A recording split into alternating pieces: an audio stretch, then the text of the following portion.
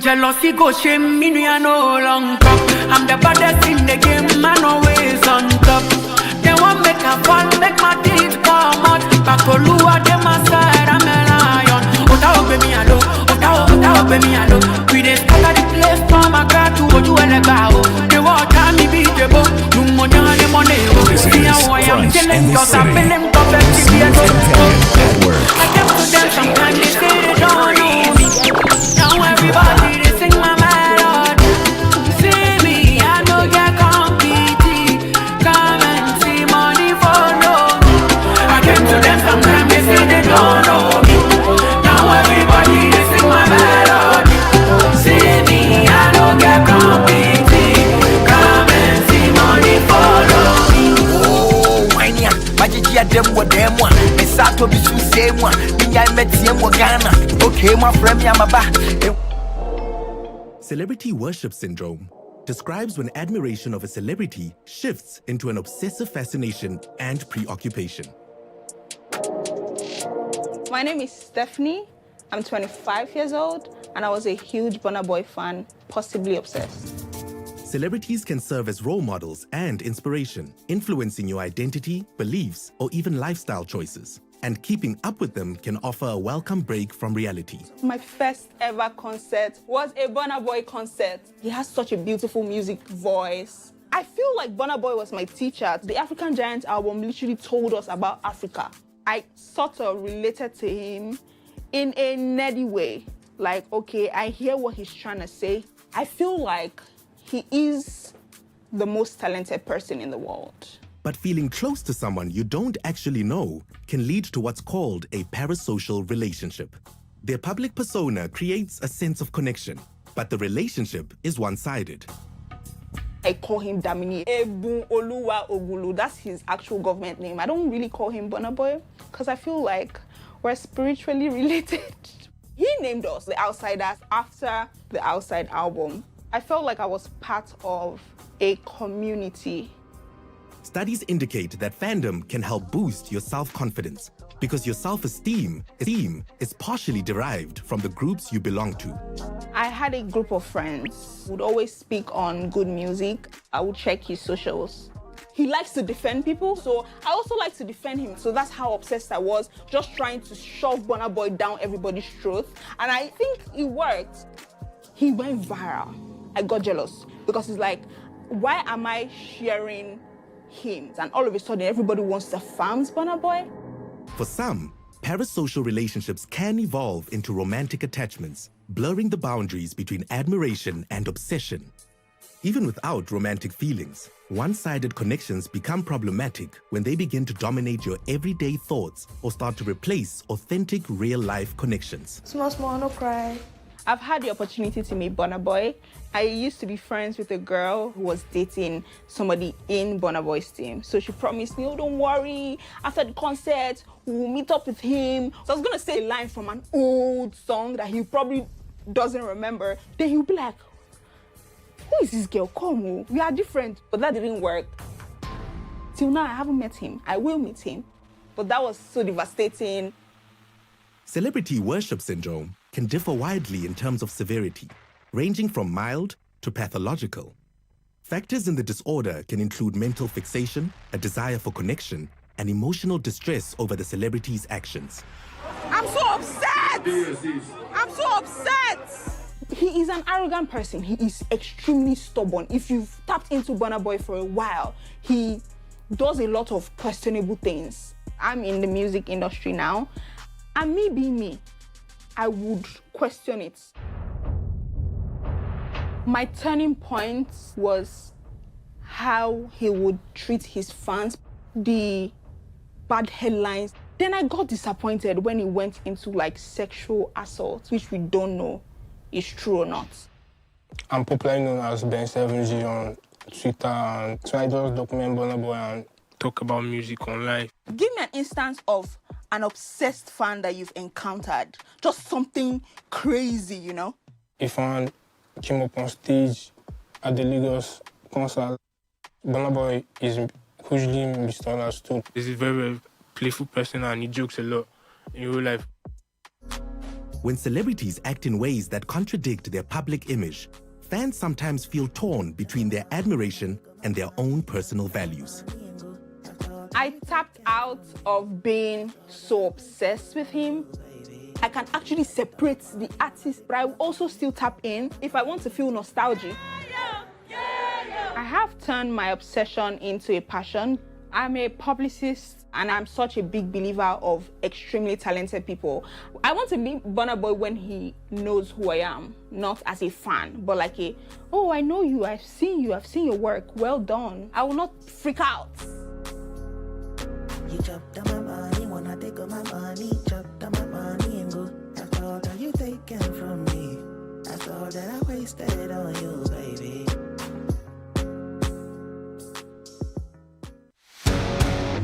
I was obsessed with getting bigger and getting ripped.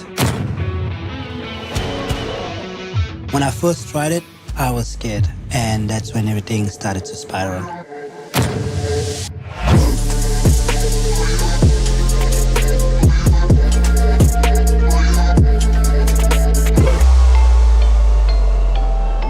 Exercise addiction is a compulsive need to exercise excessively, despite harmful effects on health and daily life.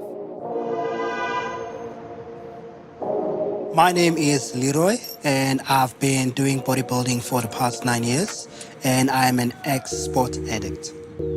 I've always been a very, very small guy, very skinny guy, and they always call me names like, skeleton, skinny bones. As you journey through high school and you start seeing people who are exercising, getting all the girls, that's when I started noticing that, okay, I need to change my body. Exercise can have many health benefits: improved focus, memory, sleep, and body weight. My mom was like, no, listen, dude, I can see you have a passion for personal training, and would you like to do that? That's literally how I started with the personal training, when I started to fall in love with bodybuilding.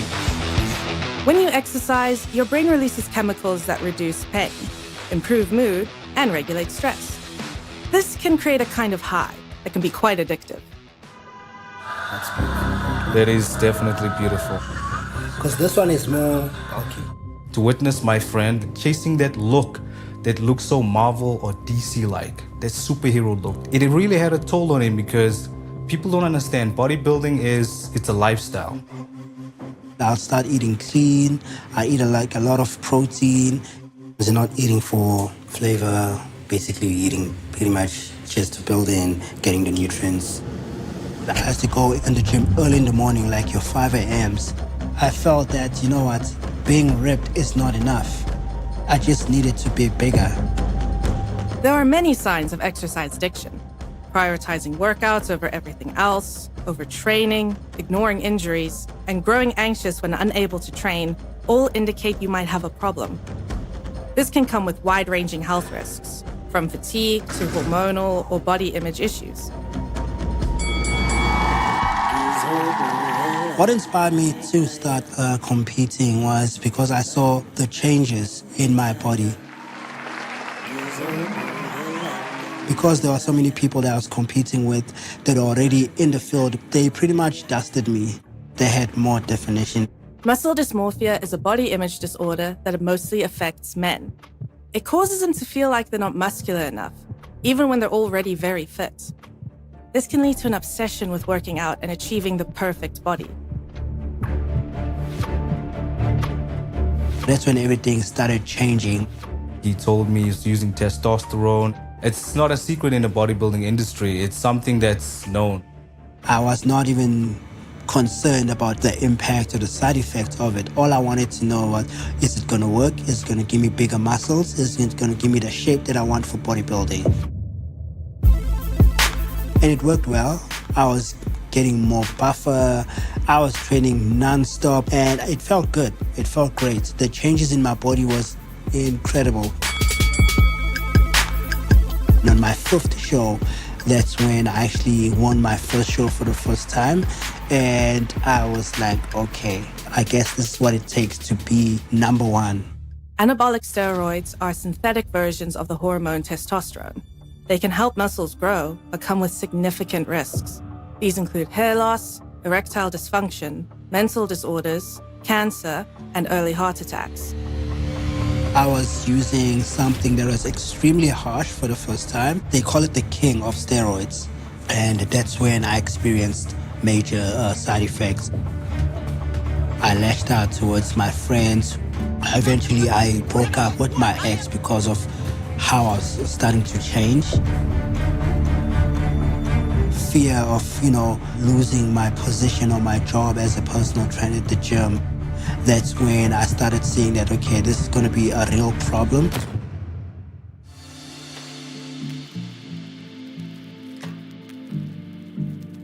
I do not compete currently. Is it worth doing what you love doing at the cost of your health, the cost of losing your family, your friends, just for, a medal? I love fitness in general, and I look at other people that are getting results without the use of steroids, and I realize that, you know what, I'd rather be that person than using steroids to look good for just glory.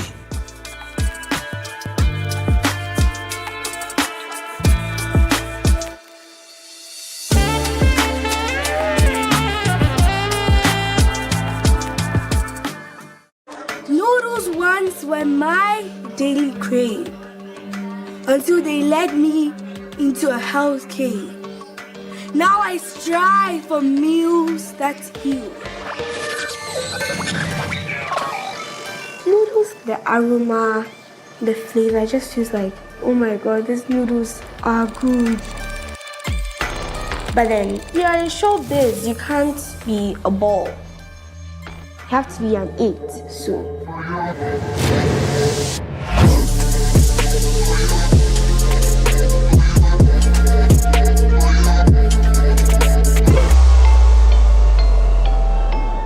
Junk food is ultra-processed food that has low nutritional value. It is often high in salt, fat, and sugar in very unhealthy quantities.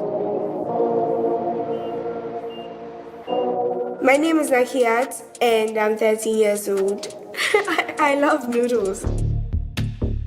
Ultra-processed foods are heavily engineered products, designed with improved shelf life, texture, flavor, and appearance in mind.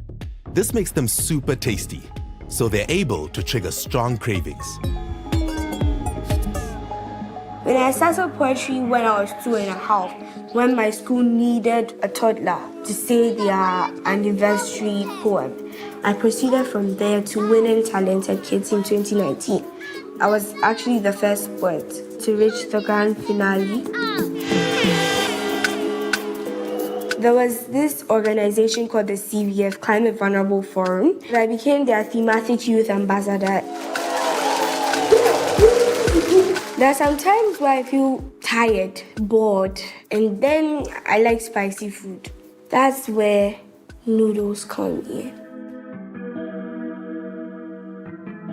Ultra-processed foods are designed to hit what's been called the bliss point. They combine fat, carbs, and salt in ways that stimulate the brain powerfully. This encourages overeating.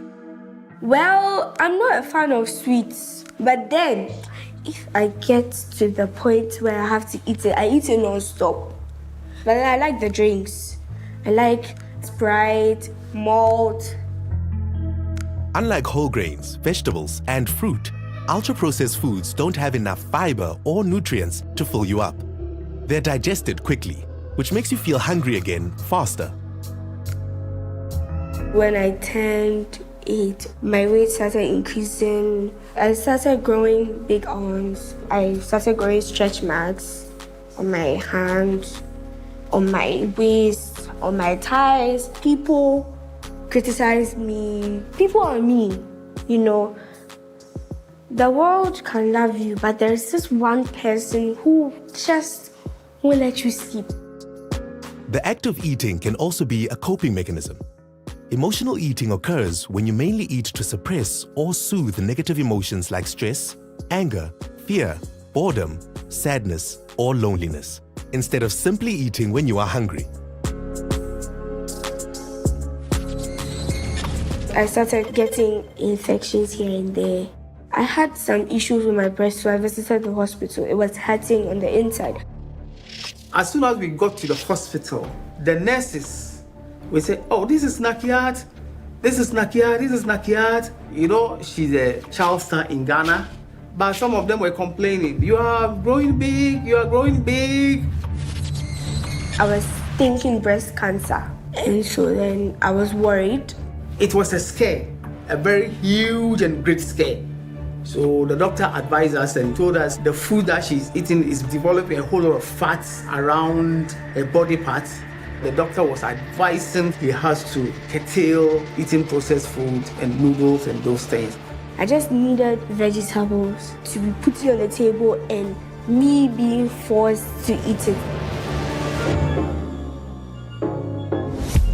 Hi. Walk into any supermarket, all you see are processed foods. You look into a typical primary or high schooler's bag, hardly do you come across fruits, nuts. It's just all junk food because the flavor has been enhanced. So it gives you this taste or this feeling to the brain that you not normally have with your naturally made meals that we cook at home.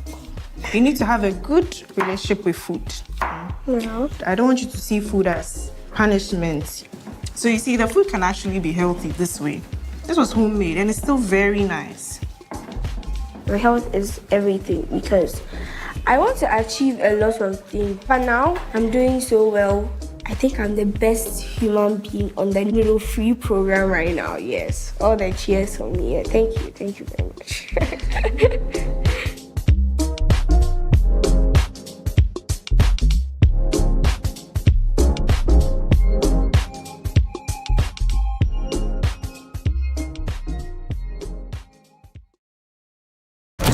To me, it was a normal thing. It was this instant pleasure you're chasing. There was a stage where I watched it 4 or 5 times a day. It affected my relationship with women. Your idea of sex and reality starts getting warped.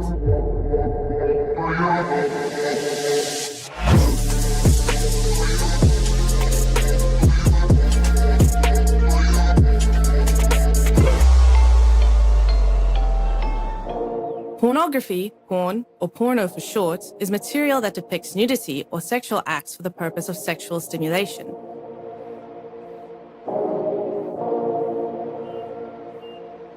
I'm Dylan, I'm 27, and I started watching porn at the age of 7. Excessive pornography use is recognized as a compulsive sexual behavior disorder. It describes a persistent failure to control intense, repetitive sexual impulses or urges resulting in repetitive sexual behavior, despite negative consequences. Black girl, baby, we're a unit. I came from a broken background. In my primary school years, my parents split up. I would say the porn thing started with walking in on my mother having sexual activities with men, and I would find DVDs of my mother's. It kind of triggered something in me. Seeing porn at a young age can harm mental health, encourage sexism, and lead to unhealthy attitudes towards relationships. Viewing abusive pornography may lead children to accept harmful behavior as normal. It was this instant pleasure you're chasing. I didn't see anything wrong with it. Watching porn can trigger the release of dopamine. That's a brain chemical linked to pleasure and anticipation. It motivates us to repeat enjoyable actions. According to a study, more than 2/3 of South Africa's youth have been exposed to online pornography. In high school, I would have the instant access to computers and phones, and it basically escalated. Seeing a woman in public walking with short skirts would trigger you. There were times where I did about 4 or 5 times a day, because in your head afterwards, like, all the stress has been relieved. Pornography can put you in a flow state that makes you lose track of time. The highly stimulating visuals, repetitive structure, and constant novelty feel rewarding. Pornography is often a kind of coping mechanism. This increases its addiction potential.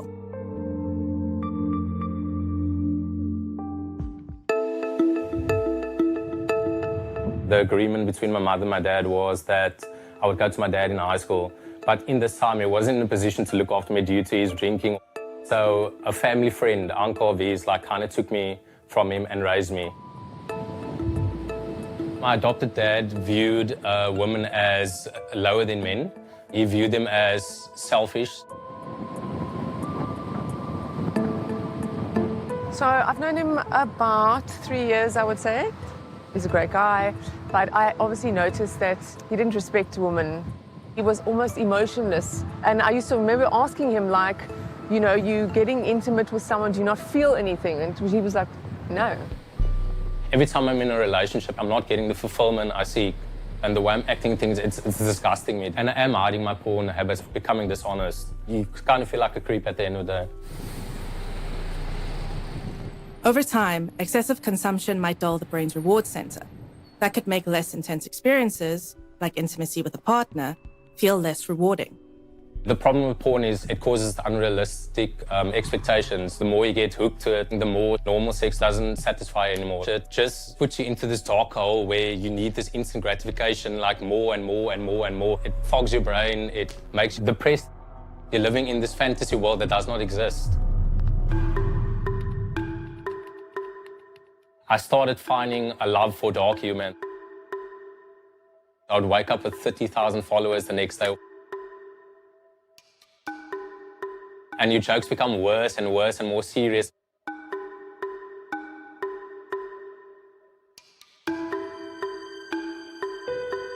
At the time, I didn't realize it.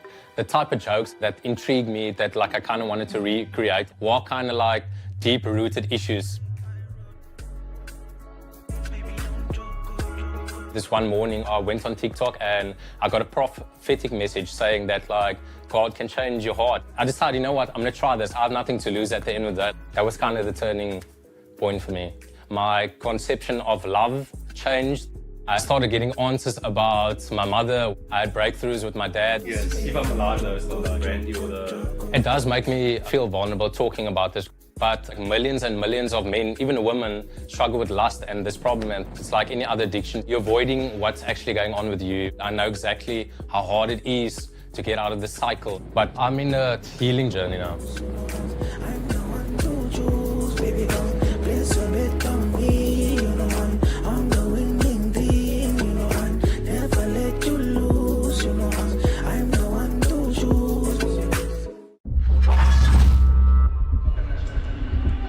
At first, I won few bets, feeling like I'd cracked the system.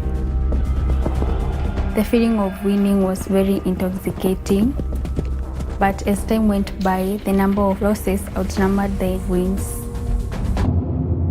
And just like that, all my savings vanished.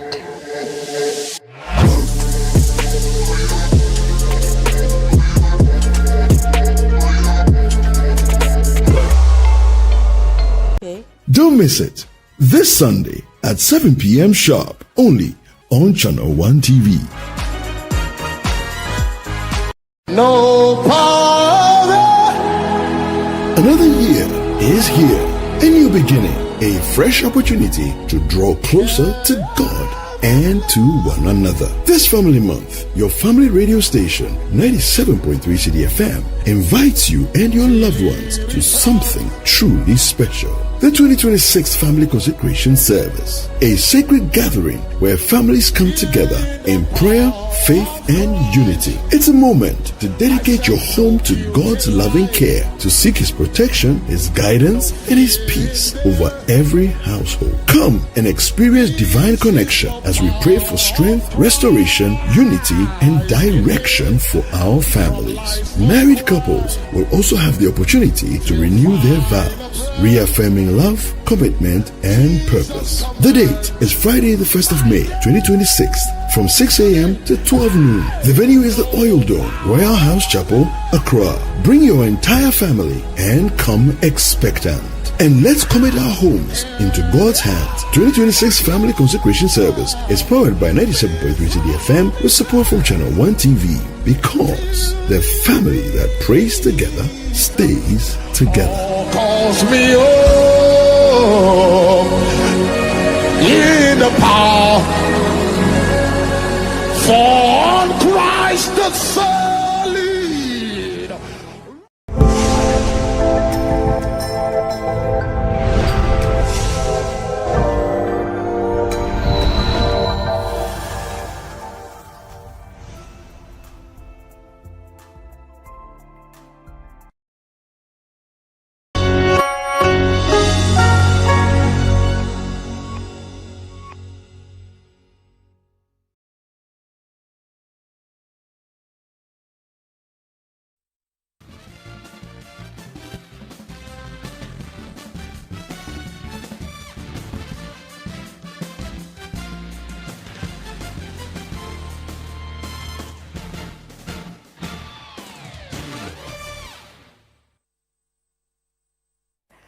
Hello and welcome to Newsfeed on Channel 1 TV. I'm Hawa Idrisu Mustafa. Coming up, Kumasi Metropolitan Assembly warns of imminent shutdown of Oti landfill site over funding challenges.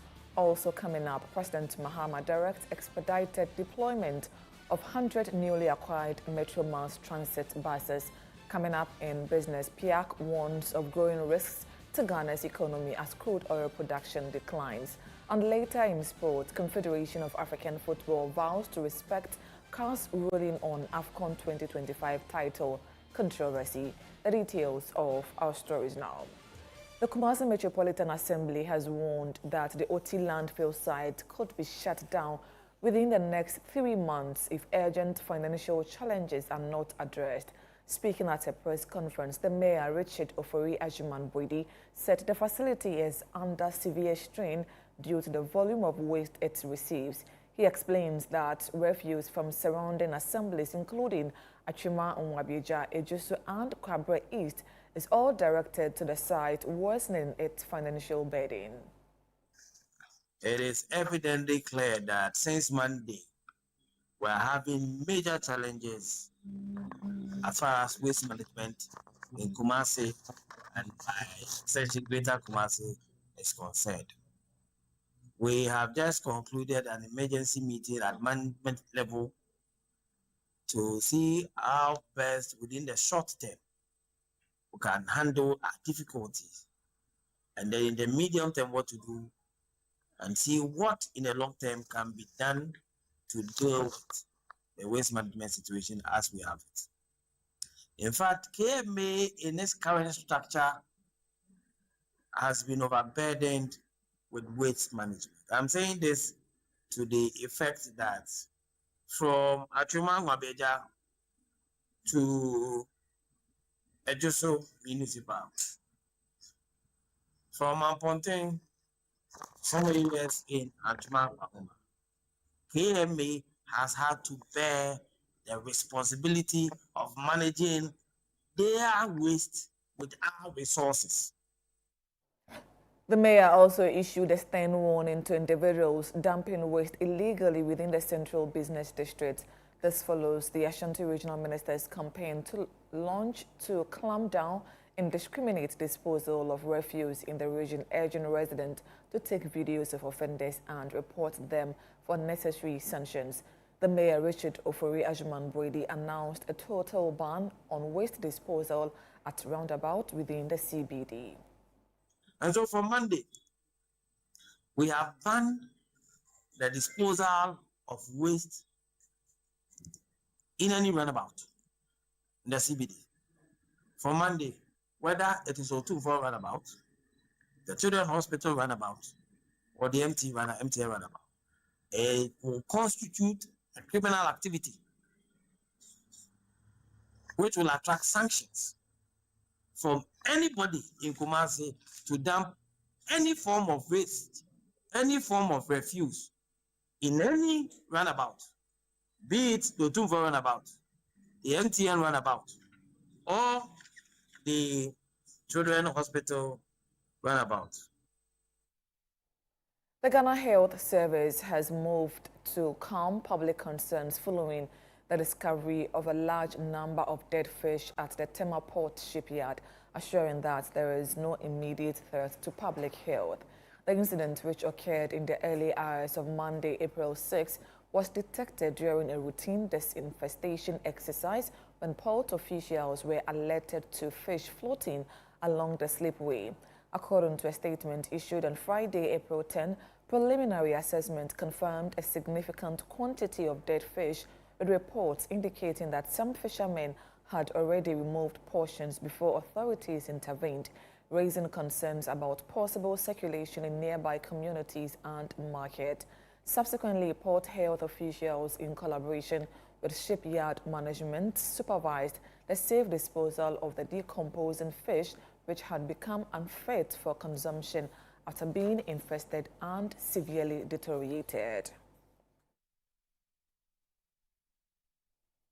The Chamber of Petroleum Consumers, COPEC, has welcomed government's decision to scrap some taxes on petroleum products. The finance and energy ministers have been directed to discuss the removal of some taxes to reduce the impact of rising fuel prices linked to tensions in the Middle East. Speaking to Channel 1 News, the Executive Secretary of COPEC, Duncan Amwa, said they are open to engagement on the matter. Effective, immediate, we would begin whatever discussions with the ministry, the two ministries concerned, to give our perspectives, particularly on some of the taxes that we believe have not only become a nuisance, but have clearly outlived even their sunset uses.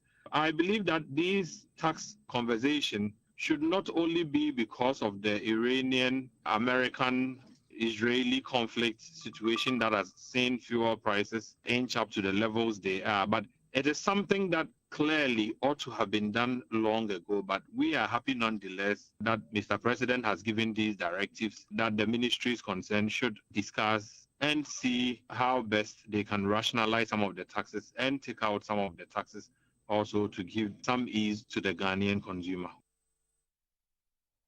President John Dramani Mahama has directed the Transport Minister to fast-track the deployment of recently acquired 100 Metro Mass transit buses.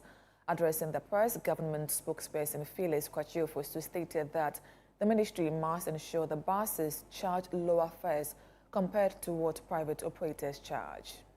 The Transport Minister has also been instructed to ensure the expedited deployment of newly acquired Metro Mass buses. You recall that over the weekend I announced the arrival of 100 Metro Mass buses. Another batch of 100 buses are expected in August, and then the last batch of 100 are expected in November to make up 300. But currently we have 100 available, and the Transport Minister has been instructed by Cabinet to ensure expedited deployment of these buses in high traffic corridors to ensure that it alleviates any difficulties that may have arisen out of the recent fuel price increases. The Transport Minister has also been charged with ensuring that these Metro Mass buses, in addition to the existing ones, charge or maintain transport fares which are lower than what private sector operators charge. And this is to ensure that Ghanaians are cushioned, especially when we reach peak periods at the rush hour. The Director General of the National Road Safety Authority, Abraham Amaleba, says he remains unfazed by opposition to plans to ban the use of foxy vehicles for commercial purposes. The authority has also announced plans to ban the importation of the vehicles, although driver unions have kicked against the decision. Speaking to Channel 1 News, Abraham Amaleba said stakeholders would be engaged, but the authority will act to protect lives. People who are against are those who are doing the wrong thing. Those whose families have died as a result of the carnage on the road will not be supporting them. We are not to please them. The mandate is to ensure safety on our roads, reduce crashes, ensure that we put in programs that will also ensure that the crashes are reduced. So we are not bothered, I'm not bothered about anybody who thinks that regulations should not be implemented. We are a lawless country. We are so lawless that even if regulations are coming, we seem to be kicking against it. So I have been sent there to do what is right, and I'm going to do it as it is. I'm not going to listen to people who are wrongdoers. No. Meanwhile, Channel 1 News sources have confirmed a high rate of importation of the minivans through the Tema port, specifically at the Golden Jubilee Terminal. At least 9 Toyota Voxy vehicles were cleared at dawn, with indications that more are expected to be processed later today.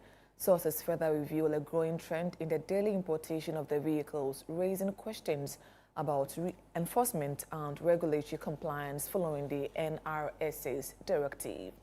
Away from that, a former Member of Parliament for Tamale Central, Inusa Fuseni, has defended the establishment of the Office of the Special Prosecutor with prosecutorial powers. The Office of the Attorney General is challenging the legal framework, underpinning the OSP, arguing that Parliament overstepped its authority in granting the anti-corruption body independent prosecutorial powers. Speaking to Channel 1 News, Inusa Fuseni said the OSP does not undermine any other institution. I don't think Parliament is wrong, and that is why the Office of the Special Prosecutor has survived 8 years. I survived Nana Akufo-Addo's tenure as president, survived the first year of the president, John Dramani Mahama, and now a campaign is being mounted again to challenge the power. So we have to wait to see what the Supreme Court will say. But I am quite convinced that in exercise of the sovereign rights of the people of this country, we establish unto ourselves a constitution which includes Article 88, and particularly Article 88.4, that vests prosecutorial powers in the Attorney General or any other institution created by law. That the power exercised by the Special Prosecutor has been powers created by law. The Chief Executive of the Petroleum Hub Project, Dr. Anthony Obin, says government has reduced the 20,000-acre land for the project in the Jomoa district by 6,700 acres after concerns from landowners. Speaking to Channel 1 News on the sidelines of a meeting with the Western Regional House of Chiefs in Secondhand, he said the reduction will not affect the project. The president thought that, look, if we have to follow these petitions over petitions, then this project cannot come off. So the President John Dramani Mahama, in his own wisdom, said, look, let's reduce the size of the land to the size that can still contain the project without creating problems, but that will also give some respite to those who think that the project is taking too much land. So the President said, take 12,300 acres instead of 20,000 acres. So there's a reduction of about 6,700 acres. So he said 5,000 hectares. So the acres and hectares are different. Sometimes you hear 5,000 hectares, you think it is small, but he converted to acreage is 12,300. So that has been settled. You are still watching Newsfeed on Channel 1 TV. I'm Hawa Idrisu Mustafa. Still ahead, National Identification Authority to register over 3 million children from May. We have details of that, plus other stories coming up shortly. Please stay with us.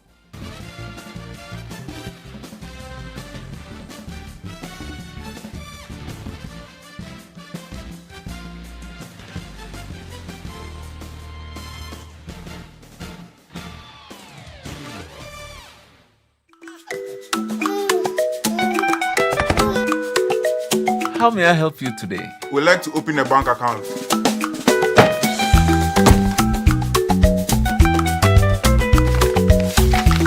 Sign here, sign here, sign here, and here. And now you draw direction to your house. I need your thumbprint. And I'll need your birth certificate too.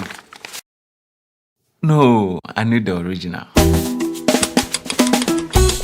A lot has changed since you banked like this. So have we. We've made it easier than ever to open an account online and bank on the go through our mobile app, online banking, and more. EcoBank, a better way to bank your way. Sign here, and here. EcoBank, the Pan-African Bank. I'm ready to give it my all. My talent, dedication, heart, everything for this journey. What's all this? Welcome to the Breakers. You need more than a rhythm to survive these.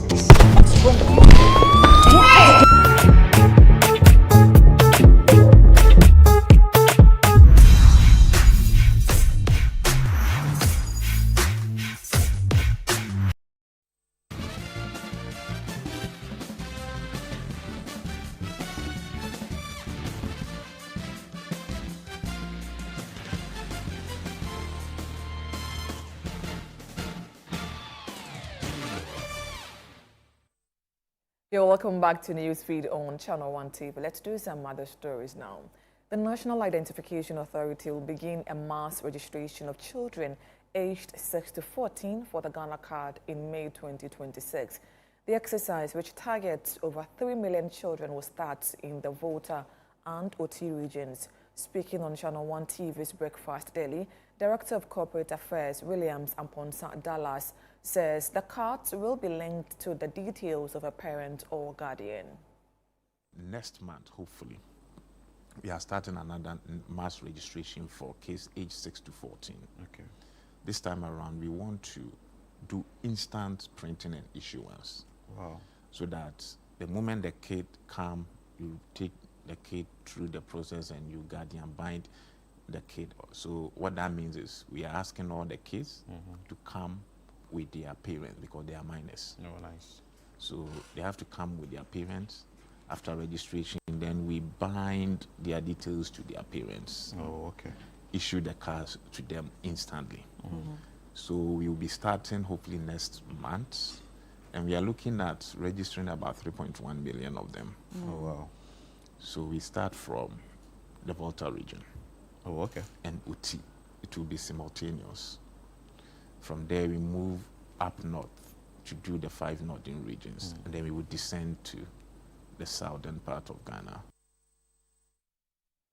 The Ghana Auctioneers Association have made a passionate appeal to President John Dramani Mahama, the Chief of Staff Julius Deborah, and the Ministry of Interior to investigate circumstances where some persons are moving around with letters allegedly from their offices to circumvent laid-down auction procedures.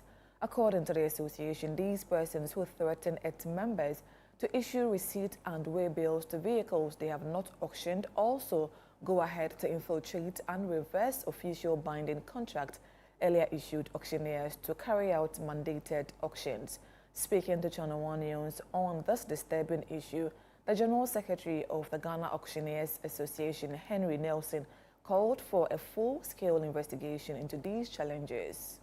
Other entity to assist them in one way or the other. To assist them in one way or the other. And then those people who are behind transferring mandates from one auctioneer to the other, I know them all. I know them all. And one day I'll come out with it for the president to investigate to see if indeed what I'm saying is true or false. But you realize that it is true. I know them. I'll mention their names. I'll mention their names. So they should be up and seated. I know them. I know them. And sometimes they say a letter from the Chief of Staff office. Excuse me, please, not the Chief of Staff. And I believe that these are fabricated stories. Or maybe somebody might have had a letter from the Chief of Staff and then he'll be using it for this kind of activities. Please, I would want that they desist from this habit and then leave auctioneer alone to auctioneers.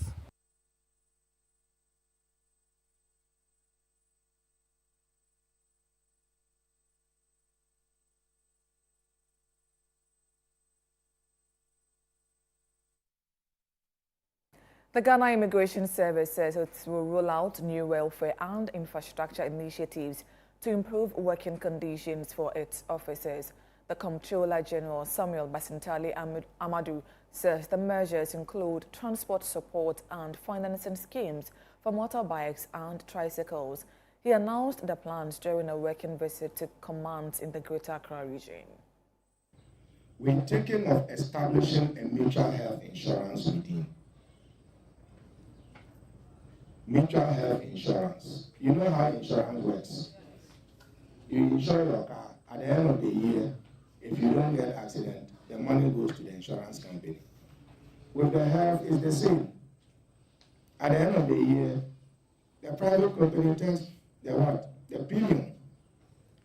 But if we have a mutual health insurance and we are paying small premiums, if we rake in 10 million in a year, do you think it's every officer will fall sick with their families to go? No. If some remains, we can say, oh, let's buy more buses to augment the welfare fleet so that officers can, freely access transport when they are going to work. Or let's use it to augment loans, whatever. So this will be coming up. We'll throw it to you. You organize your welfare meetings. You get the details. This is News Feed on Channel One TV. Up next is Business with Nashika Caesar.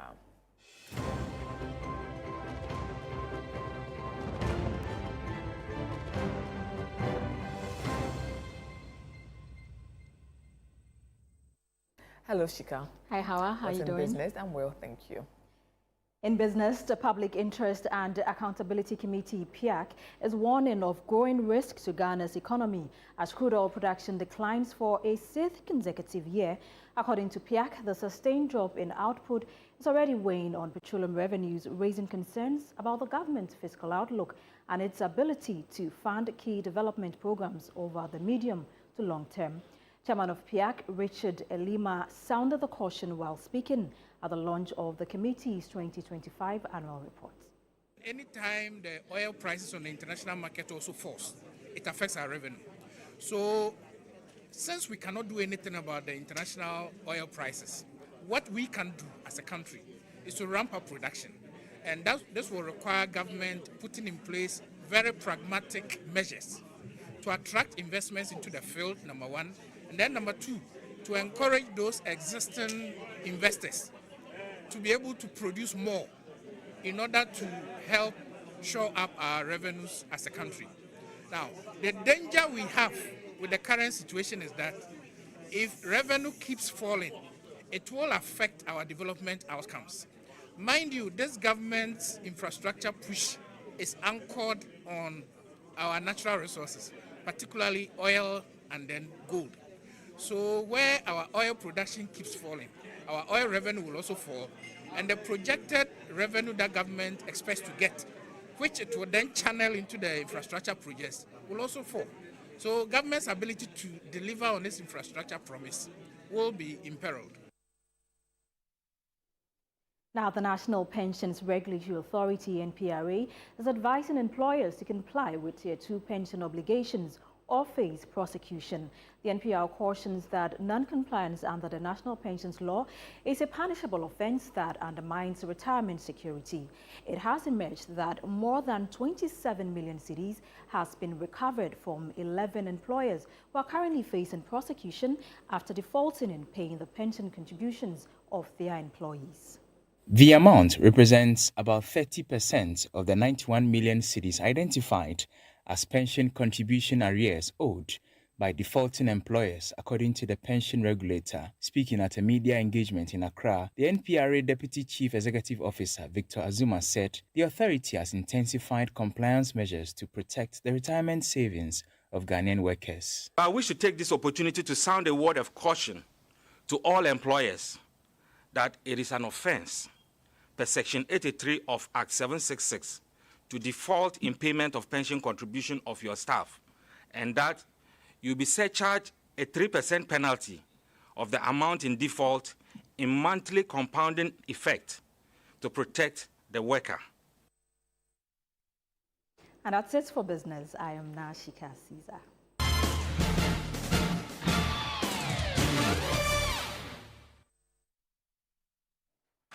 Next, we have sports with Yao Ejay Minta.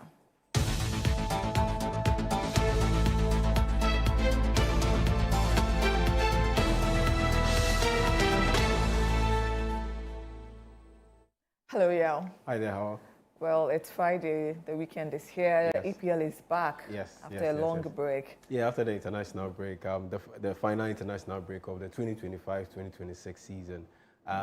And yes, the EPL is back. We have a big game coming up this weekend, Chelsea taking on Manchester City. It is a big weekend because it has title winning implications involving the title contenders Arsenal facing Bournemouth. Yes, and Manchester City. And Bournemouth is a tough outing for any side. Andoni Iraola's team, they are a very good side. And playing Chelsea for Man City won't be easy, despite the inconsistent run of the Blues. Yes, playing against Chelsea is not easy. And so yes, we'll see how those two main title contenders fare this weekend. Well, but what do you have for us this afternoon? Yes, some matters on the Ghana Premier League and matters on CAF and regarding the president, and he's speaking on issues connecting to the AFCON connected title to controversy. the 2025 AFCON controversy. Please go ahead and give us the details. Now, President of the Confederation of African Football CAF, Patrice Motsepe, has reiterated the body's commitment to abide by any ruling from the Court of Arbitration for Sport, insisting African football will remain strong regardless of the outcome. Motsepe made the remarks during a visit to Morocco following a decision by CAF's Appeals Board to strip Senegal of the 2025 Africa Cup of Nations title. The CAF president acknowledged the seriousness of the case, but said the continent's football structures are resilient enough to withstand any potential fallout. I'm clear in my mind. Whatever decision CAS takes, I'm going to implement it. And we gave Senegal 10 million, and it's complicated. But I will deal with those issues. When I say it's complicated, is, we had to comply with what the requirements were at the time. And one of the people said jokingly to me, "Oh, we've spent the 10 million. We don't know why we spent it." I said, "No, don't worry. It's okay. What's okay is that we will comply and make sure that my job is to protect the 54 nations, the 54 member associations. We will do the right thing. And my duty is to protect everyone. And after the CAS, after the decision, we'll be able to talk more openly, because then we will be talking about not just what the decision states, but also the prohibition against me and Kev speaking will have been lifted, because it can't go higher than that. And I've looked at everything, including what the worst case scenario looks like, and I'm confident African football will be fine, will be more than fine. Now to the Ghana Premier League, and Midiama head coach Ibrahim Tanko has noted the significance of his team's upcoming Ghana Premier League clash with Asante Kotoko, labeling it a vital game for both sides. The Takwa-based club heads into Sunday's fixture on the back of an inconsistent run, having managed just a win, along with 2 draws and 2 losses in their last 5 outings. Speaking ahead of the Week 29 encounter, Ibrahim Tanko stressed the need for his players to deliver at home as they aim to recover their form. I think it's only Kingsley who have his 3rd yellow card. Apart from him, I think everyone is on board. No, I think playing Kotoko is always a big game. Not only because of the name Kotoko, but because of where we are in the league now. And every game is very important. And we are playing home. We want to control the game. We want to win. Definitely, we want to keep our 3 points here. It's not going to be easy, but like I said, we trained very good this weekend, and I hope that the boys will make it happen. No, I think we are always ready, and we play against a very big team like Kotoko. We play House of Folk, we play BBN Eagle Stars, we play all the big names, and the defenders did very well. I don't think this is different to them. I mean, they are all experienced. We have Yusuf and Jacob, Fatau, and Oseya, who are all very experienced in the league. So definitely it's going to be very exciting to see them against these strikers.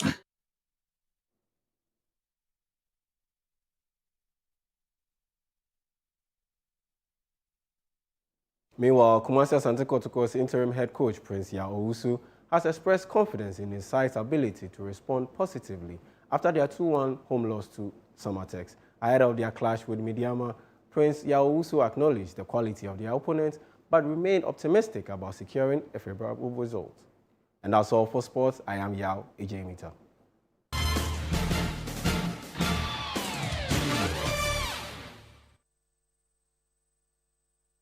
And that's it for Newsfeed on Channel 1 TV. I am Hawa Idrisu Mustafa. Thank you for your company.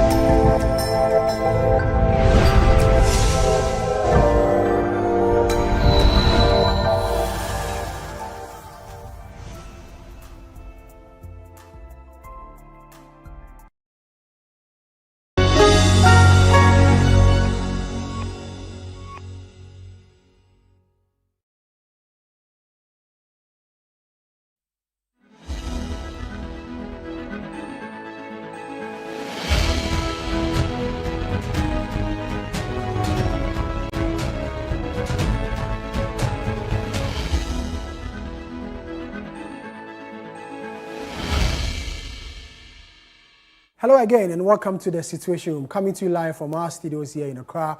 On the Situation Room, where we talk politics, and we'll continue our conversation with the New Patriotic Party. For some weeks now, we've been discussing the position of General Secretary of the biggest opposition political party, the New Patriotic Party.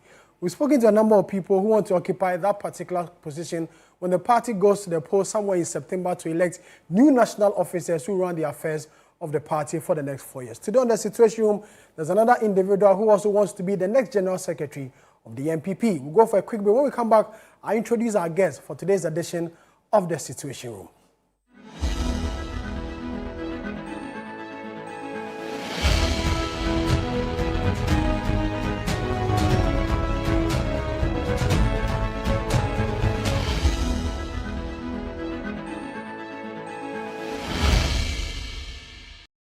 Hundreds of entries have poured in from communities all across the country, and the energy is off the charts. The quest to uncover the most deserving stories has kicked into high gear. Stay tuned for the thrilling reveal and the grand celebration of our esteemed 10 Channel 1 TV community legends, only on Channel 1 TV.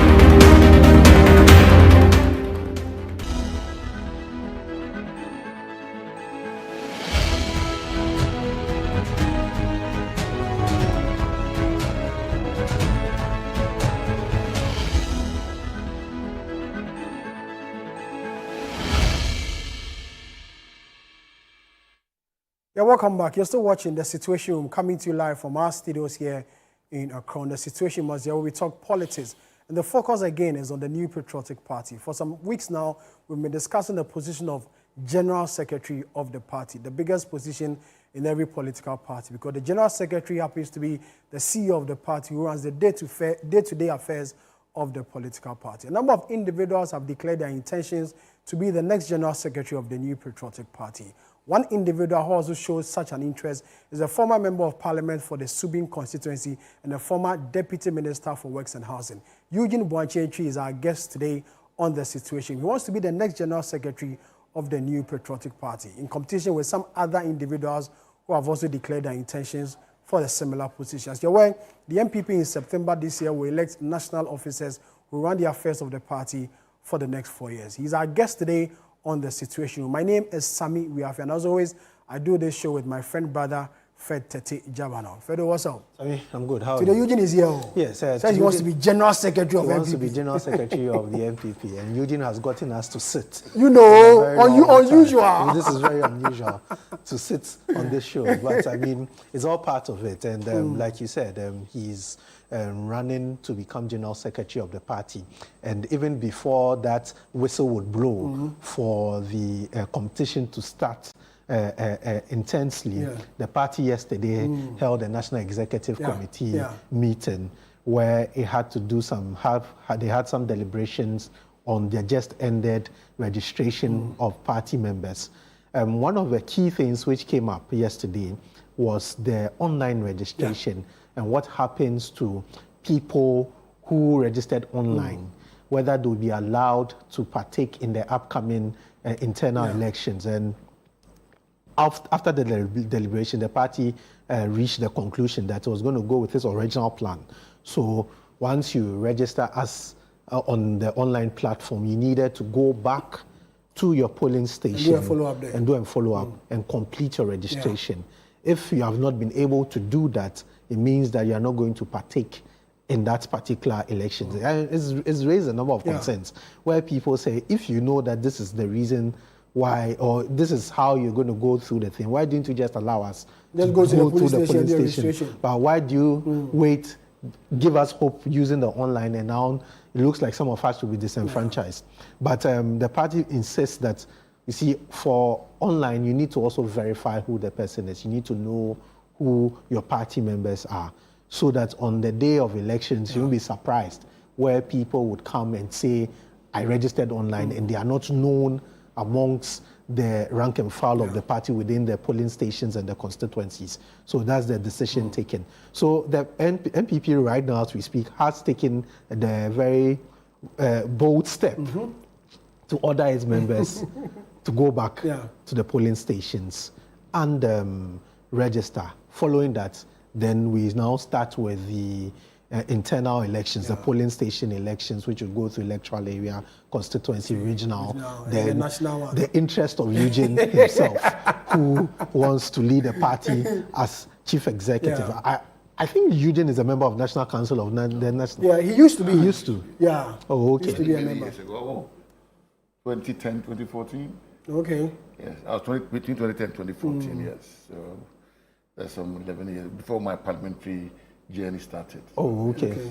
All right. So, Sammy, yes, that's what the party has been up to. Okay. And somewhere from next month, they start opening nominations for polling station executives. So, we are looking forward to see how this contest will go. Luckily, like you said, we have Eugene with us. In the last few weeks, we've had other aspirants who have joined us to also tell us why they are interested in leading the party as chief executive, general secretary of the party. Everybody seems to have their own plan, their own agenda, their own vision and their own visions and reasons why they should be voted in as general secretary. It's the turn of Eugene to tell us why he wants to be general secretary, Sammy. Eugene, welcome. Thank you. Good to see you. Likewise. Good to see you too, Fred. Yes. You've been a former deputy minister, a member of parliament. Why the ambition and motivation to be general secretary of NPP? It's a tough job, you know. Yes, but before I answer your question, let me begin by saying that the future of our party, the New Patriotic Party, must be built on unity, renewal, and a strong organization. Every internal election must solve two problems. It must give you a decision, and must give you a direction. Okay. The decision is Dr. Mahmoud Bawumia, the former immediate past vice president of our republic. The party settled on him on the 31st of January. So it's now the direction that the party wants to take. Do we maintain the status quo, or do we go for an entirely different set of party people to man the affairs at the headquarters? So now, Dr. Mahmoud Bawumia remains one of our most respected, leaders in the party, and as a former vice president, I think he has all it takes to become the next president of this great republic. And I believe strongly that the party must all rally together behind him now that he's elected for the honor march in 2028. Two things. I'd like to talk about what he raised and then also touch on what you Yes. If you do a careful analysis, a very scientific one, of the two dominant political parties in the country, as the National Democratic Congress, which now forms government, our main political opponents, and my beloved New Patriotic Party. The NDC since 2005 has tactically been going for former MPs and former ministers to hold, national positions. It brought Esidun Ketia as General Secretary in 2005.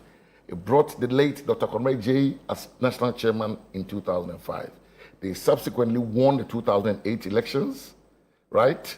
And then continued till Esidun Ketia is now the chairman of the party. So, in addressing that, the MPP, my party, has not made use of its former members of parliament. And not just Esidun Ketia, the current general secretary yes, yes, I was going to go on to that. Looking at my MPP, we have not made use of our former members of parliament or our former ministers in any way. And that would dovetail into the issue that Fred raised, which I will discuss. Running a constituency entails a lot because you live with the people. It's not like you're a president, you're at Jubilee House, nobody can see. As an MP, you go to the constituency, you attend funerals, you go to churches, and people see you. They can always accost you or come to you, book an appointment to see you. This issue, it's a national executive decision, which you must all abide by. But it beggars belief, does it not? If you are asking somebody to register online, then I think it behoves the party, because every polling station has a register. So if I, Eugene Boachientry, register online, and I tell you my polling station is F107907A in Subi, that's a temporary booth. A temporary booth in Subi, where I've been voting for the last 20 odd years. If I sit in Accra in the comfort of my house and register online, it's not my duty to verify myself in the register. The duty of the party. That is what since I became a member of Parliament, I printed my own registers, colored in my own office, and gave every polling station its register. You see, politics, we must begin to work. And if you are ready to, chase worker power in such a dispensation, where you think the polling station executive must be what's the word I'm trying to use? Must be burdened with the role of identifying who a member. Because the reason why the online registration was introduced, in my humble opinion, was to deal with this police station executive refusing to register other members who otherwise come and contest. The mafia works in court. That is why the online, unless somebody will give me another reason. Yeah. That's the reason the party did do. So if that's the reason, then why are you then going back to say, oh, if you don't go back to a police station, if you call the police station, would they appear? They will not appear. Yeah. Because some of them will keep the registers for fear of being contested. You see? So I think on this one, the party needs to take a second look at it. You see, we are a party in opposition with one of the abysmal records in electoral history since 2000. We can't afford to be joking with these things. We want our members to go and register, and if people are obstructing them from registering, the online was going to kill that. And if I sit in my office and register, and I quote my polling station number, and the Electoral Commission has given every party its register. We had it just for the presidential. So every constituency has it. So if I register and I say I vote at this polling station, the job is for either the electoral area coordinators to sit the polling station executives down. I'm talking as a former member of Parliament of 8 years standing. These things are things we do. You want to identify those who have registered online, claiming to be where they are. It's not up to them to go and compel the polling station executives who are holding these registers to their chest and don't want to register any stranger or any potential contestant. So the party must take a second look. We shouldn't be in any rush. You have 2-3 years before the next elections. We must do these things properly in the party and make sure we get to know the numbers that we have, or the strength of the numbers that we have in our polling stations, in our electoral areas, in our constituencies. And you see, I go back to say these things. Because if, as a former MP, I'm the General Secretary, these are not things I'll take lightly. I'll make sure the right thing is done. Even if the party has to find the money to print the registers, we must do so. But there's a belief, or there are people who believe that using the online system, after you use the online system, there's a high possibility of outsiders who may infiltrate your rank and file. And these registrations you are doing, the most important part of it is parliamentary elections. So to be able to ensure that whoever has registered to be a party or a member of a party who may partake in any elections is a true party member. No, I agree, I disagree with you to a large extent. The reason why I disagree with you that, I mean, I was born in Subeng. Yes, but I spent, out of my 56 years, I've been an MP there for 8 years. I've lived in Subeng, give or take, about 20 years out of that. Subeng has not changed. When I became MP, I was even surprised. The same people that I grew up with playing football, the same people that we used to, they are all there. They are all there. Do you understand? So when people tell me these things, as if we don't know what we are doing. I was born in the constituency. My mom was born there. My uncles, everybody. We've lived in that constituency for over 90 years. That's my family. And every single face that I knew growing up, they are still there. So how many strangers do you see? Apart from, of course, you have the central market, and people come from other places to come and work there and go back. But something hasn't changed. The same family houses, the same faces. You understand? Yeah. So, I mean, when people say these things, I take it with a pinch of salt. But we must work. Let me tell you something. We must work. You take a region like Accra, Subeng fine, where you realize that it's a very close-knit society. A region like Accra, where you have so many people come from other places. So you cannot identify Sami or you as being an indigent of that particular area. But you continue to live in the area as a constituent and someone who believes in the ideals of the MPP. Maybe Sami might not know you, I might not know you. and I come, you register. Wouldn't there be doubt? No. So what is the work of the police station? The police station executive, you see, the burden must be put on the police station executive. Well, they are the ones refusing to register people. It's not the people. If I'm saying Fred Tete Jabano is not a member of the MPP, right, or doesn't reside or work in the constituency, it's for me to prove, not you. Do you understand? So that's why we have police stations everywhere. That's the work of the police station executives. You understand? And I mean, the noises coming out are these are the people, the same people refusing to register people.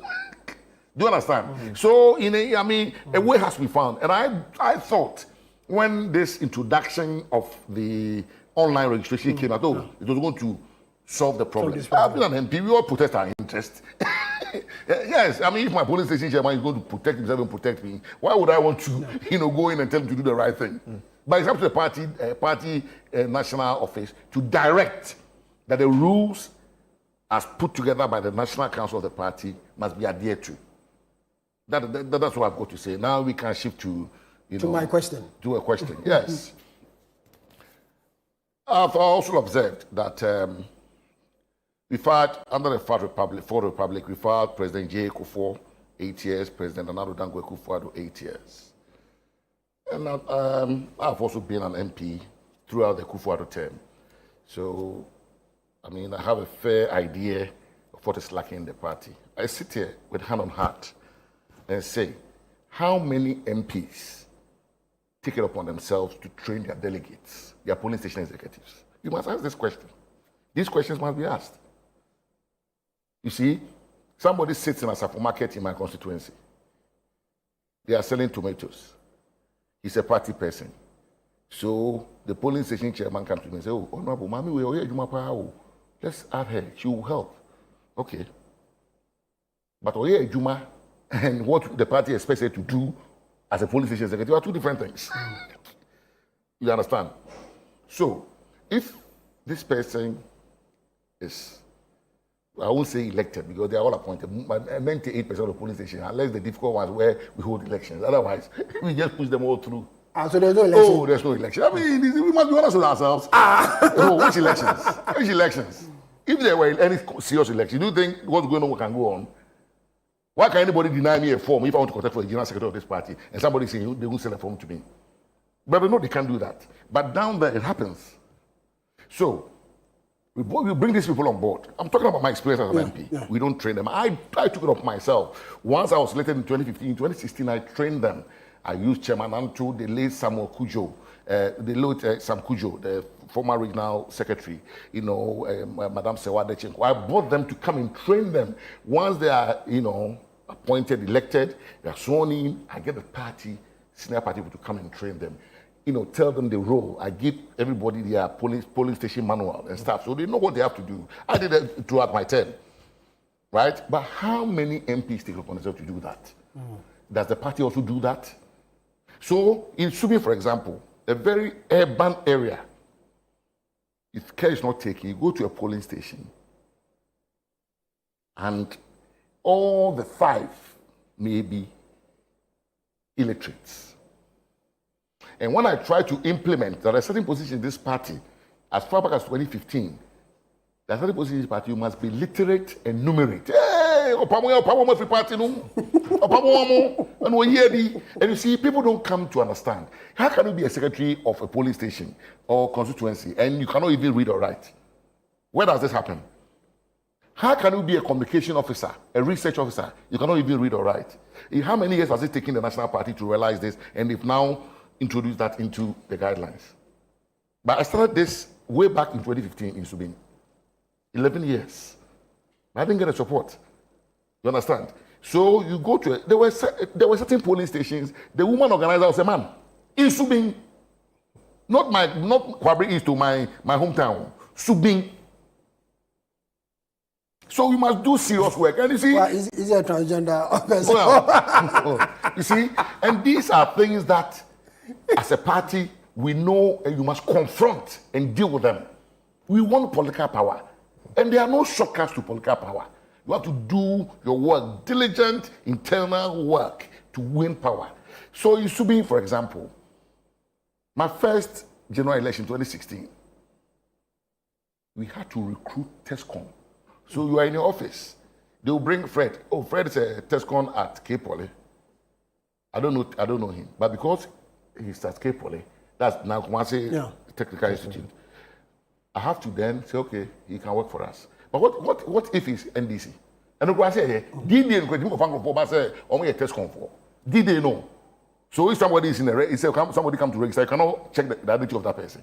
Did they bring you a list? When you just oppose that list with your police station executives, no, some of them, the police stations will bring in for the agents. That's the state of the party. No good you can't. I'm talking as a former member of parliament. In Subing, not across you. A fear, Kumasi ni Subing. And if I'm encountering this, imagine what my... So the party doesn't pay details to this, pay more attention I'm saying, to the party has not got baby. People know about it. These are our weaknesses. So come the election day, he will come in, because he's going to take maybe 200-300 for a day as a polling agent. You come and sit there, but he's not a party person. What is more dangerous than that to somebody in your register who is only voting for money? Somebody, D-Day, the 7th of December, that's when somebody can lose you and cost your loss at the polls. And the process of them. And throughout my 8 years in Subing, every year the polling agent list changed, not in conformity with the polling station register. So how widespread is this issue? Well, so I'm saying, if you want to work, we work. Because we know the problems and you have to work. There's no point covering this issue because it goes to the very heart of our general elections. So when you go to certain polling stations, you are getting 0 in those polling stations, you must understand that the party failed in its due diligence, right? And that's why the party is getting 0. In some strong polling stations, I have a long list. I cannot go through this with you. Right? Zongo police station, where Alaji Gruza was born, behind it, Yarewa, that assimilatory area. 2 police stations, A and B. The NDC got 130. I said, this cannot be right. Let's go and do the floor. When I alerted them to it, it changed. And in a manipulation, so this is something you want to change when you're general secretary? See, we know the problems. I see that I'm trying to go to a point where the NDC is making use of the former MPs and the former ministers. Because they understand the game. They understand the game. You understand? They understand the game because you know because you've dealt with it. Whatever happened in Subing is a microcosm of what is happening nationwide. Do you understand? Yes. So, I mean, I have sat down to look at all these things, and I believe that I'm going to focus on my Unite agenda, or the Unite project. You meaning, unite the party and rebuild trust within our ranks. The trust issue is why people are holding registers to their chest and don't want to register. That's trust, right? And then the nature, we nurture the grassroots structures that form the foundation. When I was going around before the presidential primaries, I was in one region. I don't want to mention the region. Secretary got up, because Secretary got up and said, Honorable, you see, I say, will be a constituency, maybe 2,000 cities. The guy probably doesn't have a job. Somebody has passed on, so he must pay 1,000 cities as his contribution in the constituency towards the funeral. So if in a month you lose 2 people or 3 people, you are asking the constituency officer to go and pay it. Discussing a party for the eco form. How much do we send to the constituencies now that we are in a position? Who sends money to them? How do we grow our party at the base? How do we ensure that we collect dues? I mean dues. Not dues, and use it to, help the party people at the base. And what is his name? This morning, I was in a conversation with a very senior person. He called me. He's not in the country. And we're having a discussion. I said, look, something that what is his name? Dr. J.B. Dankwa talked about in 1954. He wrote a letter. I'll quote you if you allow me. He wrote a letter on the 22nd of July 1954 to the then party's general secretary. That the party was Ghana Congress Party, GCP. That was the party that produced Dr. Buzia in that parliament. And the general secretary's name was Saki Sheikh. People say, he's a Ghanaian. He was the MP in the Second Republic for the party in Takoradi. Kobe Ochida constituency. And Kobe Saki Sheikh. JB wrote this letter to him and said to him, look, I've never believed that we can build our party's financial position on the basis of compulsory levy on the few. 72 years ago, we still don't have a credible way of collecting dues. I was so glad when the National Treasurer was saying that these days you could reach 30,000, they can reach 30,000 a day. It's reached about 500,000. That takes care of all the bills and salaries and stuff in the party headquarters. We lost election 2 months. We couldn't afford to pay electricity bills because everybody must go to a flag bearer for money. Why? Is the flag bearer a printing house? Does he print money? Does the party belong to the flag bearer? The party has members. Why do you have to burden the flag bearers with everything? Why? Common dues people want to pay, they can't pay. They don't have ways to pay. And I've been talking about these things. So I'm so glad that the treasurer, in one of his interviews, said that he's making about 30,000. He said it here when he came here. Yes. Yeah, he said it here. And a man is making about 500,000. So he's taking care of the bills, he's taking care of the salaries, he's taking care of, even I was told at the press conference yesterday, he financed it. The party finances its own press conference. Well, the party has the money. Why do you have to prepare invoices and send it to a flag bearer all the time? Or why do you have to wait for Kenejapon to come and contribute, Dr. Baumia to come and contribute, Brandon Champon to come and contribute before we can pay our own staff? But that's Are we not making a mockery of a political party like MPP, a party that has been in government for 16 years in another false republic? Why are we doing this to ourselves? I'm sometimes ashamed. Yes, I have been a deputy minister. So you can come to me and say, yes, all deputy ministers, all of them must pay X amount of money towards the. Why wouldn't we pay? When you ask me to pay, doesn't mean you're asking me to dip my hand in my pocket. But I have, at least as a minister, I help 1 or 2 people. I can go to them and ask them to come and pay. People were appointed under Kufuor. They came under Kufuor. They also appointed again, and with their children, they're all part of that administration. Why are they not paying? Why is the party, treating people with kid gloves? I don't. It's no contribution, no chop. We told that from the beginning. So we must get these people to pay. You know that you take the money to the flag bearer at home, and then when the party wins power, you get your appointment, and the party suffers. We must build a party. It's the party that's going to present every candidate, the flag bearer and the parliamentary candidates, for an election. It's the party. And why we are failing to do all this, I don't know. So that is that. And then innovate, to modernize the way the party operates, including its fundraising activities. I'm saying, right? And how it effectively communicates its visions, values, programs, and policies. And the T means you have to train and empower party leadership at all levels. I was saying, you go and pick somebody from a supermarket selling tomatoes. You make a woman organizer in a constituency, in a police station, as a Fugoyo. You make a woman organizer there. The person doesn't have any history of why they are there. Right? And you go for an election and you mess up at that police station, you go and blame who?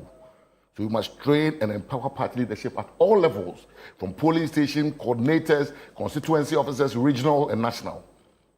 And also expand the E, is expand the appeal of the MPP so that more Ghanaians once again will see it as a party of competent leadership and sound economic management.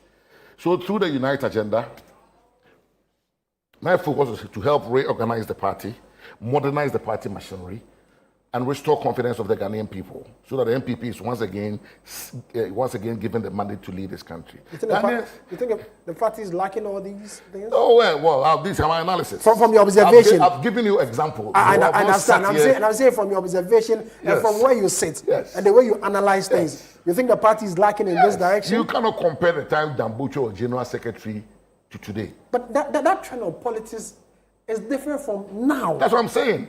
You cannot compare it. Because Dambucho didn't have to do with the 24-hour social media. Dambucho didn't have to do with the WhatsApp. Yeah. You don't know all that. But these days, you pick your phone within 10 minutes. If you leave your phone by your table somewhere, go and pick it after 10 minutes. You see a flurry of messages coming through. Why? Because everything is now news. You don't have to deal with it. You understand? So, I mean, the thing is, I've given examples of where we are falling short and the things that we must confront if you are serious about winning power. You talk about innovation and technology. The Gen Zs are the majority in the system now.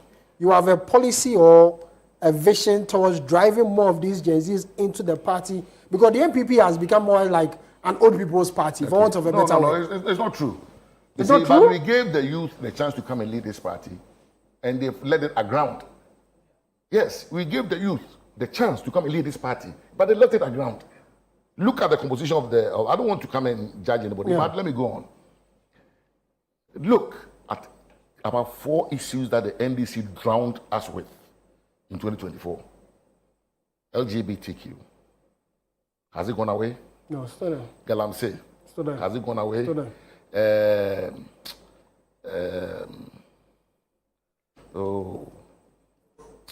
Economic challenges. Economic challenges. Russia, Ukraine, they also have Iran, Israel, America now. So that's also back. And look at the scandals. In the first 15 months of an NDC administration, look at the scandals. In 2017, 2018, under Kufuor, this party, our party was costing. You had introduced free SHS. You had introduced so many social interventions. But look at what the NDC is being confronted with now. I went to IMF for how much? 3 billion. 3 billion. How much does a big push cost? Twice the amount of money we went to IMF for. And Ghanaians are quiet. And our party is quiet. Look at LGBTQ. Look at the hypocrisy. And by your party had a press conference on it. No. Some few days ago. I'm talking about 2024. Okay. Why are we not communicating to the Gen Zs? And you think that the current crop of leadership, which you generally describe as youthful people, you look at your general secretary, you look at your national organizer, you look at your youth organizer. Generally, you have a youthful executive, national executive. You think they failed in that space to carry along the young people to join the party and ensure that the party remains in party? Respectfully, I'm not going to judge anybody. But I'm saying that the party did not rise up to the challenge in 2024. So did you foresee the kind of loss which took place in 2024? Well, that's a subject for another matter. That is why I'm here. That is why I'm before my people and the good people of this country. That these were certain things that we did not deal with properly or effectively. We failed to communicate the works of. I was a deputy minister in the first term. What didn't the Kufuor do? What hasn't the Kufuor done? Kufuor hasn't done for this country. But it's like, we are seen as, they are corrupt. They were stealing. They were doing galamsey. You see, is that the state of the NPP? It's like we have traded places with the National Democratic Congress, our opponents. The sort of things that they used to be, attacked on are the things that Ghanaians are attacking us on now. MPP is a party that respects the rule of law. It's a party that embraces ideas.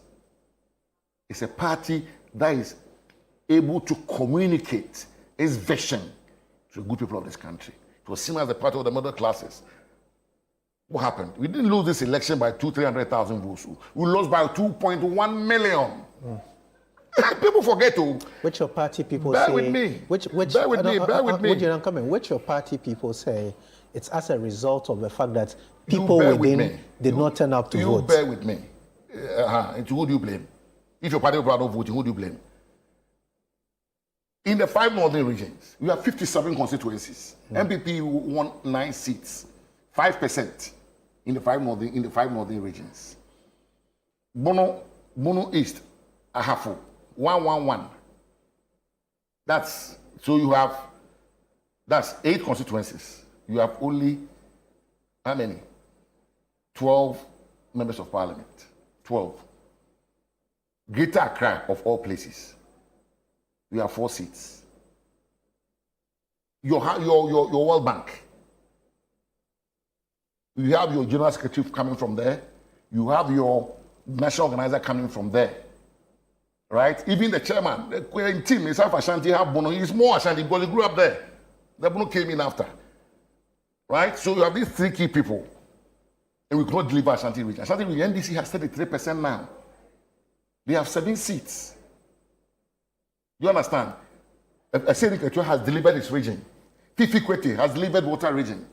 Let's get serious. It's not, you see, it's about political power. And if we want to win political power, we must do a SWOT analysis of what these people have done or are doing to attract people to their fold. Let me come in.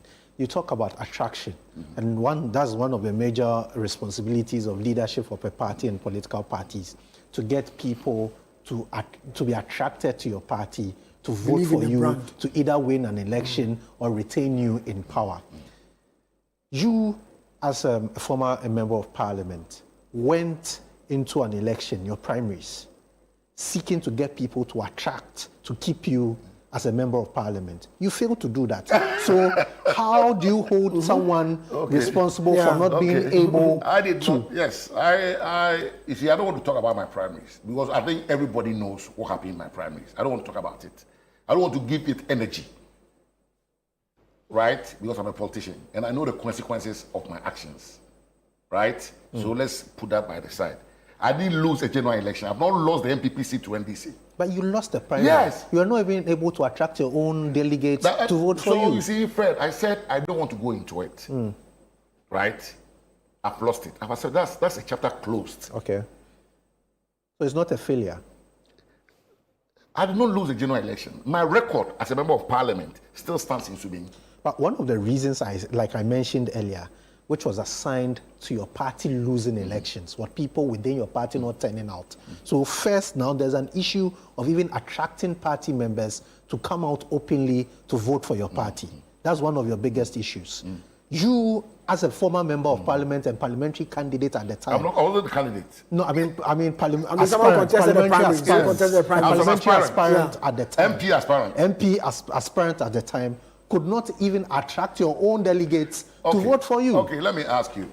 How many people did you see on TV on that fateful day, 22nd of October or so in the Parliament House, asking for the removal of the then finance minister who won their primaries? So that's why I said I don't want to go into it. Yes, let's drop it. You understand? Yeah. It's something that we've all learned from. And I don't want, if you want, these are party people. Once we begin to talk about, hey, why better, why this? Yes, but I stood for a principle. Right? My service is to my party and to my government. You understand? My service is not to an individual. It's to make sure that this party continues to win an election. And if this party is going to continue to win an election, I must always be truthful to my leader. You understand?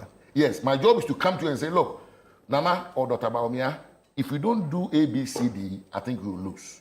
If you take it, fine. If you don't take it, it's another matter. Whatever happened in Parliament on that day, vis-a-vis the removal of Ken Ofori-Atta, the then finance minister, it's something I don't want to talk about. Okay. You understand? And that has nothing to do with me seeking the position of general secretary. Because if you are going to go by that, then I was presented twice as a parliamentary candidate for Subin. I won my elections massively. My figures are now what is the record in the constituency now. By giving a coup for, I think, 78%. And I also got about 76% or so. And the second election, 2 years. This time we dropped by 10,000 votes. So that's why I said I don't want to go into the constituency elections. Let's leave it. Let's focus. Yes, let's put that aside. You want on how I'm going to build my party to win power. Exactly. You want to be general secretary of the party.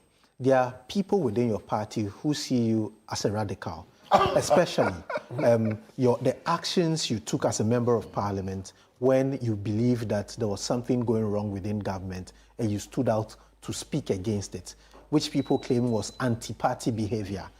You are seeking to be general secretary of the party. The people say, look, this is a gentleman who came There's that tag, who came out to be an anti-party person who radically broke line with the party and came to do his own thing, which eventually contributed to our loss. This same man wants to be general secretary. Are we sure that this man would accept anything the party says and would toe the party line when needed? That's the question they ask. Number one, I did not take a personal decision. It was a majority decision. You understand? The fact that you saw my face on the TV or you saw me granting interviews, that doesn't mean that I took a personal decision. So this is taking about, I think, 82 MPs. It later became the majority position. So we got to set the fact right. And there's nothing anti-party. But I told you, my service is to my party and nation. My service is not to any individual. My service is to my party because if the party had heeded the call of his MPs at the time and maybe taking the bold decision of replacing the finance minister, maybe we wouldn't be here today. We'd probably be talking about, we would probably have lost, well, you know, maybe 120, 115 seats like we normally lose by, maybe 400,000 votes here and there. That's fine. But you cannot attribute the call that was made because we lost the election also because of the economy. We lost the election because of the economy. Let me tell you, my brother, everywhere in this world I have lived, Great Britain, Ghana, you win an election because of the economy. In 2000, what did President Kufo say? Yes, what does it mean? Examine your own living conditions. If you think you are better for the NDC, go and vote for them. If you think you are struggling, come and vote for MPP. And what happened? We won that election. In 2016, what did the man Kufo say at trade fair? Mede ba umiaba, so be share economy kasemo, na say dollar man hata. What was he talking about? Economy. The economy. And so as a member of parliament, we see that we are losing an election because the economy has taken a nosedive. And you are telling me I should you saw the action we took after numerous attempts to go and meet the president, which he declined to meet us. That matter, I've said the time and over. So whoever saw it as anti-party, that's a matter. I could have kept quiet and chopped my MP. You understand? Some people, you know, kept quiet and they are still in the house. But where we are now, is that what they were also expecting? Yeah, so, you know, it's like you are in a car. We are all going to Kumasi. The driver is speeding. I'm saying, driver, hey, please slow down. And then we are going to go do, oh, you're so hard, the two of you say, oh, Chiaso. Then we are in a ditch. I have my hand amputated. You two have your leg amputated. Now who goes up? So when people say these things, they don't know what they are talking about. Do you know what the effect of the DDEP? President Kufuor himself has said it, not in this country, but outside of this country, that the DDEP was his darkest hour, the darkest hour of his presidency. What is that telling you? You should be clapping for me, for at least being man enough to join my colleagues to tell the president to change his cousin at the time. Okay, let me make some money. I'll come back to you. Make some money. Let me make some money. I'll come back to you. You're still watching The Situation. We're coming to you live from our studios here in Accra. Our guest today is Eugene Boakye, former MP for Sobe. He wants to be the next General Secretary of the New Patriotic Party, the MPP. We'll go for a quick break. When we come back, we'll continue the conversation.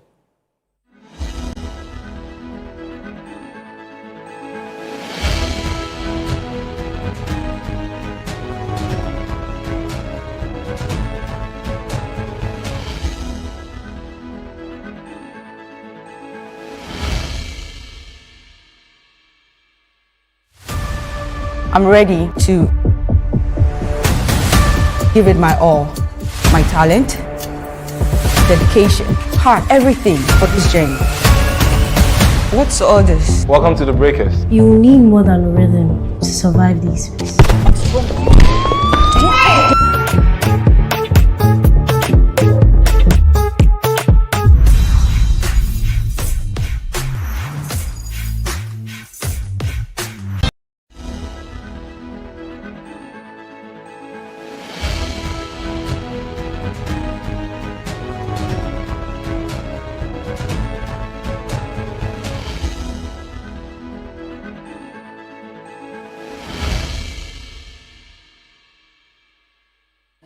Yeah, welcome back. You're still watching The Situation. We're coming to you live from our studio here in Accra. My name is Sami Wiaf and I'm here with Fred Tetejab. And our guest today is Eugene Boakye, former member of parliament for the Subin constituency in the Ashanti region. He wants to be the next General Secretary of the New Patriotic Party. So when the party in September this year elects new national officers who run the affairs of the party for the next 4 years. Eugene, I've seen videos of you visiting former President Akufo-Addo, former President Kufuor, and other leading members of the New Patriotic Party to tell them of your bid to be General Secretary. What was the conversation? Well, I've told you what the conversation is. We are in opposition. The fight will be different from when you are in government. And let nobody be in any doubt. Nobody is more patriotic or is more loyal to this party than I am. At least I was bold enough to put my parliamentary career on the line. And if time has not vindicated me, I don't know what has. You understand? I have I don't know how old you are, but I've seen 2 coup d'etats. 72, I was just a toddler. As I saw 79, I saw 81. And may God forbid that a military person would take a gun and say, look, end this morning, and come and take over this country. It's not nice. I left this country when Wallace was still the head of state for London. The matter, nobody bear the scars of impunity that I have witnessed myself as a boy growing up in this country. To be told what is right for me and what is right for my party, what's for the country. When a coup d'etat happens, Parliament is shut down, Supreme Court is shut down. We are the only ones who lose our job. Do you know that? Parliament, can't be a Supreme Court. Yamutu. So if you are an MP and you see that what is going on in your country can lead to civil disobedience or a coup d'etat, and you think that you are okay because you are MP, you are taking a monthly salary, one day we'll call you Mount. Yes.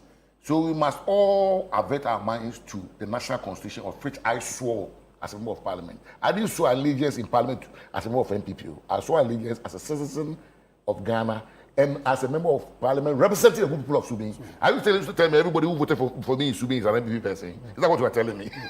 That people that grew up who are, openly and this, but they voted for me because they know me. They can come to me. They can come and knock on my doors. And let me also be frank with you. At least the president, the former president, Nana Dankwa Akufo-Addo, has said it. I think it was in Belgium, Brussels, where he said that the DDEP was his darkest hour during his presidency. That alone sums up the state of our economy when we went into that election. And there was no way we were going to win that election with the kind of economy that we were in. Inflation, cost of living, interest rate. I mean, yes, I think the steps that we took under Anta is what has probably helped or aided the NDC now, and they are also doing their bit to control the economy. So my brother, I mean, I don't need anybody to tell me that if people saw that as anti-party, then it's unfortunate. Going forward, so bear with me. The reason why it's unfortunate is that I'll give you a typical example. If we are all in a car traveling, I was telling the driver to slow down. You said the driver can continue. The car is in a ditch. Your leg is amputated. My arm is amputated. So whoever thought that, if you think I was wrong and I also thought you were wrong, we can use the scars on our bodies to tell the state of what people are thinking. If your own people, do you think that 2.1 million people didn't vote because of using entry or because of the economy? That's the question you must ask yourself. Eugene, in your heart of hearts, yes, you think MPP can win 2028 election? Oh, the way things are going, why not? We just need, look, Ghanaians are looking for credible people to hold our offices, men of integrity, credible people that are not tainted with corruption, people that are not tainted with a certain past, in quotes. Ghanaians want to see, they are angry with the party, but that doesn't mean they hate the party. Those people didn't vote, but they didn't vote for NDC. And have they forgiven the party? 2.1 million did not vote, but they did not vote for NDC. They sat at home, meaning that they don't like the NDC. And have they forgiven the party? Oh, after the internal election, we go to them and say, look, we have work to do. Even in the internal party now, but Abamia only obtained 56. Not only, he obtained 56%. The others are holding 44. We have to go to everybody to bring what they have to add to the Tabamia. And that includes going to all these people who are angry. As an MP at the time, people were calling me, people were inviting me to. I think one morning I was just about leaving home for Parliament. The lady blocked my gate. I'm not going anywhere. She needs to see the then Chief of Staff, Auntie Freeman, because her investment using to pay for her war fees in the USA have all been lost. You are telling people are saying that it was anti-party. Eugene, it's good you've moved on to what you think should be done for the party to win 2028. As you said, the vehicle is destroyed. My arm has been amputated. Your leg has been amputated, meaning that there's a bit of division within the party. That division continued after you lost that election through to your presidential primaries, where people said things. Yes, there's a flag bearer who has tried to bring people together. One of the purposes you elect national executive is to help the flag bearer to do all the things which have to be done with direction, like you said, for the party to win. What is your plan to unite the party? How are you going to do that?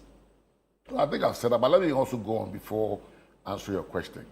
I think what you must also do is that, you see, people are cherry picking what is in the Okwe report. And the Okwe report, I have not seen it, but at least I have an idea of what is in there. It kept repeating countervailing authority. So ask them when they come here, those national officers holding that report, that what does Okwe mean by countervailing authority? They should deny that it's not in the report. It was talking about the paralysis of the party leading up to the elections. And if an individual is so strong than the party, then what do you expect? Do you understand? If an individual, we all need a party. To become a member of parliament, I had to go on the party's ticket. For Bawumia to become the president of this country, he has to come on the ballot of the party. You understand? So what Professor Okwe was alluding to in that report, you see, that's why I say, look, if they don't want to talk about it, they must not talk about it. If they want to talk about it, you also have access to all those information in there. So you can also use it. He talked about countervailing authority because the countervailing authority is the party executive. Because under an executive presidency, the only group of people who can hold the president, right, accountable and to bring him back to the center of the party is the national executive. And if the national executive failed to do that, then what Okwe is referring to as countervailing, because see, if a president is doing something and he feels it's right and nobody is checking things with the president, this will cost us votes. The president will go ahead and do it. We saw President Kofo has also granted an interview talking about National Cathedral. Right? These were things that we do that cost the party. I know Suji Kokan once a man. This is what President Kofo talking. I know why anti-party. He was out. It's President Kofo. He granted an interview, TV3. We all watched it. So by President Kofo said, "Oh, I was not consented. National Cathedral. That's not making an anti-party. We are not free to, talk about our own shortcomings. That is fine. Uniting the party means to. Now people say, "Oh, he did not openly support Dr. Bawumia." Why do I have to openly support Dr. Bawumia? Why? Why do I have to openly support anybody for that matter? Because I want to come in as a moderating influence and bring everybody to the table. Yeah. That's my job to help Dr. Bawumia do, now that he's the flag bearer. So if I was seen as working for Dr. Bawumia against the other four, 3 of them were my colleagues in parliament. 3 of them, Dr. Brian Champong. He's like a brother to me. We come from the same clan. You understand? Honorable Kene Japan, he's like a big brother to me. We're all in the parliament. How can I be seen working against them? And by the constitution, anybody who has become an MP automatically can become president. And what is there to go and say against them? Kene Japan, the same international school that he left to go to in France, the same international school I left to go to Pugware. Kene Japan. What could I say against him? You understand? My job will end after the election. I managed to go to everybody's house or office to talk to them. So imagine if I was openly one of them. Could I have done that? And now this is a time for, you see, it's a journey. The destination is Jubilee House. So if the journey, bus stop 1, Bawumia has been elected, but the Jubilee House, you can't get there. What's the point? It's an exercise in futility. So our job now is to bring everybody on board. And I'm able to move from A to B to Z because of my impartiality. And the fact that my vote was also a secret, and I'm okay with all of them. That's what the party needs. It's not by saying you are Bawumia, but if you are Bawumia and can't make Bawumia president, then what's the benefit of being a Bawumia? Your party has a history of national executives who were very strong, who went ahead and eventually had a clash with the flag bearer, where I got to a point 2 of the national executives had to be suspended. Now, what people sit and watch and ask is that Eugene is a very strong man. Eugene is a no-nonsense man, like those who say in Ghanaian parlance.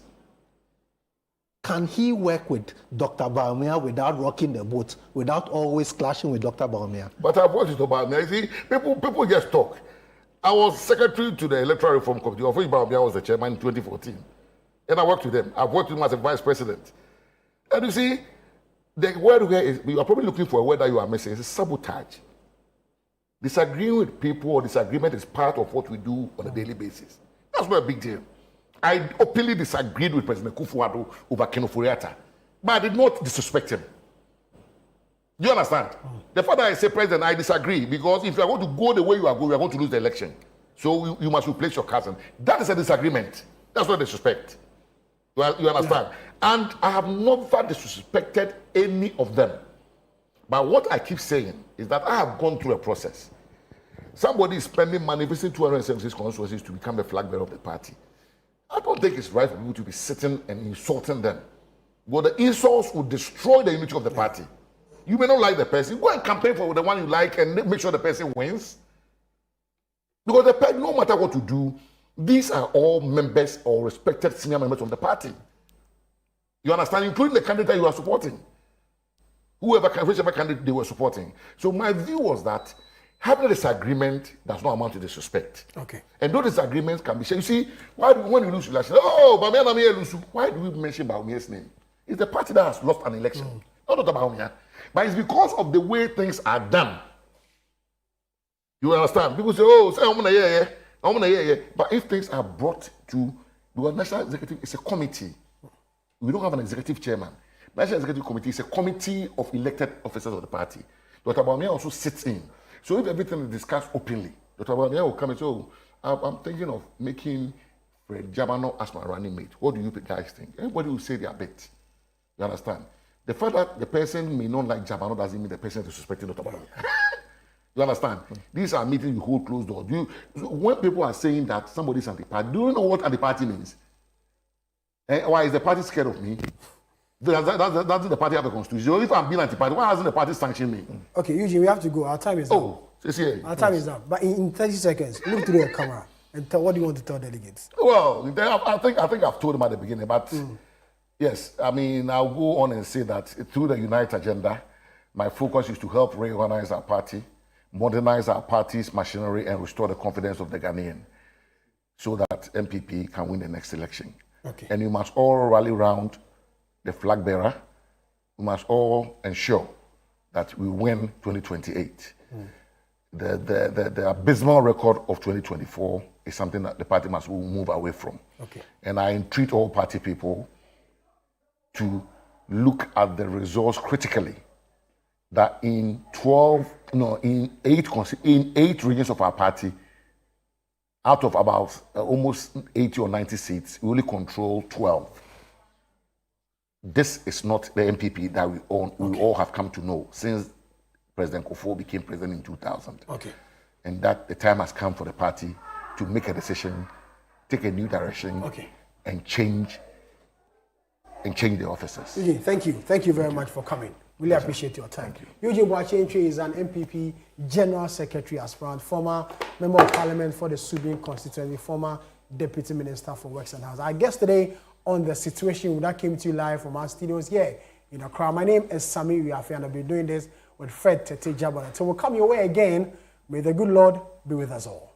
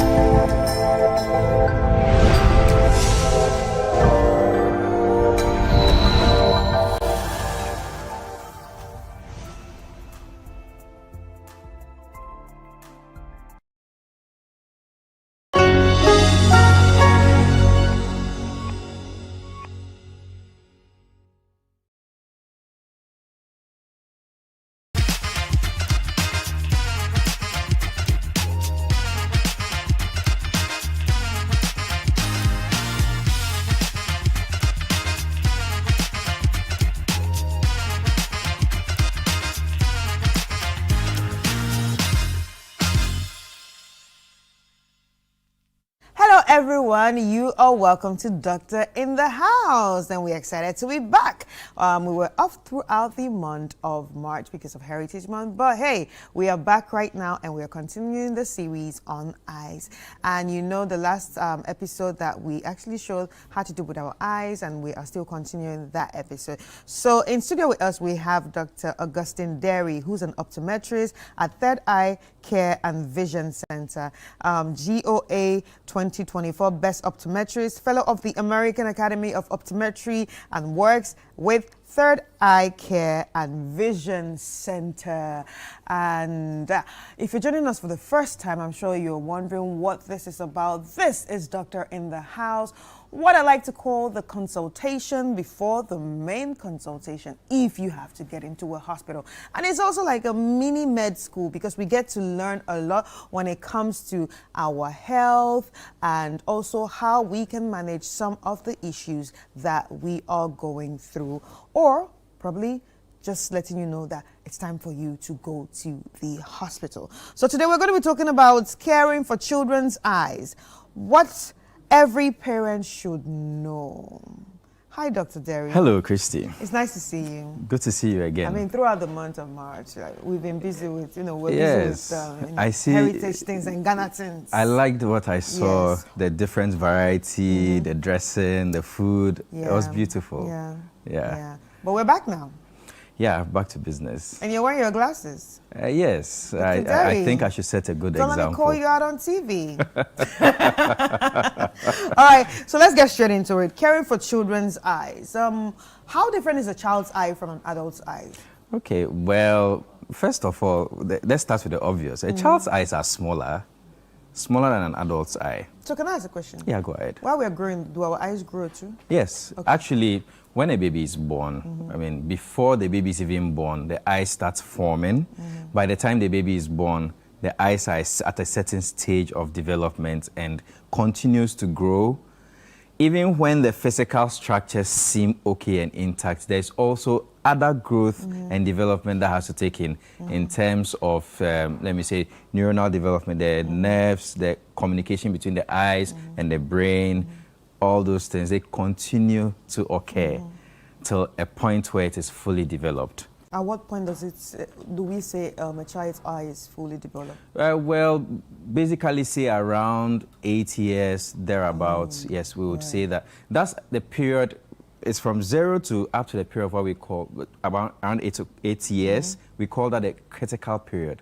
Because at this time, a lot of things are moving and changing. And so we would usually like that if anything is going to happen, or if we are going to catch something, we catch it early. Early? Yes. Wow.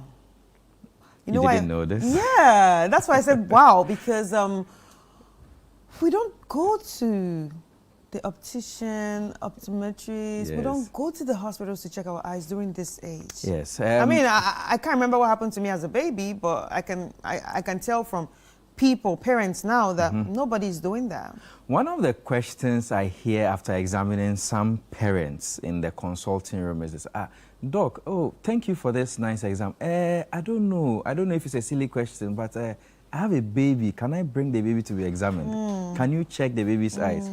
And professionally you are thinking, of course, but then you are like, okay, this is not a trained person. So I'm saying this to all parents. I mean, you may be thinking, the baby is too young. Too young. But the baby has eyes, and the eyes can be checked, and that's what we are there for. So during this time of, so the 0 to the 8 years, so that's the critical period, which is the developing period. How many times should I have to come to the hospital with my baby if I have a baby? Okay. Or a child? Let's say within the first 6 months of birth, your child should have an eye exam done by a professional. So when you say professional, do we just say any doctor? No, not any doctor. Okay. Your child can see an optometrist or your child can see an ophthalmologist. Because, even some problems even come with the birth, apart from genetic issues, which, they are genetic. Yeah. There are others that during the birth process, for example, some infections like gonorrhea, like chlamydia, if the mother has that infection. An STD, basically. Yes. And is giving birth or goes into labor, gives birth to the child, the infection can get into the eyes. And trust me, these can even blind the child's eyes. So some of the people who may be blind from birth, maybe because of an infection the mother had. Yes, and then give birth to the child. And if this is like, if you give birth and in 3 to 5 days, let's just make it first 2 weeks, let's open the window. The child starts having swollen eyes, massive discharge, these sticky yellow things coming out of the eyes, promptly go back to the hospital. Sorry, but could that be from an STD that the mother carried? Oh yes, gonorrhea can come from that. Yes. So parents should watch well. If you have any infections, you need to treat it. In fact, safe sex is important. Yeah, during pregnancy. Yes. So that you don't even get there, and then watch yourself well. You have to. Yeah, really. I'm actually shocked. Do Yes, you understand? yes. I'm shocked because, yeah, I understand that some infections might affect the child, but the child's eyes? Yes, the child's eyes. I mean, the child is passing through the birth canal, through the vagina and out. It's another level for me. Like, that's the one I'm shocked about. Yeah, these infections can affect So some of the cornea. infections we're looking at are probably STDs, gonorrhea and what? Chlamydia. Yes.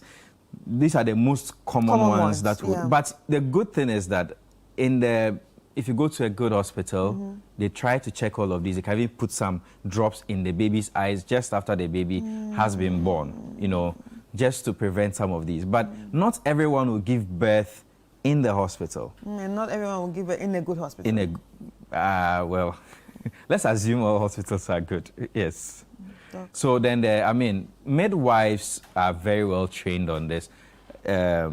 Gynaes are well trained on this in normal hospital. Very well trained. So is this, okay, I know this is off the eye, but is this why we are advised to always have our antenatal classes and all that? Yes, these apart from the eye, they help prevent some developmental issues.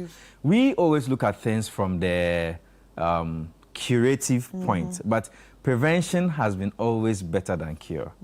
Yeah, so that you don't even get to those. So yes, at birth, they can check these things. But from the birth to first 6 months, you're supposed to have the first eye check. 3 months, by 3 years, another eye check is recommended. And then after that, before school. Okay, that's, before school, because about 70% or more, I'm estimated, of what we learn is visual.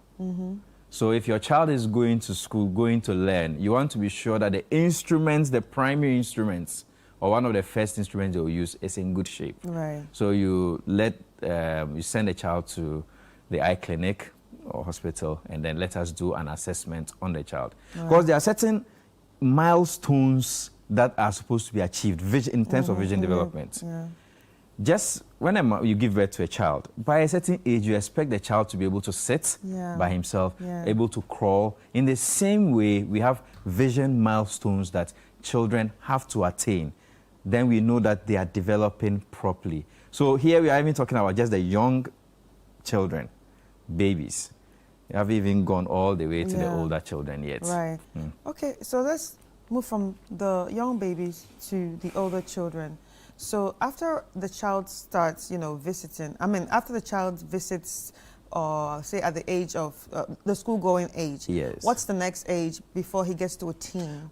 For that, I would personally recommend just every year, as you are doing your general medical routine checkup, just go with the children. I met her, I wish I remembered his name. I would have loved to commend him on TV. I was shocked. He actually is very prompt on this. So if he's watching, I can't remember his name, but yeah, kudos to him. He brings his whole family, all the children, and has time to do all the check. Very commendable. Normally, you have people come in when there's a problem. When the eye is blurry, when they can't see. So even talking about the milestones, say you give birth to a child. Let me tell you something. Maybe you know this, maybe you don't. But when you give birth to a child, at birth, the child actually has very, very poor eyesight. Can barely see. The eyes are there, but the inner structures are still developing. So you realize at that point that, let me say, the child will not mind you. Yeah, yeah. Kuchi, kuchi, kuchi, the child is not minding you. He's barely like, seeing. But the eye's moving up and down. Yeah, like, it takes, after, you say, a month to 3 months, then you now see the eyes moving left, right. But you should also note that around this time, when the eyes start to move around, sometimes the movement will be uncoordinated. Yeah. So you would notice a squint. So if you are a new parent, it might be a bit alarming. So if you're a new parent, your child is, say, by about 3 months old or less, and you see that the eyes are crossing once in a while, you know, look at me, that's what we say. If you don't understand what the squint is. One eye is looking this way, the other eye is looking this way, they look a bit crossed. Don't be too alarmed. The cross, if it comes once in a while, that's okay. But by 6 months, we expect the eyes to be well aligned, moving very well. Following up, their down, hands, yes, together, following, yes. Yeah. They should be able to follow your hand, to be able to track objects that are moving. Yeah. By the same 6 months, their color vision perception is better. Right. So they are able to tell colors much, much better than when they were babies. When they are babies, it's more black and whitish. Like dogs? Why? No. But I do say dogs are able to see quite a good number of, things. Yeah, they see things, but babies, but they don't see colors. Babies just see in just a shade of black, white, then color vision starts to develop. All right, so talking about color, right? Yeah. Someone recently told me, I know this is not about babies, but I'm sure this starts in childhood. Someone recently told me I'm colorblind. How do people even know they're colorblind? Okay, some people may not even know that they are. When we talk about color blindness, this a little aside, but anyway, it still affects children. Color blindness may not necessarily mean color blind, but may mean that the person is not seeing colors like any other person. For example, this red seat I'm sitting in, someone may not see the red very well. Sometimes it's even a pair of colors, like red, green. So something like this is very important because imagine that you have someone driving at the traffic light. Oh, and it's red. They can't stop. Yeah, that's. I actually met someone who has a red-green problem, and you know, okay, how do you drive through the traffic lights? And he's like, oh, I just look at the position of the lights. So he's found a way to adapt. These are very important things and can actually cause issues at workplaces. But anyway, I digress.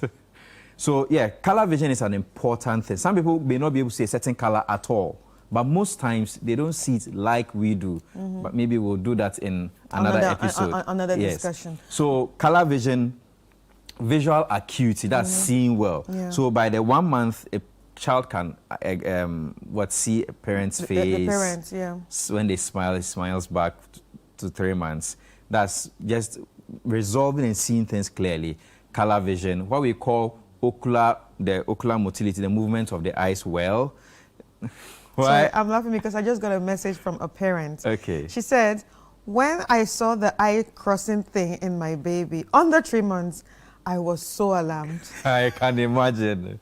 She would call any doctor on her contact. Oh my God. What's happening to my eye, my child's eye? No, it's normal because the muscles are still, you remember we learned about the muscles, The muscles are still being formed and they are strengthening. And again, the eye-brain coordination, they are learning. Right. Yes, they are learning how to see. So it's normal, it's kind of okay. Right. So Doc, what are we supposed to do to protect a child's eye? Okay. Because they are children and we are the adults, or say the parents. So what are we supposed to do to protect the child's eye? This is a very broad thing. There's a lot to do, but first of all, you just need your posture or way of thinking regarding your child's vision. Prioritize it, the first thing. Prioritize it. Make sure, when your child tells you, my eyes are paining. Okay. Take it seriously. I can't see. Take it seriously. Most times, most parents would think that the child just wants glasses to wear because his friend in school is wearing glasses. Maybe that is so, but maybe he realized that his friend can see with their glasses and he cannot see. So he's telling you, I want glasses. It's not necessarily to play with them. Yes, of course, some will play about it. Yeah, I had some parents yesterday, I told them I'll say this, who brought their son And two ladies, they brought their son, and they did not, they were just wishing that he wouldn't need to wear glasses. Yeah, but it turns out the young man was right. He kept insisting, I can't see, I want glasses. I checked, and that was exactly what he needed. They saw it. So if you're a parent and your child is saying something or complaining, please listen to your child. Number two, if the teachers of your child tell you something, teachers are very, they are very observant. Yeah. They may know the children in these days even better than the parents. Because they spend more time with them. They spend more time, and they're able to tell the habits and all. If your child, your child's teacher, tells you that your child is not seeing properly, perhaps you should get an eye check, take it seriously. Take it seriously. There are two girls I saw, and these two girls cannot, Christy, I think to where you are is where one of them sees. The other may see to, okay, maybe where the camera is, but just to where you are. And these children are now like 11 and maybe 9. And they have been telling their mother, Mommy, we can't see. So you can imagine how long they have said this. Wow. Whatever they are teaching in school. They probably, if they're sitting on the back, they can't see the board. So you are paying school fees, but because the child is not learning. So we really need to prioritize. Some people just come for an eye check, their child is not doing well in school. After the eye exam, if something is seen and we give maybe glasses or whatever aid, eye drops, the next term the child just has better grades. Not because the child is learning more, but because the child can now see and understand, participate, understand, yes, and get more confidence in what is happening. So the parents really need to be aware, prioritize, and do the eye checks. But then at home, there are other things parents can also do. You can child-proof the place a bit. You know how children are. They touch anything and everything. So if you have sharp objects around, please put them well away. Yeah. If you have some chemicals, put them away.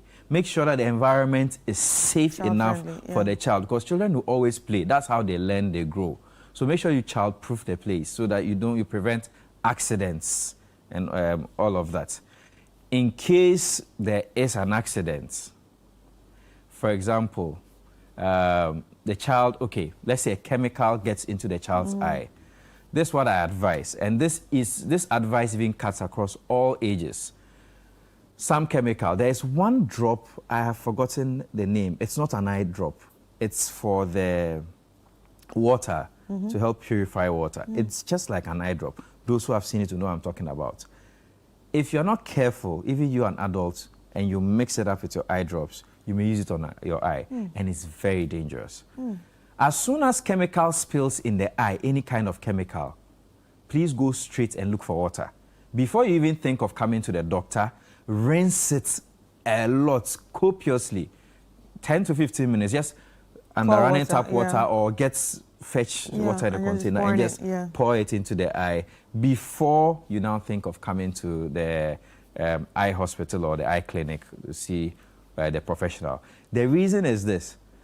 Some of them may be acid or basic, and D or alkaline. These ones will eat into the eye whilst you are waiting. So if you don't wash it out and you are coming to the hospital, you keep having the damage going, the damage may be too much. So wash it out a lot, as much as you can, before you bring them to us. Yeah. So that's one very important thing. The next thing, preventive-wise, children can also have protective glasses. Yeah. This is for sunglasses, right? Yes, sunglasses are one. Okay. Apart from sunglasses, modern children, you have the computer for the iPad, screen. the phone, everything. There's plenty of screens around these kids. I would advise parents, again, we've talked about digital eye strain, but for children, I want to just re-emphasize, please keep your children away from the screens as much as possible. If need be, at most 2 hours a day. Because right now, I think there's been a report that shows that we, even as adults, are doing more than 8 hours. Oh, far more. Yes. Yes, because on screen time. From the TV to the phone to the work computer back to the phone. I checked mine one time. Oh my God! Tell me what it was. I was so surprised. It was more than 8 hours a day. Wow. Yes, on the screen.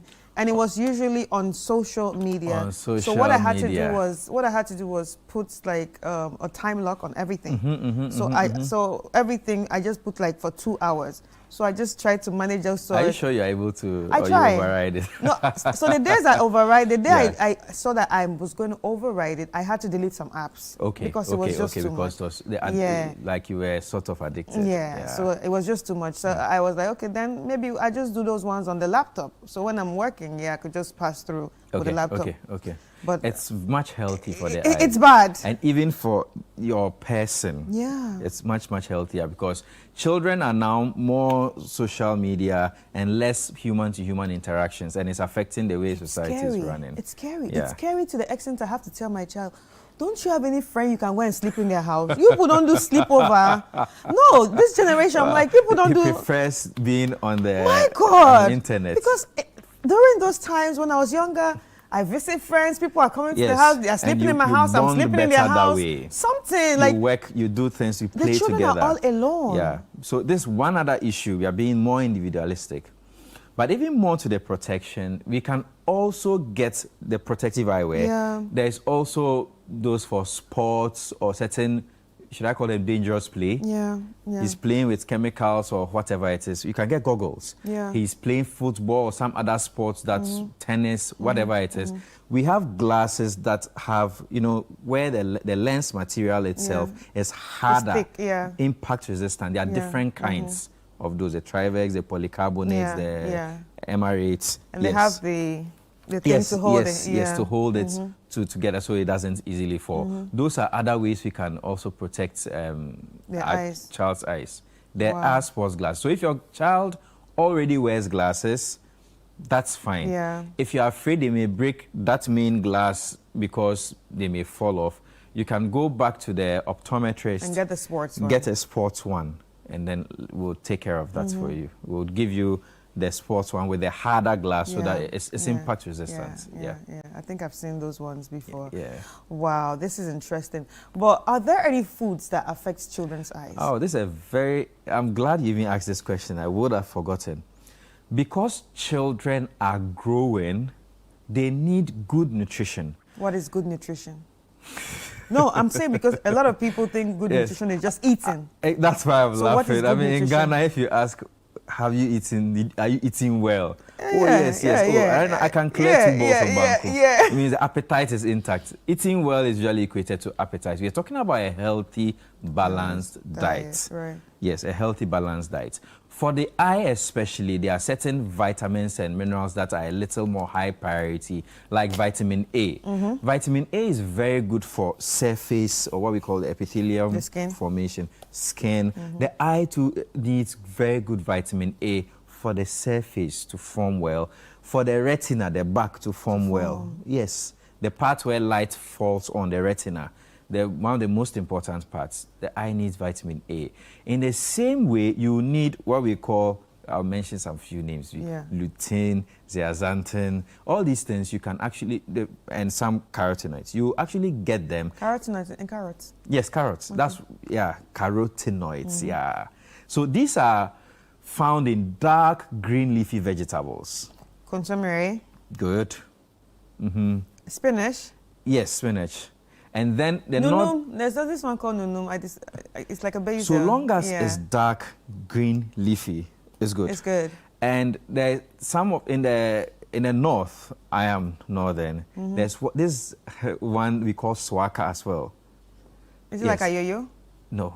Okay. Swaka is one. I mean, children sometimes don't like it. I mean, it can be a bit bitter, but it's very nutritious. It's Moringa. It's like boma.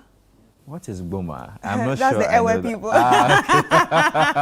But yes, you see, as soon as you said Ewe, I saw green okra soup. Very healthy. With ademe. Yes, very healthy. Yeah. Fruits, veggies. Yeah. Fruits, veggies, and then these vitamins. Vitamin C, they're all very good for the eye. So if you don't get good nutrition, it actually affects the way you see. Right. And there's this thing that people say, if you eat gari, will it affect your eye? Yes. If you eat gari, will it affect your eye? Okay, first. Because people say, like when someone says, oh, my eyes, but you've been chopping gari. Yeah, and they say gari is not good for your eye. Well, to be honest, I've not seen any research that says that gari is bad for the eye. Yeah. But talking scientifically, gari does have these chemicals in them. Oh my, it's at the tip, my fingertips is just gone off. But not the gari per se, the cassava that is used to make it. I'll try and remember just as we go. But this cassava, after it's processed and dried, especially the drying process, dried well enough, you get, I mean, most of these go out. Gari is generally safe to eat. The only thing is this. If you are eating too much gari, maybe because of poverty, and then you are not eating other good foods, your eyesight will go bad. Right. Yes. But if you are eating well, when I say well again, I mean you are eating a good diet with all the nutrients that you need, eating gari will not do anything much to you. Right. What about supplementing? Supplementing, like if you're using supplements for kids, does that work too? If you can't get why would a kid take supplements when he can get it from the natural sources? There's a reason why we take supplements. One of the reasons is that we don't get the food we need with the nutrients there, or the gut, I mean the body is not able to digest whatever it is or the same body is not able to absorb. There's digestion, there's absorption. So some of those things will be one of the reasons why we take supplements. Supplements are generally good, but the people who do supplements, the various companies that will do supplements, will go through their safety testing and all of that. Most of the times, they wouldn't include children in the trials. Right. Yes, so yes, if a child takes supplements, I don't expect any problem, but I would discourage it. I would prefer that the child eats from the natural source much. Right. Okay. All right, so Doc, before we go, what's your tip of the day? Okay, so small eyes, big futures. Parents need to really take good responsibility and take good care of their children's eyes. So they have small eyes, but their futures are very big and bright. I like that one. But Doctor, thank you for that. But where can people reach out to you in case they want to? I mean, somebody must have watched the show and say, oh, I want to come to your hospital and then check my eye. Okay, so I'll give a number. So you can call our call center at 059 692 0674. 059 692 0674. You can also message me on my social media handles. I am August Derry on Instagram and on TikTok. On Facebook, you get me at Augustine Derry. Right. All right. Thank you so much, Dr. Augustine Derry. You're welcome. He's an optometrist at the Third Eye Care and Vision Center. He is also a GOA 2024 Best Optometrist and Fellow of the American Academy of Optometry and works with Third Eye Care and Vision Center. And he was the doctor in the house. And I hope you enjoyed this episode of Doctor in the House. Hope to catch you next week, same time, right here. My name is Chris Carter.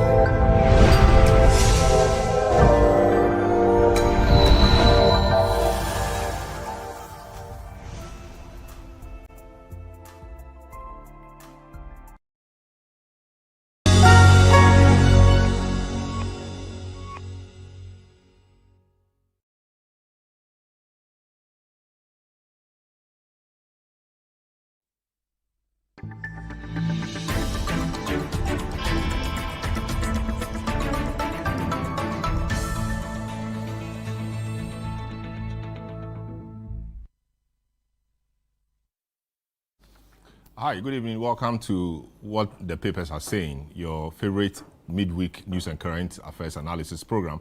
My name is Selom Adunyo. The show, as always, is live and interactive. You can join us via our WhatsApp line 020-444-7977 7033. In the course of the week, the newspapers and news houses churn out stories. Here on the program, we go behind the headlines and discuss with very knowledgeable guests what really are behind those headlines. We call it what the papers are saying. Today, we have three key issues we want to look at. The first one has to do with EMP, Engineers and Planners, and how they won the bid to now own the Damine mines. Is it a case of local content win over or a transparency test?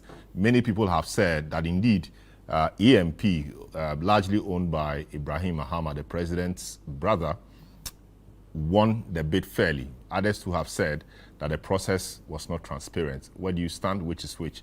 We will try and then delve into that and bring you some insight on this. Also, Ken Ofori-Atta has been released from ICE detention. A couple of weeks ago, he was held in ICE detention following attempts to deport him to Ghana. He decided to stay in there, refusing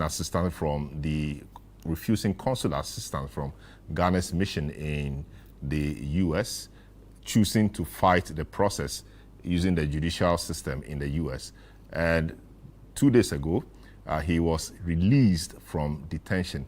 What does that mean? Does that mean that he's a free man now? What happens really to his criminal case in Ghana and issues of extradition, etc., in the United States? We'll bring you some insights on that as well. Also, we will take some time to look at the matter of the Toyota or Voxy vehicles. Have you seen those cars around? They look like Evans, but they are not. They are called Voxy. The National Road Safety Authority is telling us that the cars are not safe, and they are not safe for long travels, and that we have to relook at them. A lot of them were right-hand drives and now converted to left-hand drive, which they say those things pose a lot of difficulties and safety challenges to the public. What really are the issues there? The transport operators are not happy. We understand about 7,000 of these vehicles have been imported into the country. Where were we looking before these vehicles came into the country? How do we go about this ban or attempt to limit their importation to Ghana? These are the matters that will be engaging the attention of my guests tonight. I'll take a short break, I'll return, and then introduce my guests, and we'll get a discussion underway. Once again, welcome.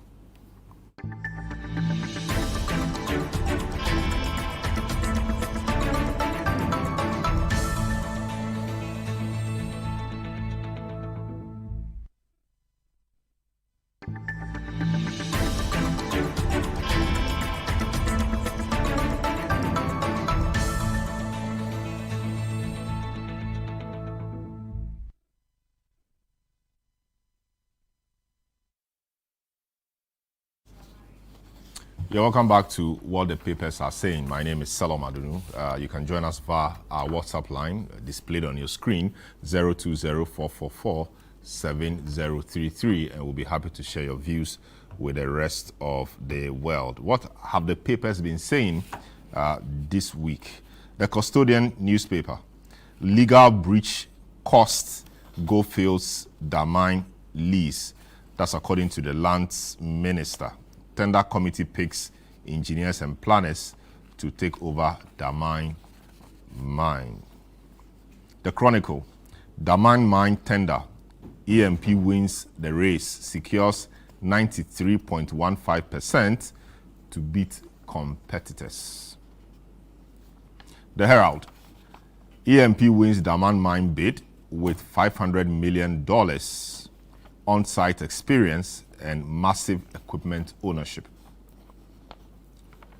MyJoyOnline.com, Damine Mine Award, minority not against Ghanaian participation. We are asking for fair process. Konedu.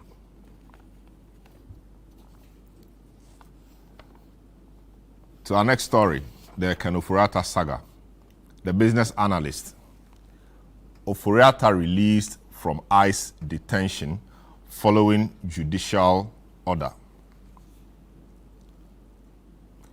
Daily Post, Ofori-Atta's passport seized after bail, set to reappear in U.S. court on April 27. Daybreak. Ofori-Atta freed from ICE detention. Deportation trial begins April 27. The last one on the Ofori-Atta matter. Subject yourself to accountability.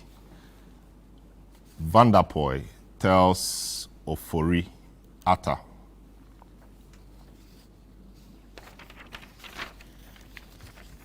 Now let's get to our very last topic.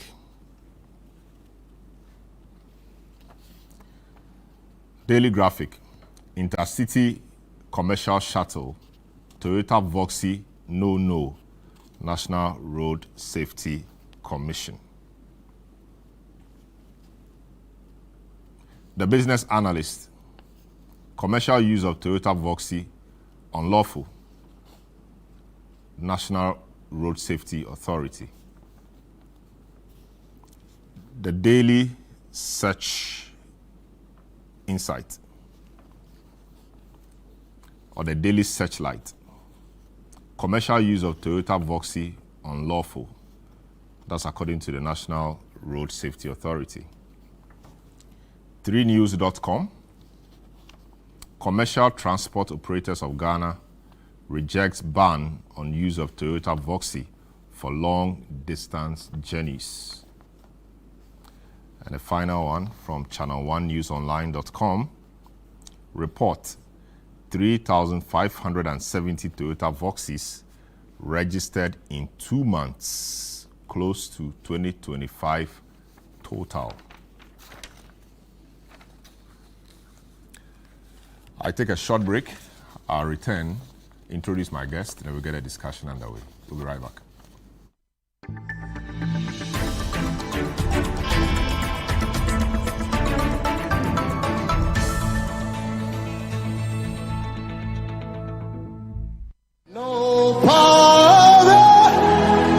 Another year is here, a new beginning, a fresh opportunity to draw closer to God and to one another. This family month, your family radio station, 97.3 CDFM, invites you and your loved ones to something truly special. The 2026 Family Consecration Service, a sacred gathering where families come together in prayer, faith, and unity. It's a moment to dedicate your home to God's loving care, to seek His protection, His guidance, and His peace over every household. Come and experience divine connection as we pray for strength, restoration, unity, and direction for our families. Married couples will also have the opportunity to renew their vows, reaffirming love, commitment, and purpose. The date is Friday, the 1st of May, 2026, from 6 a.m. to 12 noon. The venue is the Oil Dome, Royal House Chapel, Accra. Bring your entire family and come expectant. And let's commit our homes into God's hands. 2026 Family Consecration Service is powered by 97.3 CDFM with support from Channel 1 TV, because the family that prays together stays together. Calls me in the power for Christ the solid.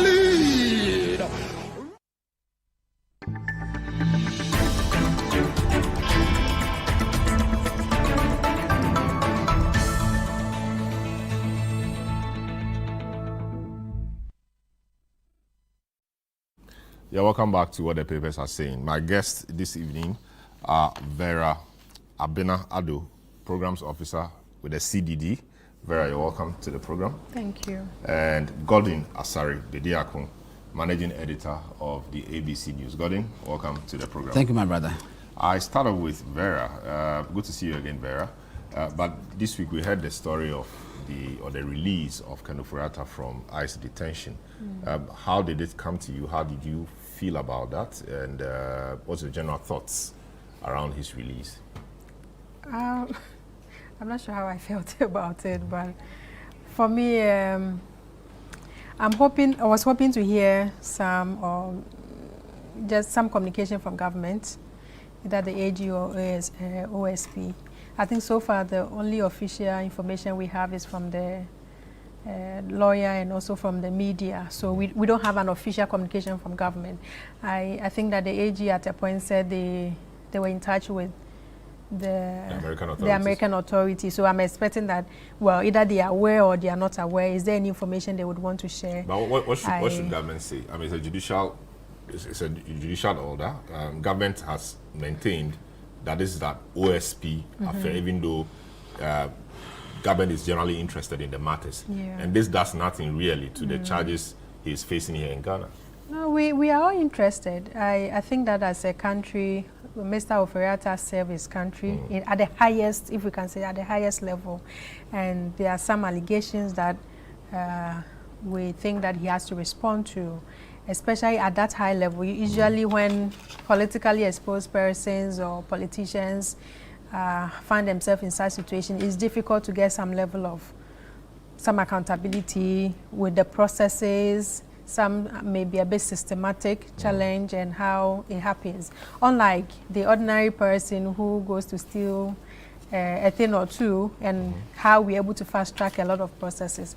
And so we are all interested knowing that if you serve the country, you have a responsibility, you have a duty to account.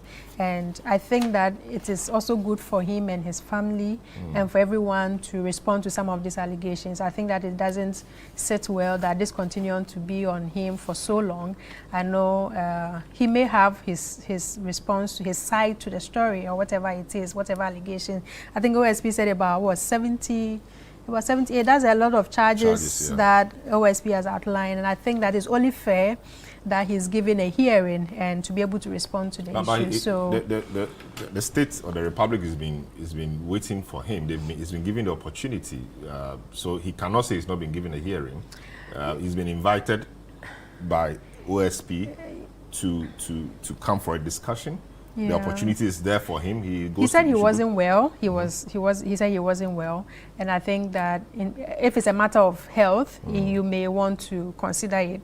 In fact, OSP has also come out to say a lot of issues that, well, they are aware he's been traveling, so it means that he is really not as we think that he is not.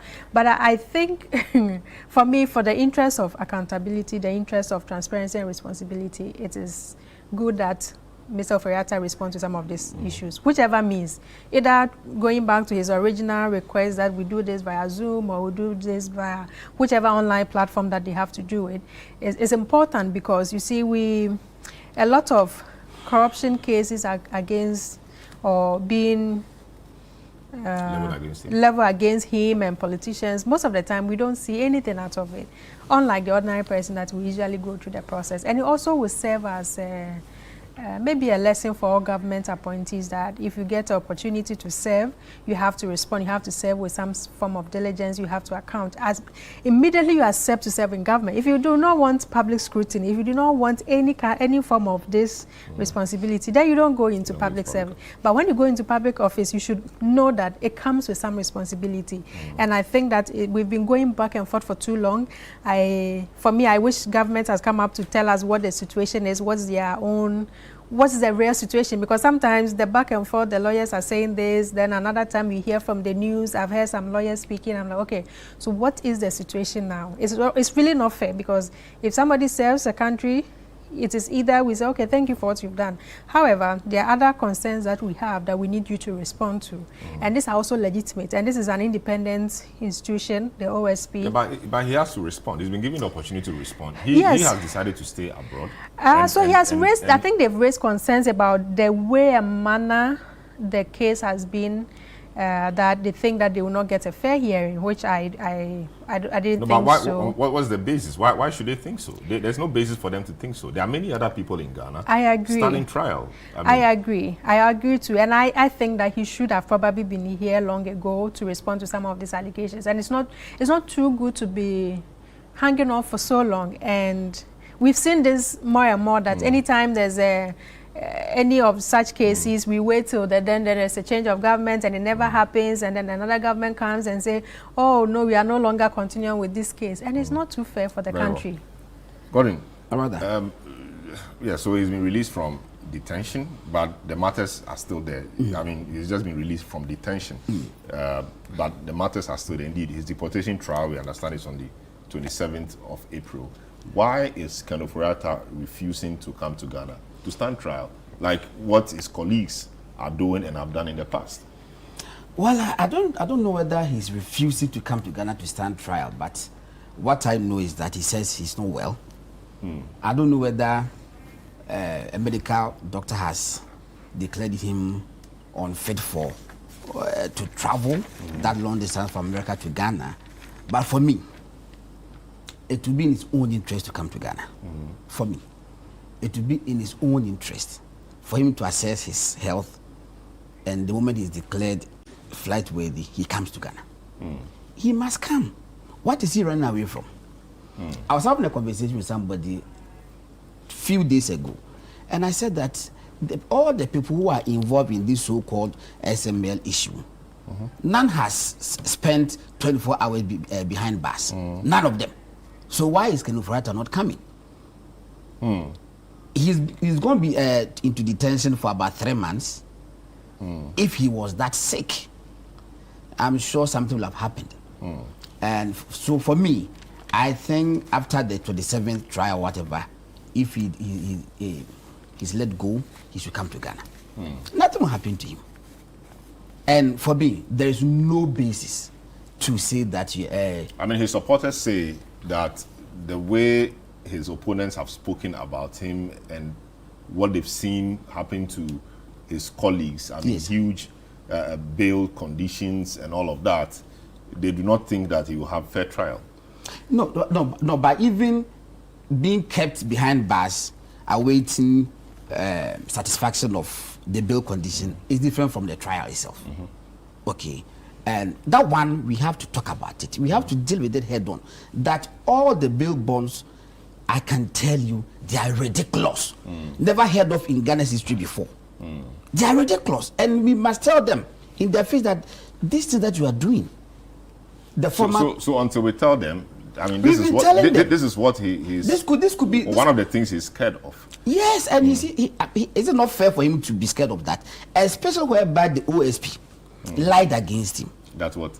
That he masterminded the ransacking of his home.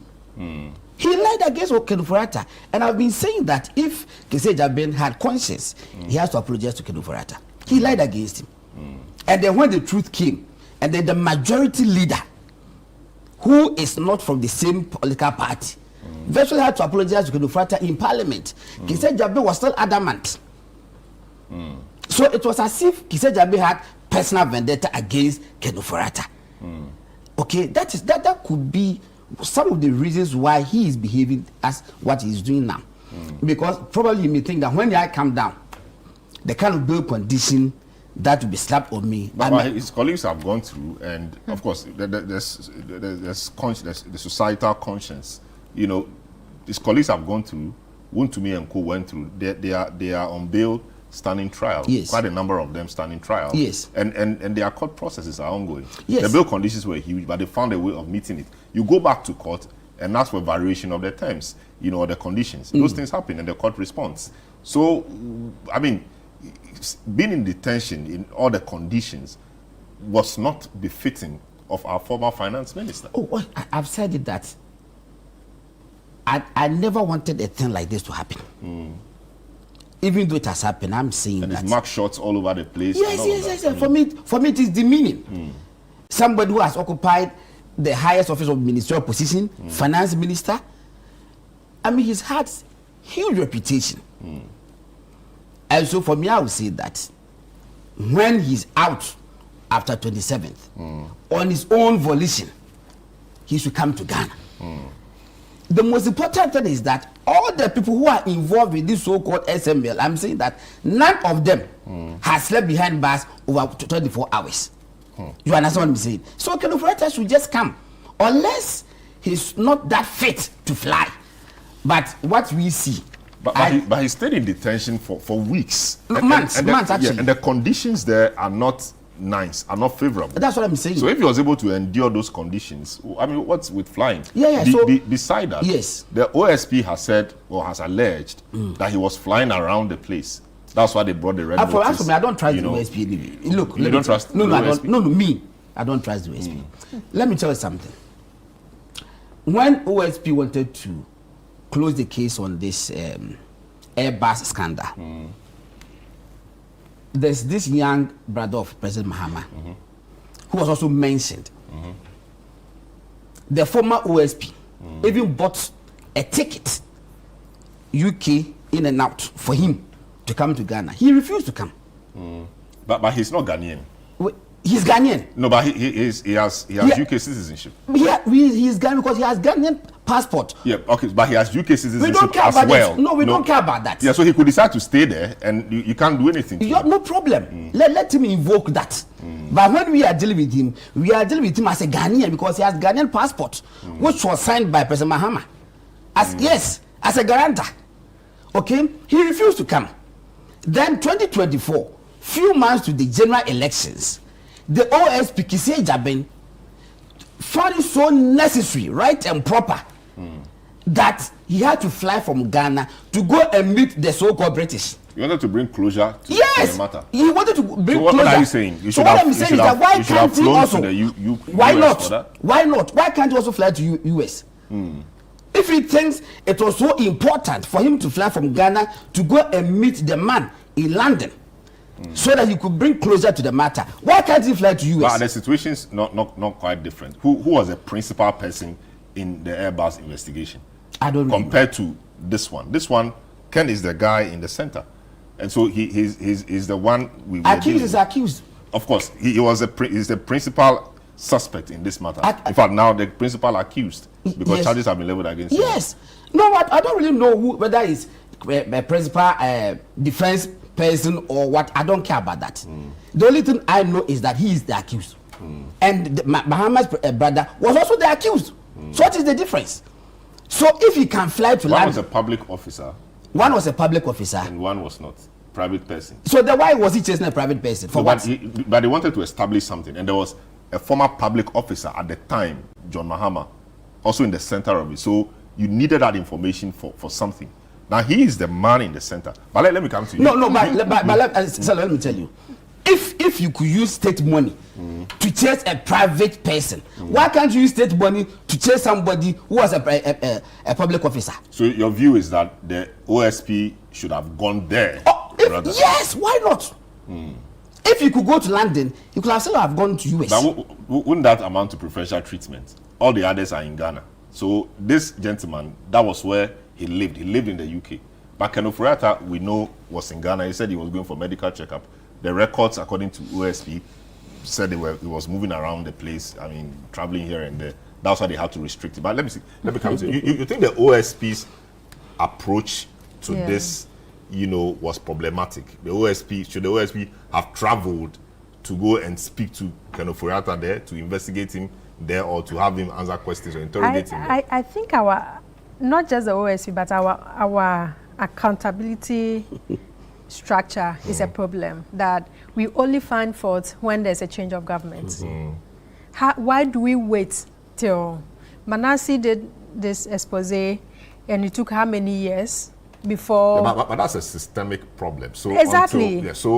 Until we build institutions to the extent that, for example, the Attorney General can prosecute his own, until the OSP in an opposition, OSP in a different regime will be strong enough to say, I'm going after, members of this regime. I mean, we'll be suffering the same thing. But at least let us even get the accountability we get post-government change. All right? So that's what we're trying to get to. You think the OSP should have traveled to the US to speak to Ofori-Atta there? No, well, I'm not sure how OSP should have. I think that whatever it is, we need some form of accountability from OSP themselves and also from Mr. Ofori-Atta. OSP needs to come and give us some information. This has happened how many hours now? We haven't had any official communication. And it's obviously not too helpful. I was hoping that they would have been the first people to at least break this news to us than waiting for the media and the others. So I'm not sure how the narration is going. You see, it's an investigation, but it also tells us that when it involves politicians, when it involves people with power and authority, you see how technicalities, how systematic issues are able to help the process. So they go to a lot of technicalities. They use a lot of... Because they have the money to get exactly. a lawyer. So that's the issue. It's the issue is so systematic that it's not just about Mr. Ofori-Atta. We started, President Mahama said, Ora, we want to recover all the loot. Up to now. No loot has been recovered. No loot has been recovered. But they say that the wheels of justice grind slowly. If you watch some of the news items from some of what you report on from the judiciary, and we see the cases that are going through the courts and how we are fast to get judgment for some cases, and when it comes to what people are doing against the state, it takes forever. And it is not now. It's been happening. Let's go back to... But that's the process. So no, but we can't continue like that. What should we do? We should short-circuit the process. We should abuse people or trample upon people's rights. No, we are not abusing. Well, what should we do? We should, if they want to appeal a ruling or an order or a decision, we should prevent them from doing so. No, we don't prevent them. But I'm saying that anytime it involves politicians, people with power, you see how we use technicalities. We use all the issues that we have to. I'm sure if Mr. Ofori-Atta was not a former minister, this case wouldn't be where it is now. We would have found a way to bring him, or ASP would have found a nice way to get things done. So why can't we do the same? So what was it? It's in the system? It's in the system. And how do we improve the systems to get the likes of Ofori-Atta to account? So I think that for me, I think we need to find a way to strengthen the OSP's office. I think that so far... the OSP's office has been leading this. Far, it's OSP. People like Gordon, there's a bit of... I know, Gordon has his own issues with OSP, but I think that so far, it is only OSP office, the Office of the Special Prosecutor, that has been able to independently prosecute public officials whilst they are in government. OSP has tried. At least they've shown some level. Yeah, because that's how the office has been structured. Yes. And so we need such office to be able to do the work they are doing. The collaboration, I haven't seen much of it. AG also had come out to issue their own statement. So I don't see that strong collaboration between the AG and the Office of the Special Prosecutor. Yes, the AG himself appears to have problems with the Office of the Special Prosecutor. I've seen what is happening now. And I think that is quite problematic. You know, it's an institution. It's a very young institution, 8 years now. But they've shown some effort. They've shown some capability to do some of these things. So for me, I think what is important is that what support do they need? What support can AG give the office, OSP's office, to be able to proceed on some of the cases? So we don't say because they are not, they've had issues with this particular case, we should just scrap it or we should just find a way around it. I think that they themselves, if they've had whatever issue they had, is there any way to rework on it? There may be another chance. I don't think it's totally gone. I think that for the benefit of all public officers, for the work that Mr. Ofori-Atta and his team had done, I don't think it's fair to be seeing all that is being seen. I don't think it's even good for the country that a former finance minister was in detention and everybody was looking at him. And I thought that it was quite a... Is that about the country? Because we've seen... It is. In countries like Israel, we've seen their former prime ministers go through trial or go to, and then some of them jailed. Yes. So it has all to do with the person. And it's credit to the country for trying to fight corruption. It's not the person, it's the system. They've been able to build up their own system that no matter what, you are able to face a trial. It's not just about the person. Nobody would want to just come and say, I want to bring myself, so I'm in for it. People who have offended and done some things against the state will not easily come on their own. If there's a way to get them with the system, they do it. It's not just the individual coming and saying, okay, my hands are here, this is what I did. It doesn't happen like that. It is the process, it's the way things go through, and state agencies who are quite independent and able to get the courage and say, no matter your affiliation with government, and nobody is also shielding or protecting them. If you are found wanting, you are being prosecuted, and that is what it should be done, and not just because somebody is a politician and so we can't do anything about it. I think that we have to fix the core issue about transparency and accountability mechanisms in the country. Very well. So that was my All right, I take a short break. I'll give Gordon the last one on that. But I'll take a short break. I'll return and then we'll conclude this discussion. Don't go away.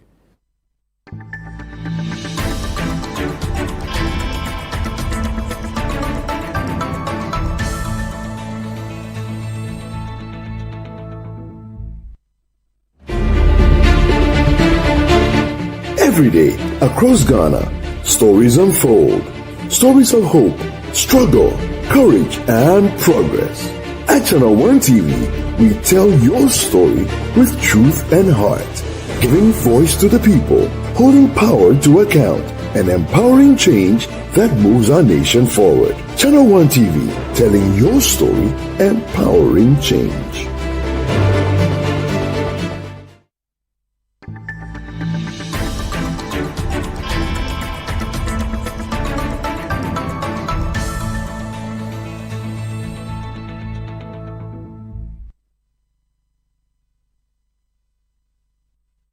Hello, yeah, welcome back. This is what the papers are saying. My guest, Vida Abena Adu. The Abena is as important as the Vera and the Vida and the Adu. And then Gordon Asari Bediaku, managing editor for the ABC News. Just still on this Ofori-Atta matter. Yes. I mean, we are concluding. Yes. The Ofori-Atta matter. Tell me 2 things we should do differently to get him back to Ghana. Okay, so me to my name, the hyphen in between Asari and Bediaku is also as important to me Very as well. the name itself. Very well. I think Ofori-Atta must come to Ghana on his own volition. I don't want him to come to Ghana on extradition. No. He should just come willingly. As I've come. But that's how it's appearing, that he won't come on his own. It may happen that he will come on his own. To agree to go through, the difficulties of detention. Yes. And now still going back to court on the 27th for his deportation trial. So should he come to 27th April, I will still entreat him to come to Ghana on his own volition. No. See, it is not. Or he wants to win the deportation case, and then now he will say, okay, now I'm coming on my own. Yes, maybe that's what he wants to do. What's the point? But you see, but even today, if he decides to come on his own, it wouldn't have been the verdict of the court deporting him. So why would he want to go through all of that? Well, I don't know. But as we speak now, I'll still insist that he has to come to Ghana on his own volition to come and face. But if he's not coming, he has to be compelled to come, right? Yeah, the OSP has been trying. Yes. And even at a point in time, the Attorney General wasn't even happy with the way he was going about it. Something. And if people have said and it is not that is one of the reasons why this detention matter went the way it did. Yes, for me it is not tidy. Because he now is alleging political persecution. Yes. Instead of maybe just a glimpse of accountability. Well, for me, political persecution or prosecution is still at the court, right? So for me, it is in his own interest to come to Ghana. I'm sure his family is going to have a conversation with him that, look, when you win this case, come 27th April, you go to Ghana, face whatever charges there are. And then, after what will happen to you? People were slapped over 100 million bail bonds. They spent some time behind bars, but eventually they managed to. Matters appear heavier. Oh, it is not heavier. What is heavier? It is not heavier. But also because we will all witness it. It's going to be public, and so I don't think that OSP can just do whatever they like. But you don't think he's lost public sympathy now in Ghana? Now it's now yes, but also we also don't think that because of that OSP can abuse. So CDD and Co will not sit for OSP or anybody to abuse. I think Ghanaians will not allow any authority to abuse. No, but the fact that we want somebody to go through fair trial. I'm not sure Ghanaians want to see somebody being punished unduly. Very well. You understand? So let him come and face whatever charges there may be. But as Magistrate Vera said, that OSP, the office of OSP was still young. Probably that's why it is still engaged in youthful exuberance. Very well. Let's move on to the next matter. The issue of the Damine mines and engineers and planners, a wholly owned Ghanaian company, has won the bid, and so they are taking over that mine. And whilst a lot of people are happy, others think that the process was not transparent enough. Indeed, there were 4 companies that submitted bids. Engineers and Planners themselves, Vortex Resources Mining Group, Heath Goldfields, and then Maripoma Mining Services. Maripoma did, okay. Yeah, two of the mining companies lost out at some stage where they were to submit mandatory documents or some mandatory requirements. One of them being the fact that it should be a wholly owned Ghanaian company, tax clearance certificate, as the process is in general procurement, terms. And then also they were to demonstrate access to financing, that they will be able to meet some $500 million threshold. A lot of them could not, but EMP did so. They also had to demonstrate relevant experience and knowledge of the mine's operations, their infrastructure and geology. And we know that EMP has been doing some work already with the mines. So it appeared that that came through well for him. And so in the end, EMP was declared the winner with some 93%. And so they are the people now, as announced by the Minister for Lands and Natural Resources. I'll start off with you, Vera.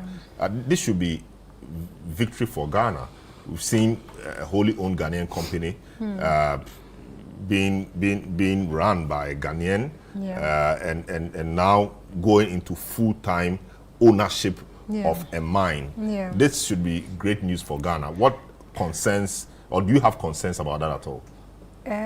So I'm from a mining community. Okay. So I am excited that finally there's a mining concession. That mine, I schooled in that mine for my basic school. I see. So I know that mine very very well. And they've done so well in terms of community engagement, in terms of mining. If you talk about mining, large-scale mining in Ghana, you can't talk about it without talking about Diamond Goldfields mine. It's really huge. It's one of the big companies. And so for me, Goldfields at a point stop exploring. And when you stop exploring, it means that government has opportunity to take over. And having a Ghanaian, the local content, for me, it's refreshing knowing that most of the time I have asked a question, so can't we have almost all the large-scale mining companies are owned by foreigners, either they are Canadians, the Americans, Australians, and now Chinese. In my village in Achempim, the Chinese have taken over the Golden Star mine. Now it's being given to a Chinese company. And so it's, for me, I think it's a shift. It's a good shift. Ghana really shifted to a local content. The very concern is that if it must be done, the person who won it is politically exposed person. And we cannot trivialize it. We cannot just say, it's okay, he qualifies and all. It's important that transparency in all the processes. Was the process fair? What happened? You know, it was 10 days. I thought that 10 days was quite a short window for the bidding. That's playing by the law, right? So that was competitive bidding. It was open. Anybody could apply or could bid. 4 of them did. They did not. All of them could not meet the requirements. Which is fine. And one wins. Requirements. I'm not sure we have the full report. Do you have the full report? No, we've seen the report. We've seen snippets of the report and the statement the minister issued. Yes. So there were a number of things that that made it for EMP. Like relevant experience and knowledge of the mine's operations, submission of a viable developmental plan, including life of mine extension measures, highest, the technical score, came out that. I have no doubt about EMP. I know EMP. I told you I grew up from there. So EMP's name, when we were young, we heard about EMP long, even before we came to realize that the owner is associated with the president. So I do not have any issue about it. In fact, I am excited that Ghana has shifted to have a local person, a Ghanaian, leading such a big mine. And so if the process is fair, if the report is out, if I were Mr. Ibrahim, I would want even the committee to publish the report. It is for his own good, because this is a very huge mining company. Mining is also a high rate. What was the problem about transparency? I mean, because he's the brother of the president. Yes, but and when you speak about conflict of interest, when you talk about politically exposed exposed person. The fact that he may be, he can qualify and get all the processes right, 93%. So he should be disadvantaged because his brother is president. He was in this business long before. No, it's not about that. You see, just the fact that your brother is a president puts you at an advantage. He may not even influence the process in any way, but the people around knows that. Just knowing the fact that we know perception is important in transparency when you are looking at some so of because this. his brother is president, this opportunity came. He should fold his arms and say, okay, because my brother is president, that is not what we are talking about. No, that's not it. what we are talking about at all. What we are looking at is that just for the fact that his brother is a president, all the processes must be fair, must be transparent, so that for his own good and for his company, that nobody will sit somewhere and think that you got this because of your brother.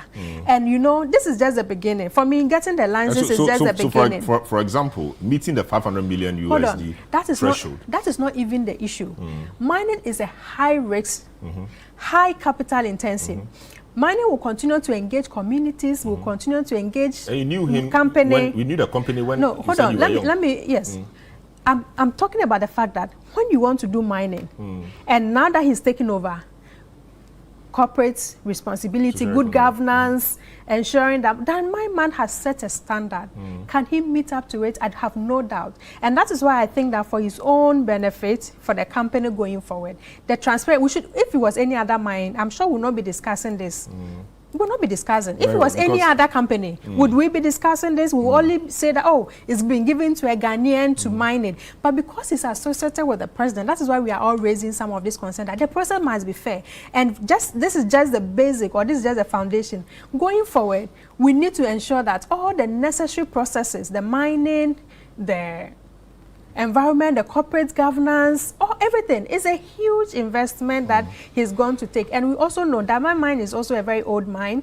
And so it means that there must be a lot of effort to do exploration to ensure that it is profitable for what he's going to do. So it means that government must support him to survive. I think government must support him to survive. And that is why... the president's brother, that will raise questions. But again, that is why transparency is important in the process, that you are clear with everything, what is happening, so that the next day or two, if government needs to support him, now you'll be thinking that, oh, if we support him, they will say that he's a president's brother. But you think we'll ever get to a point where we'll be satisfied that the process has been fair, given the politically charged environment we see? Yes. We can get to a place after seeing the report. I think so. Okay, it's been fair, so we move on. I think so. It is good for good governance. Very well.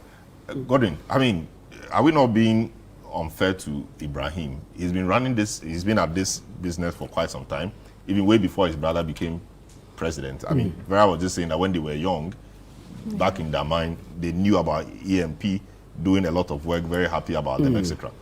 Now he's grown through the process. The brother, following his own ambitions and aspirations, has become president. Should he shut down his business or not take advantage of opportunities that would naturally come, like the case of the Damine mine, just because his brother is president?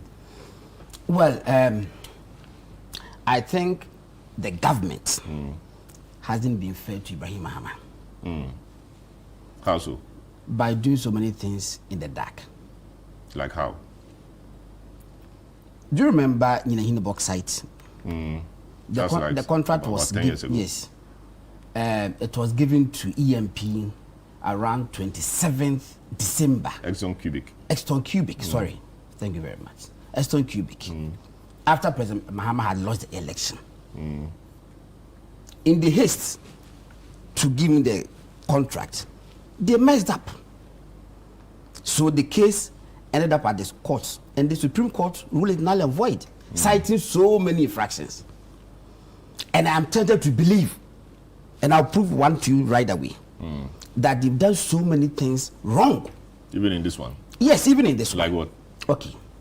So Reuters, international news portal, on 17th March 2026, 17th March 2026, reported that 3 companies had put in a bid.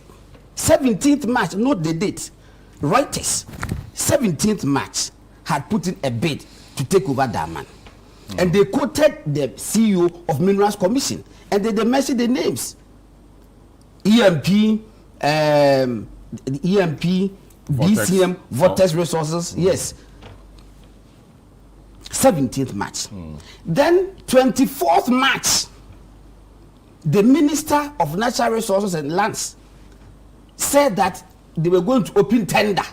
And in fact, I have a copy of the tender document, and it is dated 24th March. So the point you're making is that there was the process, the tender process was open before it was made public. 2 different dates. The tender document has a date of 24th March with closing date 31st March. I have a copy here. So which tender took place? Which tender was open? But why are you trusting Reuters? They quoted the Minerals Commission CEO. They didn't quote just any sources. As a journalist, have you verified? Why should I do? No, have you verified? But these are concerns you're raising. And as a journalist, you need to reach out to the CEO and point out the contradictions. What's happening here? You should do that. At least you owe it to the public. Now that they have opened another tender and then a winner has been selected, we can ask the CEO of Minerals Commission, because when I saw that publication, when I saw the publication on 17th March, I believed it because they quoted the CEO of Minerals Commission. Yes, and then it went on 17th to 24th March. A new one came. So then you should have asked. Or I didn't ask. Yeah, but we don't know now. What I know is that there's contradiction. Yes, and you owed it to us to have pointed that out to the authorities, or even raised it at the time, raised the questions. That wait a minute. What process are you opening again? We've attended presidential press conferences where we even ask presidents questions live on television, and they don't even answer. We ask presidents live on, they don't even answer. So what about this? The two dates are there. They owe it a duty to us to come and respond and tell us why did they do that? What happened? The first bidding dated 17th. What was it for? So it means there was proper bidding taking place. This one, it was a charade. I can tell this one, it was a charade. And for me. But why didn't the companies, the 3 companies, the EMP was part, why didn't they, bid again? Or they didn't know? The 24th one you are talking about. No, but you just mentioned their names. Yes. So what are you saying? The same companies? Yes, the same in companies. The 17th yes, one? Yes. But so then they came here again. So yes. What's the point? So the point is that there have been 2 tenders opened. And the same companies came. Yet it is the same. It is 1, not 2. It started before it was made public. It started before it was made public. So your point is that they knew this. They wanted a specific group of companies who they knew would not meet the requirements to bid, so that AMP can win. Is that the point you are trying to make? I'm not tall. You know I'm not tall. That's a fact. I see. I see. Okay? And you see, so many things are happening. I'm saying that it is a great disservice to EMP. And I don't think they've been fair to EMP because generally they have good reputation that it's a company with all the requisites, know-how to undertake whatever that they have to undertake. But the question too is that, is EMP a mining company? I'm not sure it is a mining company. It does work in the mine. Yes, it does work in the mine. It's not a mining company. And I was thinking that, well, maybe I'm not government, so it's their choice. Because they were looking for a strategic investor with the financial muscle. 1 billion. Why can't they form a consortium? Okay, a consortium of Ghanaians to raise that amount, and they insist some clauses that you need to sublet or the other contracts to Ghanaian companies, and the EMP, the others will come on board. For me, I'm only praying that that EMP will have the financial muscle and then the technical know-how. See, I'm not doubting the technical know-how of EMP, but when they go into the pits, they do specific jobs. They don't take over the mines to operate the mine. It's not a mine operator.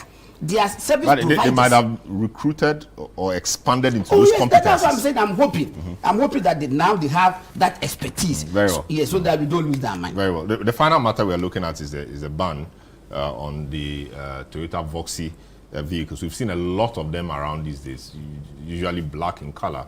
We've seen quite a number of them, and the reports suggest that over 3,500 of them have been registered since January, which is just about the same number, registered the whole of last year. So something really is happening here.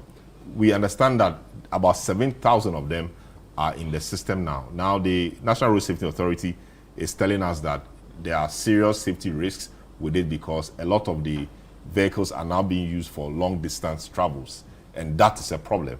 Vera, quick one. What should we be doing? Outright ban, or we stop them from moving on the roads, or we restrict them strictly, limiting them to short distance travels? Already, transport operators are raising concerns. I think that we have to respect the decision. I think that the accidents, government has a responsibility to protect every individual. If you hear the accident numbers, it's crazy.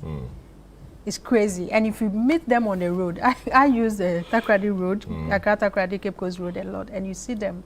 And if you look at all the reasons why we have accidents on our road, the driver's behavior, wrong overtaking, and they do it. We see them all the time. But the transport operators are saying that instead of banning this, let's address other issues like poor roads, driver behavior, let's educate the drivers better and all of that, so that you don't deal with the car, but deal with the human beings and the other factors that cause accidents. This particular car, from the agency's own record, shows that majority of the accident coming from this very vehicle. And it's very small, I think it's supposed to be for like a family vehicle. I'm not sure why, either it is cheap or I don't know why a lot of them really want to. Because if you are moving people from Takoradi to Accra, Cape Coast, you are looking out for a bigger vehicle to convey people. I'm not sure why a lot more people want to go for this vehicle. But I think that it may be a reaction intervention, but I think that it is in order that we put a stop to it. I agree that the roads are very bad, but we also know that the driver's behavior on our roads is killing a lot of people, and I don't think we have to continue on like that. And there have been a lot of calls for government to look at this, and I think reading the comments around, people think that this is a good call, and I think that for a matter of safety, and I listened to is it the CEO? I'm not sure. Director General. Director General. I listened to him and they spoke about the fact that it doesn't meet the safety standard. It has to change from left to right or right to left. I think that for now, whatever it is, we shouldn't use it for commercial. Because I think the kind of accidents we have seen, it's not too good. Very well. I think we have to. Godwin, 7,000 of them in the system. How did we allow them into the system? Didn't we do the safety checks before allowing or opening our doors to these cars? No, when they were coming, they didn't say they were going to apply the we didn't have to wait to see 7,000 of them in the system before undertaking this. No, when you see that vehicle, you probably may say that it's going to be used as a family vehicle. You understand? But they are using it. Or Uber in Nairobi. When you go to Nairobi, they use it. If you are more like 7, 6, they use for internal Uber kind of. And so for me, if this is a proposal, it's not a ban. They haven't placed a ban. They just said it's unsafe. But yes, they just said it's unsafe. But I think it's a lazy man's approach. Look, let me tell you. Last year, accidents from motorcycle accounted for about 54% of total accidents in Ghana. Yet the government has gone to Parliament to pass a law to legalize motorbike usage. So what are they telling us? Do you understand what I'm saying? I see. Motorcycle 54%, and this one. So the point is that they shouldn't ban it. It's not the car that is causing the accidents. Is that what? Individuals and then bad roads. So the cars should be on. Individuals should change their attitudes. Yes. Very well. Let me take this comment quickly. Good evening, Channel 1. Even if the bid was awarded, text messages from you. This one in respect of EMP. If the bid was awarded legitimately and procedurally well, with good grounds, its justification remains contentious due to the bidder's relationship with the president. This association raises concerns about potential conflict of interest and undermines public trust in the transparency of the procurement process. This one from Sabolinteshi says, please ask your panelists if there was anything wrong with the former President Kufuor to appoint his own brother as defense minister. Also, Akufo-Addo to use his private house as official home for president. Well, and this one from David Ayeni Sokabisi in Bolga says, good evening. Listening to the argument from the MPP folks concerning the Dama mine lease agreement is nothing short of bitterness from the side of the MPP, akin to the fact that a bid was open for bidders and we were told about 3 companies bid, including Maripoma, etc. All right, this is how we conclude today's edition of the show. My name is Selom Adonu. My guest, Vera Abena Adu and Gordon Asari Bediako. Catch you same time next week. Have a good evening.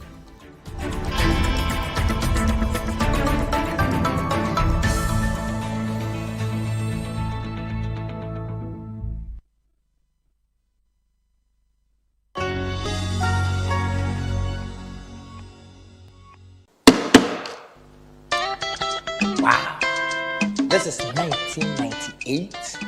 I can't believe I'm turning 50. When I look back, all that I can remember is all I've been given. Life, friendships, family, and dedicated fans.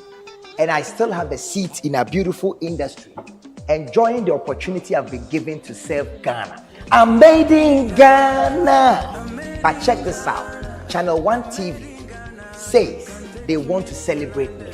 They say I'm a good example. Is it true? For my 50th birthday, I'm going to build a pediatric emergency center at Menchia Hospital. That is why all these young and vibrant celebrities are coming out to Class 233 on the 18th of April to come so that we throw this amazing white party together to raise money for that hospital. Kwame Yuji, Kidi, Kimpaluta, Amrado, Miss B, Sister Fia, a free year, Kwabna, Talent, Abiana, Akwabwa, Abochi, Brothers, Raskuku, Adina, and another friend of mine, Andy Dusty on the 1 and 2s. He is not young. 9 p.m. till you are tired of listening to great music. I know that Channel 1 wishes that they could bring all of this excitement for free, but because we are trying to build a pediatric emergency center at Menchia, please be happy to pay 1,500 for VVIP and 1,000 cedis for VIP. See you there.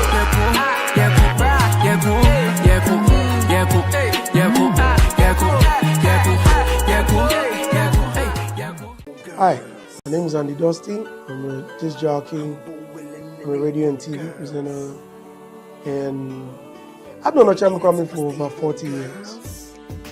And one hot afternoon, Cash Granio, Kwame received a call saying, "Hello, is this Ocham Kwame?" He said, "Yes. I've got a show for you." I said, "Okay, oh, that's good. I'm gonna pay you. Then so you come in with your DJ. Yeah." Then Kwame asked him, "Bacho, a show, babe." And then the person said, "A show." And all we heard was, only to find out it was Maurice Babyface. So yeah, on the 18th of April, come watch me live perform at Plus 233 OK Live. Hey, what's up, guys? It's your boy Kitty, aka the Golden Boy, aka the Sugar Daddy, aka Goddamn Sugar. I know you use all these AK in a while, but today we're here for OK. So Ocham Kwame came to the studio at Lynx, and then he wanted a haircut badly. And I was just joking. When I was in high school, I used to cut hair for my mates. So I said, "You can cut my hair. I have my clippers and everything here. You can do it." Ocham Kwame trusted me with his hair to cut in front of the studio. So on this day, I just want to give a huge, big, special, sincere from my heart happy birthday message to you, Ocham Kwame. And I will be performing live with Ocham Kwame at Class 233 Jazz Bar and Grill on 18th April. I need everybody to come through and support. It's going to be a night of 50 songs and love. It's your boy, love. Boom. Hundreds of entries are poured in from communities all across the country, and the energy is off the charts. The quest to uncover the most deserving stories has kicked into high gear. Stay tuned for the thrilling reveal and the grand celebration of our esteemed 10 Channel 1 TV community legends. Only on Channel 1 TV.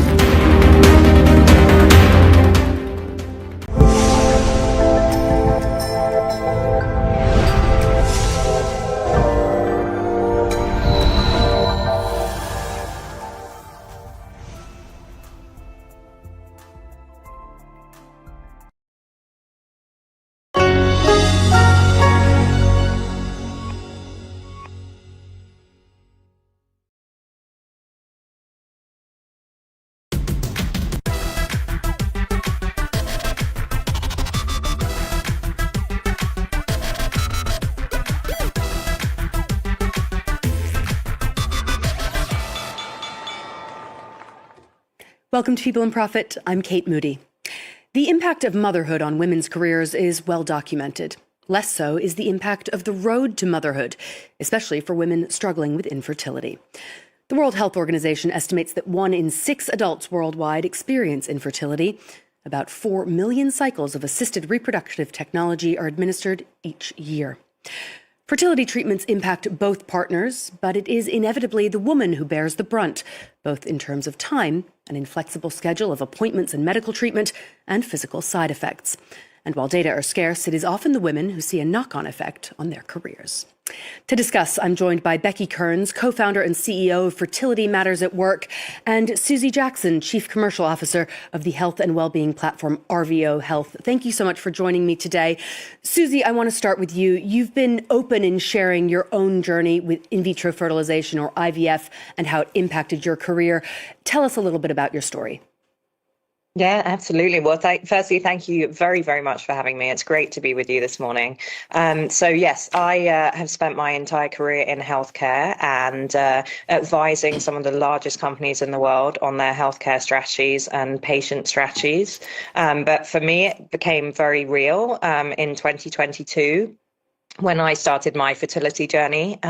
Ultimately, after a successful round of IVF, I ended up with a set of viable embryos, and I'm happy to report I now have 2 young children, 2 girls, who keep me busy. But it was a great reminder for my professional persona that there is much to do to better support women in their health journeys. Becky, of course, every experience is unique. Is Susie's story similar to some that you've heard from other women in similar situations? Absolutely, yes. Very similar to my own story as well. I had 5 cycles of IVF whilst I was working. And actually, whilst I was at work, I was working in a HR position. So I actually saw from the business angle that there was a real lack of understanding, as well as from my own personal experience as well. But through Fertility Matters at Work, we have people contacting us daily, having issues in terms of taking time off for appointments, their employer not understanding, being treated less favourably as well. So it's really important that we're opening up this conversation and starting to talk about the impact that this can have on people at work. You touched on some of the issues there, Becky, but what do we know about the impact of infertility treatments on women's careers? Your organization has some data in an area where we usually rely more on anecdotal reporting. Yeah, so last year we had a research study in the UK, but also across 4 other markets internationally. And what we really saw was the impact that it has on mental well-being. So 99% of people felt that it impacted their mental well-being. We also found that there was a huge impact in terms of time off. So 77% in the UK needed to take some time off at some point in time. And we actually found that 63% had taken sick leave. And anecdotally, many of those people taking sick leave were doing so to hide the fact that they were going through treatment. So this was having a huge impact on individuals, but also on the workplace as well, because we know that short notice sickness absence is going to disrupt an organisation and a team more so than having an open conversation about flexible working, which is what we advise when it comes to this particular life event. And as you can see in these images that you're showing, it's bringing to life all of the stories that we heard, all that we saw through the career and through the research that we did. This person here saying, if I tell them my career will be over, 61% of people had fears in terms of telling their employer. And we also heard that 68% felt that there had been an impact to their career. And I think it's really important to remember that when somebody is telling you that they're going through fertility treatment, they are showing their hand even before they're pregnant to say that they are intending to have a baby. And we know that there's still lots of stigma around pregnancy in the workplace. So having to tell someone that you are trying to get pregnant can be even harder. A lot of challenges that you've highlighted there. Susie, you've also put the spotlight on the higher risk of burnout for women who are going through these processes. Absolutely. I mean, in my process, I was very lucky indeed to have an extremely supportive manager at the time, but I was also lucky to be in the executive ranks of the company as a partner, so I could call my own schedule. And there's a real risk if you look at lower sort of managerial levels where people don't have the luxury of being able to dictate their own schedule, that we are going to see more and more people dropping out or falling behind because of a culture of not feeling like people can speak up about what they're going through and the logistical and practical support that they need at the time. Becky, what kind of conversations does your organization have with employers? What kind of resources or measures do you recommend to help support workers who are dealing with these sorts of issues? So this is a really sensitive topic, and I think that's why it's really important organisations have someone who can really approach this topic with the right level of care. What we do is we work with organisations to become what we call fertility friendly, and that means that there is a clear policy or guidance in place. There is something in writing to show employees what they are entitled to, and that's really important because we know people are scared about saying that they're going through this. So often the first place they will look to see whether their organisation recognises this as a life event that needs support will be in some kind of written policy. We also think it's really important that managers are trained around this. We know that people will need that time off. Often managers won't know what to do when it comes to these scenarios, and what we want is consistent support across the teams within an organisation as well. And really, there's a big piece of work around breaking down the stigma and raising awareness and creating a really safe culture that allows people to feel psychologically safe to share that they're going on this journey, and to know that it will be understood and supported and that it won't impact their careers. So it's not just a one time you put a policy in place and tick that box and we're done. It is a real cultural shift to encourage more people to talk about these experiences and hopefully make sure that other people feel less alone and that they can actually seek the support they need whilst going through what is really a temporary process, but can be really, really invasive and intensive and all-consuming for the individual that's going through it. Now, some big companies do help pay for fertility treatments, in particular for IVF cycles. It doesn't necessarily mean, though, paid time off or any flexibility for the actual sort of day-to-day constraint during that kind of a cycle.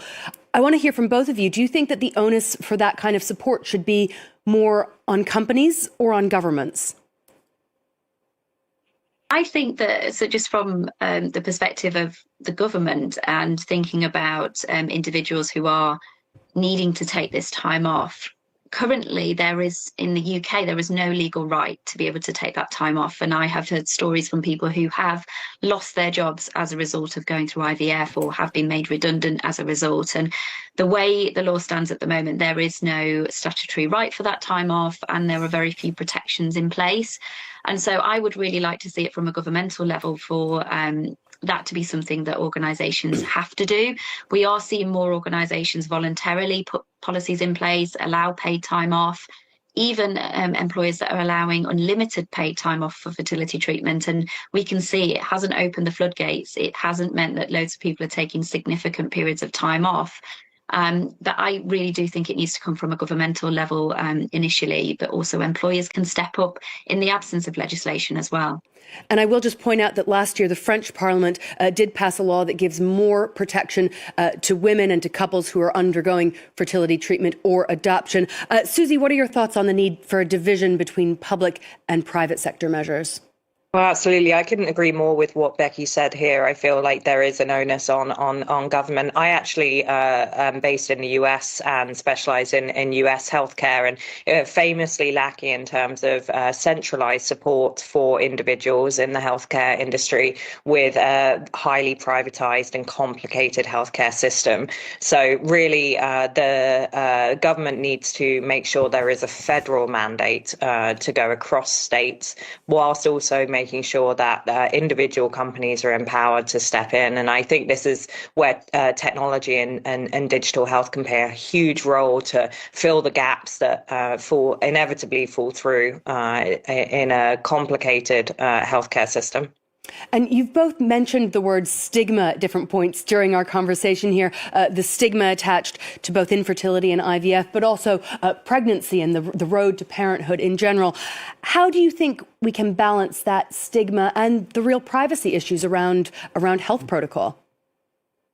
So I think when it comes to stigma with this topic, like I said earlier, it's great to create those safe spaces where people feel open to share.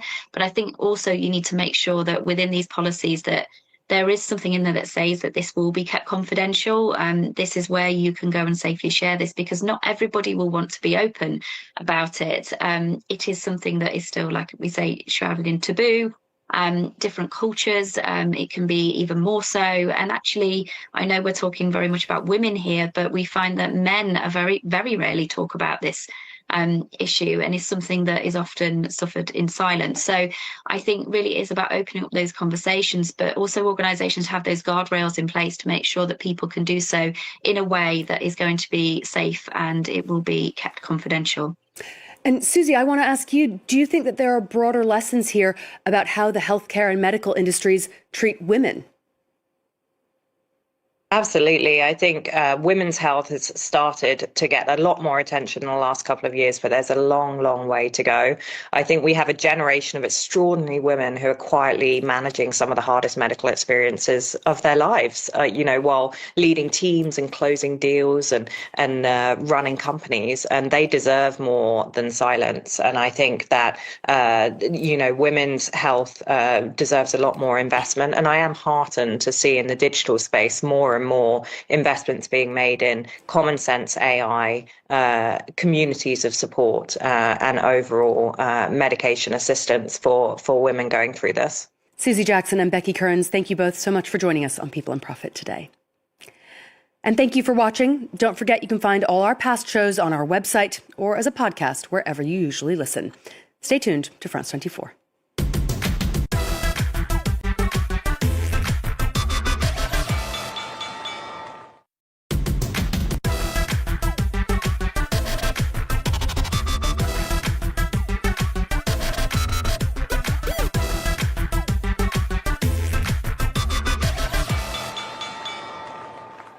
Welcome to People and Profit. I'm Kate Moody.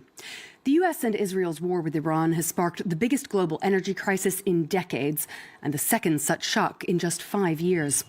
Asian economies in particular are facing disruptions to their oil and gas supplies, while prices have skyrocketed around the world. Climate activists have called on governments to recognize this as a wake-up call and fast-track investments in solar, wind, and other forms of renewable energy. Here's the UN Secretary General speaking in March. Our addiction to fossil fuels is destabilizing both the climate and global security. Now more than ever, we must accelerate the just transition to renewable energy. Renewables deliver climate security, energy security, and national security. For more, I'm joined by Harjit Singh, Strategic Advisor for the Fossil Fuel Treaty Initiative. Thank you so much for joining us today. Do you think this crisis could give more momentum to these efforts to switch away from oil and gas and implement more renewable energy sources in economies the world over? Well, absolutely, Kate, and thank you for having me. The reality is that the war in the Middle East has exposed a fatal flaw that is Asia's overwhelming and unsustainable reliance on imported fossil fuels. And for the global south, transitioning to renewables is no longer just about meeting climate targets. It's about energy security and sovereignty, and it's also about stopping the massive drain on foreign exchange reserves that we see. And the reality is that Asia is heavily dependent on fossil fuels. Nearly 90% of the oil and over 80% of the LNG passing through the Strait of Hormuz is bound for Asia. Speaking of countries even like Japan, same 90% dependence on imports of crude oil, and same for South Korea. So we see heavy dependence on fossil fuel imports, and this particular crisis has actually reminded us that if we really need to be energy secure, we need to move towards renewable energy much faster than what we have done so far. In the short term, is there the risk that this crisis could actually do the reverse and cause countries to double down on fossil fuels? We've seen India, Vietnam, the Philippines, for example, among those sort of loosening their restrictions on the use of coal to try to make up for some of those gas shortages. That's surely a step in the wrong direction.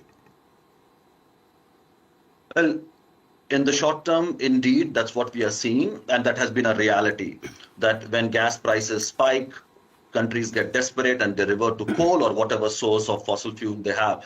I would also add Thailand, which also has a short-term move to increase coal plant utilization recently, which is estimated to raise the generation cost by millions of dollars. And that also means adding millions of tons of carbon dioxide. But what we hope that this particular move is short-term, because for the long term, it's absolutely clear. Countries who are more dependent on renewable energy, they have been able to fare much better. You know, I can talk about examples of Nepal, which has electrified its transport sector much faster. We have seen Pakistan importing 35 gigawatt of renewable energy, and a quarter of population that is now dependent on those renewable energy sources are able to deal with the crisis much better. So there is also a lesson in this crisis. So in the short term, yes, and in fact, that's why I keep saying that this crisis can delay the transition but cannot derail, because the North Star is very clear that we have to move away from fossil fuels and more towards renewable energy. Now, as you mentioned, you do argue regularly that renewable energy isn't just about combating climate change. It's also about establishing energy security, especially in Asian economies that are so dependent on imports. Is that argument starting to resonate in India, for example? Absolutely. And we have seen that direction of travel over the last several years. We have seen how we are electrifying our transport sector. We have seen already India achieving its target of having more than 50% of its power now from non-fossil fuel sources, and which it achieved several years ago ahead of the target. So there is already a move, and if I talk about the transport sector, we have seen the adoption of electric vehicle is happening way faster. So the direction of travel is absolutely clear. The fact is that because India's energy needs are growing, and therefore we see in terms of quantum, both fossil fuel and renewable energy consumption is growing. What we would like to see how renewable energy displaces the use of fossil fuels. So that's happening, and with the increasing finance and technology, which we do expect to come from developed countries, India can achieve the target much faster. Now, these higher energy prices mean that oil and gas giants are sort of raking in the cash. Do you expect to see more of a push to tax those windfall profits, as some countries did indeed during the immediate aftermath of Russia's invasion of Ukraine 4 years ago? Well, absolutely. And in fact, we are part of a campaign calling Make Polluters Pay, and we would not like to see that windfall profits going to that 1% or we say 0.1% of population, and rest of the people are suffering from the energy crisis and the climate crisis. So absolutely, we would like these windfall profits to be taxed and to put fossil fuel industry out of business, because they are the ones who are actually on life support. We know that trillions of dollars of subsidies are provided to the fossil fuel industry to survive, whereas some support, if we divert to renewable energy, it can stand on its feet and we can make that adoption much faster. So fossil fuel industry must be put on notice and must be taxed heavily. When we look at the current conflict, it's not just oil and gas supplies that have been held up. All sorts of supply chains have been affected, including the shipment of things like aluminum that are really needed in order to develop and implement clean technology. Well, no doubt. The disruption that we have seen because of the war in the Middle East has affected supply. And again, we hope that this disruption is short-term and we are able to make sure that the supply of goods, particularly which are relevant for the production of renewable energy, are having a seamless flow. And we also need to make sure that we use those critical minerals far more effectively and adopt an approach where we are able to recycle them. So this particular crisis has actually woken up the whole sector, even on the renewable energy, to see how we can use it as an opportunity, and also making sure that the resources are used far more optimally. Harjeet, stay with us for a moment. I want to turn to a report about drivers here in France who are showing a growing interest in electric cars since the start of the war. While it's too early to describe it as permanent, the trend does highlight the role that consumers can play in demand for cleaner energy. Luke Schrago has the story. Another electric vehicle for another happy new owner. According to this second-hand retailer, EV sales have gone through the roof since the start of the Iran conflict at the end of February. Thibaut Jean opted for a Peugeot i 2008, moving to electric charging from his previous combustion vehicle. It's the fuel issue again. With the current situation and the rise in prices that are still coming, I think that given how I use my car, it was the right time to change vehicles and switch to electric. This SUV with 40,000 miles on the clock is going for €18,000, a price tag that hasn't put people off. It's a good seller. They don't sit around for long. Previously owned electric vehicles are only on site for about a week, tops. So just how much does it cost to run an electric vehicle compared to filling your tank? If petrol costs €2 a litre for a car using 7 litres at 100 kilometres an hour and drives 1,000 kilometres a month, fuel will cost €142. For a similar electric model, the energy bill for the same period is €65, a saving of €77 a month. That hasn't gone unnoticed by people looking to change cars. And when the bombs started dropping in Iran, one site specializing in used car listings noted an immediate change in searches. In late February, the conflict began, leading to a rapid rise in petrol prices, which started as early March 2nd or 3rd, and was immediately followed by a surge in people looking for electric vehicles. It's the same story for new vehicles too, and the price tags could even be reduced from display, with France offering major subsidies for EV purchases for lower-income households. On average, the state contributed around 20% towards the cost of a new electric vehicle in 2024. Harjeet, we've been focused on the broader shift on a societal and governmental level, but can demand from consumers, like we were hearing in that report, also encourage real change? Well, absolutely. And we see that happening in the region and in India in particular, how middle class in India is also very inclined to adopt EVs. I am myself an owner of an electric vehicle for the last 3 years, and we see a lot of benefits. EV sales in India jumped 35% year on year. And electric vehicles now account for roughly 9% of the total automobile sale in the country. So definitely. But I must also point towards a very different kind of revolution if we compare what's happening in the West, where EVs are generally luxury passenger cars, whereas the revolution that we see in the global South and particularly India, we are heavily driven by two-wheelers and three-wheelers. And by late 2025, nearly 40% of all passenger three-wheelers that were sold were electric. Now, that story has to be taken into account. Nepal's incredible success story that we need to look at, how majority of the cars, about 70% of new cars being sold in Nepal were electric in 2025. So we are seeing that revolution already happening in the global South. And with more support to consumers and better infrastructure, that transition can happen much faster. Harjeet Singh from the Fossil Fuel Treaty Initiative, thank you so much for joining us on People and Profit today. Well, that's all for now. Don't forget you can find our previous shows on the France 24 website or as a podcast wherever you usually listen. Until next time, thanks for watching.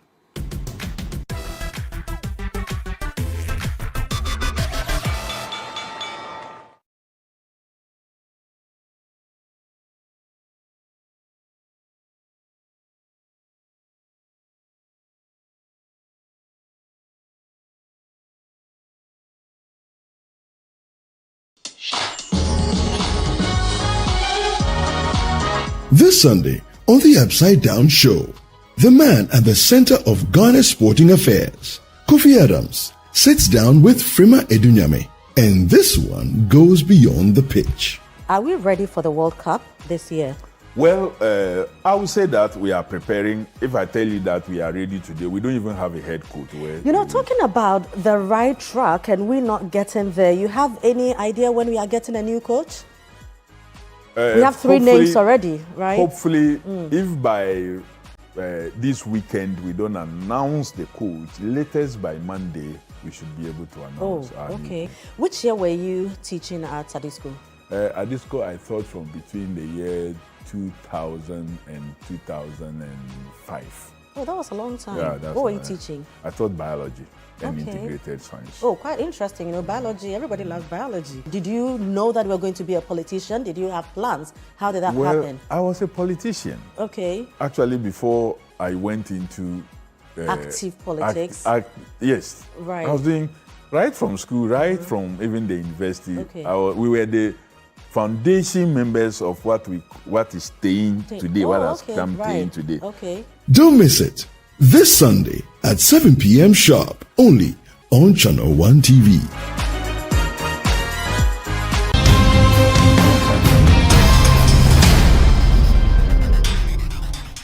On Footprints this Friday, we sit down with Dr. Ninaku Kweno, the Ghanaian scientist and engineer widely recognized as the father of the internet in Africa. He takes us through his educational journey and shares how he helped expand and shape the growth of the internet across the continent. A-level, you had physics A, mathematics A, yes, please. Applied maths A, yes, and then chemistry B. Yes. Jesus Christ. I mean, really the person who helped a lot was more like Rollins than many people. Rollins? Yeah. With policy direction? Policy direction, meaning that he said, and Mr. Pekra was the minister then, and he said, this is value-added service. Yeah. So while we are going to change the regulation, you can still proceed. What do you make of generative AI and the way it's invaded every space? Oh, me, I think it's good and healthy. It's good? It's good. It's supposed to be disruptive. The internet was disruptive, but people found their way, isn't it? That's correct. So this one too will be disruptive. Yeah. The things which, can best be done by AI will be done by AI. There's another element coming after the AI, which has to do with being able to solve certain kinds of problems much, much quicker. Wow. Than we could solve them today. So beyond AI, there's quantum. There's quantum computing and communication. Quantum computing is coming. So if you thought that AI was an explosion, wait till you hear about it. In fact, AI needs quantum. Footprints airs on Fridays at 7 p.m. with a repeat on Sundays at 5:30 p.m. only on Channel 1 TV. Wow. This is 1998. I can't believe I'm turning 50. When I look back, all that I can remember is all I've been given. Life, friendships, family, and dedicated fans. And I still have a seat in a beautiful industry, enjoying the opportunity I've been given to serve Ghana. I'm made in Ghana. But check this out. Channel 1 TV says they want to celebrate me. They say I'm a good example. Is it true? For my 50th birthday, I'm going to build a pediatric emergency center at Menchia Hospital. That is why all these young and vibrant celebrities are coming out to Plus 233 on the 18th of April to come so that we throw this amazing white party together to raise money for that hospital.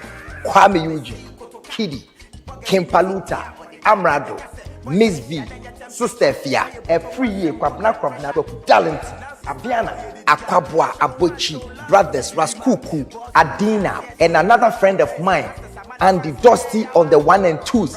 He is not young. 9 p.m. till you are tired of listening to great music. I know that Channel 1 wishes that they could bring all of this excitement for free. But because we are trying to build a pediatric emergency center at Menchia, please be happy to pay 1,500 for VVIP, and 1,000 cedis for VIP. See you there.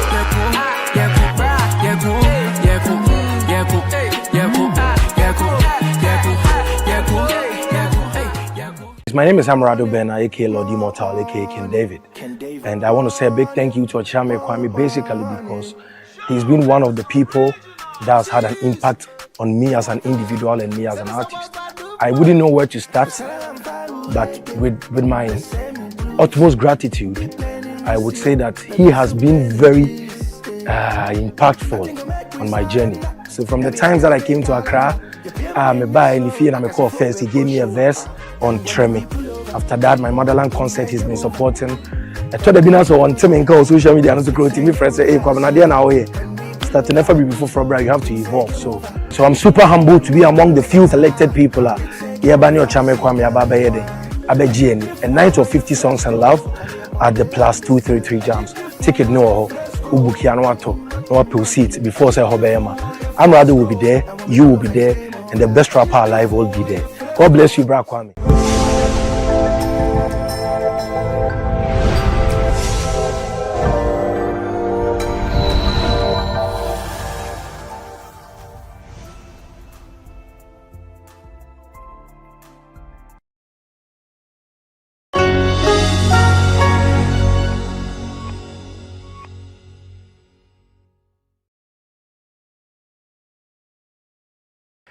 Hello everyone and welcome to the 77% show. My name is SK and this is where we explore the stories, trends and challenges shaping the lives of young Africans, keeping it real, relatable and always in the know.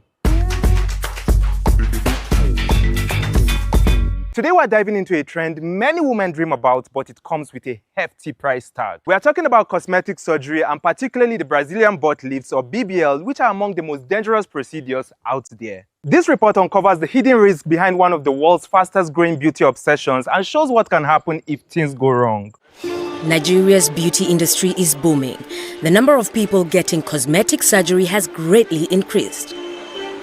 For many, natural beauty isn't appealing enough. Whether it's getting Brazilian butt lifts, liposuctions or tummy tucks, young women are risking it all for the perfect body. So as much as there's risk, if you do your body with a professional surgeon, you'll be okay. Influencers tend to create seemingly perfect beauty standards. I'm a public figure. It is well expected that most public figures should look really gorgeous and beautiful. And they influence young women. Social media right now makes it look like a woman has to be perfect in terms of her look to be beautiful. It's a problem because it's something that's not realistic. But most women can't afford expensive surgeries. Instead, they turn to cheap, unqualified clinics, putting their lives at risk. Something bad happened to her. Her stomach was swollen and her lips was dark. And she was just smiling. The results can be dramatic, but that hasn't changed many young Nigerian minds from pursuing cosmetic procedures. People are dying every day, with BBL or not. People are dying every day. From cancer, from malaria. Let's just say life happens.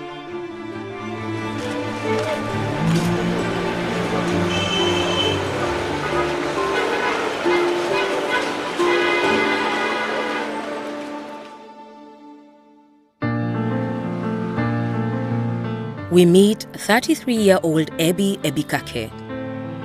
She's a perfume vendor in Nigeria. Her dream? To change her body appearance, she'd like to have a bigger bum. Why I want to do a BBL is to boost my confidence. If I had a BBL done, I will walk like I'm walking on the sky. A woman should define a woman's beauty, not men. That's what it should be, but it's not what it is. Men define the standards for what a beautiful woman should be, but it shouldn't be so. I would like to get my body done, not because of a man, but because I want to wear the kind of clothes I like. So I look hotter than what I look now.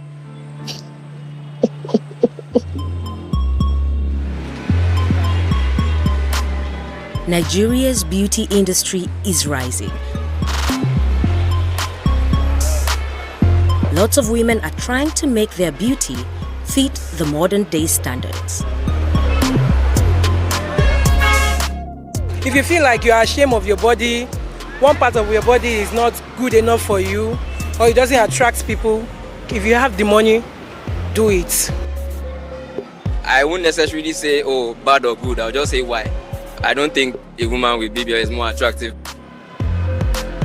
I think BBL will fall in the extreme category, right? Because, except there is a serious problem, I don't really think it's necessary. If I have the money, I will actually go for it because it's actually lovely. People that does BBL, they look nice and they also look attractive. I don't fancy it because I think because of the risk, because I know the things behind it, and one way or another, I just know that the body that I eventually get will not really be the body I was given. Actually, people that do such surgeries, they die eventually. It doesn't worth it at all. Despite the heavy price that comes with this endeavor, women like Abby still want to pursue cosmetic surgery. Today is her birthday, and many friends have come to celebrate, laugh, and chat. Abby's dream of a BBL, a Brazilian butt lift, seems to excite her friends. What do you want to do? BBL like number. So where do you want to take the fat from? My tummy, Okay. majorly my tummy. And the back rolls, yeah. Okay. Do you know the pain you are going to go through? But remember Stella, wait. Remember Stella Basenjo, she went for tummy talk. Yeah. But that was the first time I ever heard of it. Yeah, that was the first time I heard of it. It was like, oh yeah, moving fat from my tummy, yeah. He died. Yes, he died. Have you done your research? Before I would go under any procedure, I would do my research. I have an appointment. Okay, on Monday. How do you feel? I'm chilled. I'm excited. So that means before this year rounds out, you are going to get it done? No, next year. Yeah. Let's go get that money, baby. Get that body. Go get that body. Now? Most TV stars, advertisements, and influencers define the idea of beauty acting as role models for women like Abby. We are invited to join actress Uche Ogbodo for the filming of her new movie. She is one of the biggest and best-known influencers in Nigeria. Her appearance is her asset, so cosmetic surgery has become her reality. I'm a career woman, I'm a public figure. It is well expected that most public figures should look really gorgeous and beautiful. But at a time in my life, I started seeing the beauty fade for me. So within that period, I got pregnant for my third baby. My body started to change rapidly. Yeah, so all that made me start to feel less confident. And I felt like I was fading away from the Uche that I believed I am. Before Uche became a mom, the actress was a fitness model inspiring millions of followers on her social media platforms. Looking good or perfect has become an obligation, which led Uche to her first liposuction procedure. So I was a bit scared, but then again, I said to myself, what could be the worst case scenario? I was like, okay, fine, this is a 50-50 for me. I'm going to take it. So I was so scared that when it was time for me to go for the surgery, I hugged my husband and I'm like, if I don't come back, well, that's it. I made up my mind. It was for me and not for my husband or my kids. It was for me. Uche's transformation is followed by countless fans. She is very open about her surgeries and has become a model for beauty standards among many women. Like other influencers, she's redefining the idea of beauty for women both in Nigeria and worldwide. This often artificial lifestyle becomes a life goal for many people.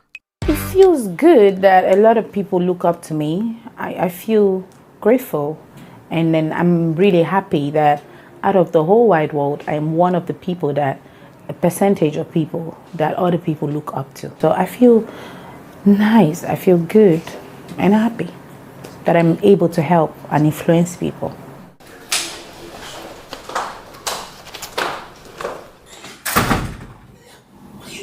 What are you doing calling her baby? Are we calling her baby right now?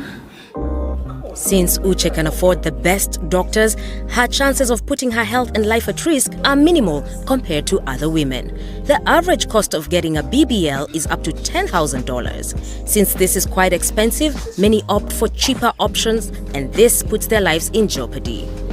So I don't feel responsible. I feel like it's a personal thing. You decide what you want your life to be. You don't have the money to have cosmetic surgery because it doesn't come cheap. I don't advise people who don't have the money to go to quacks, please, because there's a lot of risk involved. Not inject engine oil into your ass to get a big ass. Not inject Vaseline. Oh, I don't know. I don't support that. I think you're risking your life.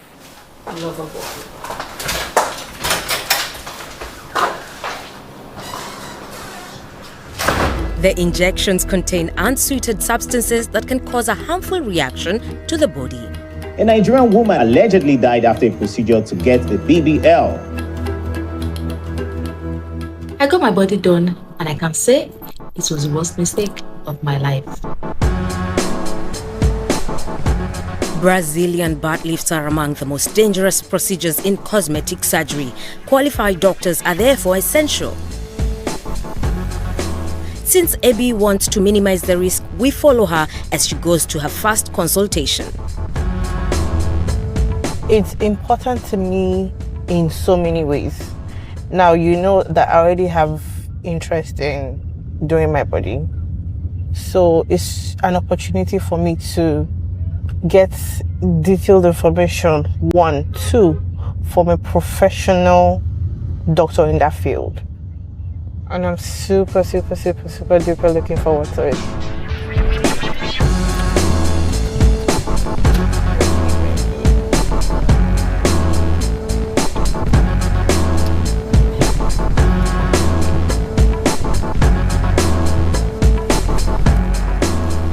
Hi, how are you? I'm good.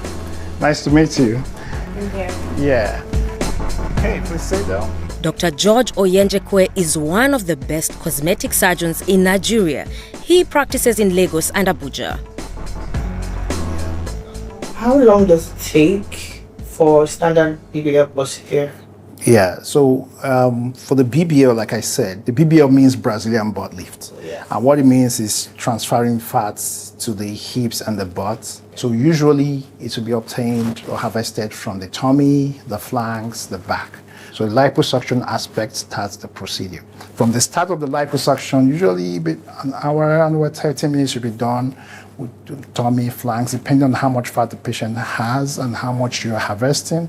What do you think makes someone qualified enough for BBL procedure? So you must be physically fit, you must be medically cleared to have the surgery. It's not an emergency. You must be ready also psychologically, right? For example, we do a BBL, I've asked you not to sit for a couple of weeks. So you have to be mentally ready. You have to be financially ready. Very important, because the surgery itself costs money, the recovery process, there are a lot of things that you need to put into consideration. So. Okay, so any surgeon can do a BBL procedure? Well, I wouldn't say any surgeon can. So you want to make sure that, yes, the person you're meeting has a further interest in aesthetic surgery and also performs a lot of those procedures, including the BBL or breast or whatever it is the patient is interested in. So for cases like the bad ones that led to death and or whatnot, what do you think could have been a factor?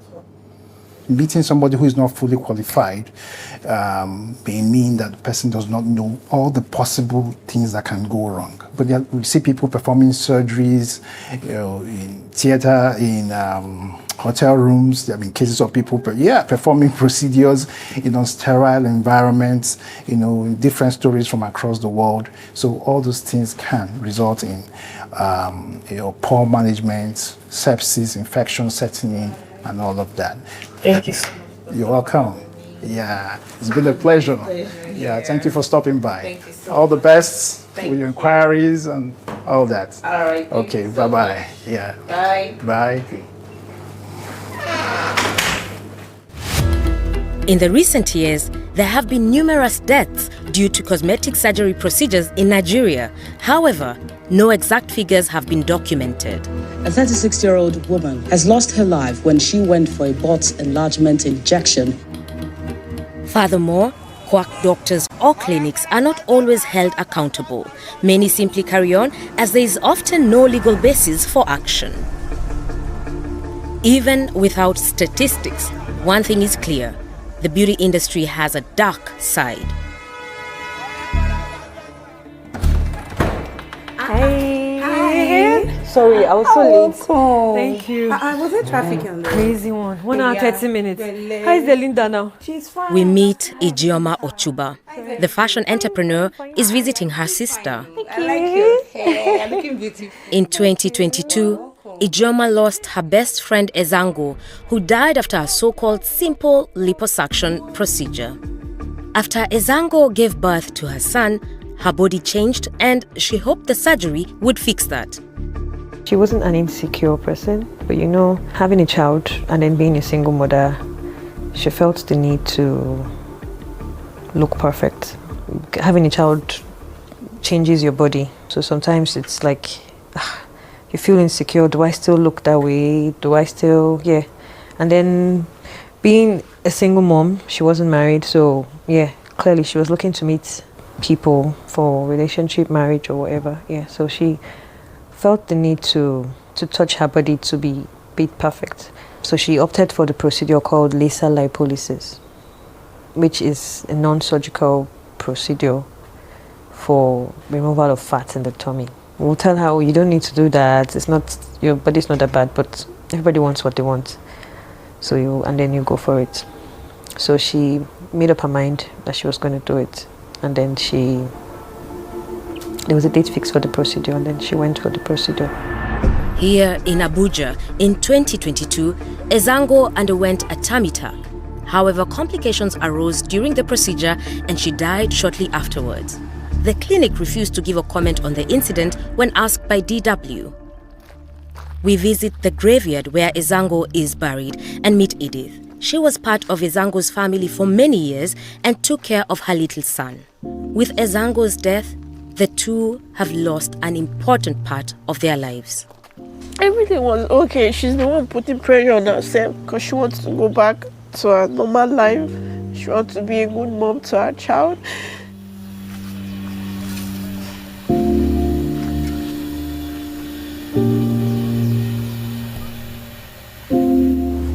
My heart started beating fast. I said, I don't understand. And I said, something bad happened to her.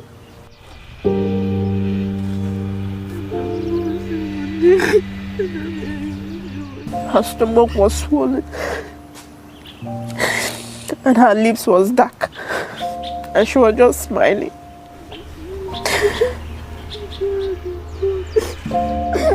I don't know how to do this. To this day, the circumstances surrounding Ezango's death remain unclear. However, for the person who treated her, it's business as usual. She continues to practice and perform cosmetic procedures.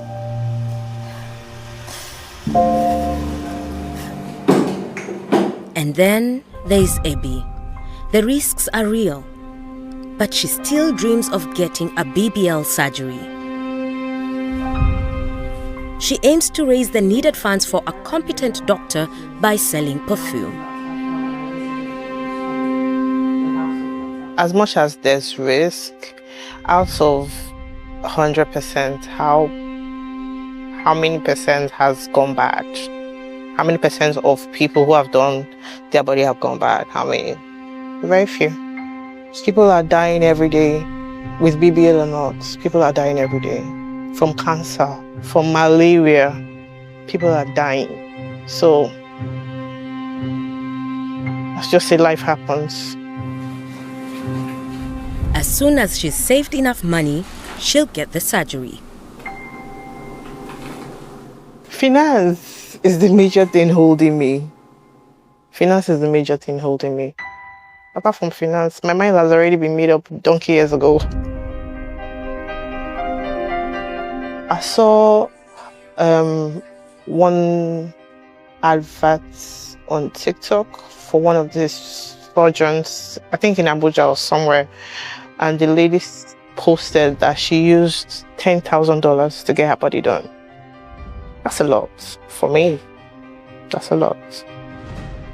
So would I want to spend $10,000 to get my body done? Yes. If I had it, definitely yes. Until she can afford it, Abby must wait. Yet the obsession of a perfect body haunts not only her, but countless other women who are chasing beauty that's more of an illusion rather than a reality.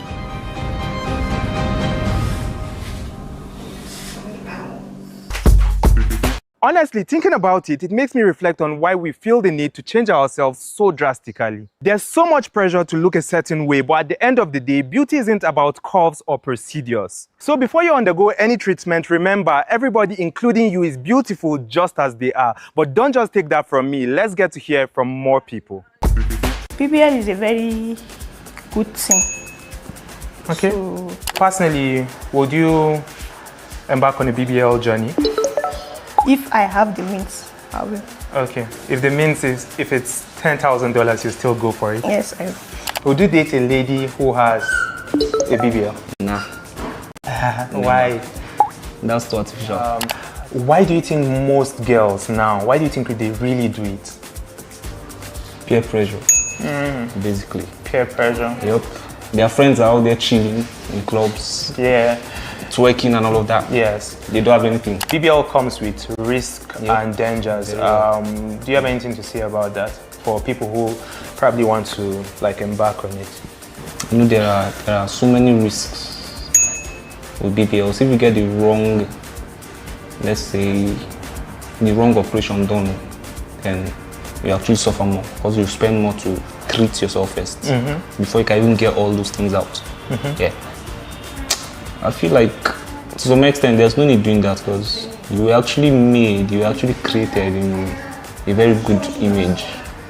If I don't want to bring Bible though, but yeah. You know what it no, is. you can. Okay, you can. Yes. You were created in the image of God, regardless. But what if you already underwent an operation that has gone wrong? We went to Kenya to ask a surgeon how to fix it. Dr. Kevin Muriu is a board-certified surgeon based in Nairobi, Kenya. Part of his work focuses on helping patients repair surgeries that didn't go as planned. We deal with both aesthetic and reconstructive concerns. Now, usually when people speak about botched surgeries, what they're referring to is a surgery where the outcome of the surgery falls well below the patient's expectations. Across sub-Saharan Africa, cosmetic surgery procedures are rising, often faster than regulation and proper reporting. One procedure stood out for its high risk, the BBL or Brazilian butt lift, raising serious concerns about safety and technique. The BBL or Brazilian butt lift, or more properly termed in medicine, would be a lipotransfer, where fat is transferred from another part of the body into the buttocks. And traditionally, when this was done blindly, what would happen then was that the risk of a patient developing a clot from the fat that was transferred, which would then travel to other parts of the body and cause very serious complications, was seen to be high. The plastic surgery societies commissioned studies to see what exactly was going wrong. And what they discovered was that the technique used for BBLs, what was putting patients at risk. Now, once this was recognized, the recommendation then became using ultrasound to see where you're putting the fat. It's now been found to be a very safe procedure. Not every surgery ends as planned, but how to decide whether a facility is trustworthy? For a facility or for to be qualified to perform a service, it involves several things. Beyond the equipment, we also have the infrastructure that needs to be in place. Does this facility have referral networks? If these things are missing, then I think we can safely say that that facility would be unqualified to provide that service. Safety in plastic surgery goes beyond the surgeon. It depends on the entire system supporting the procedure. In an industry driven by fast trends, reconstruction remains the quiet promise of repair, recovery, and hope. Many poor outcomes go unreported, making it difficult to understand how widespread the problem really is. One of the things I will repeat to patients over and over again is that plastic surgery, I encourage them sometimes to let's focus on the surgery part now, and so that we understand what the potential risks are. And when you're making a consent, now when you're agreeing to undergo a procedure, then you're fully equipped with the knowledge of what can happen. The process of getting plastic surgery, it doesn't have to be some arduous journey, right? But what this involves is you taking responsibility for your part of it, being careful in terms of selecting a plastic surgeon, a practice, etc. Ensuring that you find somebody that you can work with, that you trust, because now you offload a lot of stress by starting off by finding that person, and then also in educating yourself. Your experience of that process of recovery, surgery itself, etc., is greatly transformed by your understanding of it ahead of time. Every time Dr. Murillo steps into the operating room, his goal is simple: that the patient leaves better than they came in, with a future they can choose. Well, that's all we have for you today, but despite the risks and dangers, will you still embark on a BBL journey? Let's talk more on our social media pages. You can find us on Instagram, YouTube, and TikTok. Until next time, my name is SK, and I leave you with this amazing song, Lie by Kiss Daniel. See ya! Girl, I don't really care about your body type. What really matter now your vibe? I be the one for you, one for you. Don't really have to be the one to go. Ain't nobody fine like you. Girl, I be the one for you, one for you. And I feel like I've known you my whole life. Feel like I need you in my life. Nobody fit tell me otherwise. This baby will be mine. I feel like I've known you my whole life. Feel like I need you in my life.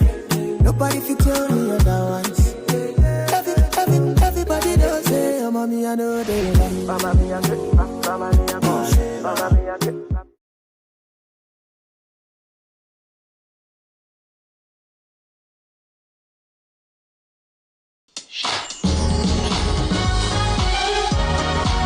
This Sunday on the Upside Down Show, the man at the center of Ghana's sporting affairs, Kofi Adams, sits down with Frima Edunyame, and this one goes beyond the pitch. Are we ready for the World Cup this year? Well, I would say that we are preparing. If I tell you that we are ready today, we don't even have a head coach. Talking about the right track and we not getting there, you have any idea when we are getting a new coach? We have 3 names already, right? Hopefully, if by this weekend we don't announce the coach, latest by Monday, we should be able to announce. Okay. Which year were you teaching at Adisco? At Adisco, I taught from between the year 2000 and 2005. Oh, that was a long time. Yeah, that's what were you teaching? I taught biology and integrated science. Oh, quite interesting. Biology, everybody loves biology. Did you know that you were going to be a politician? Did you have plans? How did that happen? I was a politician. Okay. Actually, before I went into active politics. Yes. Right. I was doing right from school, from even the university. Okay. We were the foundation members of what is staying today, what has come staying today. Okay. Don't miss it. This Sunday at 7 p.m. sharp, only on Channel 1 TV.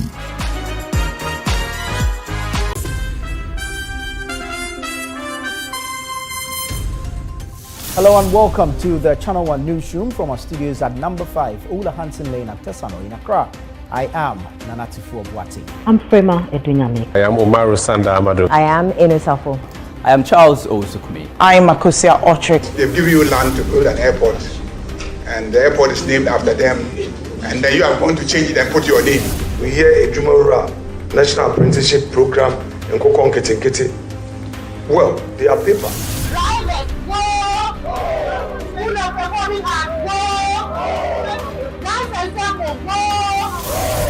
A terrorist attack in Burkina Faso claimed the lives of 8 Ghanaian tomato traders. Our fire extinguishers, they are empty. In the market, our fire extinguishers are empty. This appeal Ghanaians have been working for. It was one of our flagship strategies for economic transformation. What do we have to do now for you to call off the strike? The others also, did influence the voters. Prof, what becomes of these students, especially the continuing ones? They should reverse everything that they have done.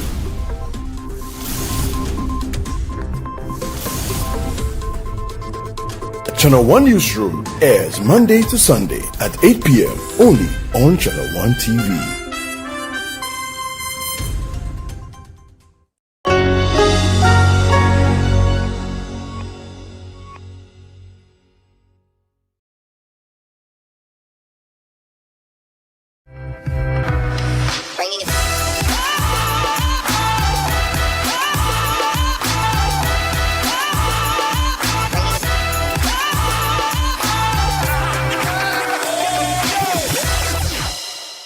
Hello there, you're welcome to the show. This is Vox Pop Central with yours truly, Tajuddin, right here on Ghana's #1 and Ghana's favorite television station, Channel 1 TV. Today I'm right here at Ashaiman to bring you something rib-cracking right here on the show. But like I tell you all the time, when you see me in the streets, Murife, don't run, don't run, don't run. I'll catch you right after this break.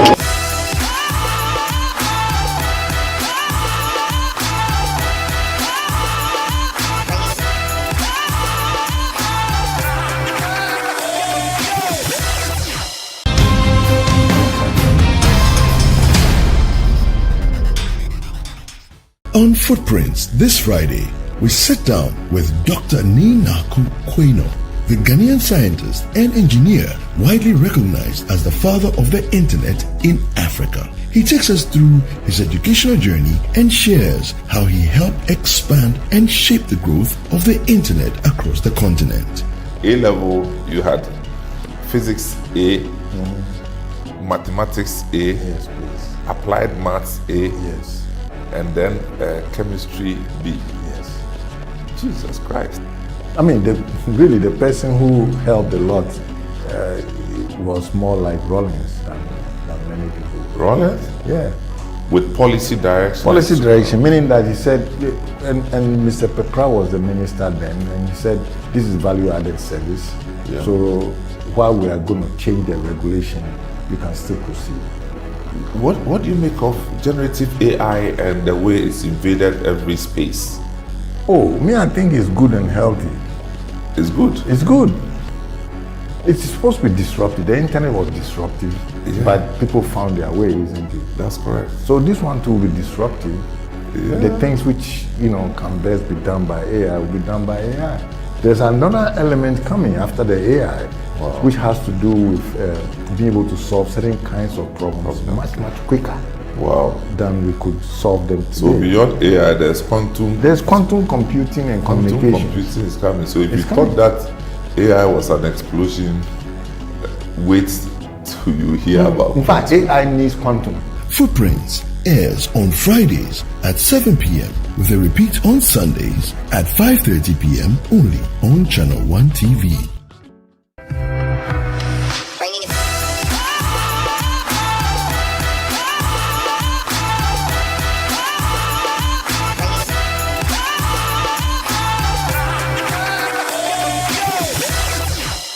What's up? Oh, cool. What's your name? My name is Musa. Musa. Who designed the Ghana flag? Hey. Actually, I can't. It's been long since I left school, so I don't read my books again. He's lying. He was lying. Musa, who designed the Ghana flag? I can't identify again, or I can't mention again. For now, the man must focus, so we don't read again. In what year did Ghana become a republic? We became republic in the 1996. And what? 1996.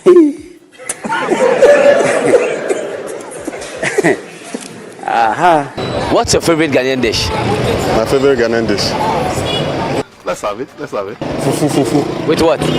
With abe. Okay. Abe. Oh, really? Briefly prepare it.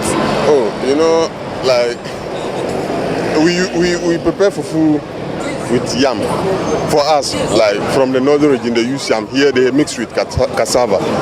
You understand? So, and abe, you know how it done. Complete these. A journey of 1,000 miles. Begin with a step. Knowledge is power. In what year did Ghana become a republic? Yeah, 1996. What's your favorite Ghanaian dish? Let me say, if I should get fufu with light soup, aponche krakra, you see, I'm done. Now that's what I'm talking about. Okay, briefly prepare it. Light soup. Briefly prepare, I can't. You are a bonia woman, pa. It take a process before I can briefly prepare light soup. But you see, you get your slide pepper, tomatoes, the pepper, the hot one. Okay. Then you get tomatoes, you get your fish or your meat, like that's a aponche. You steam it nicely. And what? You steam it nicely. Hey, I'm not drinking. Aponche. Yes, that one. The one we get the smell. You see that one? Then you are good to go. It take a process. Okay. Then you are done. Now that's what I'm talking about. Okay. Who designed the Ghana flag? That one I forgot. Yes, let me. Hey, one Ghana. Charlie, one Ghana, this guy. I complete school 2013. And now you don't be there, you complete. Yes, but you did that for me. You see, I did install cameras and things. I had to go with the education sector. Okay.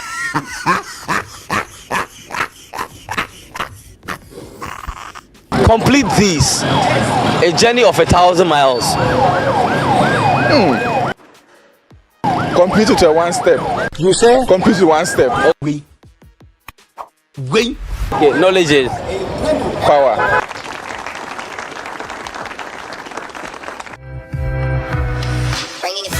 What's your name? Mohammed Abdul Karim. Mohammed Abdul Karim. That's my name too. We know. Yeah. So I'm your brother. Yes, sir. In what year did Ghana become a republic? In what year? Yeah. Ghana became a republic.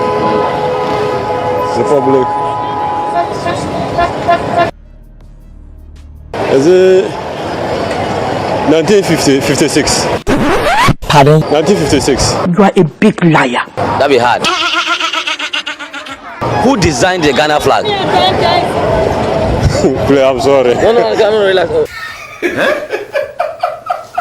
The Ghana flag, the Tubu flag, I don't know that one. Complete these. A journey of 1,000 miles. A journey of 1,000 miles what? Complete it.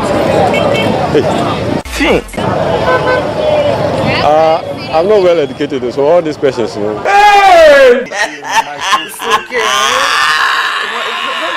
Knowledge is power. Yeah. Accepted. So, what's your favorite Ghanaian dish? Watch it.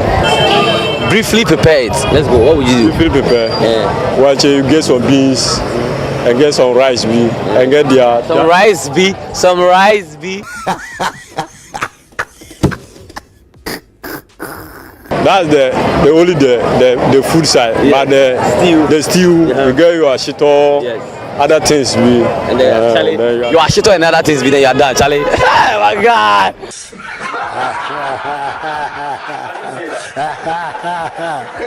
Josephine, who designed the Ghana flag? Hey, that one there I don't know. No problem. In what year did Ghana become a republic? 1957. Complete this. A journey of 1,000 miles. Hey, that one they forget. Knowledges. No what? Knowledge.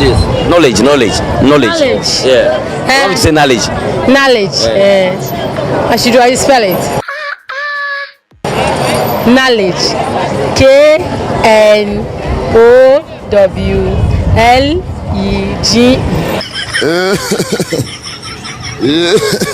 Take it again. KNOWLEDGE.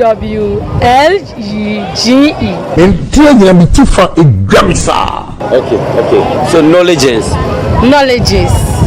No matter what I do, they will still abuse me. KNOWLGETIN. Ayo hu bibini bronin enyim de aw adwen eso. Kele. What's your favorite Ghanaian dish? Yay, banku with oklo stew. Come again? Banku with oklo stew. So if you're going to prepare it briefly, what would you do? What would you say? Which one? Is it the oklo stew or the banku? Both. But that's your favorite dish, right? Yes. At first you must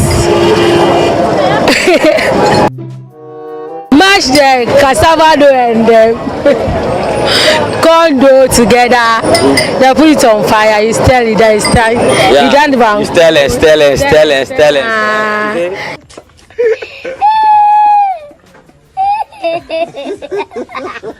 To become hard. Okay. So when it turns to yellow, then you need that it's prepared. Then put the rubber at it. Okay, that's for the banku. Yeah. So what about the okra stew? The okra stew, me, I do my own different. Okay. Me, I'll cut the okra into pieces, add onion, add garden egg, then I'll put it on fire. To boil some more, then I'll remove it on the fire. Now I'll put saucepan on the fire, put hot red oil, cut some onion, add more money. Okay. So I'll steam all my fish. Okay. Then after I put the red oil on fire, cut all the ingredients. Be like the food no make ready, we don't fit up now.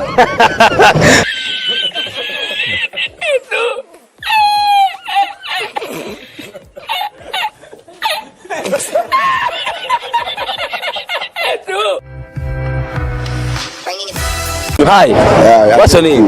My name is Stranger. Hey, why they scare you? In what year did Ghana become a republic? In what year? Yeah. We gained our independence in 1956, right? So the Republic of Ghana, I don't know. Sell out people. Sell out. You sell out me. Sell out. Sell out. My friend, you are sell out. Complete these. A journey of 1,000 miles. Yeah. A journey of 1,000 miles. Yeah. No. We are that we are. We are that we are. Knowledges. Is there? Knowledges. Power.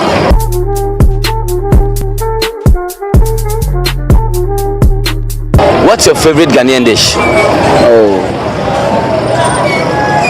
Kokonte and Ghana soup. Briefly prepare it. I should briefly prepare the Ghana soup and the kokonte. Express yourself. Express yourself. Okay, so the briefly prepare when I get my powder. What powder? The kokonte powder. Okay. Then I'll heat my water. Okay. I'll heat my hot water. Okay. Then I'll pour the powder in the hot water and I'll stir it for a while. Okay. Then I'll make it fast.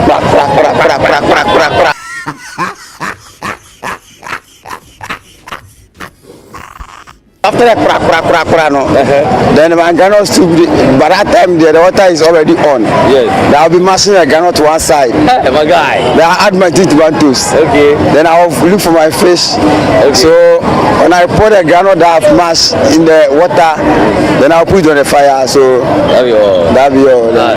Papa, this food is very delicious. I'm paying 1 year story. Can we do a janitor? Me to approach for me do also akasa.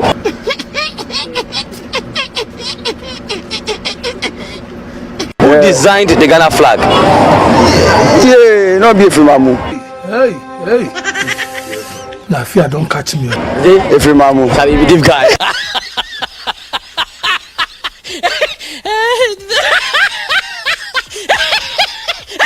Yeah. What's your name? My name is Kwesi Ernest. Kwesi Ernest? Yes. Who designed the Ghana flag? Oh, who designed? I don't know, but I'm busy. Why?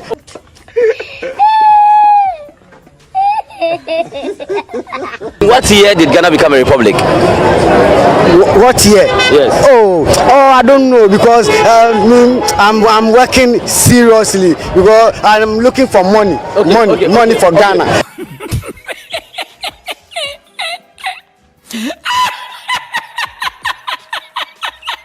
Complete it. Knowledges. It's our mind. It's our mind. A journey of 1,000 miles. Yes. A journey of 1,000 miles. Yes. What has it done? I don't know. I don't know. Chai, there is God. There is God. Oh, I don't know. Yeah, Shama we day. Talo. Sorry. So you're still watching Vox Pop Central right here on Ghana's #1 and Ghana's favorite television station, Channel 1 TV. I'll go for a quick break. Don't go nowhere.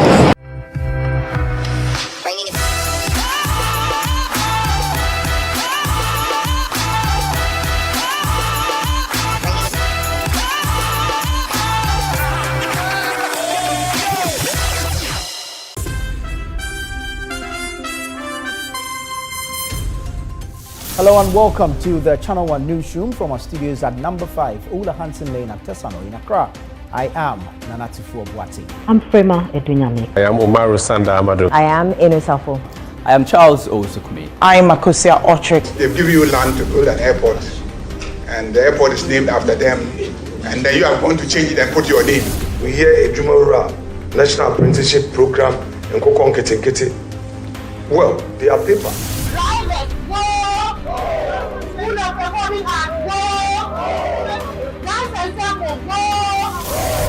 A terrorist attack in Burkina Faso claimed the lives of 8 Ghanaian tomato traders. Our fire extinguishers, they are empty. In the market, our fire extinguishers are empty. This appeal Ghanaians have been working for. It was one of our flagship strategies for economic transformation. What do we have to do now for you to call off the strike? The others also, did influence the voters. Bob, what becomes of these students, especially the continuing ones? They should reverse everything that they have done.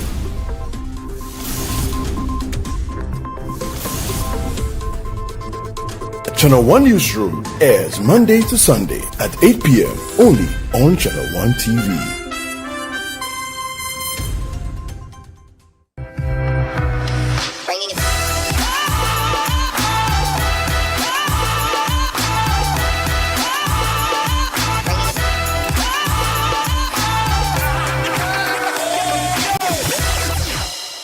Alright folks, you're welcome back from that break. This is still Vox Pop Central with yours truly Tajudeen right here on Ghana's #1 and Ghana's favorite television station, Channel 1 TV. What's your name?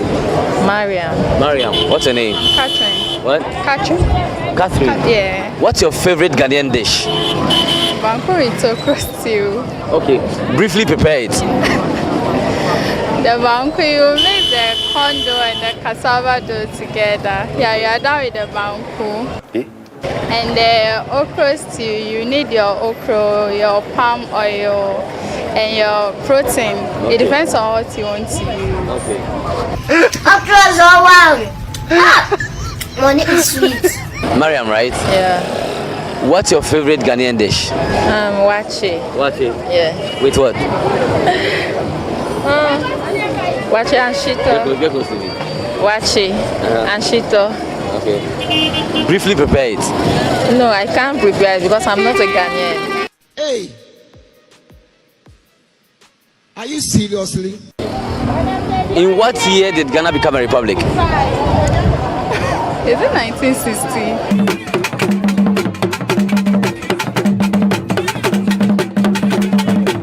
designed the Ghana flag? Oh, come. Oh, baby. Oh.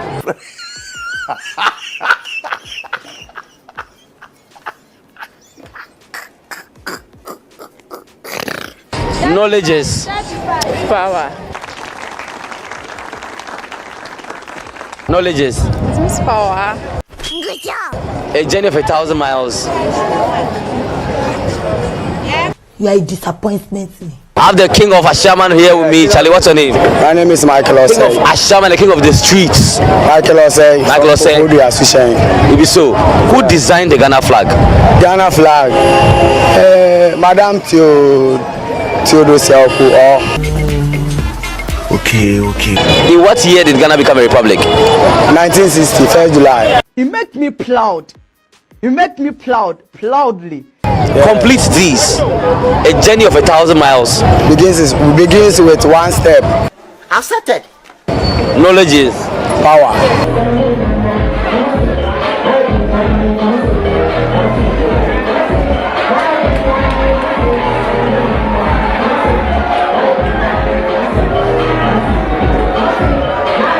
What's your favorite Ghanaian dish? Banku and okra stew.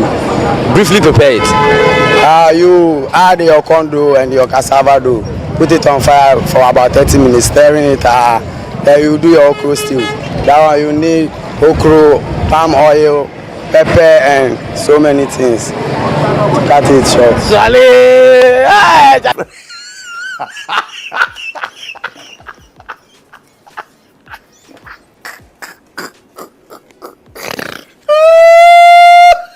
No, I forgive you some bar. Express yourself. My name is Anonymous. Like that is the motto.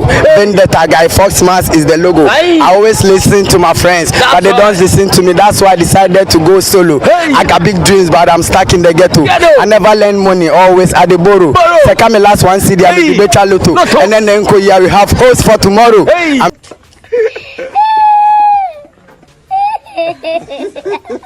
the leader of MNF gang, you know, so. My guy!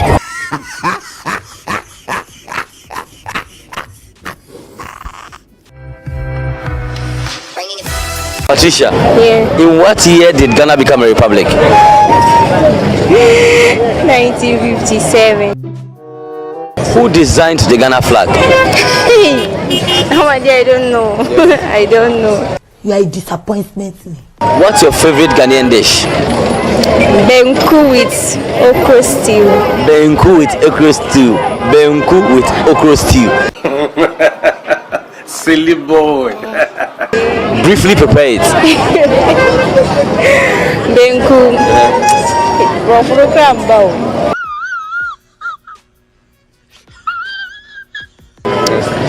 Poto banchi more no any bro more no dia sija so now I manage chini kakra now we stay.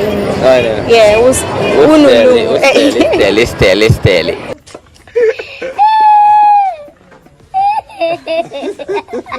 Makana na abin din kakra me din si obegu so na I am kakra.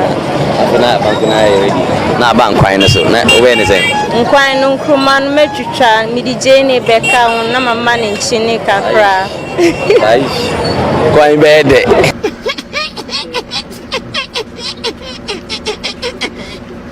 Complete these knowledges. Knowledge is power. A journey of 1,000 miles. I don't know. That's disappointing. Nasara, who designed the Ghana flag? The Ghana flag. Theodora Oko. In what year did Ghana become a republic? 1960. Man, this guy can't play, I beg. Okay. Complete these knowledges. Power.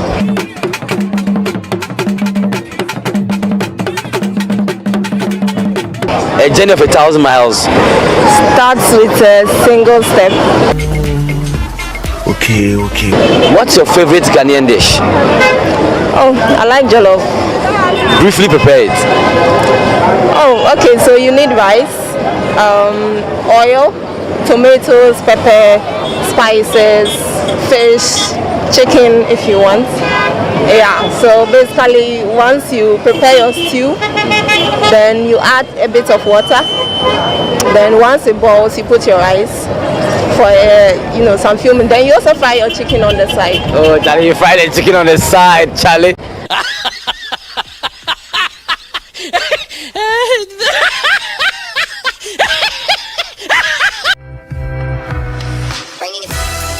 What's your name? This me answer tech from Bediaku Michel Camp. That's right. Yeah.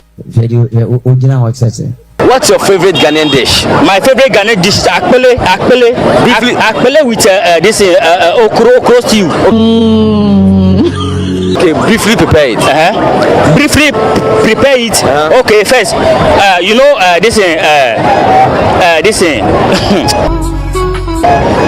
first ebro. Yes. Yeah, maize. The dry one. Yes. They grind it, then turn to powder. First, you put this water on fire. Then what? This is the water boil. Then you put your your powder inside. That's right. Then you cook. Then it may hard. Wow. As it may hard, let me say, by 30 minutes, then you cook your akpela finish. Absolutely. Please don't add cold water to the akpela. No? That's right. If you add cold water to the akpela, it will spoil. The water you are using to cook the akpela, the hot water, no, that's the only water that you use to cook the akpela. If you add cold water to it, you have destroyed the akpela.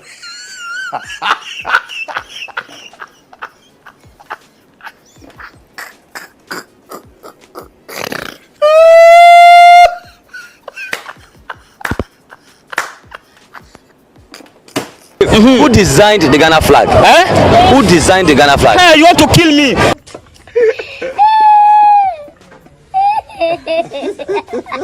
Hey, this Stoneboy designed Ghana flag. Talo. Sorry. In what year did Ghana become a republic? Hey, in what year? Yes. Ghana become 1957. Ghana become independent. Okay. It showed me not be the same raw material go to create men and women. Complete these. Okay. Knowledge is power.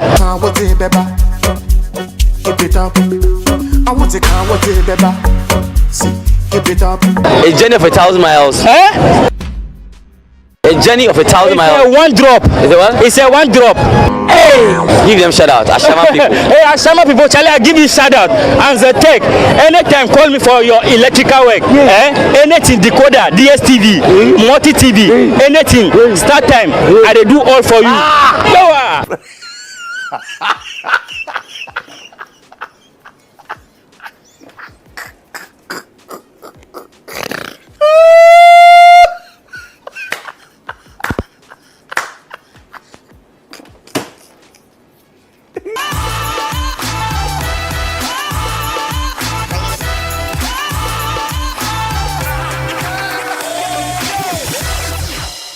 Saudi Kosia, Evema, we met him. So we met him. Hey, are you sure? What was I? FM Victoria. When they design Ghana flag, no? Minimum. No problem. Yeah, Ben Ghana, a very republic. Hey, Christiana, I just said I'm not going to. Be careful, huh? Okay. Favorite Ghanaian food there then? Emo stew. Yeah, anything. So unya o cylinder bi wanya on that is saying wa new cylinder no now the that is saying so what oil kakra bi egu that is saying wa so uja e hiti pe wa re mo ni hu de egu na bibia e set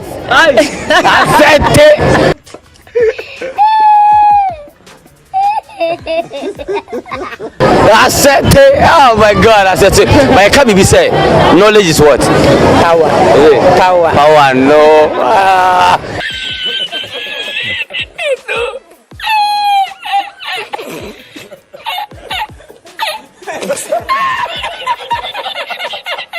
And a journey of 1,000 miles. Hey, I don't question it.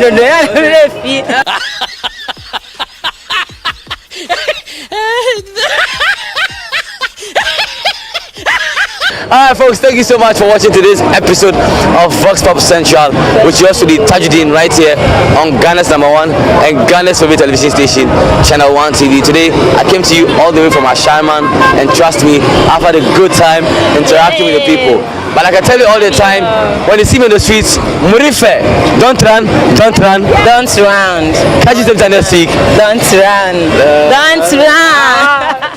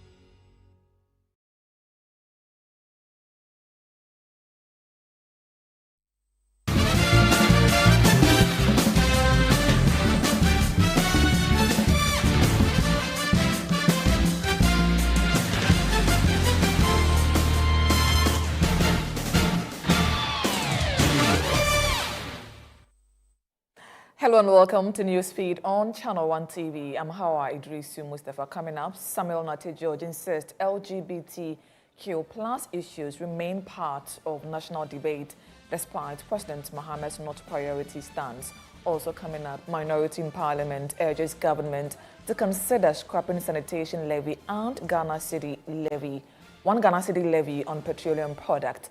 Coming up in business, Afri-Exim Bank approves $10 billion facility to shield Africa economies from growing Middle East tensions. And later in sports, Black Damsels beats Burkina Faso to retain CAF African Schools Football Championship title.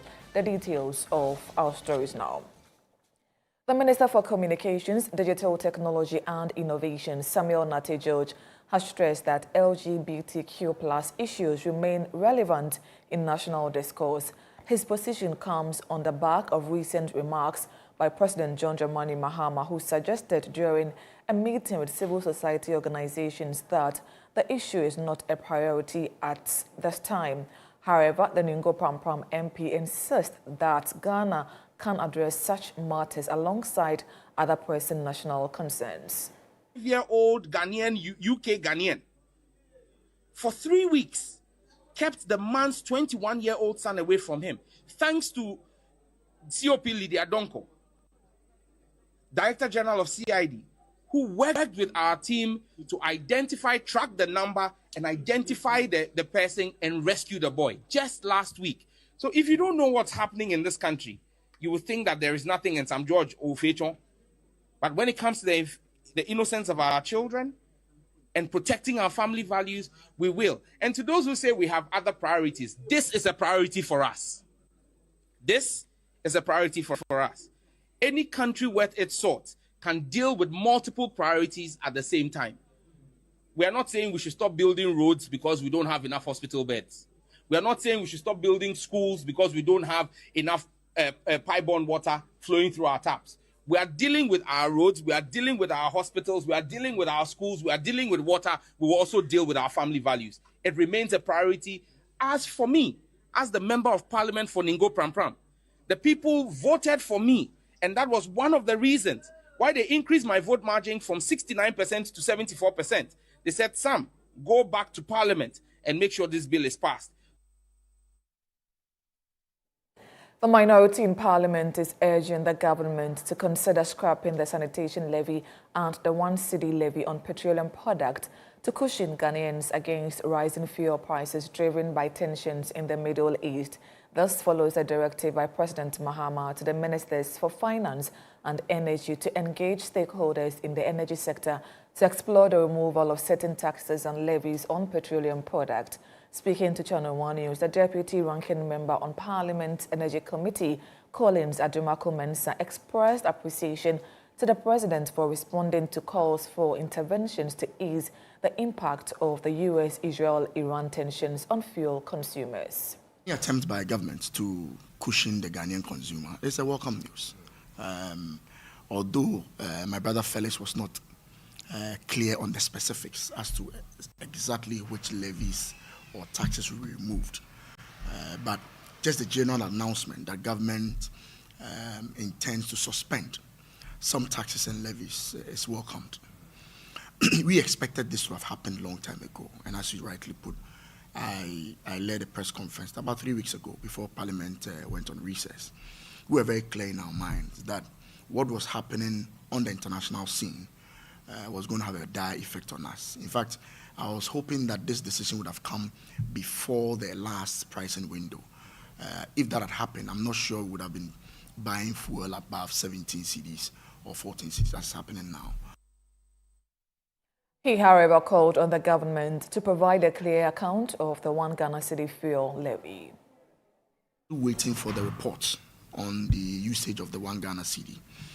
The act was quite clear that the finance minister was to present to Parliament by the 31st of March the usage of that fund. So far, my checks from Parliament is that that has not been done. I've checked the websites of both the Finance Ministry and the Energy Ministry. It has not been done. I hope that as quickly as possible, they make it available so that Ghanaians can see for themselves what the 1 Ghana cedi is being used for. We were told that it's going to be used specifically for the procurement of fuel. Energy Commission is also reporting that so far, government has used gas to power generators. And so, really, what is the 1 Ghana cedi being used for at this particular point in time? I'm sure the reports will assist us in that debate. Meanwhile, some motorists say they expect to make significant savings following the government's decision to remove some fuel taxes and margins. The measure forms part of a broader set of interventions intended to cushion consumers from rising fuel costs triggered by escalating global tensions in the Middle East. The motorist who spoke to Channel 1 News welcomed the decision, expressing hope that the adjustment will translate into noticeable relief at the pumps.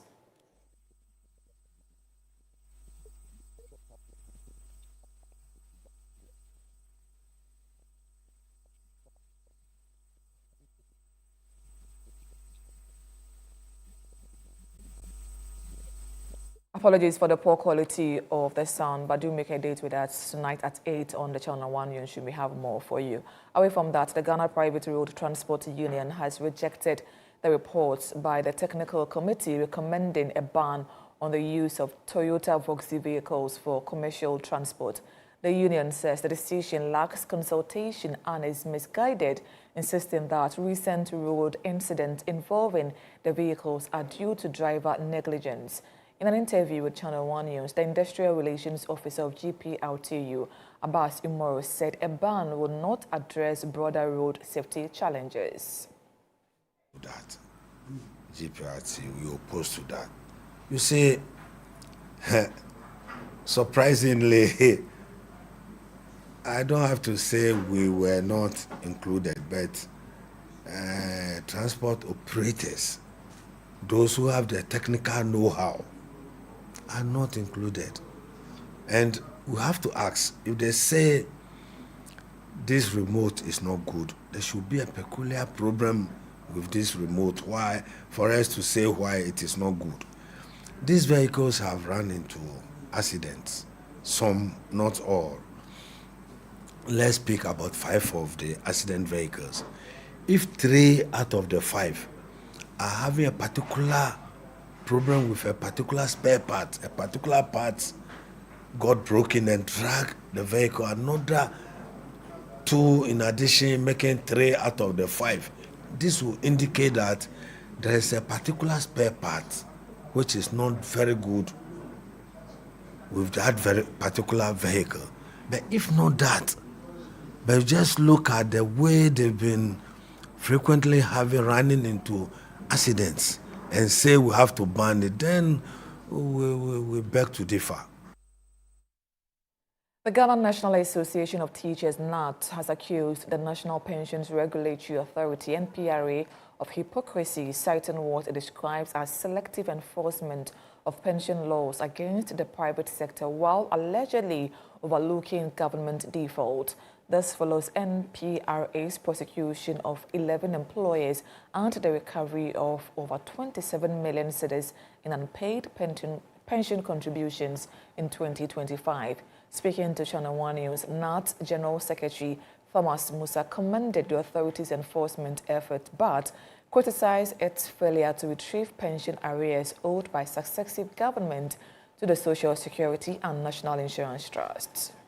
The strength, the energy, and the motivation with which they went to collect the 27 million, I think they should be able to quadruple that same energy and go to the successive government who are owing Senate over 50 billion to come and redeem. Why? Is NPRA being a hypocrite or what? Why is it that always NPRA, when it comes to government, they are quiet? But when it comes to the they go there with a hammer, they go there with all their machine guns, all their tanks and all that, chasing them. 27 million, you have gone there to arrest people, and we commend them for it. We must save the future of workers. But we are reminding them, if they don't know, we are reminding them that successive government, they are owing the Senate scheme over 50 billion, and they are the same regulatory, they have that same authority over Senate. They must make sure that government, successive government comes to, or they come to account for all that particular money and pay it back to Senate. We are all watching. The Kumasi Metropolitan Assembly has warned that the OT landfill site could be shut down within the next 3 months if urgent financial challenges are not addressed. Speaking at a press conference, the mayor, Richard Ofori-Atta, said the facility is under severe strain due to the volume of waste it receives. He explains that refuse from surrounding assemblies, including Echima Nwabija, Ejuso, and Kwabre East, is all directed to the site, worsening its financial burden. It is evidently clear that since Monday, we're having major challenges as far as waste management in Kumasi and essentially Greater Kumasi is concerned. We have just concluded an emergency meeting at management level to see how best within the short term we can handle our difficulties, and then in the medium term what to do, and see what in the long term can be done to deal with the waste management situation as we have it.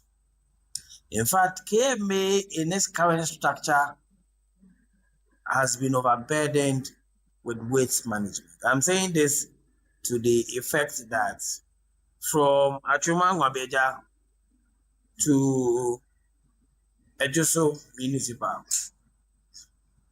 from Amponting, some areas in Achuma Nwabeja, KMA has had to bear the responsibility of managing their waste with our resources.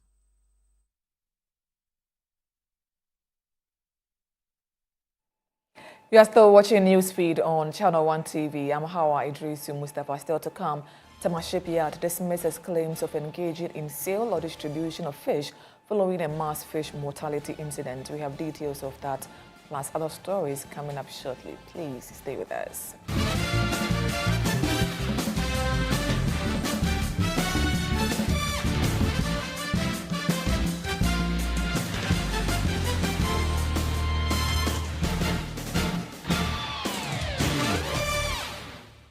Are you planning to relocate from your company office or house, whether across cities to another town or halfway around the country? You want a moving company you can depend on to get you there? Let me introduce you to Logistics Movers. We are here to help you every step of the way, from planning the move to unpacking the last box and settling into your office or home. We have the expertise, experience, and market understanding and offer fast, reliable, and professional transportation services businesses in Ghana. Our main thrust is to successfully move your business household items safely, on time, and hassle-free. You can call us on 0246 833 539 or 0244 342 465. You can also send us an email to info@logisticsmovers.com or check our website www.logisticsmovers.com. Why expose your company or household items to theft or damages when you are relocating if it's avoidable? Logistics Movers, we help you relocate.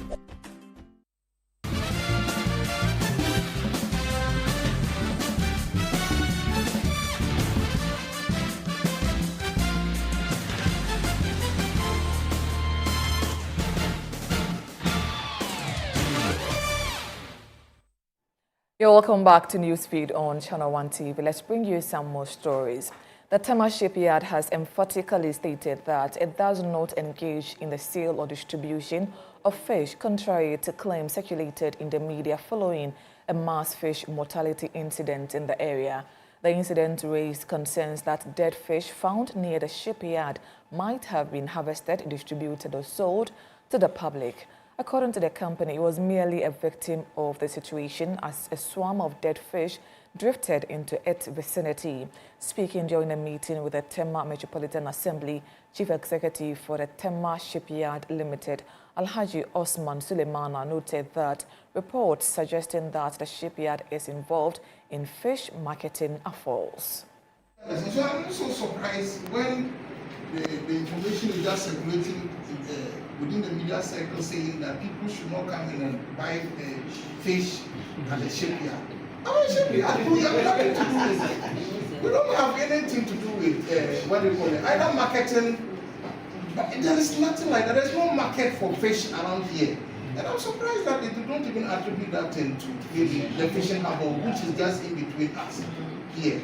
So I'm so surprised about it. But the most important thing is that this is something that has to be brought to the public attention because it's a health matter. Do you understand? And I am very happy that at least those agencies, the FDA, the APA, Tema Metro, yourself, we are going to engage in that particular investigation. The rest to actually ascertain the real also. It doesn't actually happen because I got information since I came. That thing has not happened. But of course, I am aware that that side, the slipway, is the lowest. Anything that happens, it will come up. Those debris and all of it. Now, woodworkers at the Sokoban Wood Village in the Ashanti region are urging government to ease documentation requirements for transporting wood off carts. They say the materials, often treated as waste, can be repurposed into useful products and generate revenue. The Ghana Son Timber Sellers Association says although some members sourced the off-cart legally, delays in securing payment are affecting business. Chairman of the association, Kwame Appiah-Bediakon, is thus calling on authorities through the Forestry Commission to review the process to protect jobs and support growth in the sector. Off-cast problem that we have, documentation covering these off-casts. It has been a big problem over the past years confronting our business. When the Forestry Commission decided that they were using electronic processes to process wood from the source to the... When you came, you saw these off-casts. These cannot be left to rot. Earlier on, these off-casts were being used as firewood, wasted, charcoal, even though charcoal has some economic importance. But we believe the processes these have to go through to process it further to benefit the economic situation of the country is enormous. It shouldn't go to waste as maybe charcoal or maybe firewood or all that. You've seen it. When you went around, you saw it yourself. So our problem is processing, making these documents to be able to transport these off-casts from the sources or from wherever.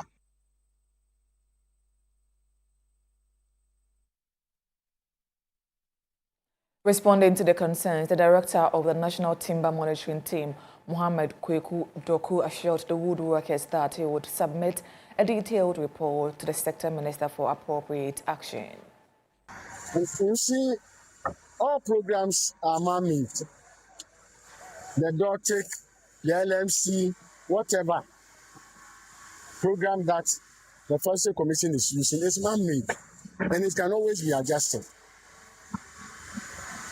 You realize that at the meeting, they were complaining about documentation of the processed offcuts.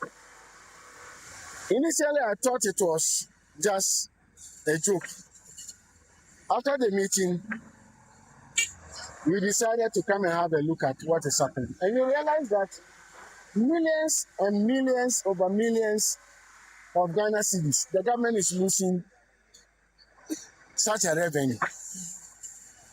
Because all these offcuts that you see here were to be used for charcoal, to burn charcoal. But these people, out of their own initiative and innovation. Oxy Industries Limited, producers of Sunny Gold Foods, have officially unveiled gospel musician Joe Mettle as its brand ambassador. Head of Sales and Marketing Echo Daniel, speaking to the media, said that the partnership marks a strategic move by the company to strengthen its connection with consumers while rewarding customer loyalty built over the years. We have always been silent because we didn't think that it's about making noise. But for the first time, we want to appreciate people for the loyalty that they have shown us, by also bringing back to them an ambassador who will put out that purpose of consistency. Obviously, it was very, let me just say, it was very decisive for us to choose somebody like Joe Mettle, mainly because of the consistency that we have experienced with him throughout the years in this country. And so we couldn't have partnered with any better. Today we have signed Joe Mettle as the ambassador for Sunny Gold products. As an ambassador, basically, I mean, it's not very, what we look for from him is not so much, but the association, the trust, the confidence, so that people can actually believe in what we are trying to put out. Now, Joe Mettle also shared that the decision to join the brand was both thoughtful and intentional. Approached, I thought through it, I prayed about it, and I figured, why not? I mean, this is food. 1, 2, this is from Ghana. 3, it's going the world and, you know, doing a lot of service. I said, why not be part of this journey and also help add my little that I can to make sure that, you know, more people even get to hear about it and more people get to enjoy it like I did when I got the opportunity to. This is Newsfeed on Channel 1 TV. Up next, we have business with Nete Ajaho.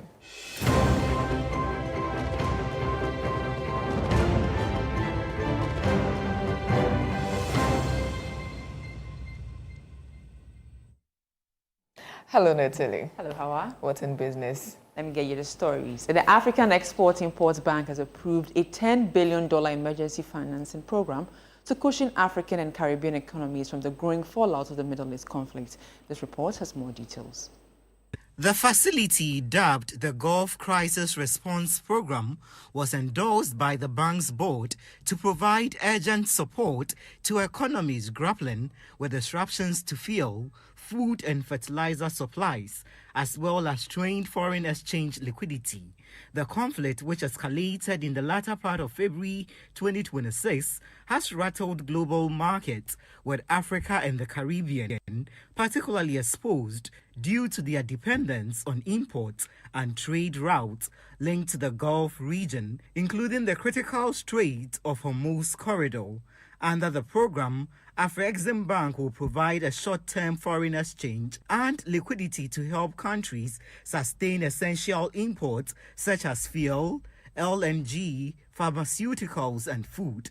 The initiative will also support energy and mineral exporters to take advantage of elevated global prices through pre-export financing, working capital and inventory support.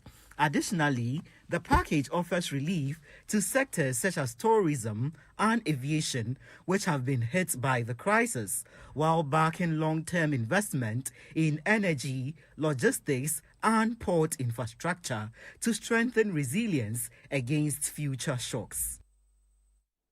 Now, the Petroleum Hub Development Corporation is advocating a just energy transition as global momentum shifts towards renewable energy. Deputy Chief Executive Officer in charge of operations and technical at the corporation, Onassis Kobi-Rosli, says Ghana must strike a balance between transitioning to cleaner energy sources and safeguarding its economic interests, particularly amid ongoing geopolitical tensions affecting global markets. He made the remarks in an interview with Channel One News. I've always said, you see, the Europeans have run out of oil. They've depleted their oil. No way has developed through its oil resources. The Netherlands, they've developed through their oil resources. Other ones. They can't afford to promote renewables. But if we are making discoveries, E&I, Talo had indicated that they're going to invest $2 billion in new wells. $2 billion in new wells. What that means is that, and the other blocks that other investors are also looking at. So we just have to optimize our production. Then we enjoy from what we have, alongside promoting green. This government is about energy and green transition. So the green transition is tagged along. They will not be left behind, but it shouldn't be at the detriment of what immediately have, which is the oil resource. And that's all for business. I am Nete Ajahu.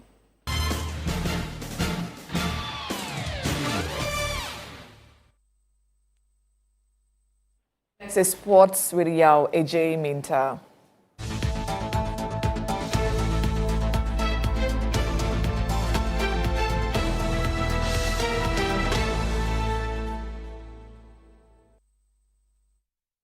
Hello, Yao. Hi there, how? What's in sports? Let's get right to it.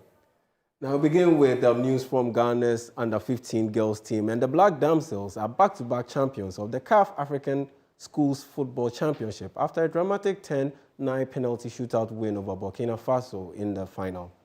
The tightly contested match ended level after regulation time, forcing penalties where both sides showed remarkable composure.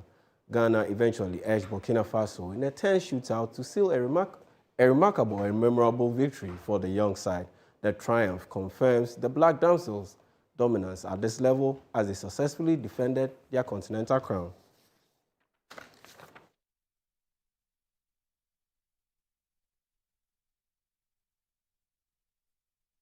To the English Premier League, and Liverpool head coach Arne Slot says he continues to feel complete support from the club and its fans despite growing pressure.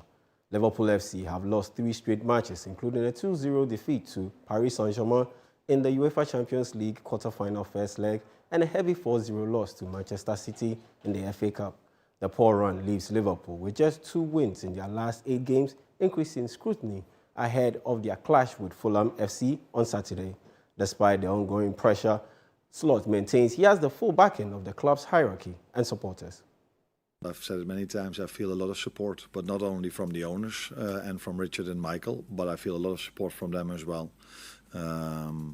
But as weird as it might sound, I also feel the support of the fans. And we were going out in Paris when the players went out for the warm-up, and the fans, after a 4-0 loss, immediately started saying, "We love you, Liverpool." And after we were, I think it's fair to say, outplayed over 90 minutes, we went to the away end, and they were still singing for us and clapping for us. So that support we felt constantly, and I think, but I've said this many times as well, the club knows in which period of time we are in, and in the meantime, I feel complete support. Yes.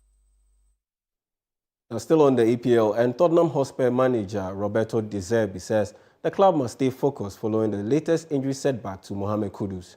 The Ghana national men's football team midfielder picked up a fresh injury during recovery from a quad problem that had already sidelined him for about 3 months earlier this year. Speaking ahead of Tottenham Hotspur's Premier League clash with Sunderland on Sunday, April 12, De Zerbi stressed the need for the team to move forward and maintain stability. He added that the squad must take collective responsibility and not dwell on setbacks. Big blow knowing that Mohamed Kudus has suffered an injury. Can I just confirm what's the nature of the injury and does it rule him out for the rest of the season and maybe even the World Cup? Il tipo di infortunio di Kudus ed è fuori per tutta la stagione e potenzialmente anche per la Coppa del Mondo. Yes, I started not with too big lucky, but yes, Kudus was in my head a crucial player, especially for the position. But we have to look forward anyway. I think we have a lot of very good attackers, and we have to help them, to put them in the best condition to show their qualities, because Colomoni, I know, is not playing a great season, but is a good player. I know him, like Matistel. And that's all for sports. I am Yao, AJ Minta.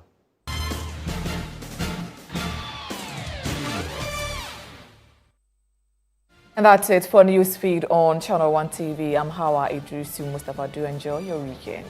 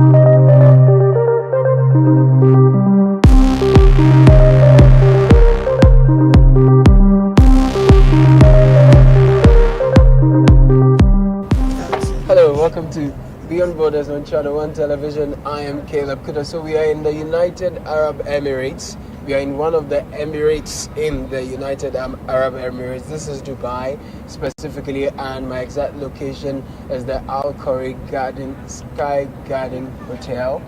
And I'm about to have a conversation with a flamingo girl. Flamingo girl because she's lived in a suburb of Accra in Dansoman, particularly called Flamingo. You won't believe it, but she's literally was born there, had a childhood there, did secondary school there, and from there did some business and moved all the way to Dubai. She's been here for the last 9 years. She says she has about 5 more years to go before she returns to Ghana. I don't know what exactly she's seen here that she's loving so much, but we'll be getting into that after this break. My guest is Patricia Osei. She's into cargo shipping. So just sit back, relax, and enjoy what is about to unfold. Conversations about life and living it through the eyes and experiences of Patricia Osei. I am Caleb Kuda. Many thanks, Patricia Usu. And many thanks to our friends, Copan Hospitality, for all the hospitality we've enjoyed since we came here. Hold on, I'll be back shortly.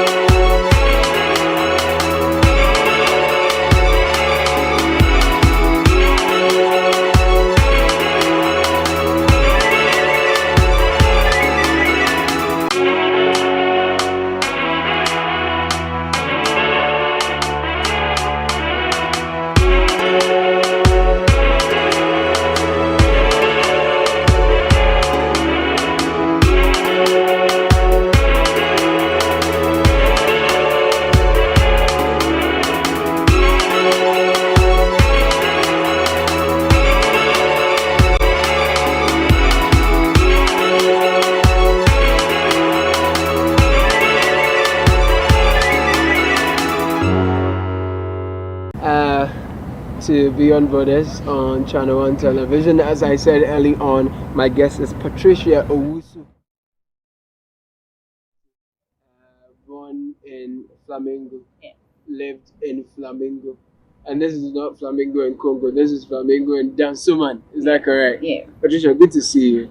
Thank you. How are you doing? I'm good. Good. So tell me a little bit about yourself, who you are.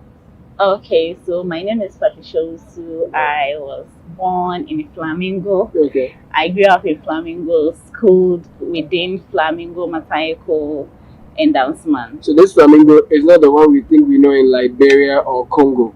This is Ghana's Flamingo. Yes. In Dansuman. Yes. Why is it called Flamingo? That's the name we came to meet. So we know it. I heard that there was a popular sport. Okay. With that name. Flamingo. Yes. And then it's stuck. Yes. So that's where you're born. Yes. To parents who are called what and what?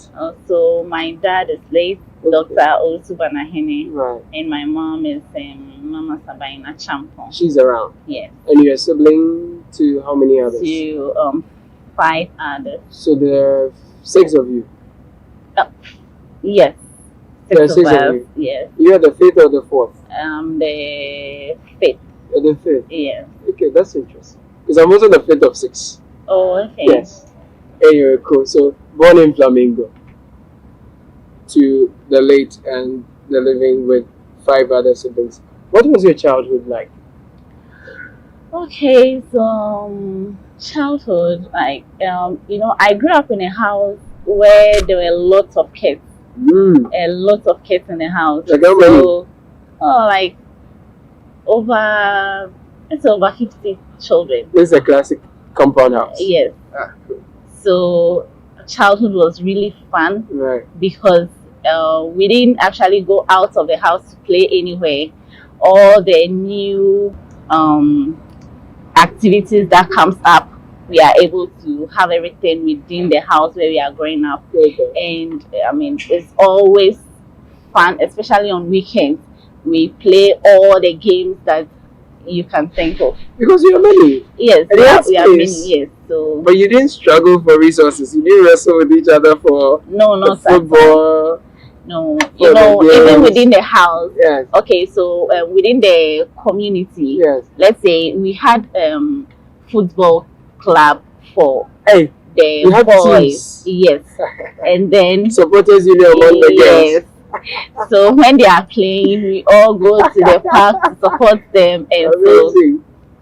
So it was fun. That's was interesting. Really fun. Yeah. So who were some of these kids you grew up with? I'm sure they are watching us. Say hello to them, mention their names. Okay, hello Paula, my own brother. Okay. And then Oko, Ben, Stella, Julie, Irama. Okay, so those I'm mentioning are my age mates. Okay. Yes. They're older and younger ones. Yes. So we were in groups like that. Of course. Yes. Of course. That was. So then, where did you do your basic school? Okay, so I started school at Veron Early Childhood Development Center, and that is the oldest nursery school in Flamingo. Wow, so this is like free school. Yes. And it's the oldest free school in Flamingo. Yes. Veron. Yes. Does it still run? Yeah. Do you keep touch? Yes. Keep in touch? Yes. You do? So before I even came here, I was going there to teach the kids some dramas during graduation. Okay. Yes. Okay. So from Veron, Veron, I went to Gloria Mount Sinai. Okay. Yeah, Gloria Mount Sinai. For class 1? For class 1 to I think class 3. 1 to 3. And then moved to Hope in Christ also. That's right. From 3. From Mount Sinai to Hope in Christ. Hope in Christ. Also at Shukra. Gosh, it is so good out to the world. So there also I think I just went for a year and then moved to the public school, the popular public school in Matayeko. It's called JT. JT? Yes. What's the full name? Okay, so the JT is a cluster of schools. So there are so many, because it's a public school, there are so many schools. Yours was JT? No. Mine was St. Andrews. St. Andrews? Yes. Okay. Mine was St. Andrews. Okay. Who were some of your friends from Veron? Do you remember any friends from Veron? Yes. That's an unfair question. Do you remember? Yes, I do. I don't remember friends from Okay, so wow, that's because most of them are from their community, so makes sense. Yeah, so I Makes remember Leslie. Okay. And then I remember Naomi. Okay. I remember one Bismarck. Okay. Yeah. In my case, we just kept moving after every other 5 years, so I've struggled keeping touch with. So Veron, Mount Sinai, and then Hope in Christ, then Shukura. Hope in Christ is just at Sukura. Okay. Yeah. Then the basic school, the Saito, I guess. Yes. Proper Saito. Proper one. That one is the JT. Yes. That is St. Andrews Anglican School. Okay. So Yeah. from there, where did you go to? So from there, then I went to St. Margaret Mary. In So Dansman. from there, in Flamingo down someone to what? Hope in Christ. Then to JT, then you go to St. Margaret Mary, also in Dansman. Yeah. So you're a Dansman girl through and through. Okay. Then after I moved to Dubai. Okay. In Margaret Mary, what did you study? General arts. You studied general. Who are some of your teachers? Who are some of your favorite students? Your friends? Teachers, Mr. Benefo. He taught what? He taught literature. Okay. And They're all still around? yeah, Mr. Benefo, I think the last time I visited the school, he was there. Oh, you've been visiting? The faces are there, but the But you names. can't remember the names. I'm sure you remember. Okay. They know themselves. Yes. When's the last them. time you were in Ghana? When last time you come home? Did you come home? Last year. Oh, last year? Yeah, last year I was in Ghana. That's pretty recent. Yeah. That's good. So, right after secondary school, then you moved to Dubai, or you did work?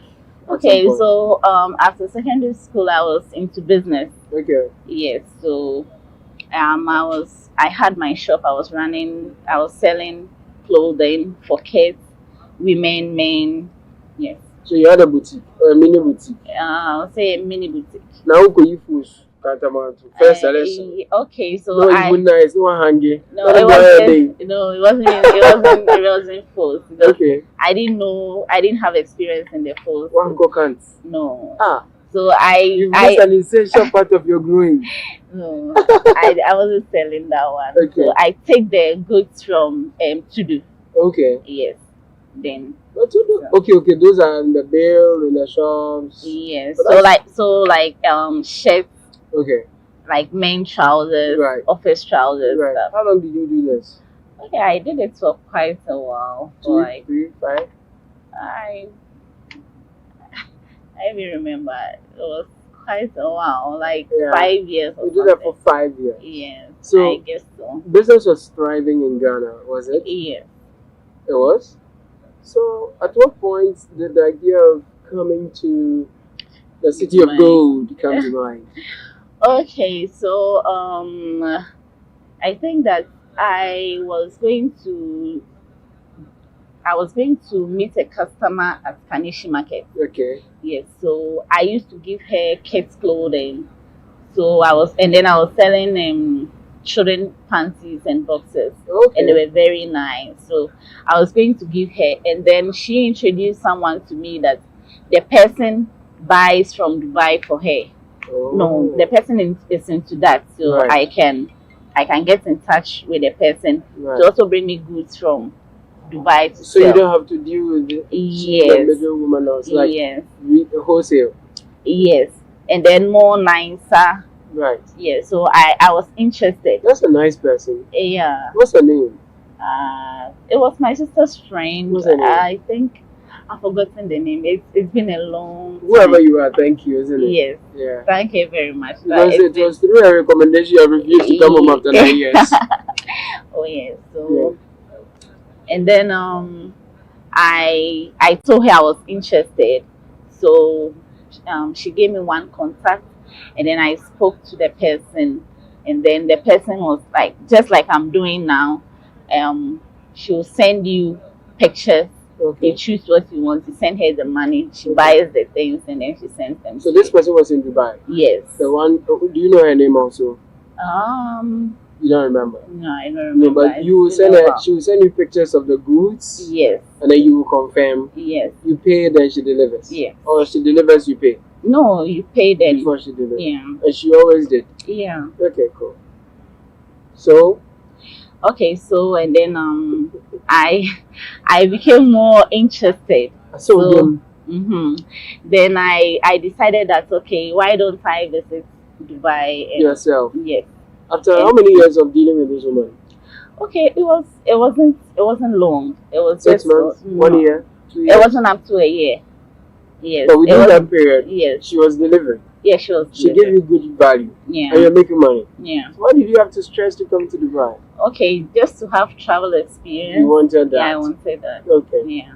So what was the process like in preparing when you decided you were going to come to Dubai? How did you have to prepare yourself? Okay, so I had to get a visa. It was the same lady that introduced me to someone to do the visa for me. Okay. And then get the ticket also and make me come. But something happened along the line. When I got the visa and then I wanted to come, my dad didn't want me to come. Why? Because by then I think there were rumors that when you come to Dubai, you know, they will kidnap you, and then there's a whole lot of stuff. So my dad didn't want me to come. You'll be sold into slavery. Yes. Women in particular were doing stuff.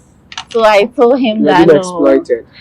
That is not the reason why I'm coming, but you know, he didn't want to allow me come. Well, are you his only daughter? I'm not, but I'm very close to him. You are his favorite girl. Yes. We see that. We can see. He didn't want me to come, and then I think that I missed my flight. Then I had to work it out and get another ticket and come. Okay. Yeah. So when I came, because of the delays and then a whole lot of stuff, I lost contact with the person, and then the agent? Not the agent, the lady that used to buy for me. Oh. Yes. So I lost contact with her, and then when I came, I just decided, well, because of what I went through, actually it became like family stuff. So I didn't want to go back. I don't understand. Oh, what yes. became like family? Okay, so for the fact that my dad didn't want me to come. So you left home? I left home without the approval or the blessings of your dad? Yes. Okay. Because he didn't want me to come. But you two, you had paid the money? Yes, and I just didn't want my money to go waste. Right. So even if I would just come for a few days and return, it's cool. Okay. So when I came there, how much was your ticket? Back then, I think because I lost the first flight, right. I bought an express ticket for I think around 5,000 at the time. At the time, how many years ago? That was 9 years ago. Yeah. Okay. So when I came, I knew that if I go back, like it wasn't going to be easy. I had to explain myself, so I just wanted to stay for a while before I go. But what visa did you have? Was it 3 months? Was it 3 months? No, I think it was 1 month. 1 month? Yeah. So I had to change it to the 3 months. So when you come, you have a month's visa. Yes. Then after stay, then you can change it to 3. Yes. Okay. So I just changed to avoid your dad's wrath. Yeah. Okay. So and also going back empty-handed. Oh, that wasn't the consequence. That wasn't your worry. No, you had money. Not at plenty all. money. I see. Okay, continue. Okay, so I had to stay. Then I decided to stay. So and I love to tour. So when I came in, then I decided to stay. I knew that if I'm staying, then I have to get a job to sustain myself. Okay. And luckily, I got a job at a travel and tour agency. Wow. Yes. After how many? I think after. How long after staying? Oh, after like a year. What? Yes. So were you actively job hunting for a year? Yes, I think so. Yeah. 1 year. 1 year. So within that period, how were you getting by? Okay, so I was staying with my family. Okay, we have become family now. Who are they? So thanks to Grandpa, Sister Pat, and my brother Kweku and Brasilas, wherever you are. How did you meet these people? Okay, so I think I got Brasilas' number from Ghana, and then I contacted him when I got here, and then he picked me from the airport and took me to their house, and we've been together from that time till now. Wow, that's yes, nice. That's nice. So in 1 year, when you were actively job hunting, they accommodated you. Yes. They fed you. Yes. Provided for you. Roof over your head. Yeah. So after 1 year, when you finally got a job, how was living here like? What was like? So when I got a job, I realized that it was something I really wanted to do. So I took advantage of the job I was doing, because my main target was to get travel agencies from Ghana to work with us here. So I was given a list of contacts, travel agencies in Ghana. I would have to contact them daily and give them our proposals and all that. So in doing that, then I have to now handle the Ghanaians that will come here. So when they come, after taking them, being their tour guide, taking them on tours and all that. Hey, then why a tour guide? Yeah, because I'm handling the Ghanaians that will come here. Right. So now, if they want to shop, if they need something to buy, you help them. Yes, I'll take have them to where they want to get. Okay. Yes. So by then I had no experience in that. So as I was doing it, then as they also moved to Ghana and they need something here, they still get in touch with me. Okay, so then I got to know about this cargo thing, that there's some shipments and all that. So anytime I buy for someone and it's something that we have to ship by air, then I'll have to give it to someone to do it. The cargo agents around to do it. So I was doing it like that with them. Then for a long time, then I realized that it's something I can do on my own. It was not as difficult. It wasn't difficult. So everyone you deal with, you do business with them small, they take over their business. Yes. Yes. So basically you learn fast. I learned very fast. I realized it wasn't anything difficult. So I tried, and it was okay. So even with the sea freight, that's also so you do sea freight also? Yeah. That's what I do more than the air. I see. Yeah. Which is more risky? None. There are no risks. No. Like your cargo, the ship could wreck. There could be anything. There could be anything, but it has never happened. In the last 9 years? Yes, it has never happened. Okay. We'll come back to the details of the work you do for a living. Okay. Or we're exploring your life really. So my guest here with me is Patricia Owusu. She's in her late 30s, correct? Yeah. Born in Flamingo, Dansoman. Lived all her life in Dansoman. From Veron to, Margaret Mary. Did some clothing business. Got a good Samaritan who liked her work ethic, introduced her to someone who could help her ship things from Dubai to sell in Ghana. After doing that for less than a year, she thought, man, I could do this, why not? So she decided to save money and come to Dubai herself, but her dad, he didn't like the idea. So she missed the flight, but she still tried. She said she's going out there and she's going to try. And so she did. And 9 years later, here we are sitting at the Al Khoury Sky Garden Hotel in Dubai, one of the Emirates in the United Arab Emirates, having a chat about her life and all. So, Patricia, when you came here early on, what were some of the initial cultural shocks? Obviously, this was not Shukura. Nothing close to Dasoma, nothing close to the Accra life. Yeah. So I realized that accommodation was mostly problem. Accommodation. Yeah, accommodation for some people, and then also securing a job.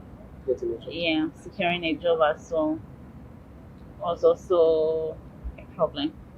But one thing about Dubai, when you come and you don't give up on yourself, I mean, you don't give up, you are able to make it.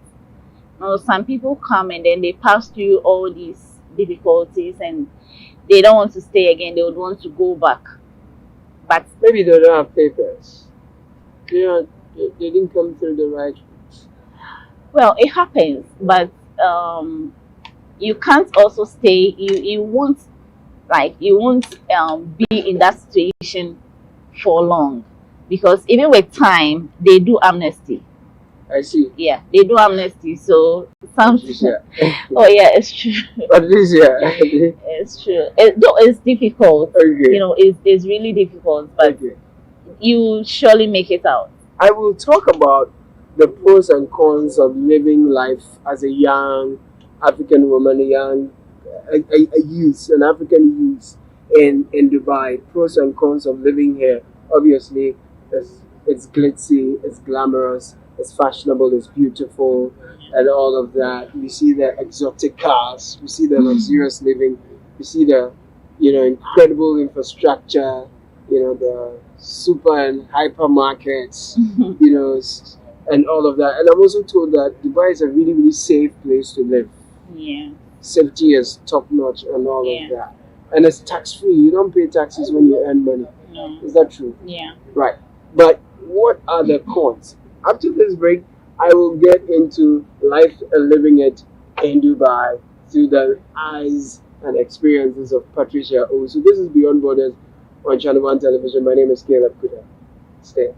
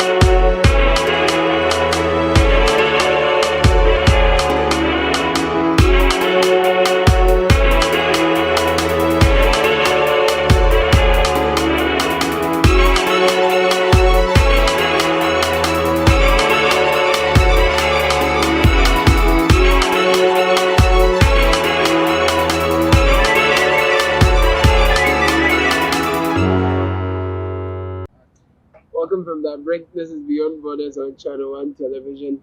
My name is Caleb Kudam, hanging out with Patricia Owusu, born and bred in Ghana, relocated to Dubai, has been here in the last 9 years. When are you coming back, as in relocating to Ghana?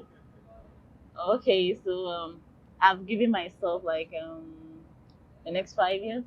5 years? If Christ doesn't come. Hey, if Christ tarries.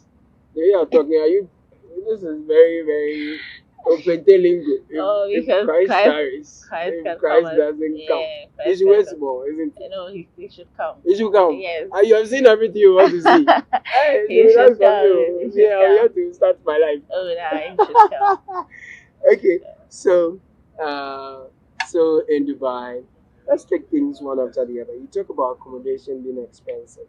Yeah. So if I moved in, first of all, is it advisable to come to hustle? Like, so they say there's opportunity in Dubai, some people went to hustle. Is this something you advise young people to do? Okay, so it depends. I mean, I don't think that when you come through the right channel, it's really cool. it's really cool. So like right channel in the sense that sometimes, you know, when you come on your own, you decide yourself to come and live here, then it means that you have to prepare very well and you have to be financially stable, because you would need money to sustain yourself in terms of accommodation and then your visa and so. Okay, so this time the visa duration is 2 months. So when you come with 2 months visa, you know after 2 months the visa is going to expire. And then for that 2 months also, you would have to take care of your accommodation. So if you're able to sustain a job within the 2 months, the company is going to give you a residence visa. And then sometimes some of the jobs come with accommodation. Now you have to move to the company's accommodation, and it is covered, and you're okay. Is that is that a frequent feature or is irregular? Because I don't want to give people hopes. Is it out of 10 chances? What's the probability that you will get a job that has accommodation and even get that in 2 months? No, in 2 months is rare. Yeah. Because you hunted job actively for 1 year. Yeah. So it means that if I have a visa for 2 months, I cannot necessarily hope that I will land a job within that period. Yes, but and get accommodation on top. Yes. So sometimes it happens, but it's rare, as you said. It's rare. Yeah, it's rare, but all the same, people are also getting it. Okay. Yeah, people are getting it. So you said that you must be really prepared to come. Yes. If you are saying you're coming to do business and now you're coming to hustle, you must really prepare. Financially, I got the understanding you meant financially. How much is good enough preparation to come and hunt for a job in the next 2 months and feed yourself, clothe yourself, have roof over your head? So, you know, with this idea of agents duping people, okay, what I will advise is that money you give to the agent, that says that some of the agents will even take this huge amount of money and still give you a tourist visa. You understand? So why didn't you keep your tourist money? Visa? Yes. Which is like what? 2 months? They're 2 months. 2 months. Yes. But when they take the money from you, how many months visa are they supposed to get you? No, it's still the 2 months visa they are doing for you. Okay, but it's a package. Okay. And then they will promise you, the whole problem is the job. They will promise you the job. So the package includes a job within the 2 months. Yes. So they promise a job with accommodation within the 2 months. Yes. And they fail. Okay. So that package thing they give, sometimes they'll say it is a direct employment job. Okay. Some also is just a tourist visa, but they have still given you that package of your accommodation for a month, not for the 2 months. The accommodation is for a month. So after the next month, you would have to pay your own accommodation, and then maybe secure you a job. That is the promise of the job, but not that you come and meet the job. Not an assurance. Not at all. A certainty, just a promise. Yes. So in this case, when you come and you don't meet what they promised you, you become stranded. Especially when you are not financially prepared. Yes. So maybe someone might have taken loans or maybe family contributions. Yes, just to come. And then you come and you realize that... Is it advisable? Is it something you advise based on what you've seen and known? Okay. I wouldn't advise though, but you see, one thing I've realized is that when you come with your own money, this money you are giving the agent, okay, don't give the money to the agent. Just do your own thing. Okay. Buy your own ticket. Okay. And then you know that the visa you are coming with is 2 months visa. After 2 months, if you are not able to secure a job, you have to change the visa.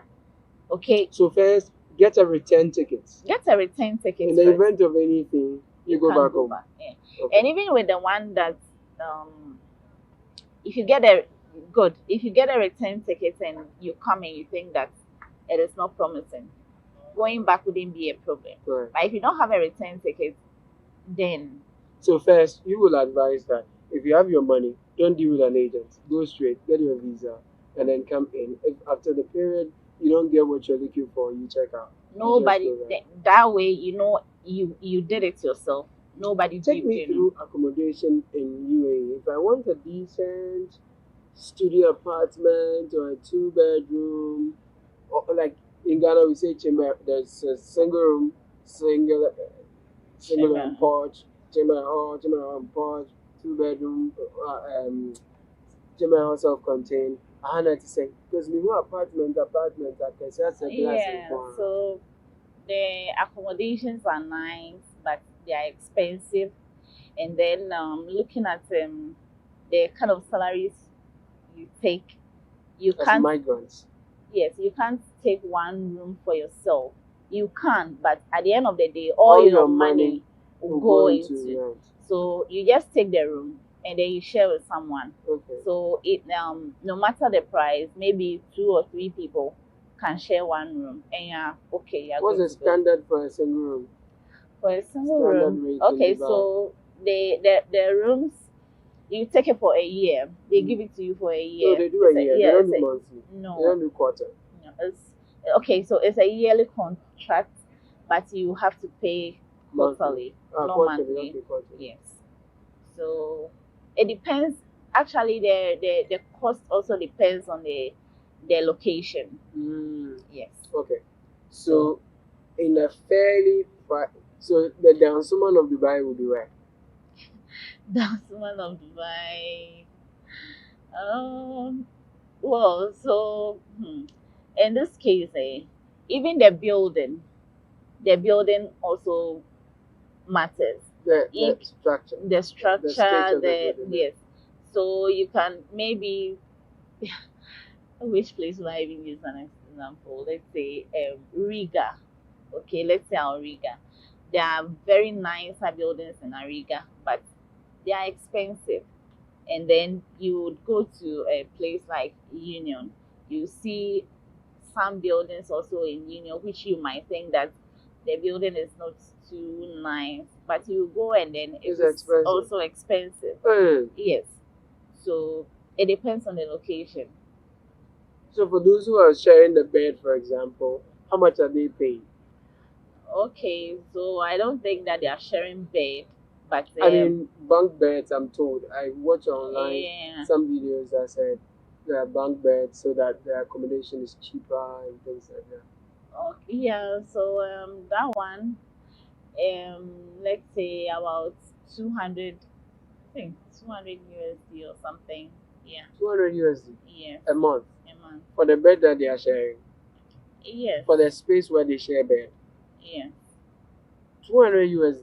Yeah. What do you? It's very cool. Because if you are left to take a whole room. 200 USD. Yeah. 200 USD in Ghana. What can I rent? Okay, you said Ghana. This is I'm not sorry, Ghana. I'm sorry. Continue. I'm also trying to do my distance. Yeah, so it's not Ghana. So you have to, and then the money you are taking here. Yes. The cost of your accommodation for that amount is very okay. So averagely, when people move in and they say that they are coming to hustle, as it were, what kind of jobs are there for them? And then what's the range? What kind of earning are they making? Okay, so there are cleaning jobs. Cleaning. Yeah, cleaning, and then they call it helper jobs for the men. And some of the men also get the cleaning jobs as well. But these helper jobs that they are doing is mainly like construction, you know. Okay. Ghana, when we say construction. Bumper. Yes, when we say construction. Concrete. Yes. Mortar. Yes, but it's Hardly any different. Yeah, hardly any different. So it's like a new building they are putting up. Because there's a lot of construction going on in the Gulf, especially in Dubai. So within the building, there are, let's say, tilers, there are electricians, so you are just basically assisting them, helping them. So you're not even the main guy doing the thing. Almost small and that's almost one. Oh, not and it's it's a learning field. Okay, Obi Waha, the person is not into tiling, but Obayeno or a helper in that aspect. Won't say when you experience now we see how to do it. And with those, how much can they earn a month? Are they paid hourly? No, they are paid monthly. Yes, they are paid monthly, and I think that what's the range? They give them accommodation. Yeah, the accommodation is covered, and then I think they pay them between $350 to $500. $350 to $500. Yeah. So if you are earning $350, and your rent is $200. You are not paying rent. Those who are the helpers are not paying rent. They live in the company's accommodation. They have company accommodation. Yes. So all the $350 is theirs. Yes. And plus, I'm told you guys don't pay taxes here. No. You don't pay taxes. No. But you pay huge fines. So the fine, if you get a fine, you would have to pay because you know that you can get a fine and then like massive fines. Yes.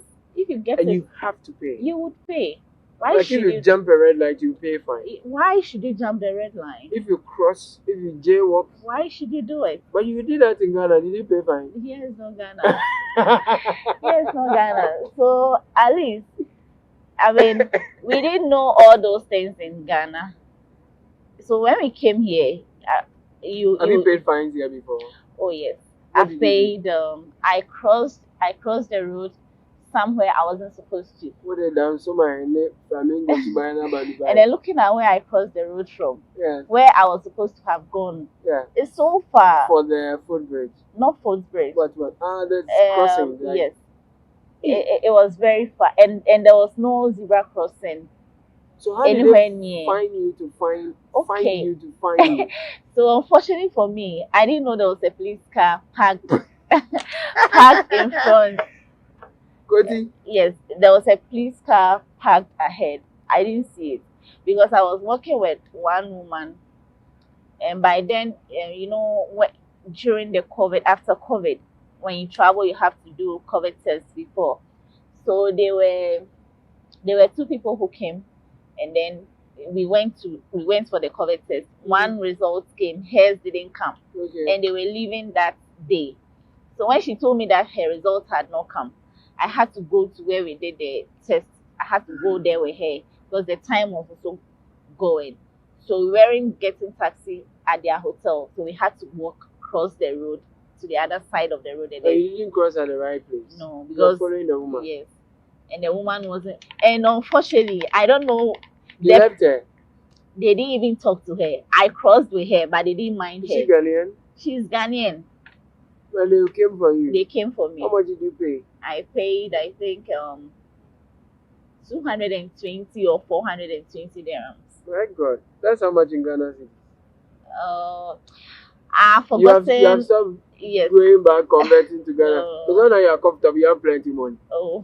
Yeah, now you have plenty money. Wow. So you get fined a lot here. Yeah. Even though you don't pay taxes. Yeah. So now, Dubai is expensive, isn't it? Yeah. Dubai is expensive. It is just the accommodation that makes it very expensive. But food. You are sure just accommodation is what makes it expensive? Yes. Accommodation and that's a big part of it. Yes. Okay. Accommodation is expensive, but it's tax free. Oh, yes. I'm sure they pay a lot on Shekiwa. Oh, so most can shake you. Oh, no. There are shakes there. You can't go. No, not Why? at all. No. I'm Christian. So they are Muslims. Yes. Okay, so you can't. But the Christian brothers, how? Oh yeah, you don't go to church. I do. There's no church here for you to attend. Hey. How is being spiritual in Dubai like if you're not Muslim? It is just like you are in Ghana. Is it? Yes. Tell me about it. Because I'm a Church of Pentecost girl. Oh, Pentecost, more household. Yes. And then to the glory of God, we have a mega city church here. Oh. So it just feels It feels like the same back home. same. So you want to come back to Ghana after 5 years. Yeah. What are you hoping to see before you come back? So that if after 5 years you get it, I can come and say your time is up, come on. And if you don't, you can say, okay, man, she's really looking forward to something. So, Can you repeat the question again? I mean, you're saying that you want to do another 5 years in Dubai before you completely relocate back to Ghana. Uh-huh. Is that correct? Yeah. What do you want to see before you? Oh, okay. So I have my projections. I have my plans. I know what I'm doing back home. Okay, and I know. What's it dying? Oh, we're dining there. What's your view? It's still in A progress. work in progress. Yes. You don't think it's something you could have done if you're back in Ghana? Oh, I could have. But you know, my job here is keeping me, so I can't leave. You really like this your job? Yes, I do. And you say it's your own business? Yes. You run it yourself? Yeah. What do you do?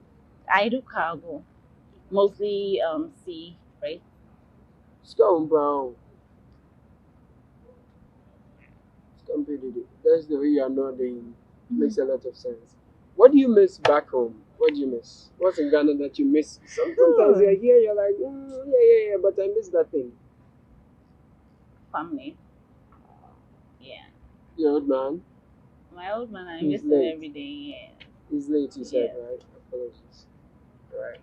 But your mom? Yeah, my mom is alive. You know, I talk to them almost every time on video calls, but it's not like. It's not the same. Yeah, it's not the same. I have to call your WhatsApp call, ask them call. They say you have to download VPN or something. What kind of restriction is that? That's why we came to meet. So. I'm told you can't write on social media by heart. Yeah. Can't write anything. Not at all. What will happen to you? I don't know, but you can't. I learned you go to jail or you could be fined. I don't know about For writing anything if it's not complimentary of the city or its leaders, you could end up behind bars or paying huge fines. Well, no, I don't know. I haven't really heard. I've heard it, but I haven't seen it happening. So, yeah. You read a lot. Yeah. I'm told that if you're in Dubai, Charlie, and you are lucky you get some girl, Charlie, you can't be walking with the girl and you are holding her hand or you can't do movement in town. Is it? In town, as in outside. Yeah. You can't do the same in Ghana. Like you can be walking, you can see a guy and a lady walking. It's okay, but would you be kissing your girlfriend or your female, like your girlfriend, outside in Ghana? Well, it's not a frequent thing you see. Yes. At least you see people hold hands, hug in town. It's the same. You can do that in You Dubai. can do that, but I don't think that. I haven't seen people kissing. So fine, but what if they kissed in town? What would that mean for their future here and their life? I don't know. I don't know about They'll that. get the deal? I don't know. You don't know? I don't know. But this, Yes, I you don't don't know. really know. No, I don't know. Okay, I hear you. But if someone is thinking of life in Dubai, but they have fairly comfortable life in Ghana and okay potential, Don't stop. why should they come here? Why are you coming? Because the heat here is too much. Yeah. If you are comfortable Besides in the food in the hotel, I'm not sure about the food outside. I like what we ate in the park in the desert. Actually, it's not something I like to eat every day. That When is, it's kenke and that wache is and not what napana. we eat here. What do you eat? We eat our kenke, our wache, our fufu, You cook our it here? yam. Yes. Oh. Yes. You cook it kenke here? Yes. Stop. It's And you think true. it's compared to Gamashi The kenke? same thing. Let's respect ourselves. Oh, please. Omaniaba. Don't do that.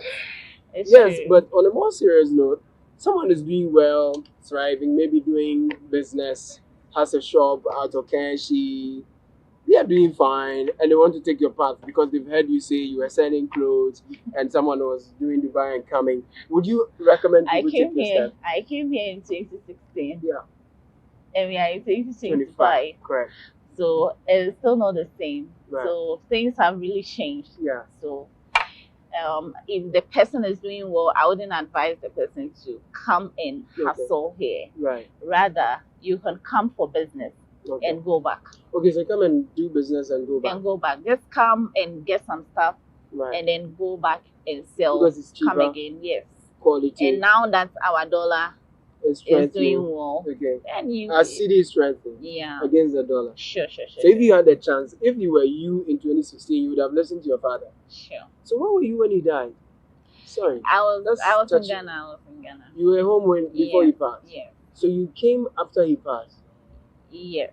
Charlie, you are no, bold, I came before he passed. And then you went back? Yes. So after the funeral. How did you deal with that? You know, like, it was difficult, but I had to live. No, you're a hard girl. Yeah. But you're still saying that it's not worth it to sell off family property, save up so much, and come to Dubai to hustle. If any, you should come buy, go and sell. Yeah. Or find partnership. If you sell family property, use it to establish a business. Don't give the money to any agent, and then you come here to struggle. And sometimes I look at the amount of money they pay to come here. How much, like how long are you going to save up to gather even the money you brought here before you start making? It takes time, but you make it. It takes time. You don't like the agents? Do you have a story with them? Oh, not really, but I said not really. I see there's something small. Not really. I just agent no chop your money before. No, not at all. Or this agent no chop your money. Not at all. Just that agent no chop your money. No. Just if they chop your money, you say no problem. They are watching you. Yeah, not at all. Just that. Just that. I don't like. Personally, I don't like cheating. I don't like seeing people being cheated. No. You say so. So you think that people should not deal with agents when they want to come? See, my advice is that that's money you want to come and come and settle here. Because the money you're having will eventually get finished. If that is the only source, if that is the only money you have, that you know that if it comes to West, you wouldn't get any help from home. Don't you just come and waste the money. So if I have maybe between 35,000 to 50,000, and I'm thinking of coming, so you have 35,000 to 50,000, and you are bringing the money here to come and stay here. Come and hustle and find a better job, so that I can also post by Lamborghini and put on Facebook and Ferrari. Because you've seen people in Dubai here posting Lamborghini. Yes. Really? Yes. I see. You don't think it's a smart thing to do? Because let's say you come with 2 months visa and then you're not able to secure a job within the 2 months. You extend your visa, you pay, I don't know how much the extension costs, but every month you'll be paying for it within that same money, okay, until you're able to secure a job. And you say it's even $250 for the bond, for the shared bed and things. Yeah. Hey, $250 a month. $200. $200 USD for the down bed. I think down bed is $200. Yeah, I think the top bed is around 500 dirham. Sure, top local board in down. No, dirham. Ah, dirham. Yes. So the top is in dirham, the down is in dollars. No. I just converted. So the top will be around like less than $150, but I don't know the exact amount. Now be some other person now be that top. Who was again? No be do so good so na. Oh, be and no this or you do so good but na. Oh, be and it's it's fun. It's you love your Dubai. Yeah. Okay. Anyway, so your final words to your family, the people you love, the people you care about, everyone who's watching, who's wishing you come back home soon. Okay, so shout out to my family, my mom, my siblings, my friends, Sabina, Naile, Esther, and Zubaida. Their friends are So many. yes. So far, you're only mentioning guess. Only brother be I was selling no dollars kaka Oh. or selling we kaka. No, I have my brother. No, my brother is not in Ghana. So. Trust me. And I mean, Oh also mention your numbers. Brothers, you're interested. I mean, to me, I freight forward. And I also cargo. The cargo, they are welcome. That's a cargo. No, you're cargo, they are welcome. They are so welcome. So, if somebody wants to buy, I also buy for people, especially cars. Are the cars cheaper here? Yes. Yeah? As compared to Ghana. So, for example, which models are in demand here? Cars men are Ghana for so far, what they are buying now is the Voxy. The who? Voxy. I don't know that one. Who's that? You don't know Voxy? Toyota Voxy. Toyota Voxy. Yeah. I probably know how she looks like. Okay. I don't know the name. Is it a bus? Yes. Oh, I've seen that. Like that minibus. And then you have some go for the Yes. Oh, they are buying that a lot. Okay. What about that's like for commercial, right? How much is that going for example? Okay, so I think that 29 to 2010 has its own price. Okay. 11 to 13, and then 14 to 16 also has its own price. So give me 14 to 16 price. Let me see. 14 to 16. Yeah. 1 minute. She's checking because that's a business. So cars are cheaper here. Yeah. Far cheaper. But then when they come to Ghana, they are still very expensive because sometimes the duty is more than even the cost of the vehicle. Yeah, the duty issue is Ghana, but I think that adding the duty to the cost and shipments and everything, they are still buying and selling. So okay, still cheaper. So if I'm in Ghana and I want to buy a car, would you advise? Of course, because you're doing business here, you will say Dubai. But if I have agents or people in your field, someone in the US, someone in Canada, someone in Japan or China, and you in Dubai, amongst all of you, who should I choose and why? Okay, I'll say Dubai because looking at our weather, so heat no. What has it done? So they mold the cars to suit the weather condition in Africa. Okay. Because Africa is hot. Yeah. Here is hot. Unlike Canada, for example, a lot of snow. Okay, fine. And then I think that duty cost for cars from Dubai is cheaper from the ones from America and Europe. Okay. Yeah. And a vehicle dealer recently was making me know because of Trump's anti-migrant things, some of the warehouses where they keep their cars, they've sacked a lot of the people, deported some of the people, and so now they have to move those cars from the garages, and they're paying a lot of rent or charges or something like that. So most of them, they usually buy like 25, ship 5, sell, use some of the profit to bring another. But because of that now, there's a lot of strain on the Ghanaian vehicle owners. Is that true? For US, I have no idea. You have no idea. Okay. But you know what's happening in Ghana? Yeah. What's happening? You still follow what happens in Ghana? Yeah. What's the most recent thing? The tragic aircraft crash. Yeah. It's major, so you can see. I need that remember you know. And Patricia Owusu, thank you for talking to me. Thank you. I really appreciate it. So Patricia Owusu is a Ghanaian who lives in Dubai. It's been eye-opening talking to you, really. Thank you so much. Thank you for watching. I hope you learned a thing or two from her story. Really appreciate you watching. Keep watching Channel 1 Television. My name is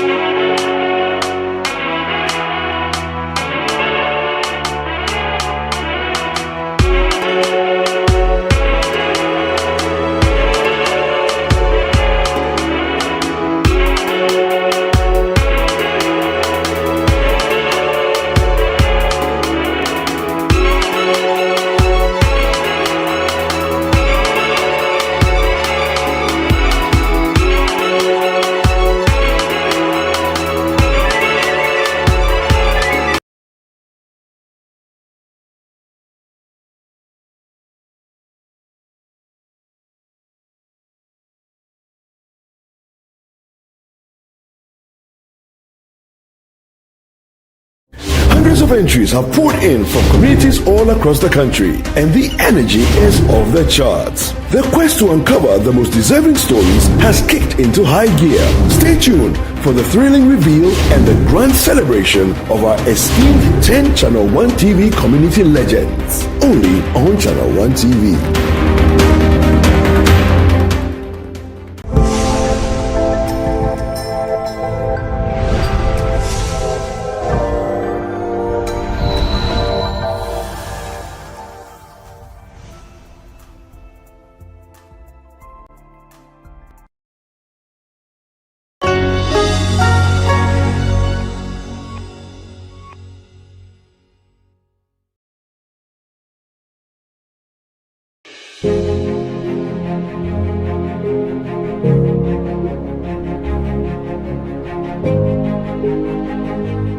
The coast of West Africa is a daily scene of the relentless arrival of second-hand clothes.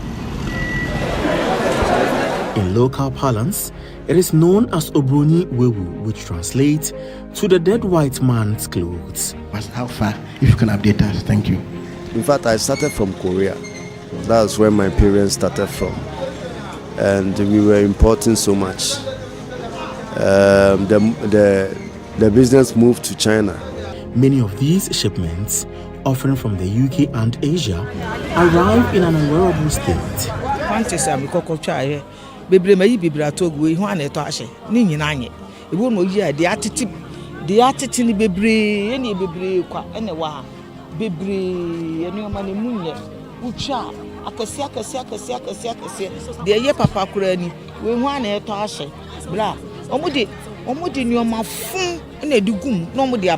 While the second-hand clothing business has created job opportunities for approximately 2.5 million traders in Ghana and contributes almost $35 million to the local economy yearly, it poses a significant environmental threat in parts of the country. The major challenge of our disposal facility here, the plastics and the textile, they take several years, some even go beyond 100 years to disintegrate, not to decompose. The conundrum amidst this deep-seated environmental crisis caused by used clothing is largely hinged on how to tackle the menace without depriving the millions of Ghanaians who depend on it for their livelihoods. In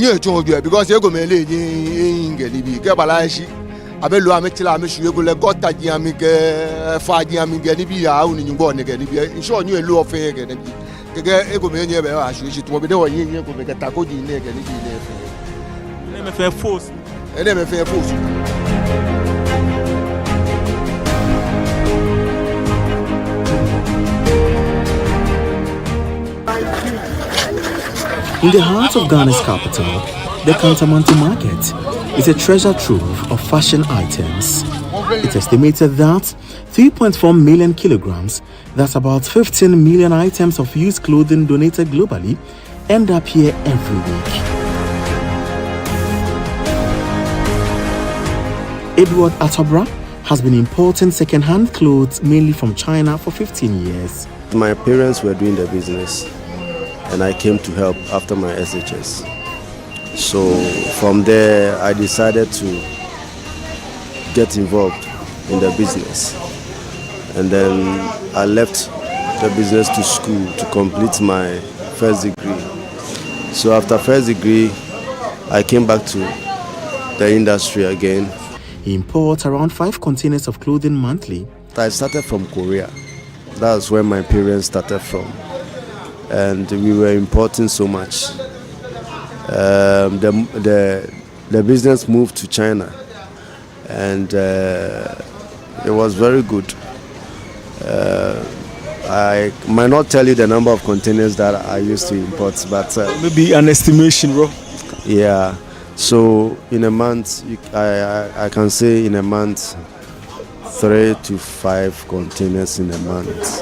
Like many traders, Edward faces numerous challenges in this business. You have so many people not into the business, and as the business grows and as time goes on, people comes into the business because they find it very lucrative. And the challenges we have had through the years was exchange rates, duty, and some occurrences that we don't have control of, especially during the COVID, where freight charges increased. We didn't know what to do about it, and as I'm talking right now, in China, I import so much from China. In China, freight has increased from 3,000 to 11,000, and it's a very challenging time.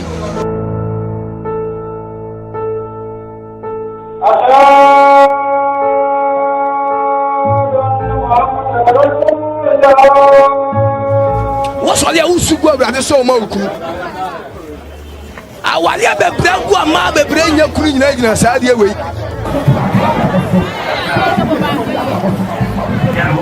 In Accra, the day begins long before dawn.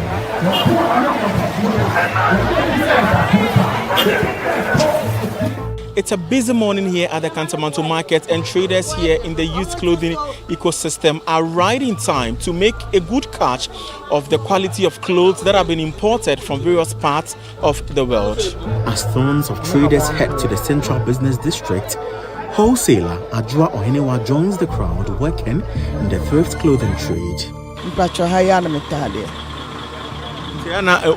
Free countries. Well, no, if we landing and I be so free. It be a different like free. It be a Korea, it be a China, and a supply. And you know, and your man so ne boy do. Say ne boy dem pa. You say ye ton so a send ye tear the dano. Sa ni wom. Ohenewa laments frequent losses due to inferior quality clothes in the bales. Buoha na tete ebuoha nye. Oh, ne man ne boy dem so no. Ne man na woman enye papa. Enti utwa just wunya osika no asa de nsaba be bodan. On se ne ade na tie no. Nti wo de kona nyoma ne bi atete na enye sana ya na oye ne den. Sa na beton no, wo beton fofofo no aboka. Oh, obroni we adwuma ne sa ne tie. Oton a atete a untime fa ma back. Wo beton sa because woni ni ra ne kakra obeka che ose ton. Ton krampa sa na beton no wo aboka. Now the nisika abrene bia ne kakra obenya no no ate so kakra de ama so no waboka.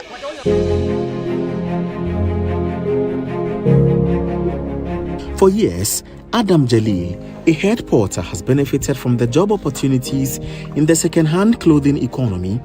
He claims the highest quality bales are reserved for dealers from neighboring countries who have stronger purchasing power. Ya buy so benye bi adidi nti nda wetima baba ni nema bi be say 30 million over 35 45 50 60 nti obi antimi to Abidjan fo no omu free Abidjan ba omu de sefa baba sisa no ma to ne mani nyina dia omu an to ne papa no Ghana fo ba musu Ghana fo na munya nyama omu nya ne papa to ne nyina ko Africos mbetima baba jina to 40 base 60 base 70 base ade akọ no ana me yahwa me ba me yere mikita nkola 3 me yere ba ko me so me konkomba makati me data wodem It's another bustling day in the continent's largest trading hub where nearly everything is for sale. Survival is about speed. Retailers sift through the bales hoping to find quality clothes to sell. Sisi no man wo yegusa ye twa no so nkeshiri kwa bola nti sisi aro chese ye wudi ye tetewo te se yamba pa be ye djuma se eba ne sana se e na in wow west no bola no se e affect oh bola no dey affect em bebre pa because one what people engine mu no be fall 1 cedi and 50 pesos yen ya hwe won nti won bo ayen na be wura no so e boka serious nti sisi amombo ayen na inoman bra fo man na sisi emu ayen pa ye kwa pese ye jai kra na ye kokko eyi banchu fu bi ye wo nsawo ma do ejiri wo be bi kra nti pa so no aside bola no so no ya challenges be na oh edu be bi aboga ye kofie ye sika kura wo fie anase wo susum kwane akwakofa ne dia yeden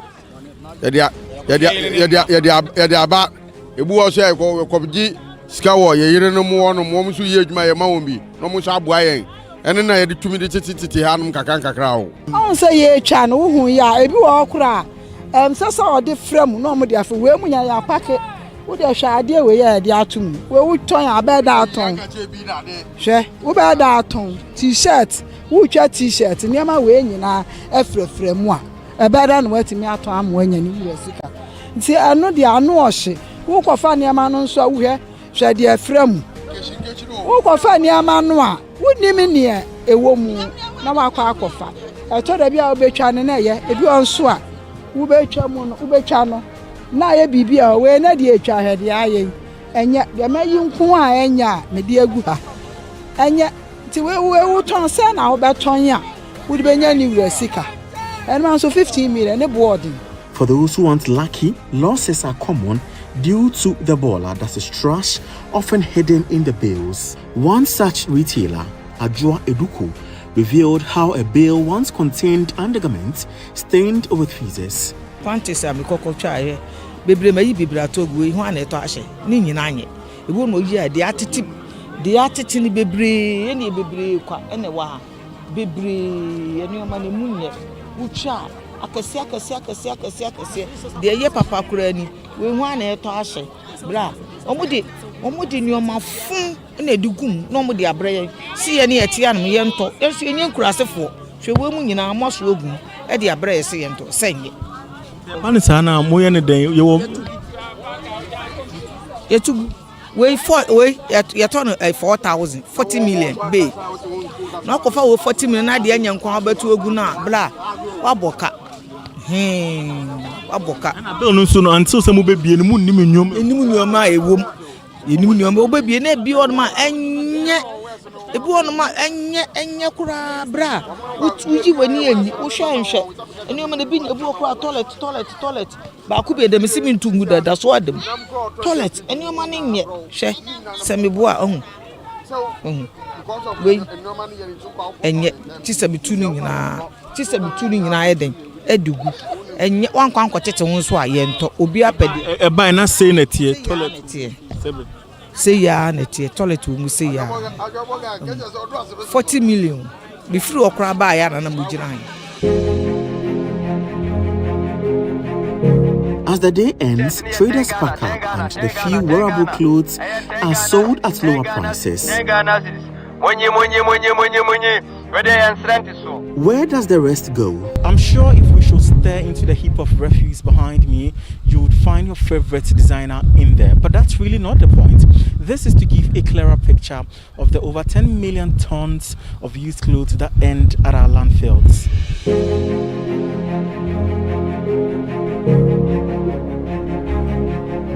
The 48-acre Kpong landfill site, now decommissioned, is being converted into a recreational facility after health concerns were raised by residents.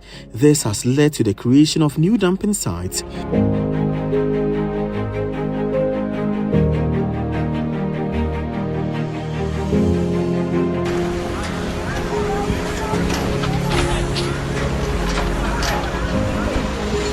What we are saying is that if there is a way authorities can even help us ban this unuseful things, because some of the things that are brought here are completely waste and nobody have interest in them to even buy.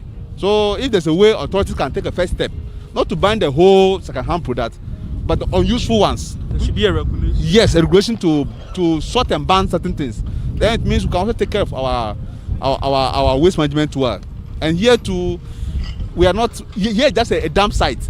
Here's not an engineered or any facility that could sort waste and treat.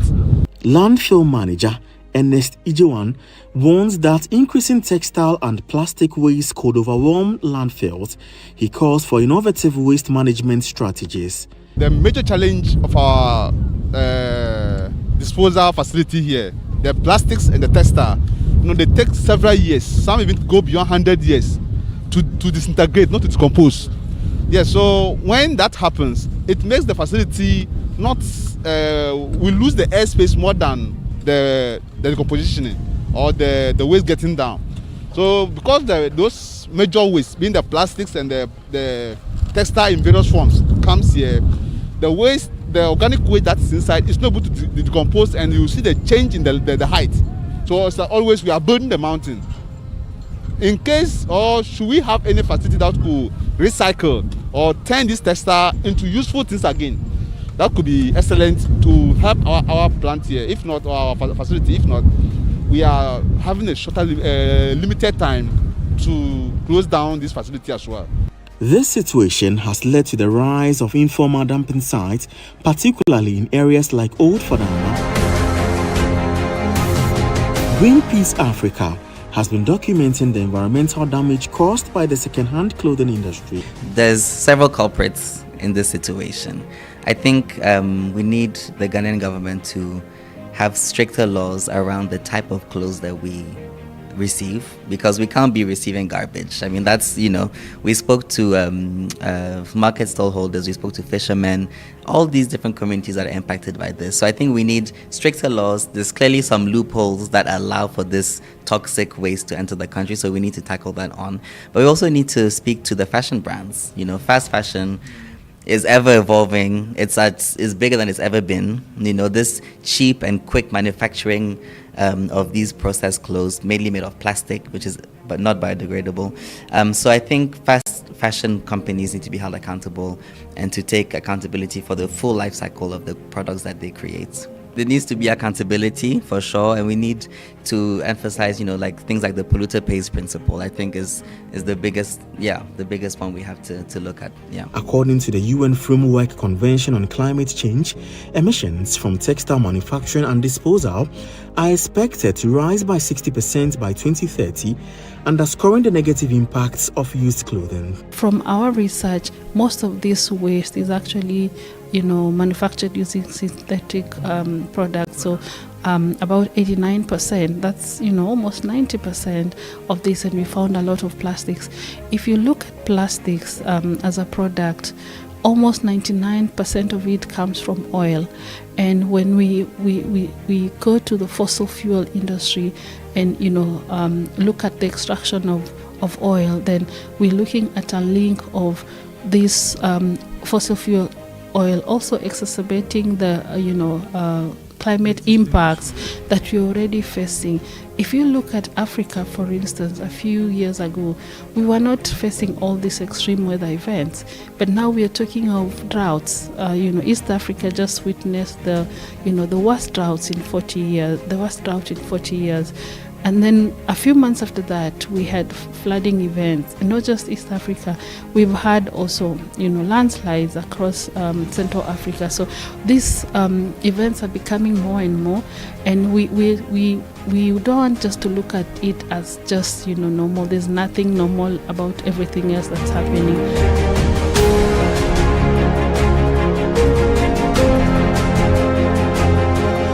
Jamestown, located on the eastern side of the Kwale Lagoon, is famous for its beaches and tourism.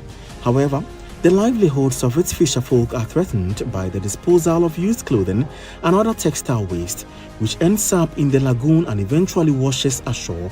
Without the sea, one will be made to believe where I find myself right now is sort of a wardrobe, but it is nothing close to that. This is a glimpse of the calamity used clothes are causing to ocean life. For Abdul Rahman and his fellow fisherfolk, it's no longer business as usual.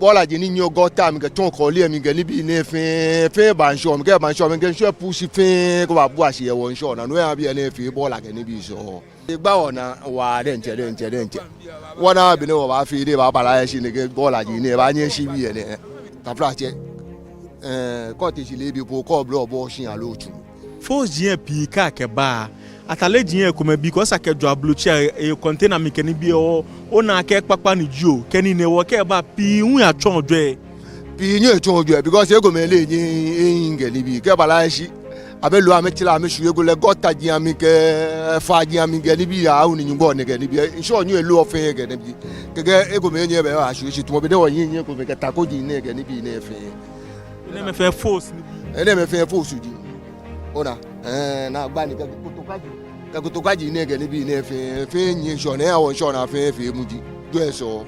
I was on a beach. I was not even walking on sand. You know, that's crazy. And so we spoke to fishermen to be like, okay, how is this impacting you? They were saying that because of all this waste, their canoes have to go even further. And you know, our waters here are quite rough as well, so it's quite dangerous for them. One of our colleagues, Mike, spoke about how he went to the beach and he was saying that fishermen are struggling to even catch prawns, shrimps, you know, because they're not reproducing in the places that they would normally reproduce. Yeah, so the ecosystem, as you said, is being impacted. And we're only seeing, you know, what is on the surface, but I'm sure there's even more deep there, you know, and we'll have footage as well of fishermen catching, you know, fish, but it's mainly textile waste that they're bringing onto their boats. So it's really showing the severity of what we're seeing right now. They share their experiences of suffering cuts from sharp objects interspersed with their textile waste.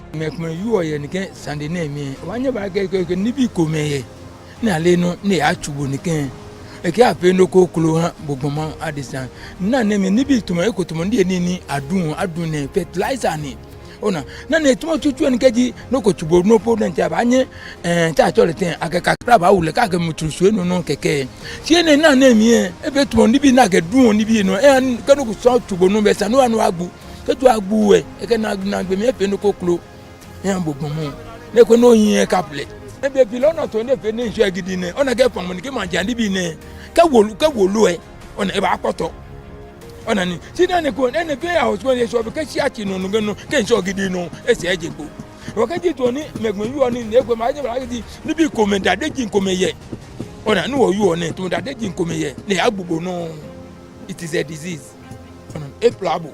The health risk and environmental impact of burning these clothes are severe. A trader would buy a bale, open up, and out of say 200 items of clothing, you find that only about 80 to 100 pieces are sellable.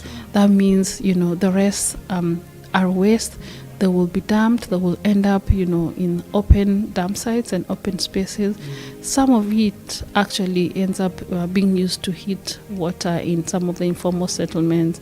And our research teams also did test the air quality within those wash houses, and yeah, the shocking results, there are toxins, and you can imagine communities in these wash houses will breathe in those toxins which have been found to be causing cancer or carcinogenic. Yes.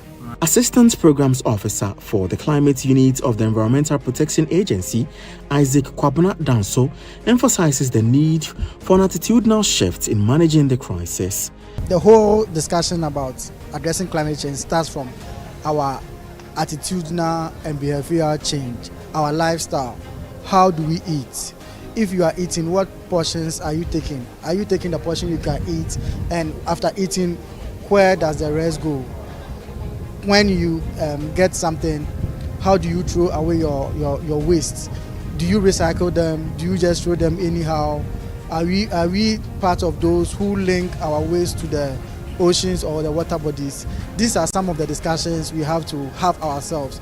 Go deeply, look at our lifestyle, change some of these things, and try to adopt a sustainable lifestyle. If we start doing this from our little corner, it wouldn't be much difficult government solving this whole problem on the general perspective. Personally, I've had a chance to visit other beaches outside Ghana, and if I compare some of these to what we have in Ghana here, I just become very emotional about these things, and I wish we could address it. But what I would say is just like what I said earlier on. How do we come up with our behavioral change? How do we put this into perspective? If you are you are part of the people who throw our waste in our water bodies, we should have a change of mind. Others believe increasing the purchase of locally produced fabrics could be part of the solution.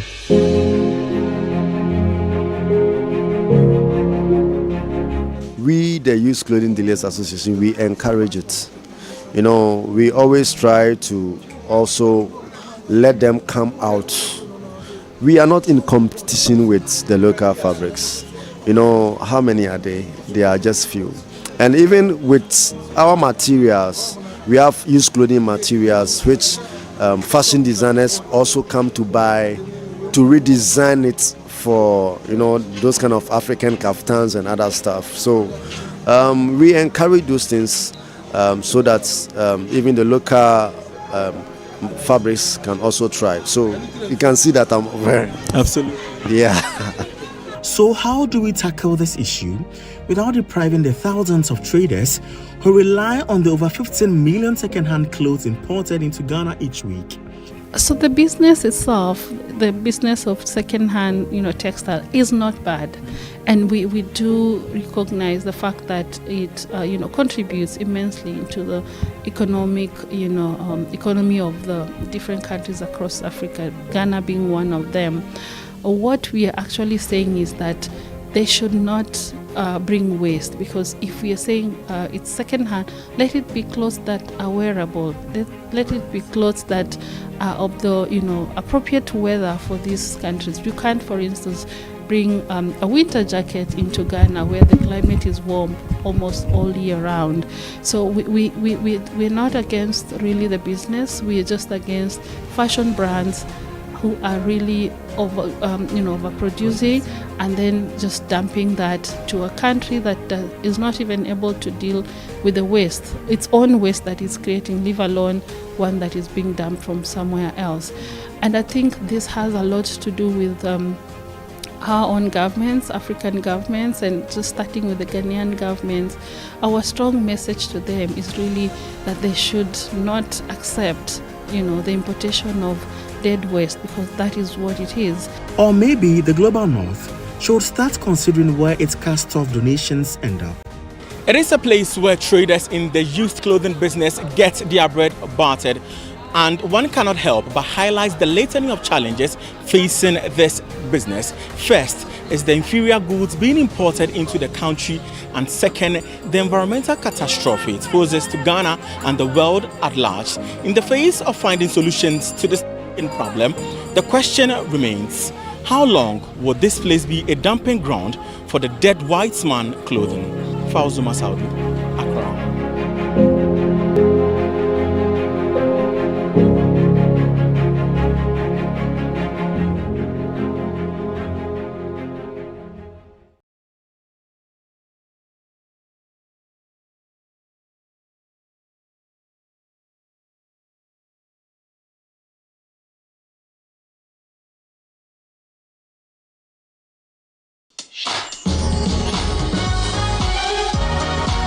This Sunday on the Upside Down Show, the man at the center of Ghana's sporting affairs, Kofi Adams, sits down with Frima Edunyame, and this one goes beyond the pitch. Are we ready for the World Cup this year? Well, I would say that we are preparing. If I tell you that we are ready today, we don't even have a head coach. Talking about the right track and we not getting there, you have any idea when we are getting a new coach? We have 3 names already, right? Hopefully, if by this weekend we don't announce the coach, latest by Monday, we should be able to announce. Okay. Which year were you teaching at Adisco? At Adisco, I thought from between the year 2000 and 2005. Oh, that was a long time. Yeah, what were you teaching? I taught biology and integrated science. Oh, quite interesting. Biology, everybody loves biology. Did you know that you were going to be a politician? Did you have plans? How did that happen? I was a politician. Okay. Actually, before I went into active politics. Yes. Right. I was doing right from school, from even the university. Okay. We were the foundation members of what is staying today, what has come staying today. Okay. Don't miss it. This Sunday at 7 p.m. sharp, only on Channel 1 TV.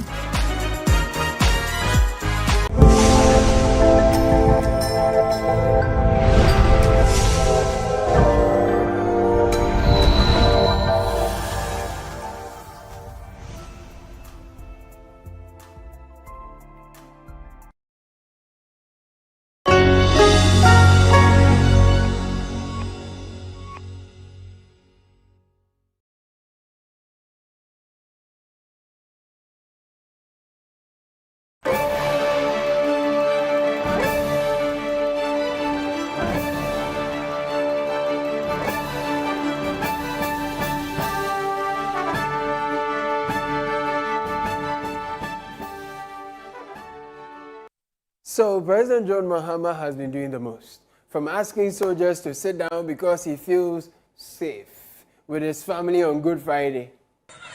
Oh, soldier, you can sit down. I'm very safe here. You sit down. Sit down, please.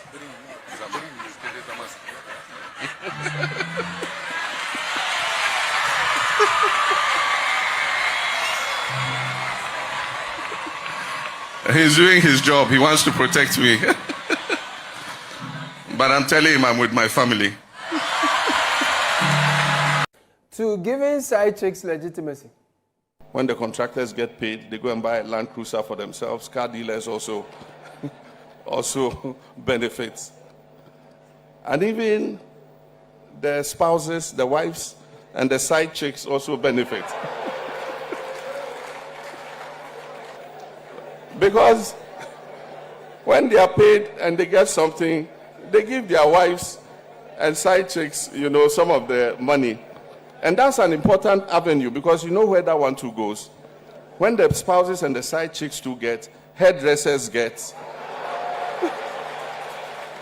dressmakers get, jewelry shops get, handbag sellers get. So don't discount that one at all. Listen, our argument is that Mr. President cannot be John the Baptist on Good Friday and turn around to show us how well he knows the streets on Resurrection Sunday. There is no denying the side chick industry exists, but the president's comment moves the industry from survival to stability. We are moving from survival mode to stability. Exactly my point. President Mahama's comment, therefore, is reckless. And we are disappointed in the first gentleman of the land, who told us he is a solid Assemblies of God member, the gay ambassador. Me duty in my faith is against LGBTQ. Me Assemblies of God, me. If we say the faith I have, empany say Bema, Bewari Bema, Oba, Bewari Oba. Now here we are. He is pussyfooting on the LGBTQ issues. He is what? Regarding LGBTQ plus issues, it remains a highly emotive and sensitive issue, even in the most advanced liberal democracies. I explained during my recent engagement with the World Affairs Council that it's not the most important issue we face as a nation. We're still grappling with the provisions of basic needs of education, healthcare, jobs, food, clothing, and shelter. Nevertheless, the private members' bill introduced in Parliament has sparked a complex and sensitive national conversation. Our position is guided by our Constitution, respect for human rights and dignity of all persons, and the need to preserve social cohesion. Yeah, on that, when campaign time, you meet the clergy, you tell them that. But now, we find it amusing to give mileage to a group of persons who either by choice or by the unfortunate outcomes of life are tearing homes apart. Mr. President, that joke was expensive. We don't like it, we will not accept it, and we demand that you stay focused. You see, the weight of the comment of the president is that side chicks who on Good Friday repented, proclaiming that they have been crucified with Christ. Now, they see that big push money has come. It has brought cash to the contractors. They will go back to the winning way because after all, even the president say, yeah, President Mahama, you didn't try.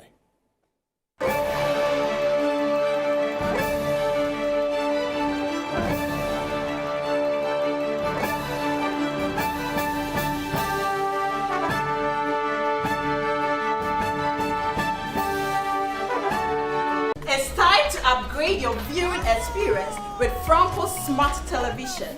Enjoy full HD and 4K Ultra display for clearer pictures, brighter colors, and smarter features. From our 32-inch screen, perfect for your bedroom, to 55, 65, and massive 100 inches for your living room or office. We've got the perfect size and quality.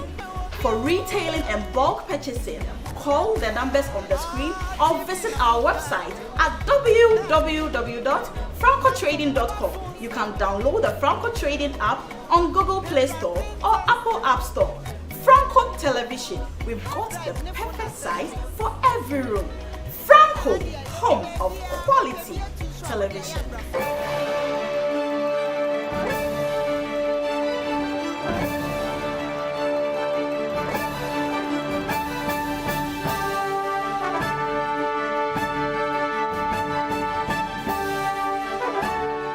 I know the side chicks are not happy, but that's okay. Welcome to the show. This is Backpage on Channel 1 Television. My name is Caleb Kuda, but I'm very serious. I'm not joking. We love it when our president stands before the world to demand justice. I stood in this exact place and served notice that Ghana will move a motion to declare the transatlantic slave trade the gravest crime against humanity.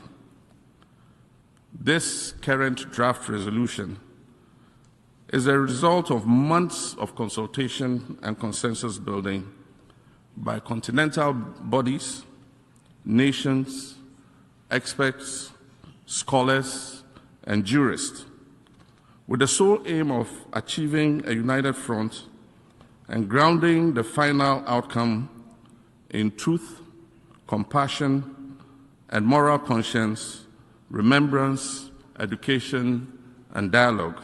We also love it when he speaks intimately and clearly about his direction for the nation. In fact, many regret that after next year, his party will be finding his replacement already, because the guy is quite clear about, he knows the country.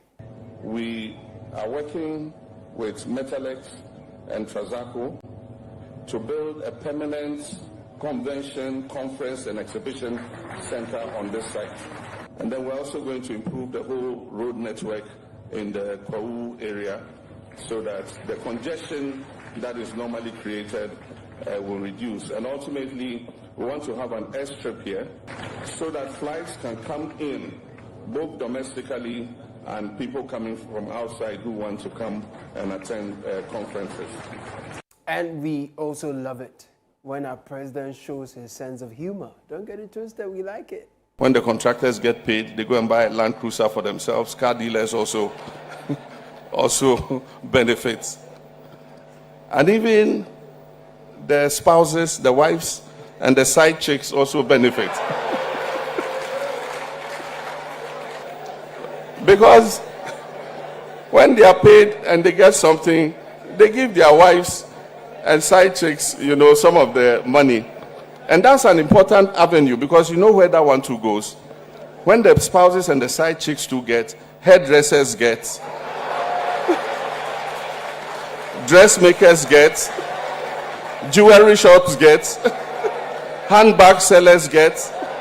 So don't discount that one at all. Now, if we claim that we have family values, we don't tolerate women and men and women, then what kind of family values finds men cheating on their wives okay? That's what side chick is. Many of you watching me today have maladjusted lives because of the dysfunctional homes, the indiscretion of your fathers cost you, and the unbearable pains your mothers have lived with as a result of that.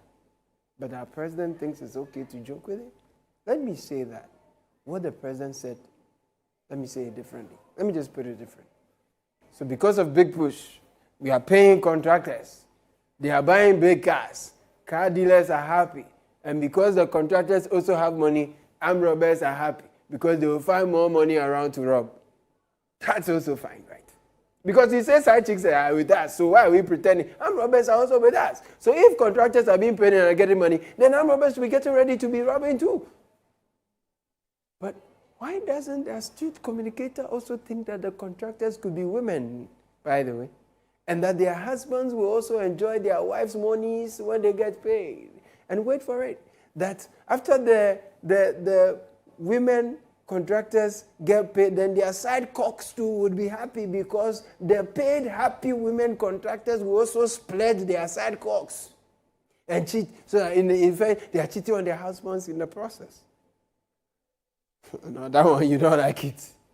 You don't like it, right? So, Mr. President, not only your economic and policy directions have an impact on us, your jokes, they shape how people think. Your gestures, your non-verbals, they all impact your audience, including the young girls who you want to inspire with your choice of a woman as vice president. So we beg you, don't forget yourself.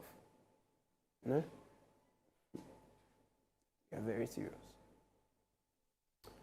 The president has directed that some fuel levies, all those bulletins on the fuel, they should remove them. 100 buses have arrived. A cabinet meeting, he conveyed, directed the charge lower than private vehicles, so Ghanaians enjoy some reprieve as this Russia, not Russia, Russia not doing too much. Iran, Israel, US thing continues. We like it. Muhammad Twaso, Yafe. Now, Abraham Amaliba says Ghanaians are dying on the road too much. The road crashes as a result of an epidemic made worse. The people die on the road more than COVID killed people. As a result, these Voxy cars that are used for commercial is poor the matter. So Amaliba says, you have to do something. The people who are against are those who are doing the wrong thing. Those whose families have died as a result of the carnage on the roads will not be supporting them. We are not to please them. The mandate is to ensure safety on our roads, reduce crashes, ensure that we put in programs that also ensure that the crashes are reduced. So we are not bothered, I'm not bothered about anybody who thinks that regulations should not be implemented. We are a lawless country. We are so lawless that even if regulations are coming, we seem to be kicking against it. So I have been sent there to do what is right, and I'm going to do it as it is. I'm not going to listen to people who are wrongdoers. So the country has made a law. It is illegal to import right-hand side vehicles and then convert them to left and that kind of thing. We have allowed 7,000 plus to be imported. Now, pay attention. We have set up a task force or a committee to investigate the illegality. And then the committee is now telling us that the illegality is illegal, so we should ban the illegality. Think about that for a second. And ask yourself, what's going on here? And the people who are engaging in the illegality, they said they were not consulted in the investigation process of their illegality, so they won't quit the illegality. Despite the announcement, we will still continue to use it because their research was bogus, was not proper, and was not consulted. So we will not take it by good faith. It is commercial drivers that are driving that vehicle. You didn't engage them, going to air, announcing, making them superior or what? Road safety, we don't see what they are doing. They take money for education, but they end up not educating even one. So we are not taking their words because their words doesn't work. It doesn't value because the road itself that we are using are very, very bad. You see, Amaliba was right. He says we are lawless. On my way, lawless bunch of people. Amaliba, deal with them. Deal with them. But bro, you see, the car manufacturers, they didn't make the car for long distance, reckless driving, pothole-riddled roads. But for your parochial benefiting, we say, and the customs officers, I have a question for you. Do you people sat down for 7,000 pieces of illegality to be imported into this country? What exactly do you do when you go to work? What do you think you have done?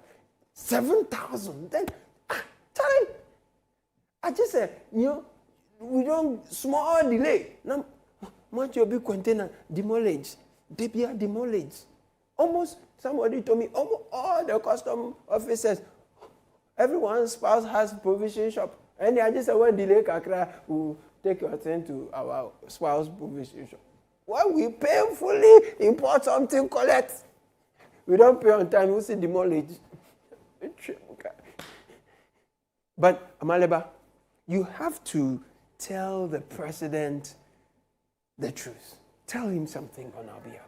The energy with which you are using to ban the Voxy, use that energy to tell him that the gravest injustice he has done to this nation is to legalize Okada for electoral benefit. We have to be very factual here. How can you convince me that in your right frame of cognitive engagement, a four-wheel Voxy is far less safe than a two-wheel Okada that you failed to train, unionize, uniform, and regulate. And most of the times, boys, they are on trauma door. They are one wife. And they are riding by hard, risking their lives as if they have 5 lives. We have allowed the Okada people. No helmet, no regulation, nothing. But Okada is safer than Voxy. The same energy we are putting into banning the Voxy imports and banning their use, we should use the same energy to think a bit critically about this Okada and Abobo Yatinge. You know what I mean? What kind of cognitive policy dissonance? You know, the kind of imani for bro for cabro for baby, respectfully, did you what? By mean to me, sir. Like, think about it. We dislike LGBTQ. Fine, we are doing law against them. Okay, fine, let's pass what you want to do. But you think that side chicks and side cocks there is cool? Do you understand? Voxy is bad, Okada is good. Side chicks are bad. Or you say they are not the same. Stop it. If you are banning Voxy, then you've got to think deeply about that Okada menace. And right now they feel they are law unto themselves because the government, the party in power, has told them, Okada, hey, Okada. Do you understand? Now this week I did see a Maliba and in boss DM, and they tear them up. His boss. No, it's the resurrection power. Your whole life. Oh my God. Let me take a break. When I return, my question for Aquanoma, Bravo, Ofori, Mianya, Kisejabi. Kisejabi, what have you done to Kumipreku Mati Babu? Because, small chance he got Kisi must go. What has Martin done to Kisi? Oh no. Kisi down to Marty. What a Marty. After this break, I'll enter that thing.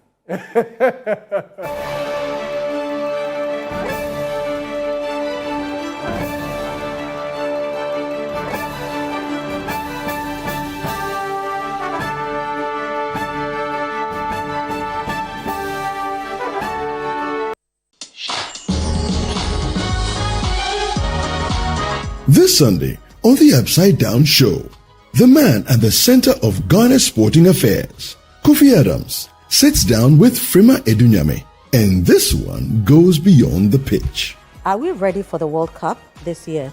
Well, I would say that we are preparing. If I tell you that we are ready today, we don't even have a head coach. Talking about the right track and we not getting there, you have any idea when we are getting a new coach? We have 3 names already, right? Hopefully, if by this weekend we don't announce the coach, latest by Monday, we should be able to announce our new coach. Which year were you teaching at Adisco? At Adisco, I thought from between the year 2000 and 2005. Oh, that was a long time. Yeah, what were you teaching? I taught biology and integrated science. Oh, quite interesting. Biology, everybody loves biology. Did you know that you were going to be a politician? Did you have plans? How did that happen? I was a politician. Okay. Actually, before I went into active politics. Yes. Right. I was doing right from school, from even the university. Okay. We were the foundation members of what is staying today, what has come staying today. Okay. Don't miss it.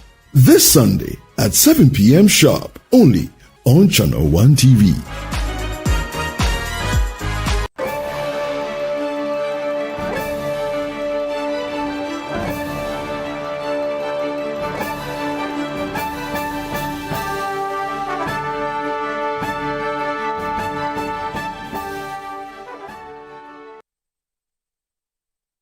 Right, welcome from that break. This is Back Page on Channel 1 Television. My name is Caleb Kida. So this week, we heard that Kenneth Ofori-Atta,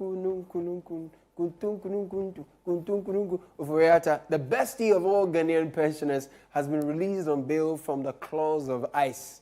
Not ISIS, ICE, like, yes, ICE, wait, sir. Yeah, the Immigration and Customs Enforcement, ICE, and his lawyer was very happy to tell us that his client, he's out on bail. On the 18th of February, it was only a one-liner that the Department of Justice lawyers filed. So the judge could not proceed with the matter because the details of the extradition request was not before him. As it turned out, this is where we are. We were supposed to have gone back to the ICE courts on the 27th of April. But today, in conformity with the rules and the laws governing the immigration practices and procedures in the United States, Kenneth Ofori-Atta has been suffered to be at large. So he's at home with his family. Just as he's resurrected, he has returned. He's out, Yeah, to God be the glory. But return home, bro. Just come home. Come home. No, so if he's out, is he coming home? That was a question the lawyer was asked, but the lawyer versed. But in all this, Martin Kwebu will spare no chance to call for the head of Aquanoma,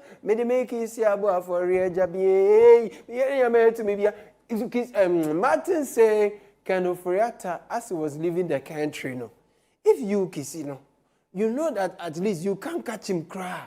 Learn from the women at Mokola. What exactly do they do that Kisi should have learned from? Martin? In our society, if you want to apprehend a suspect, you want to apprehend an accused, and you cannot do it by yourself, the first thing is to blow an alarm. Juloe, Evio, Barawo, okay? Amule, right? Arresting. Kisi Gabi couldn't do this, and he says he's special prosecutor. This simple thing, blowing the whistle. So this matter has come again to the fore that he has to leave that office. We'll punish him for it. This will be like a pay Frank Davis. No, he lose his cool small. He say, either Martin or the lawyers. But anytime he soak Martin say they speak they look around, they hear bang bang bang. Be like some hammer, the nail they do bang bang. He said Kisi, he said Martin, they talk like a painter. I say, Cafe. Wait there, Cafe diem, Cafe diem doesn't mean it. No, Cafe, they have insulted my Cafe uncle. For that, straight bullet. Cafe say they talk like Cafe or Messi. Martin, it is sad. But what is not sad is what A+ did for his people this Easter. Woo! Gomo, Olokodo.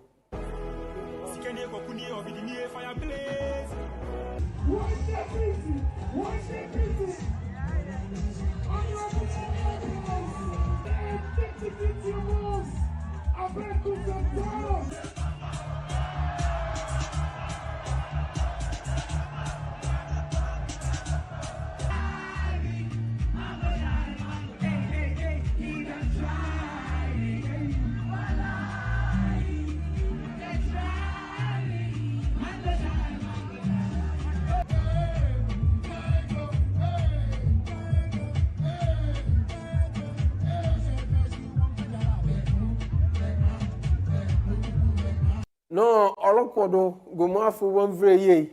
Now, face Soloku for so, one flesh Soloku.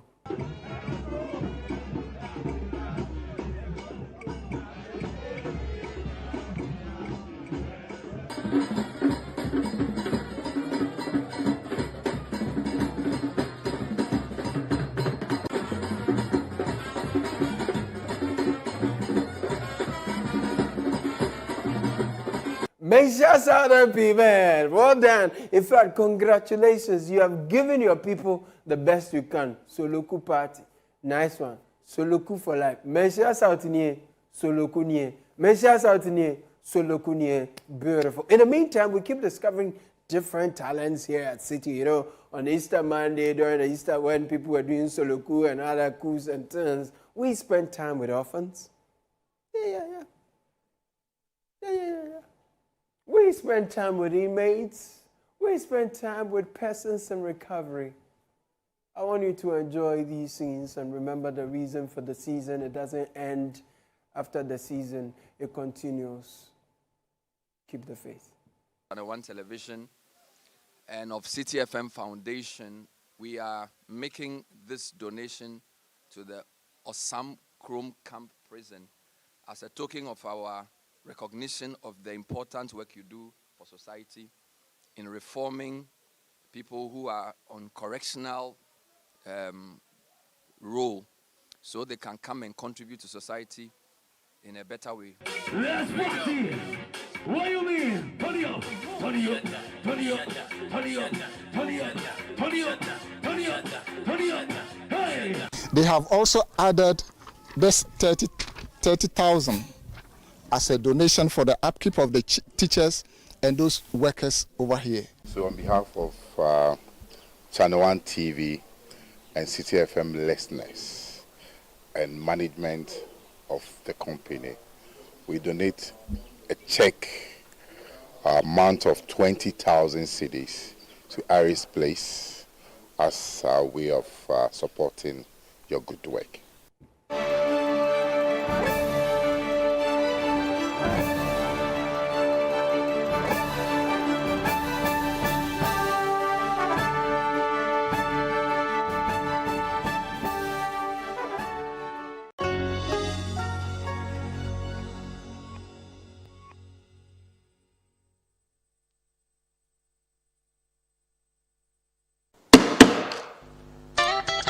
Wow, this is 1998. I can't believe I'm turning 50. When I look back, all that I can remember is all I've been given. Life, friendships, family, and dedicated fans. And I still have a seat in a beautiful industry, enjoying the opportunity I've been given to serve Ghana. I'm made in Ghana. But check this out, Channel 1 TV says they want to celebrate me. They say I'm a good example. Is it true? For my 50th birthday, I'm going to build a pediatric emergency center at Menchia Hospital. That is why all these young and vibrant celebrities are coming out to Class 233 on the 18th of April to come so that we throw this amazing white party together to raise money for that hospital. Kwame Eugene, Kiddy, Kimpaluta, Amrado, Miss B, Sister Fia, a free year, Kwabna, Talent, Abiana, Akwabwa, Abochi, Brothers, Raskuku, Adina, and another friend of mine, Andy Dusty on the 1 and 2s. He is not young. 9 p.m. till you are tired of listening to great music. I know that Channel 1 wishes that they could bring all of this excitement for free, but because we are trying to build a pediatric emergency center at Menchia, please be happy to pay 1,500 for VVIP and 1,000 cedis for VIP. See you there.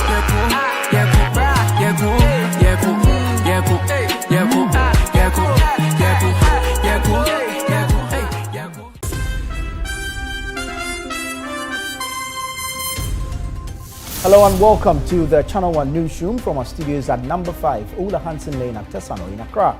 I am Nanatifu Obwati. I'm Frema Edunyame. I am Umaru Sanda Amadu. I am Inesafo. I am Charles Owusukumi. I am Makosia Otrick. They've given you land to build an airport, and the airport is named after them, and then you are going to change it and put your name. We hear a Jumara National Apprenticeship Program in Kokon Kete. Well, they are paper.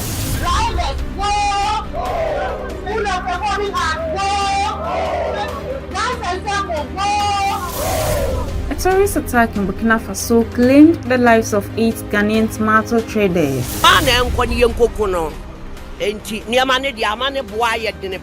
fire extinguishers, they are empty.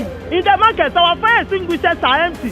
This is a bill Ghanaians have been working for. It was one of our flagship strategies for economic transformation. What do we have to do now for you to call off the strike? The others also, did influence the voters. Prof, what becomes of these students, especially the continuing ones? They should reverse everything that they have done.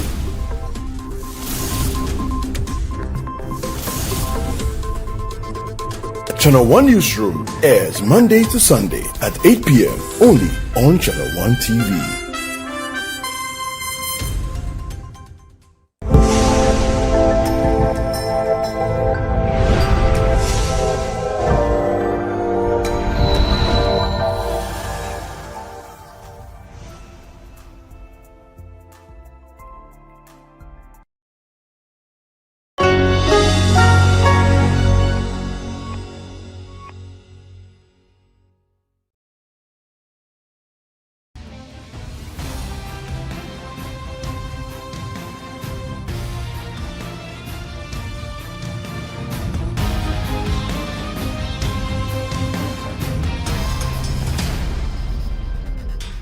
Hello and welcome to Footprint. I'm Ofori-Atta Mensah.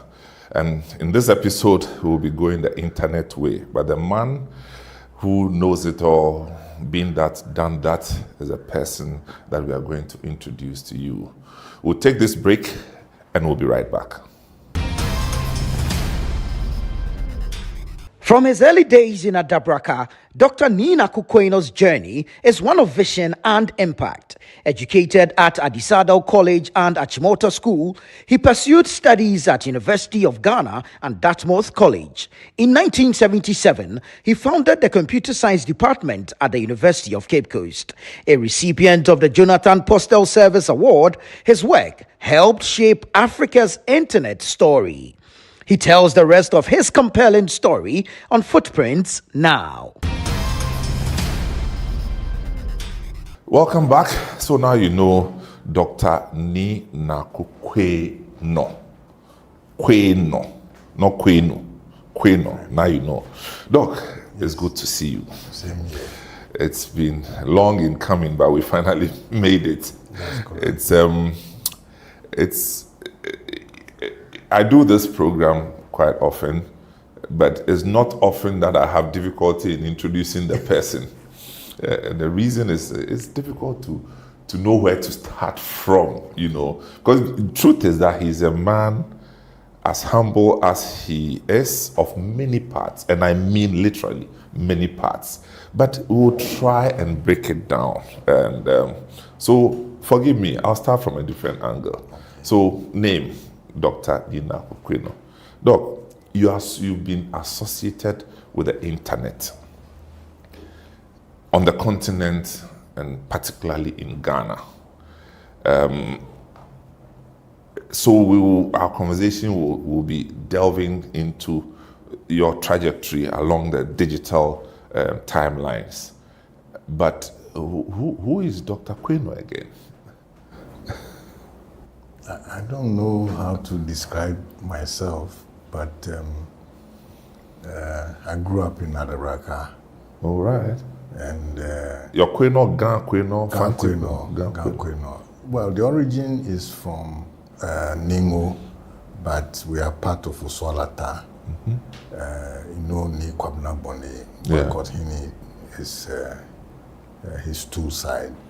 But my mother is from Nglishi and Ashurasi. That's Akropong area. But in my home, I had many brothers. I was the youngest of the brothers, 6 boys, you see. And they were all scientists. Wow. So I was fortunate, therefore, to have standard set. Correct. And then also hand-me-down books, of which I will read during my vacation times and so on and so forth. So you went to school in Adabraka, early childhood? Yes. I went to... Liberty? I don't know what they call the school now, but it used to be near Official Town. Okay. But it's government school. And then I went to what you now call Kimbu. Yeah. But that was Road. Yes. And then secondary education? Secondary, I went to Adisadel first for my first 5 years. And then I went to Achimota School for my sixth form. Right. And that's how I managed that. Did you do tertiary education in Ghana? I attempted in that I went to pre-medicine at the University of Ghana, yes. At the time? Which year would this be? This must be 67.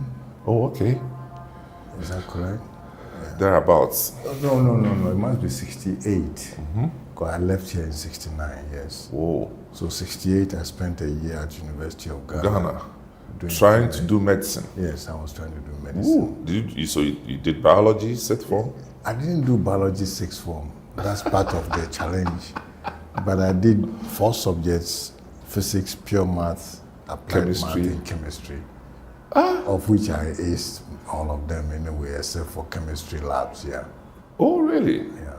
So let me take it easy, man. The way you make it sound so simple, the young people, they don't know what you're talking about.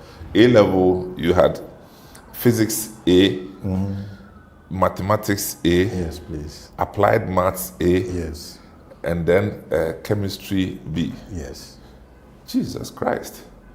So that would take you into medical school at the time? At the time, I was giving admission to medical school. Mm-hmm. Of course, your chemistry was strong. All those things were, that organic chemistry was respectable. Wow. Yeah. But so after 1 year... I discovered that I didn't like the cutting, the zoo. But at the time, of course, your mates in the medical school, you remember some of them who eventually became doctors? There was one I ran into, I forgot the name, but he was doing the Tema Women's Hospital. Oh, okay.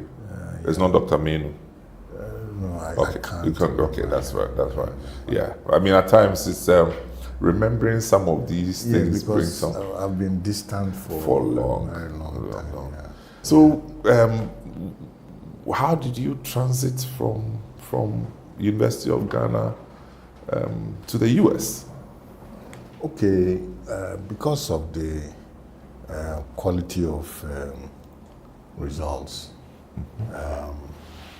while I was at Achimota, I applied to some schools. Different schools, and while I was at Legon, some of the schools gave me offers. Oh, wow. And considering how I've discovered what my real, maybe you might say talent is, I decided that I needed to move to a different discipline. Wow. Meaning go more towards the mathematical sciences. Correct.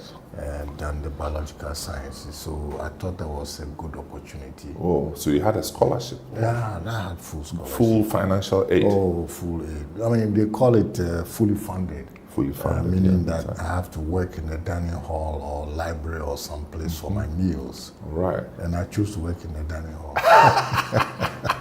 This is a no-brainer, man. you're close to the engine room. Yes, so I could take care of myself at least for some time. Wow. So tell me, at the time, do you remember some of the schools you applied to in the US? Okay, I tried to go to McGill, right. Yes, and then also Dartmouth. Dartmouth, yes. Those were the two principal ones. That you applied to. Yes. So which one did you eventually get to? So I went to Dartmouth. Oh, you went to Dartmouth? I'm a Dartmouth guy. Jesus Christ. Jesus, and it shows. So you eventually got to Dartmouth? Yes, I got to Dartmouth. In September 69, I was 1969. I was at Dartmouth. I mean, those were the days Dartmouth was Dartmouth. Right? Yeah. It was, I mean, not that it's any less, but it was emerging and then, for all the good reasons. Yes. Tell me, so how was the journey from Accra to Dartmouth? Is it? It's in New Hampshire, near Connecticut area. Yeah. You got it right. Yeah. It's in Mm. that area, Connecticut, Vermont, Massachusetts. Massachusetts, yes. Yeah, it's in that area. Oh, yeah. So Ghana Airways. Okay, it was Pan Am. Pan Am, Jesus Christ. American Airlines was the airline that would go. The planes at the time were huge. Yes. Boeing, maybe 707 or something. Yeah. So you flew for the first time? Yes, I flew for the first time, but fortunately for me, one of my senior brothers knew somebody who was traveling on that flight.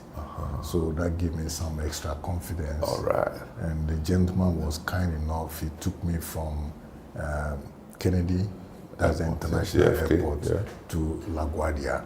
To join the prop airline. LaGuardia in New York. Yeah, it's also New York, but you have to go from one airport to the other. That's not easy, man. For me, it was. I still get lost till today, so it would have been a nightmare. But anyway, the gentleman was kind enough, a brother, Black American, and he took me all the way. He rented a vehicle for himself, but he took me all the way to LaGuardia. Wow. And then once I checked into the smaller aircraft, yes. He departed. Mm. Yeah, but that was the story. So then you flew there to... I flew there. And how was it landing in Dartmouth College from Accra and everything was big? Well, in the New Hampshire area, they had smaller towns. Okay. So the town I went to that's Hanover, New Hampshire, probably had just a few tens of thousands of people, and 2,000 or so were students, and then a good number were people working within the student community. School system. Yeah. Wow. Yeah. That was a typical college town. Yeah, this was a college town. Yeah, college town. Fairly straightforward. Yeah. So, 4 years in your first degree? Okay, it was supposed to be 4 years, but I did it in 2.5. Wait a minute. Yeah. Tell me. So, what course? Okay, liberal arts. Liberal arts. So I could do it in the sciences and the humanities and social sciences, but I did science, but engineering science. So I know some civil engineering, I know some electrical, I know some mechanical, but for that first 4 years, supposedly, I was an engineering science graduate, Wow. And you graduated in 2.5 years? Yes, please. Hey, you could do that? Well, this is the way. The scheme was like this. When you come in, they test your aptitude. And they give you a set of exams. And you did your thing? I did the thing. So that waives 1 year off. Wow. Right, because if you get you pass 4 courses or so, then they give you some 3 or something like that, which is sufficient to, finish the year. And then I decided that I was in a hurry because I wanted to sit in some other courses, right? So instead of taking the normal 3 courses, I may take 4. All right. Or instead of vacation or summer, I'll take another 2. You see, I wanted to pack my period because, you don't usually get opportunity to see that much knowledge out there. And so I wanted to take advantage of it, which is not the current view of many students. That's true. Mine was to soak as much as I can in that time, and I was able to graduate in 2.5 years. Wow. So this is Footprint again, and I have Dr. Nina Okweno, who we all describe as the father of the internet on the continent of Africa. So you're listening to us on City FM or watching on Channel 1 TV. Welcome, and we are pleased to have you. So Doc, yes, after you graduated with your engineering sciences from Dartmouth, what was the roadmap? What were you looking at becoming? Okay, at that point, I've chosen the engineering track. Yes. So I went back to the professional engineering school called Thea School at the same Dartmouth. At the same Dartmouth college, they had a professional, at least 3 professional schools. One was in medicine, one was in business called TOC, and one was the Thea School, which was the engineering school. So I went to the engineering school for my 1-year professional engineering degree. Wow. That is when I began to now specialize in an area of engineering. Okay, which area would be? I was choosing the computer-related things at that point. So this will be 1972 thereabouts? Yes, I graduated 72. 72? Yes, 72, okay. You got it right. So, and I was at Thea for 73. I left Thea in 73. But at that time, Ghana and computer were like day and night apart. And you had the boldness to make that choice. What were you looking at? I was looking at coming to save my people, right? Really? Sure. That was a bold desire, very bold. Yeah. But like I said, I have senior brothers. Yeah. One was the first eye specialist in Ghana. And he trained at Michigan, but he returned. Okay. So it was natural for me to think like that. Meaning the values that I had grown up with included self-determination and That's correct. Some confidence that you can do it. Because I've seen him do it. I mean, he came with his own instruments, everything, and worked in Kolibu Medical School, etc. for a while, but had his own, clinic. So I've seen him do that, and I thought I could do the same. Wow. Tell me, so when you were exiting the engineering school, did you get any offers for jobs in the US? Oh, yeah. As for jobs, General Electric, I had jobs. I could go almost anywhere. Because General Electric at the time was General Electric. It was General Electric. It was a good one. And you had offers there? Oh, I had offers all over, actually. I could find employment anywhere.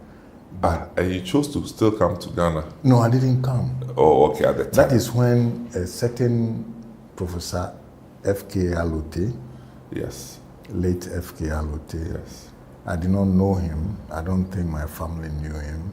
But he had then started his computer science department at K University. Yes. And he needed someone with a PhD in that area. So he talent searched and discovered my stature and actually funded me for graduate study. Oh, I see. So I had already got admissions to some schools, and I went to State University of New York at Stony Brook for my master's and my PhD in 77, becoming the first Ghanaian to have a PhD in computer science. Wow. Yeah, that was the story. So that was funded through the efforts of Professor Alote? Professor Alote, I didn't know him. He found me, he offered me the scholarship, and I went and I did that. Wow. So you did that in New York? What's the school again? State University of New York, at Stony Brook. Okay. It's on Long Island. Right. So what happened after that? Okay, so now at that point, I had options. I could. Wasn't there any conditions attached, as in, we found you, you come back? Oh, yeah. I was going to come back. No question about that. But there was a condition. You are touching on something sensitive, which has to do with the type of visa that I used to go to the US. Correct. I could not stay there permanently. It's called J visa. So it meant that I'll have to return to Ghana at some point. Okay? So what I did was I went to industry. In this case, I had a choice of IBM or digital. IBM going to traditional, computer, large mainframe. Yeah. But IBM was more complicated. They were doing lots of things. So I had a choice to go there, but I chose to go to Digital Equipment Corporation, a mini computer, meaning now we've moved from the mainframes to mini, and they were the leading mini computer company, so I chose to go there. And that was typical American company? Typical, And I worked at DEC it turned out to be for more than a decade, but I worked there for the 2 years, and then I was doing very interesting things, designing CPUs and so on. So you started working with digital computers? Yes, I went to Digital Equipment. And please, Digital Computer is the name of the company. Yes, the name of the company. The company was called Digital Equipment Corporation, DEC. And I was there as a principal engineer, and I was managing, design verification. I'm a CPU designer. I work with operating system. My PhD was in distributed systems. What? Distributed systems, which is a form of operating systems, but it works with different PCs. And all that is part of the reason why your internet came, right? Because if I knew how to do networking, I can make them all look like one machine. That's distributed systems. How do you put different pieces together to make them work as one? So at DEC, I was doing similar things. We're designing high performance machines, and I was using some of those techniques to do that. Because if you want to go quick, you use somebody's tool. Okay, but we were looking at fundamental. As what do you have to do as a scientist to create something, not take somebody's things and add a few things and move on. That would be different. This is Footprint, and we are having a chat with Dr. Nina Kokweno, and we talk about the internet. We refer to him as the father of the internet. Now, we will take a short break. When we come back, we will let him tell us the internet story in this country, Ghana, because that's where the real journey began. I'm Samuel Atta. We'll be right back. You want a healthy smile. Good morning, Raquel. Fresh brewed coffee for you. Oh, thank you, Dr. Maya. You're welcome. But coffee, tea, red wine, those things cause so much stain on our teeth. But I like to tell my patients that cosmetic whitening is a great, safe, effective way to brighten your teeth, like 4 to 6 shades lighter. So it's important to come in to get an assessment on your teeth to make sure you're a good candidate for whitening, because we want to make sure you have a good foundation. Yes, I definitely agree. Like you said, and it could be done right here at Bethel Dental. So I like to make sure patients realize you need to get your whitening done by a licensed dentist or a dental hygienist. So that way you can make sure you're getting the correct product. It's safe. You don't get any burning on your gums. You don't get any sensitivity with your teeth. So those things are super important when you're looking for a place to whiten. Yes. So why wait? Schedule your appointment today. Healthy smile.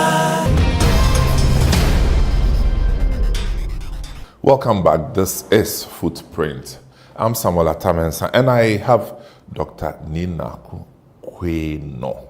And it's a name that for the longest time, at least in the last, in the last 5 decades, this name has been associated with the internet, and no controversy, no question, no ambiguity, straight to the point.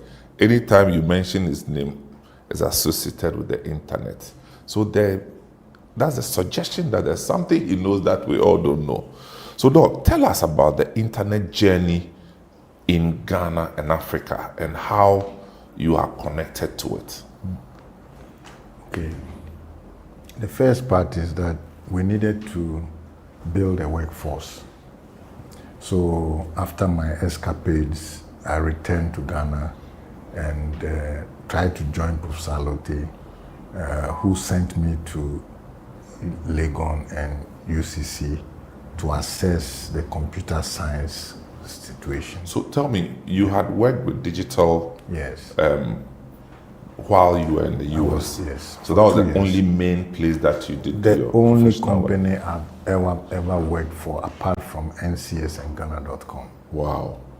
Wow. Okay, so which year did you finally come to Ghana? I came to Ghana in '79, meaning I did 2 years at DEC, and then I returned. And when I returned, we consulted and we decided I should go initiate the computer science department at Cape Coast, because I did not have any activity. Okay. And so the objective was to spread the thing instead of concentrate it at Cape So while Professor Alote was managing the UST computer science, yes, you will be the apostle that will it's a go there and make it happen. Yes. How was it like? UCC at the time, they were education biased. Yes, but education is what you need for computing, right? You need to educate not only the user, but the professionals as well. Right. So I leveraged that. But the thing is that they had a certain computer system they had just acquired that was supposed to help the registrar, registry, is that registrar's office. With things like billing and so on, payroll, etc., etc. So we leveraged that and started teaching. I started teaching both in mathematics and physics. So I was hired into physics to man the equipment as the coordinator of the computer center, but I was teaching in mathematics. Okay, so I was giving a first set of students to start teaching, and I did that from '79 to '82. Right. So this will be UCC. UCC.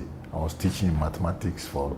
At the time, who was the vice chancellor? Do you remember? I forgot. Okay, all right. No, Dixon. Okay. That's Professor Dixon. Professor Dixon, I think, was the Vice Chancellor, yeah. And Datsun was the head of mathematics. Okay. And Dihie Misa was physics, but I became a Japan. Yeah, I think that's roughly what they said. I remember some of them. Yeah. So how was it? Well, it was like starting something fresh. Yes. Okay, so I had a chance to really teach the pure computer science subjects. Wow. Meaning, because... What was the makeup of the faculty? Okay, to start with, I'm the seed. I'm the only one. Mm-hmm. Okay, so I have to train the first set of 20, 30 students. Whoa. So how long were you in UCC? I was in UCC for till 82. Okay. Then I went back to DEC. Oh, back to the US? I went back to the US. Oh, wow. And then I came back again in 88. Okay. In 88, then I was in industry. That's when we were starting the NCS and so on. I was then based at GNPC, Expatriate National Program, trying to help them build up their capacities in exploration. So when you came back, you had something to do with University of Ghana. I did spend a semester teaching at University of Ghana, but I was on the University of Ghana Council sometime in the past. Yeah, because I remember something like that. Yeah. Oh, so you did just a semester teaching? Yes, I just did their computer science. At their computer science. So their computer science would start after UCC, or what was it? No, you see, the two of them were ahead actually. Okay. Meaning KNUST and UG were ahead. That's why I was sent to UCC as an empty ground to go and put something. Right. There was one Reverend Kosa at Legon who was initiating some activities. But I mean, I think maybe my memories with UG would, I think the mathematics had overshadowed the computer science in the University of Ghana. It is true, but it gave them a certain advantage, which you can see more now, because their program was coupled with statistics. That's correct. Okay? That's correct. And today, in AI, what are they doing? It's statistics. Generating. Yeah, especially in the large language model generation, it's mostly statistics. Statistics, that's correct. So it gives them an advantage. Predictive thing. Yeah. It gives them certain advantage. Wow, we didn't know where we're going. We just wanted to pass the exams and go.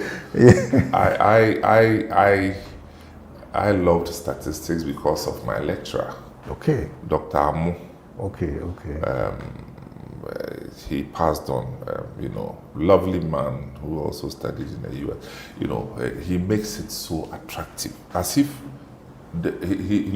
he believes that if you don't study statistics, you don't know where you are going. Yeah, but there's some truth to that, because we practice it every day when you are walking. That's correct.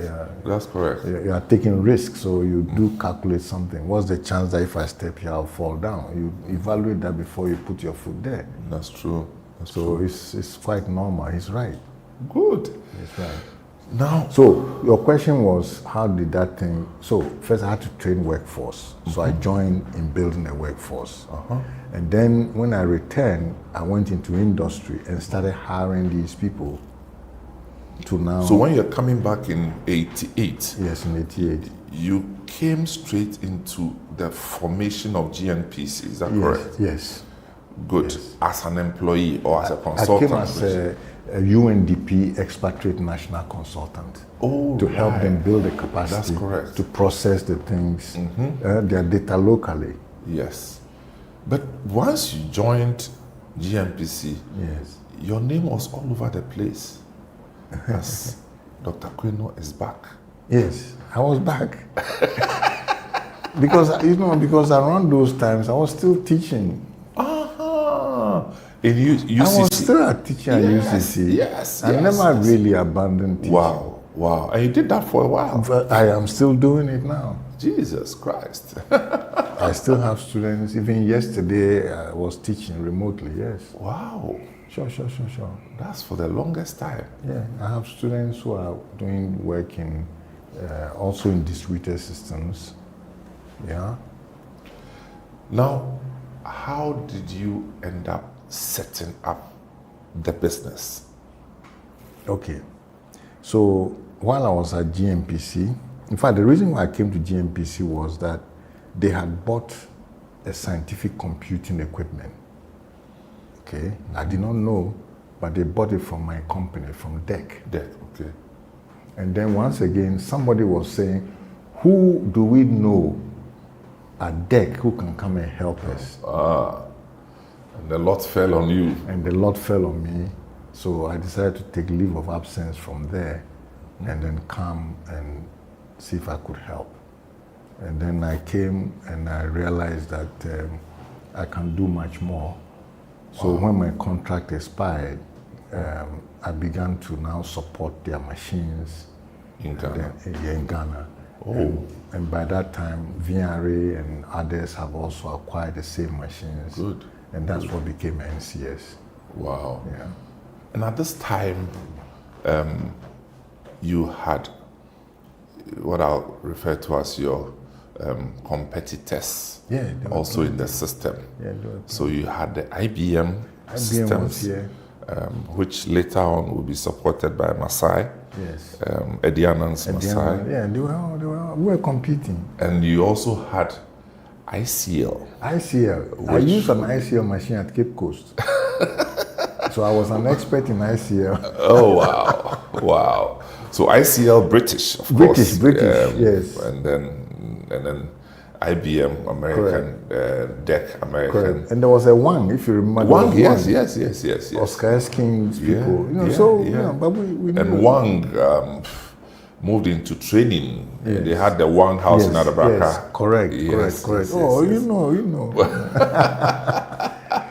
That's beautiful. So, and then with all these people in place, you still found a way of establishing your NCS company with your white vehicles. Oh, you remember.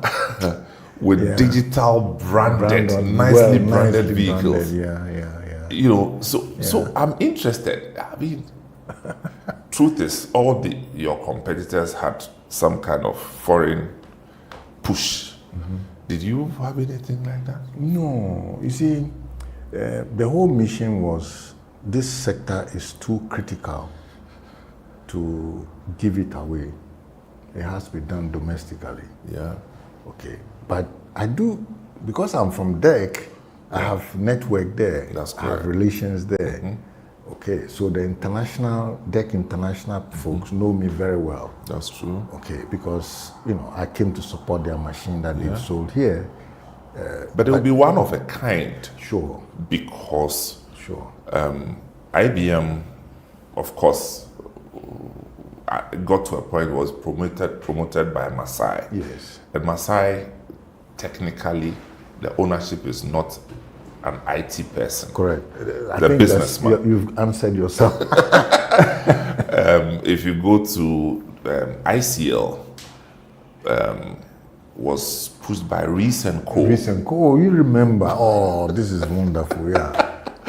Van Loon and Van der Wolf and the people, Dutch people who were doing their business, and they sold everything from fertilizer to everything, including, So it looks like you were the only person who was a professional, properly so-called, who was pushing the boundaries. Yes. Now, you recruited at the time some wonderful people. Yeah, I had the best, actually. Yeah, you remember some of them? Oh, I remember them all.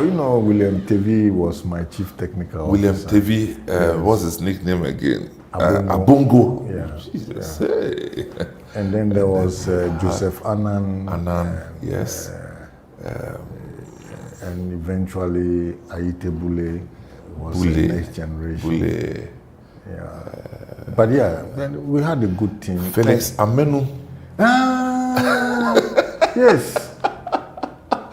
Felix Amenu and all the guys. Yes, Felix Amenu was actually assigned the task of building the internet. Yeah. So he was one of the early people who was trying to push the internet. Wow. Although, TV and myself came in later to to sort it out. Yeah. Wow. Yeah. You had some really wonderful people at the time. Those were fond memories, actually. Yeah. And tell me, so how was that real business competition like? Because what I also noticed was the huge corporates were all aligned to, it was an American company, they are not touching ICL. That's correct. Correct. So how did you survive? Okay, one, I had to sell technical expertise that is good to take the risk with me, because I design many of these machines. I know the inside out. I had to do that sort of thing. And the second thing was I had to make sure that I had teams that can respond. Meaning, you see, you mentioned the bench was deep. I had a huge, deep bench. Top class then. Correct. And I incubated them, meaning that they come, they hang around me, and I grow them before they... You were a coach, yes. Not just the manager. Yes. You did it and you showed the way. I showed the way, and many a time, even TV, there's a story about TV. It is his father, because his father is friends with my senior brother. Oh, right. In the timber. They used to be a timber marketing board associated. And so when I came, he said he has a son who has studied at with Parasocial and UST. And what can he do? I said, just ask him to come and see me. They said, what would he do? I said, he will follow me wherever I go. And he became the first technical engineer, and also one Lemuel Randolph. And that's how we started the engineering corps. I remember there was a guy with this nickname, I forget. We used to call him Muddy Waters.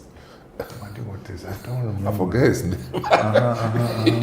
But no, but they were a good group of young ones that were very determined to go forward. And they had bought the philosophy of self-development, meaning they believed in themselves to be able to do it, whereas all the other organizations depended on external support. That's true. Okay, we didn't have Big time. Okay, the only time we depended on our companies was in bids. If you remember, you had to show bank guarantees and things. Correct. That's correct. So that one, then we'll deal with them, and then Digital, they will give us, Digital will give us the bank guarantees. But we were doing everything ourselves. We wrote all the bids, or everything by ourselves. That was serious. Yeah, we were good. It was a damn good engineering company, actually. Wow. You have fond memories of how you operated in Ghana. Yes. And you notice the branding. The branding was crisp. Super. Crisp. Truly, I'm not lying. I must have picked something from your branding those days. So my company, every vehicle is white. There you go. And it actually picked it from digital. That's the right way. So at least I wasn't there, but I benefited. Thank you. So we are speaking with Dr. Nina Kokweno, and forgive me if the language is too technical, but I promise you we are not even there yet.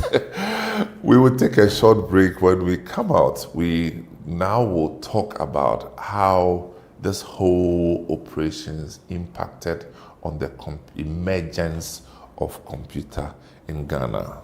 This is Footprint. We'll be right back.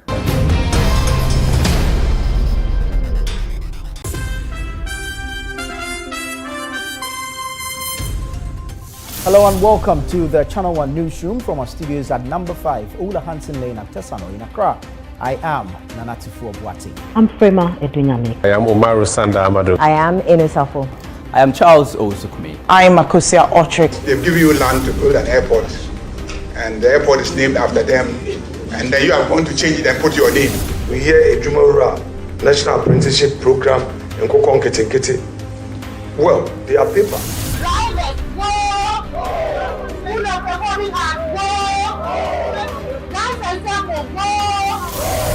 A terrorist attack in Burkina Faso claimed the lives of 8 Ghanaian tomato traders. Our fire extinguishers, they are empty. In the market, our fire extinguishers are empty. This appeal Ghanaians have been working for. It was one of our flagship strategies for economic transformation. What do we have to do now for you to call off the strike? The others also, did influence the voters. Prof, what becomes of these students, especially the continuing ones? They should reverse everything that they have done.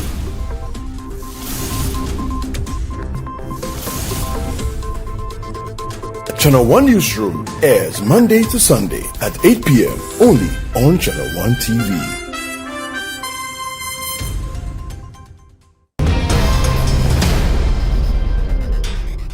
Welcome back. This is Footprint, and you're hearing the voice of Dr. Ninaku Kweno. Doc, so we've been talking about your company and its role in the emergence of computer science and its business applications in Ghana. But, you know, it's moved so fast, and the revolution has been amazing. Can you walk us through, because we were in the manual space of writing programs in Fortran 4, Fortran 77, then COBOL, then Pascal. You know, there used to be BASIC. Remember that language, BASIC? Yeah, BASIC is from Dartmouth.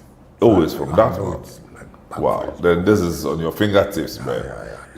BASIC, that's the name of the programming language, you know, and then the applications popped up, and then suddenly they have taken over.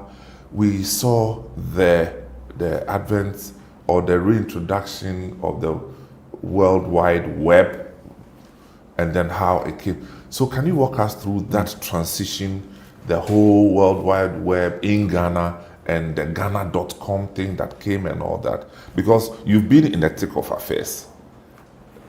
Okay, so let me illustrate it this way. Notice that first we had to build a workforce development machine. Okay. Meaning the 3 universities producing graduates. Yeah. Workforce. If you don't have workforce, you can't do it. That was the first phase. Then the next phase was almost like an enterprise network development environment. That is when companies had their own computer system, their own data center, and all their staff were using them, right? That's when the VRAs bought, the different companies were choosing ICL, Wang, and so on. So we're doing enterprise computing. Okay. Now, with the enterprise computing, if you had any kind of sharing, it was only within your organization. So this one, the sharing will be aided by, is that when we started using network cards? For example, yes, yes. Meaning now, and then the next big thing that transitioned was around 88. If you remember, PCs started coming in. Until this time, one big system, mini system, mini system, but you had terminals. And connected. The terminals were dumb. Yes. You couldn't dummy terminals. They were not intelligent. They can't do any processing on their own. Yes. Anything you type goes all the way to the back to the system. Yeah. Okay. So that was the stage we had to go through. But with the PC, so these are you are talking about when we were using floppy drives. Yes. And the discs. The discs. They came with the PCs. Yes. But before that, the interface did not have any intelligence. It was just a screen. If you remember, green screen. Monochrome. Yeah. It was just a screen. Okay. And anything you type from the keyboard traveled all the way to the back and was echoed. Yeah. If it's not echoed, you will not see it. It was echoed. That was the in-between, meaning from the education side, then we came to building these things in industry. So we bought one big system and everybody shared it. And the terminal controllers, this, that. Then now, PC started coming in. Internet also went from being proprietary to commercial. It used to be just US APA research type of thing. But around 92, 3, it was becoming commercial. Okay, so now how do we transition from this enterprise sharing only within your company to sharing across companies? And that was the internet. Oh, okay. You see the thing. Okay. So if I understand, we kind of had closed systems. Yes, you had closed systems within the enterprise. Yes. And these closed systems now would open up. They will open up. Interconnected Correct. to one another. Correct. To form the World Wide Web. Precisely. No, you have a degree, straight up. And in fact, in the closed system, it was also the sharing, any possible sharing was between vendors. You know, as when I was running the deck one, I could make GMPC share with VRA. Oh, lovely. Because I had a network. Okay. They had their own protocol. Protocols, yes. But now it's going to become an open protocol that everybody can use. Right. So ICL can use, IBM can use, Compact can use, etc. Tell me, so is this when we used to hear Novell? Novell came just before the internet, yes. How about Unix? Unix is the engine for the internet. Wow. Yes, because it's open, I can just download it and I can use it. And in fact, the first nodes that we had for internet were based on Unix. Yes. And Unix runs most commonly on DEC. Wow. At the time. So that was also another advantage of why I was able to do that. Are you seeing the thing? Because DEC machines were the most used on the ARPANET, which was the beginning of the internet. Okay. Scientific computing, DEC. So ARPANET? Yes, ARPANET. Advanced Research Project Agency. US was military. Heavily used by the military people in the US. military was a military network. Oh, yeah. Now you understand why I'm saying that if we want, we should not outsource. We have to do it ourselves. Because this is solving somebody's problem, maybe not your problem. But, correct. You know. But my little foray into that industry would teach me that there were lots of state agencies that would buy some of these foreign software but couldn't even use them. Okay, because of the workforce problem and then also the provider. You see, people masquerade. Say, I know this, I can do this, only because he has a friend who has it and he buys it and gives it to you. Which is why the NCA was such an influential organization, because we would do it. So we woke up one day and the email thing has started. And how did that one to start? Okay, once we assembled the routing architecture, then we had to get links. International line, that's one wing. And then how do people come to you? So if you remember, we had to get a lot of telephone lines, dial-in lines, and the person coming has his PC and he has a modem, and then he will use his PC and his modem to call my numbers. So this is when the modems used to whistle? Correct. That was the beginning. When you dial in, then the modem will be... Correct. He's trying to sync the frequencies of at which he can speak at. Wow. You know, so we had a modem. So I get 10 lines node. I got 10 lines. That's what made it possible. 10 lines, each of them with a modem, which means that people can call the phone number and my modem will answer. So you put the 10 lines into a form of a packet? Yes. And then they have in fact, we even put them in a hunt. Roll hunt? Yes, we do a hunt. Hunt, meaning that if this one is busy, it automatically jumps to the next. Correct. In that manner. Precisely. And because there were times that in trying to access it, it's busy. Meaning that it's an overload. Correct. So then we can keep adding more numbers. It's taking me 30 years to learn this thing. So we can keep adding more numbers. Yes. So unless a phone number is bad, I can skip over it. Oh, wow. You see how the thing goes. So by just having those dial-in lines, we are able to so that's what was actually the engine that was driving our email and internet systems. Correct. Wow. And then I need to have an email server also, and then I have to have a web server to serve you locally, etc. And we keep going. So it all started with you here? Yes. Wow. I mean, really the person who helped a lot was more like Rollins than many people. Rollins? Yeah. With policy direction? Policy direction, meaning that he said, and Mr. Pepra was the minister then, and he said, this is value-added service. So while we are going to change the regulation, you can still proceed. Good. Meaning they were tolerant enough of the engineering. That's correct. To allow it to go forward. And at which point did we experience the final explosion? Like now, industry could not do without the internet. Okay. Notice that once NCA was in place, NCA had the job of promoting competition in the area, right? So if you remember, there were over 100 ISPs. From about 96 on to when 2000. Africa Online joined, Internet Ghana joined, and then thereafter it exploded over 100 ISPs. But I noticed that the Wang didn't do so well at the time. Yes. They just branched into training.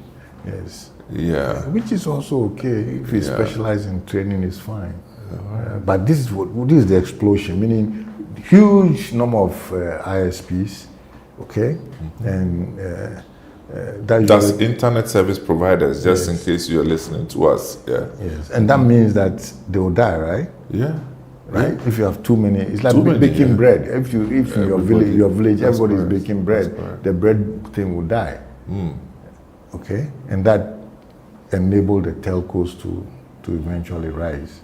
But I used to build internet for Ghana Telecom and do the billing for Scancom and so on and so forth. Yeah.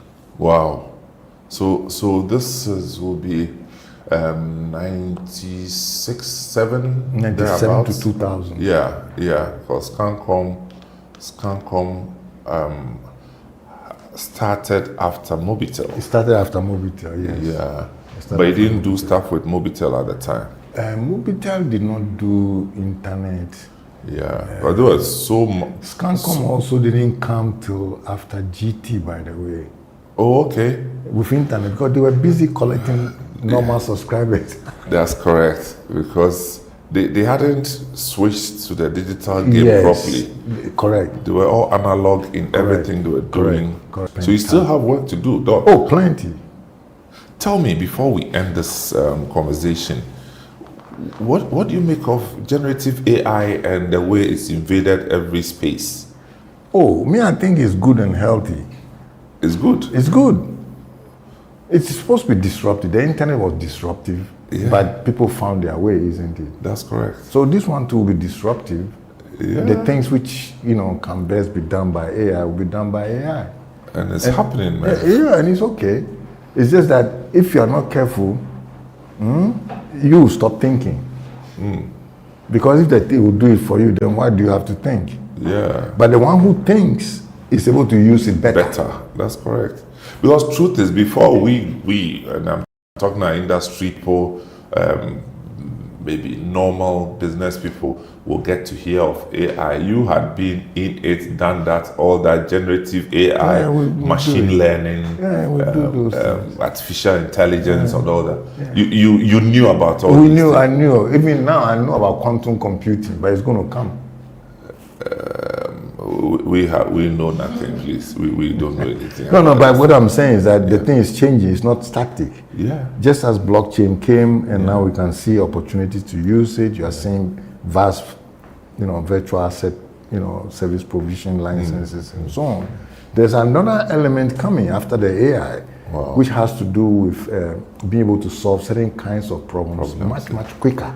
Wow. Than we could solve them today. So beyond AI, there's quantum. There's quantum computing and communication. Quantum computing is coming. So if you thought that AI was an explosion, wait till you hear about. In fact, AI needs quantum. Thank you very much. So it's coming. My brother was the Secretary General, by the way.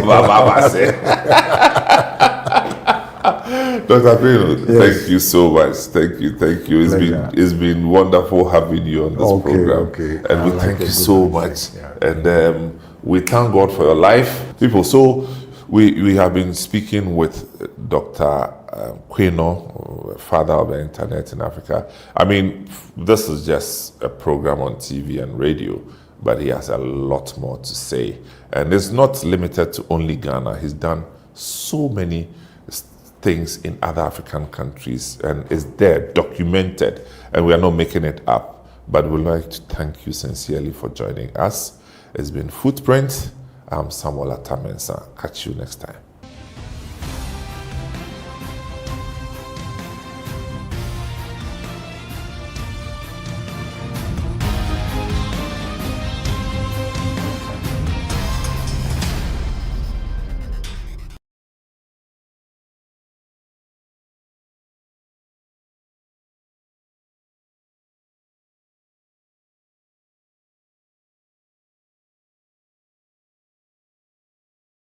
No power. Another year is here. A new beginning. A fresh opportunity to draw closer to God and to one another. This family month, your family radio station, 97.3 CDFM, invites you and your loved ones to something truly special. The 2026 Family Consecration Service, a sacred gathering where families come together in prayer, faith, and unity. It's a moment to dedicate your home to God's loving care, to seek His protection, His guidance, and His peace over every household. Come and experience divine connection as we pray for strength, restoration, unity, and direction for our families. Married couples will also have the opportunity to renew their vows, reaffirming love, commitment, and purpose. The date is Friday, the 1st of May, 2026, from 6 a.m. to 12 noon. The venue is the Oil Dome, Royal House Chapel, Accra. Bring your entire family and come expectant. And let's commit our homes into God's hands. 2026 Family Consecration Service is powered by 97.3 CDFM with support from Channel 1 TV, because the family that prays together stays together. Calls me in the power for Christ the solid. The call of forgiveness. May God grant you the grace. This April, 97.3 CDFM invites you into a deeper place of faith, reflection, and divine connection with Seasons of Prayer, a special edition focused on the family. Step into a sacred month of renewal designed to strengthen homes, restore relationships, and draw families closer to God. In the midst of life's pressures and responsibilities, this is your moment to pause, seek, and reconnect together with the source of peace, unity, and direction. Whether you're trusting God for healing in your home, wisdom for parenting, unity in relationships, or a stronger spiritual foundation for your family, this is more than a program. It's a divine appointment. A time to reflect, refuel, and realign your family with God's purpose. Join us from April 1st to April 30th, 2026, only on 97.3 CDFM. Tune in to Midnight Cry from 12 a.m. to 1 a.m. This is your day from 4 a.m. to 6 a.m.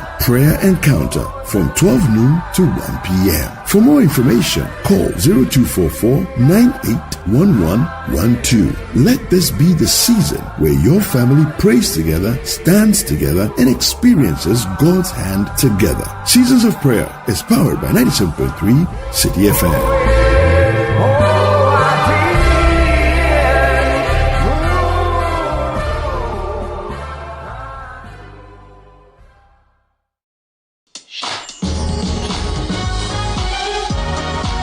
This Sunday on the Upside Down Show, the man at the center of Ghana's sporting affairs, Kofi Adams, sits down with Frima Edunyame, and this one goes beyond the pitch. Are we ready for the World Cup this year?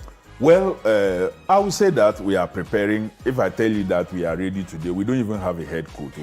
Talking about the right track and we not getting there, you have any idea when we are getting a new coach? We have 3 names already, right? Hopefully, if by this weekend we don't announce the coach, latest by Monday, we should be able to announce. Okay. Which year were you teaching at Adisco? At Adisco, I thought from between the year 2000 and 2005. Oh, that was a long time. Yeah, what were you teaching? I taught biology and integrated science. Oh, quite interesting. Biology, everybody loves biology. Did you know that you were going to be a politician? Did you have plans? How did that happen? I was a politician. Okay. Actually, before I went into active politics. Yes. Right. I was doing right from school, from even the university. Okay. We were the foundation members of what is staying today, what has come staying today. Okay. Don't miss it. This Sunday at 7 p.m. sharp, only on Channel 1 TV.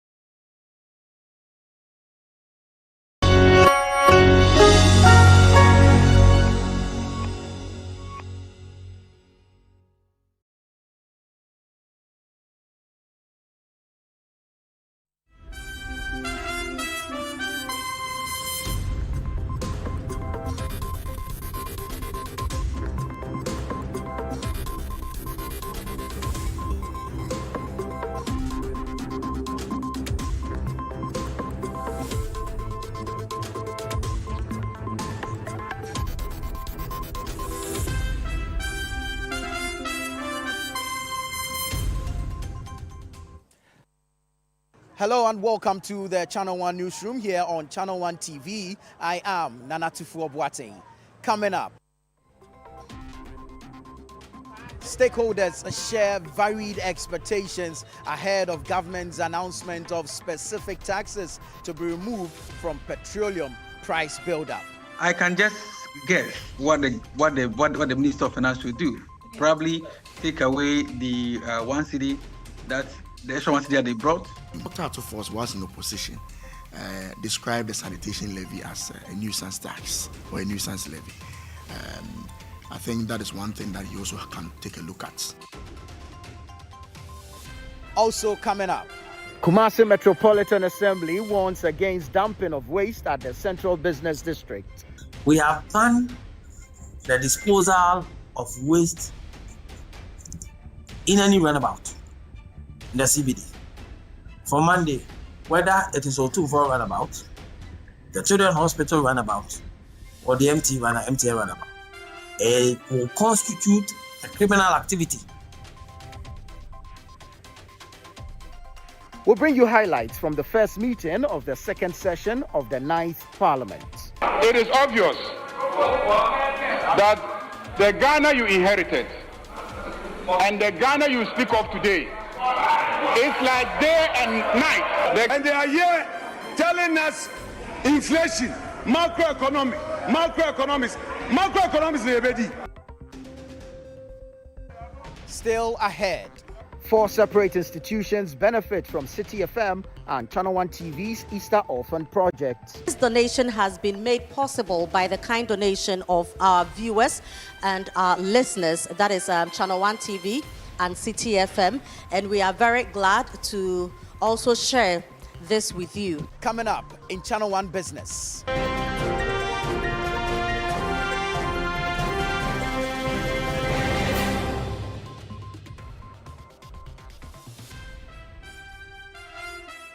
Africa Export-Import Bank earmarks $10 billion to cushion African countries following Middle East tensions. And later in Channel 1 Sports.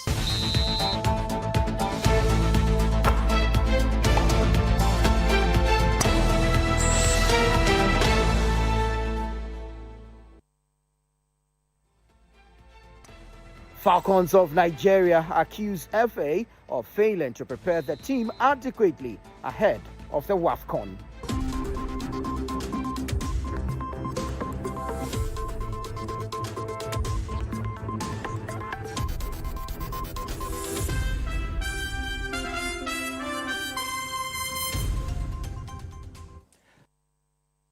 Middle East tensions, specifically regarding the US-Israel-Iran conflict and disruptions near the Strait of Hormuz, have caused crude oil to surge, currently hovering around $98 per barrel for WTI and $96 per barrel for Brent, following US President Donald Trump's announcement of a temporary ceasefire.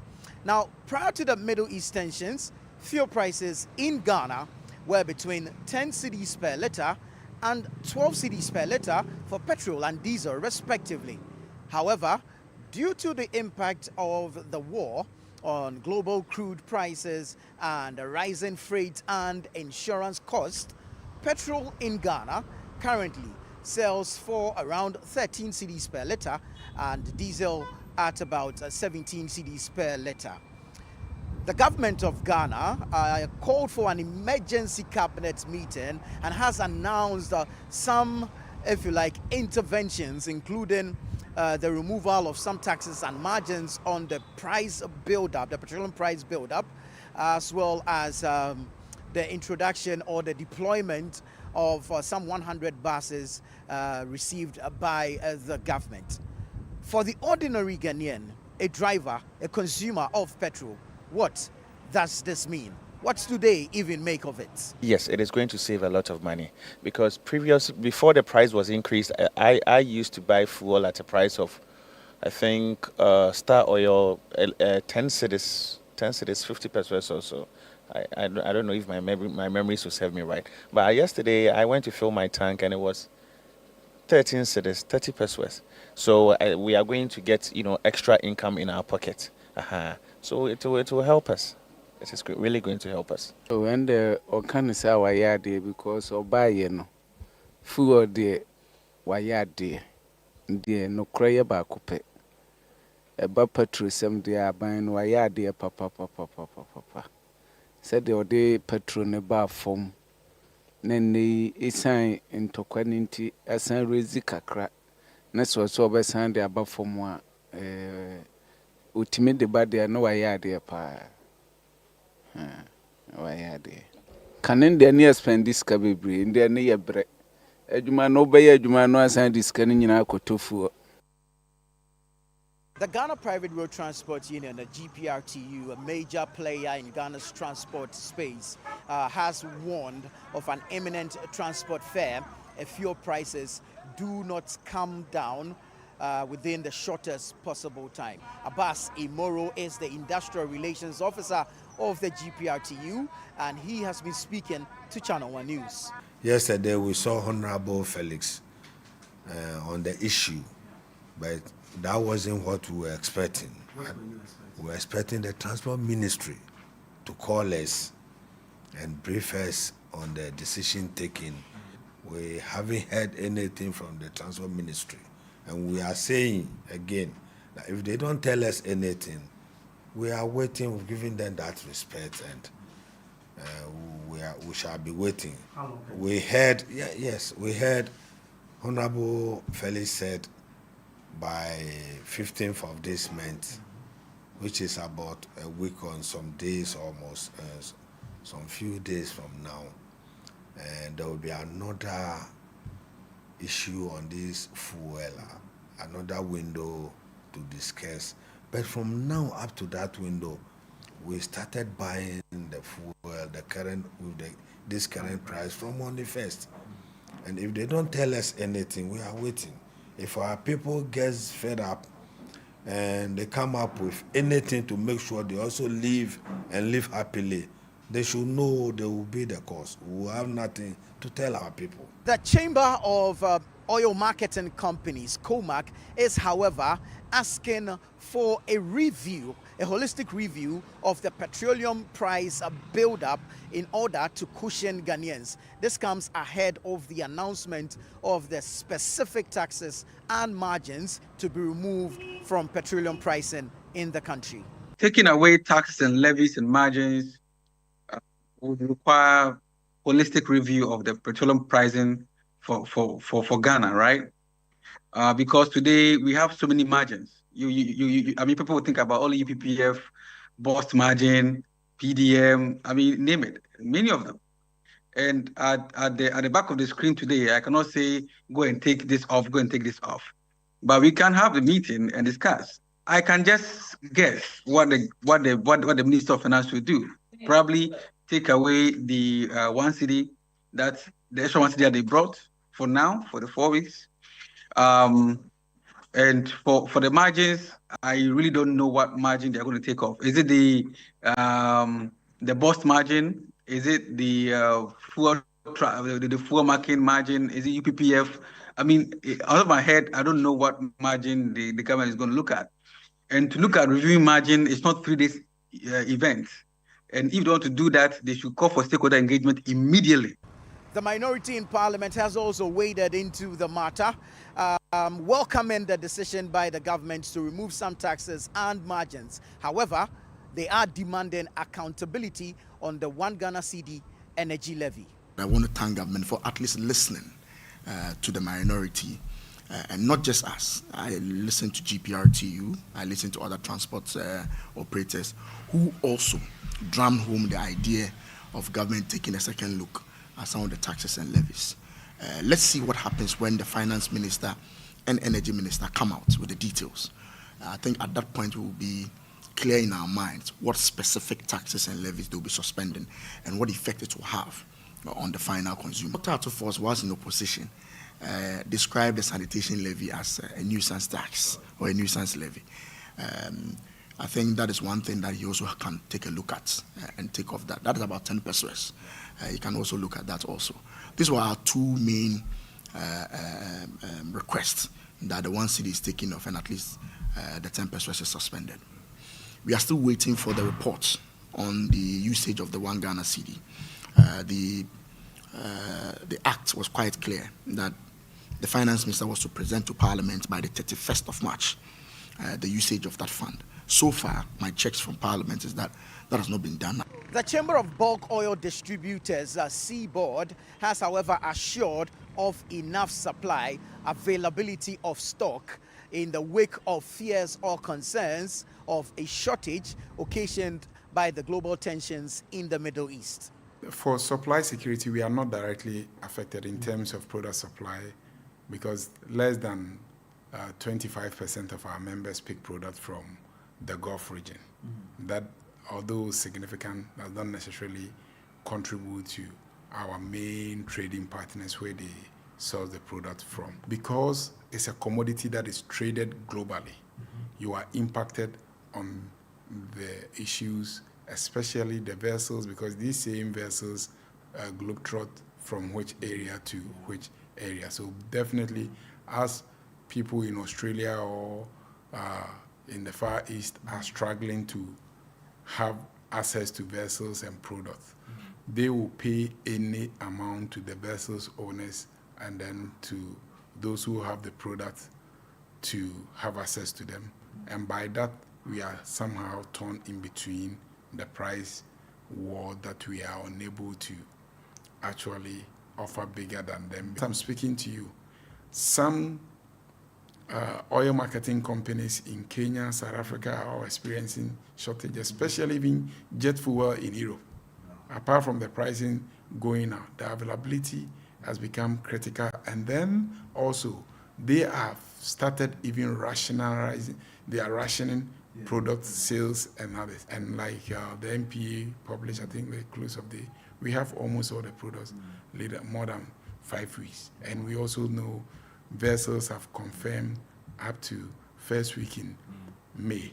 That gives us the comfort of knowing that irrespective of the dangers and the challenges that happen there, we will be able to provide the market and keep the market wet.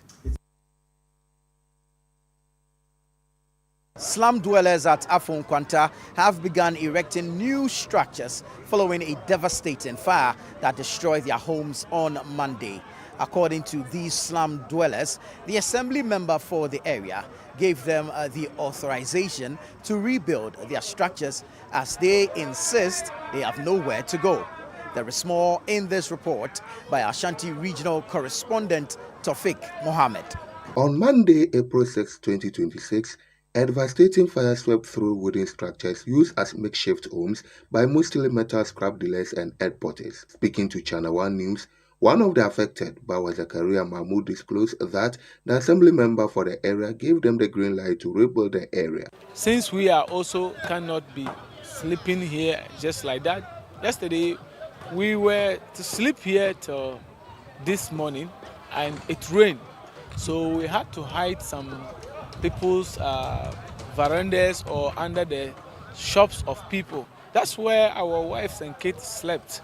And we cannot wait till the time that government will approve or maybe those high personalities will give the measures. Bawa Zakaria Mahmoud recounts how he ended up in the slum, stating that he is a graduate from the Kwame Nkrumah University of Science and Technology, KNUST. I'm a student. I completed KNUST, and the reason that made me live in these structures will shock you. I came here, first year I was having a place to sleep in the campus. We all know that first years they have a place for you. Second year I have to rent a place, a hostel, to be able to continue the 3 years program. I could not. I didn't have the money. So the only thing I could afford was to hire that wooden structure. So I was here while schooling in KNUST, doing the scraps to pay my school fees and then support myself. They are, however, calling on relevant authorities to come to their aid.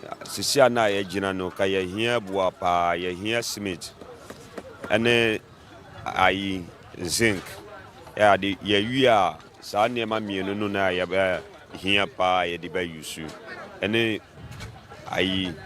Blocks. For Channel 1 News, I'm Tofik Mohammed. Afokwanta, Kumasi, Ashanti region.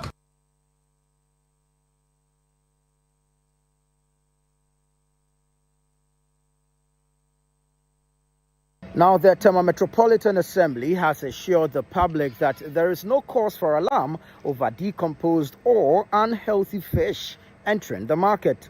This follows a mass fish mortality incident at the Tema shipyard.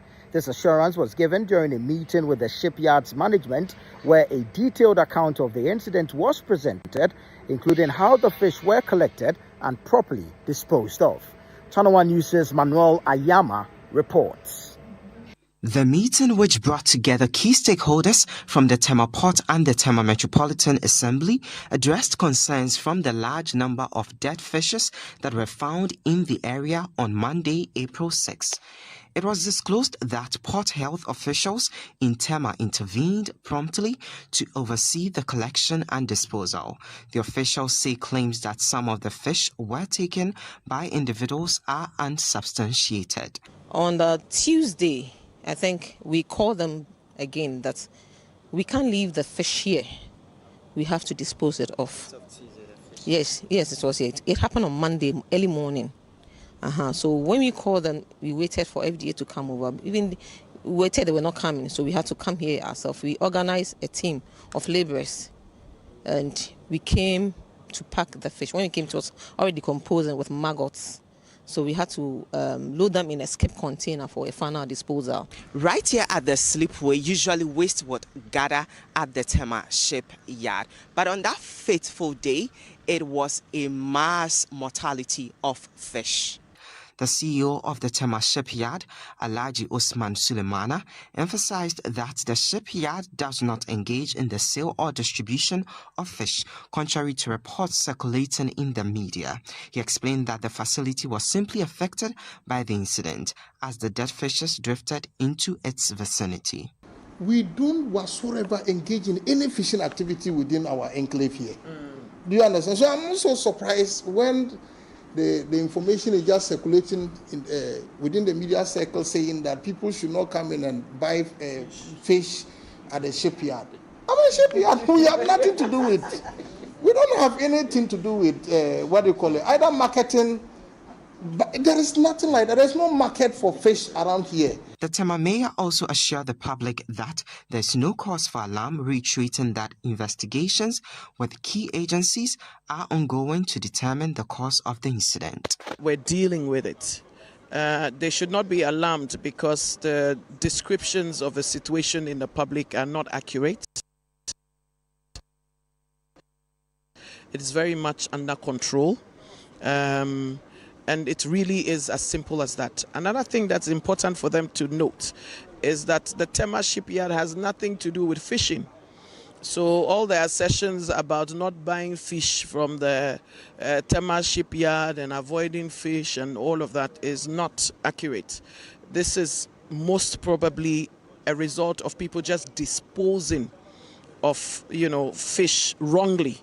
Because if you don't want it, even if it spoils in your possession, instead of disposing of it properly, you just threw it into the sea. This is what we're trying to ascertain. For Channel 1 News from the Tema shipyard, I am Manuel Ayama.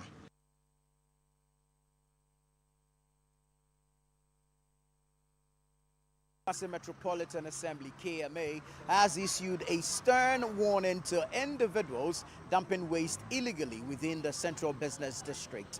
This follows the Ashanti Regional Minister's campaign launch to clamp down on indiscriminate disposal of refuse in the region, urging residents to take videos of offenders and report them for the necessary sanctions. There is more in this report by Ashanti Regional Correspondent Tofik Mohammed.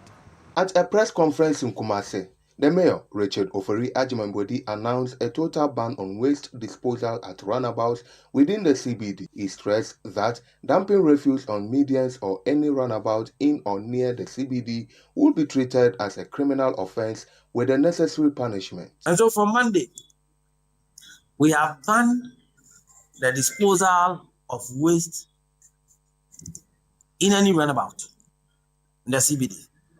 From Monday, whether it is O2 runabout, the Children's Hospital runabout, or the MTL runabout, it will constitute a criminal activity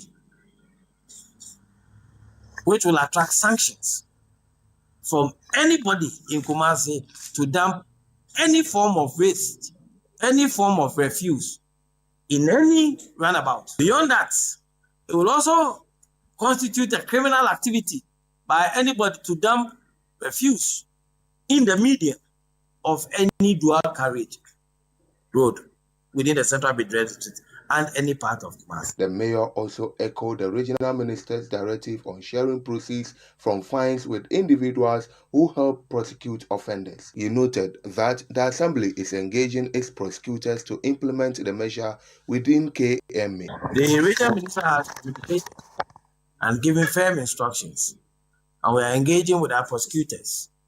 If anybody in Kumasi sees anyone dumping refuse, not in a dustbin, but on the street, if you are capable, arrest the person, take the person to the nearest police station. We take the person to court. The fine that is imposed on the person half will be paid to you who helped us by arresting the recalcitrant citizen of our city.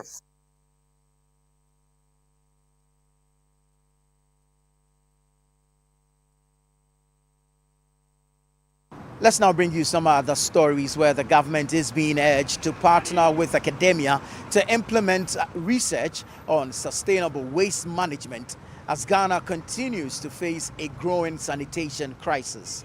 While the ocean faces pollution from plastic waste materials, experts believe segregation at source could help address the challenge. Central Regional Correspondent Akwesiado has more in this report. One of the key environmental challenges here in Cape Coast, the Central Regional Capital, is pollution of the ocean caused by plastic waste materials. Apart from that, gutters remain choked as a result of environmental pollution. A common practice, refuse burning, also reduces air quality. Waste collectors and refuse dump site managers possess little knowledge about waste management, further compounding the situation. So you two separate from plastic and quenchant is van waste when you so quenchant polythene bags and so quenchant or bob ma untum farmer to born found your fan on kuchoku gata because the choku gata is now on my way. As part of observing this year's International Day for Zero Waste, key stakeholders converged to discuss measures to improve waste management in the city.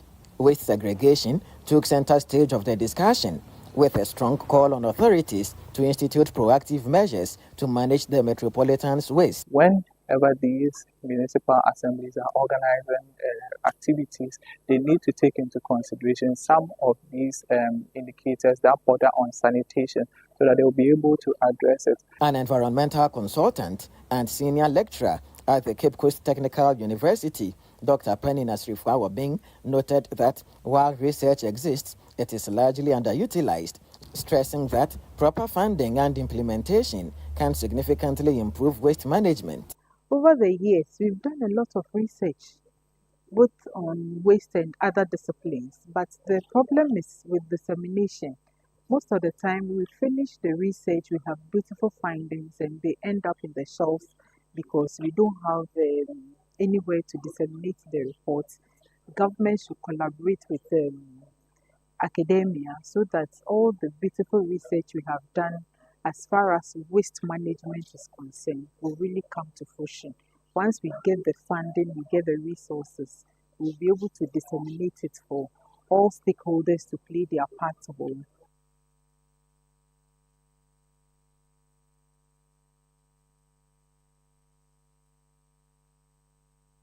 Now, woodworkers at the Sokoban Wood Village in the Ashanti region are intensifying calls on government to provide proper documentation to facilitate the smooth transportation of wood offcuts from source to various processing centers. The woodworkers say the Forestry Commission has a role to play to facilitate the move. Channel 1 News' Bureau Chief for the Middle Belt, Hafiz Tijani, has more in this report. The Sokoban Wood Village is one of the biggest wood markets, not only in Ghana, but also in West Africa. This market employs thousands within the timber value chain as various wood products are produced here. One common wood sample is offcuts, which dominates the market and used for wood products. Offcuts in woodwork refer to leftover pieces of timber that remain after large logs have been cut or processed. These remnants are often burned in forests or other locations for firewood and charcoal production. However, workers at the Sokoban Wood Village argue that these offcuts can be repurposed into various wood products which could generate revenue for the government and contribute to economic growth. The leadership of the Ghana Sun Timber Sellers Association says although most of their members source these offcuts legally, they face significant challenges in obtaining the necessary documentation to transport them to processing centers or wood markets. Most of them are sourced from legal sources, but you see the documentation for these leftovers is very difficult to maybe document it and transport them. That is where our beef is. That is where our problem is. If they are brought into the system, bringing them from the source to the marketing centers where the processing can start is the problem. And even if you have finished processing them, transporting them from the market to outstations is also another worry. Because getting the document to cover what you have processed is something I think very difficult to do electronically. That is what they say. They are doing it electronically. The concerns were raised during a working visit by the director of the National Timber Monitoring Team, Alhaji Mohammed Kwekudoku, to the Sokoban Wood Village.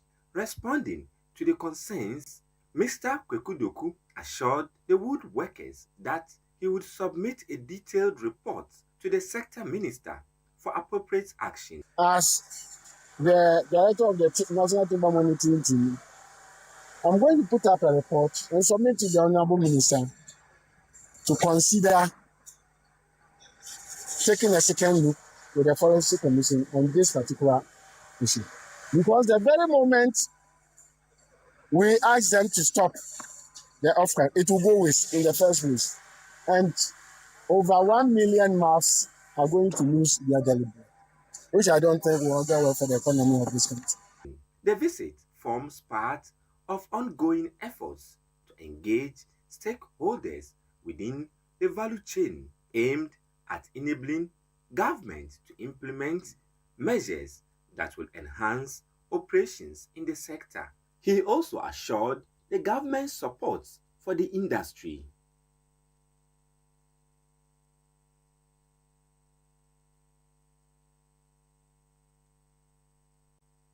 Now, structures along waterways in Adentan Lakeside have been earmarked for demolition by the Municipal Assembly.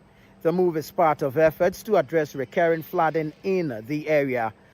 Dredging works have begun at Adentan Lakeside following a Channel 1 News report of a sudden inundation of the area after about 30 minutes of rain on April 2. Following that report, the Member of Parliament for Adentan constituency, Mohammed Adamu Ramadan, visited the affected areas and ordered immediate dredging. The Adentan Municipal Coordinator of the National Disaster Management Organization, Eric Kofi Paddy, says the dredging is aimed at allowing the free flow of water through choked drains. He adds that authorities will also begin straightening water bodies, including clearing or demolishing structures within a 50-meter buffer on either side. So because it has been encroached, it's not able to allow the water to flow. And it has affected the flow of our drain from the upstream. So today, before we can dredge the upstream, meaning that we need to open up the dam side, which are the downhills.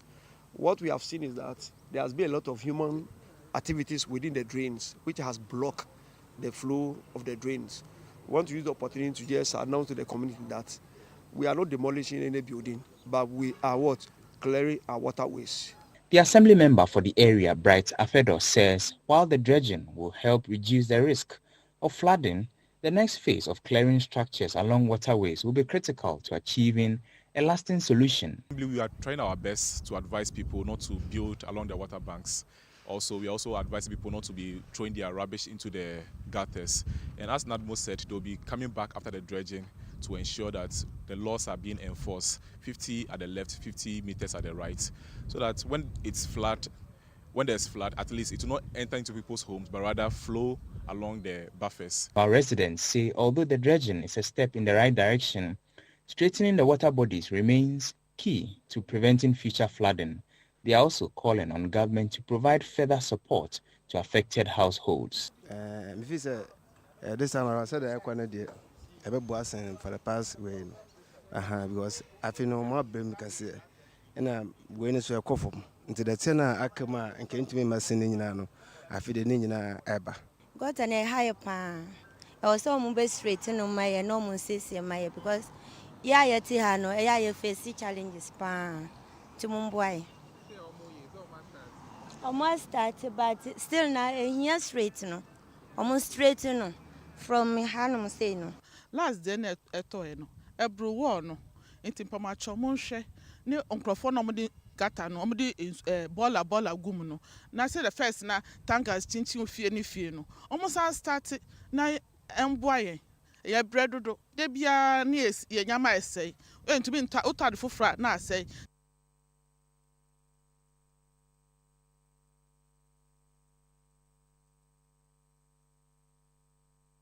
This is the Channel One Newsroom here on Channel One TV. Still ahead, Africa Export-Import Bank earmarks $10 billion to cushion African countries following Middle East tensions. We'll bring you the details shortly. Please don't go away.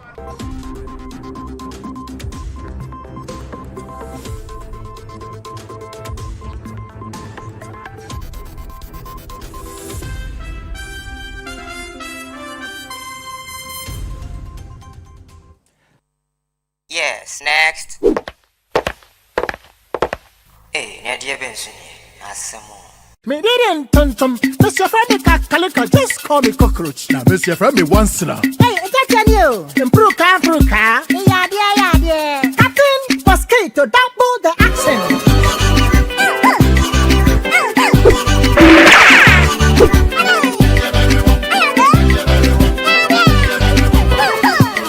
Sasso spray, Mr. Freddy Sasso quell. Yeah, go to my Sasso.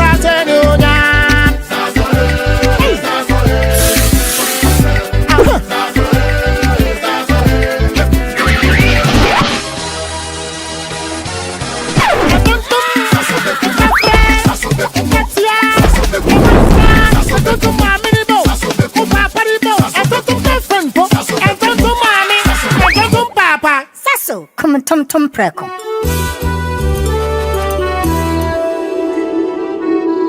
We're kicking your year off in all her glory. With more, because we got you. You get it?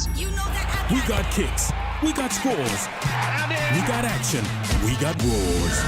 It's my specialty. We got drama. We got fun. We got more for everyone. With an upgrade on us, just for you. More channels, more shows, more reasons to stay. We got you.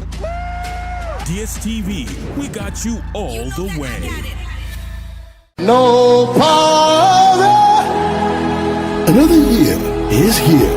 A new beginning. A fresh opportunity to draw closer to God and to one another. This family month, your family radio station, 97.3 CDFM, invites you and your loved ones to something truly special. The 2026 Family Consecration Service, a sacred gathering where families come together in prayer, faith, and unity. It's a moment to dedicate your home to God's loving care, to seek His protection, His guidance, and His peace over every household. Come and experience divine connection as we pray for strength, restoration, unity, and direction for our families. Married couples will also have the opportunity to renew their vows, reaffirming love, commitment, and purpose. The date is Friday, the 1st of May, 2026, from 6 a.m. to 12 noon. The venue is the Oil Dome, Royal House Chapel, Accra. Bring your entire family and come expectant. And let's commit our homes into God's hands. 2026 Family Consecration Service is powered by 97.3 CDFM with support from Channel 1 TV, because the family that prays together stays together. Calls me home in the power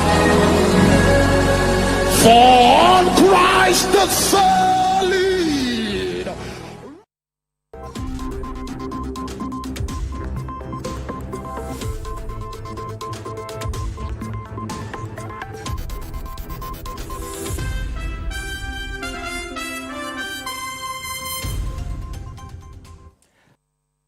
You're welcome back to the Channel 1 Newsroom. You're on Channel 1 Television. Next is Channel 1 Business with Neteli Neti Achahu.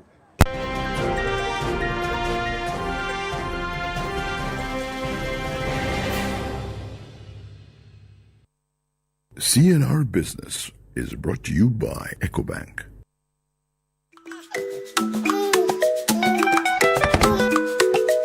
How may I help you today? We'd like to open a bank account.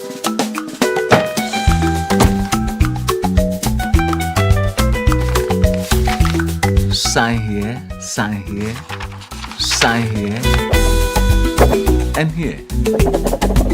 And now you draw direction to your house. I need your thumbprint. And I'll need your birth certificate too. No, I need the original. A lot has changed since you banked like this. So have we. We've made it easier than ever to open an account online and bank on the go through our mobile app, online banking, and more. EcoBank, a better way to bank your way. Sign here, and here. EcoBank, the Pan-African Bank. In business, the African Export-Import Bank has approved a $10 billion emergency financing program to cushion African and Caribbean economies from the growing fallout of the Middle East conflict. This report has more details. The facility, dubbed the Gulf Crisis Response Program, was endorsed by the bank's board to provide urgent support to economies grappling with disruptions to fuel, food and fertilizer supplies, as well as strained foreign exchange liquidity. The conflict, which escalated in the latter part of February 2026, has rattled global markets, with Africa and the Caribbean particularly exposed due to their dependence on imports and trade routes linked to the Gulf region, including the critical Strait of Hormuz corridor. Under the program, Afrexim Bank will provide a short-term foreign exchange and liquidity to help countries sustain essential imports such as fuel, LNG, pharmaceuticals, and food. The initiative will also support energy and mineral exporters to take advantage of elevated global prices through pre-export financing, working capital, and inventory support. Additionally, the package offers relief to sectors such as tourism and aviation, which have been hit by the crisis, while backing long-term investment in energy, logistics, and port infrastructure to strengthen resilience against future shocks.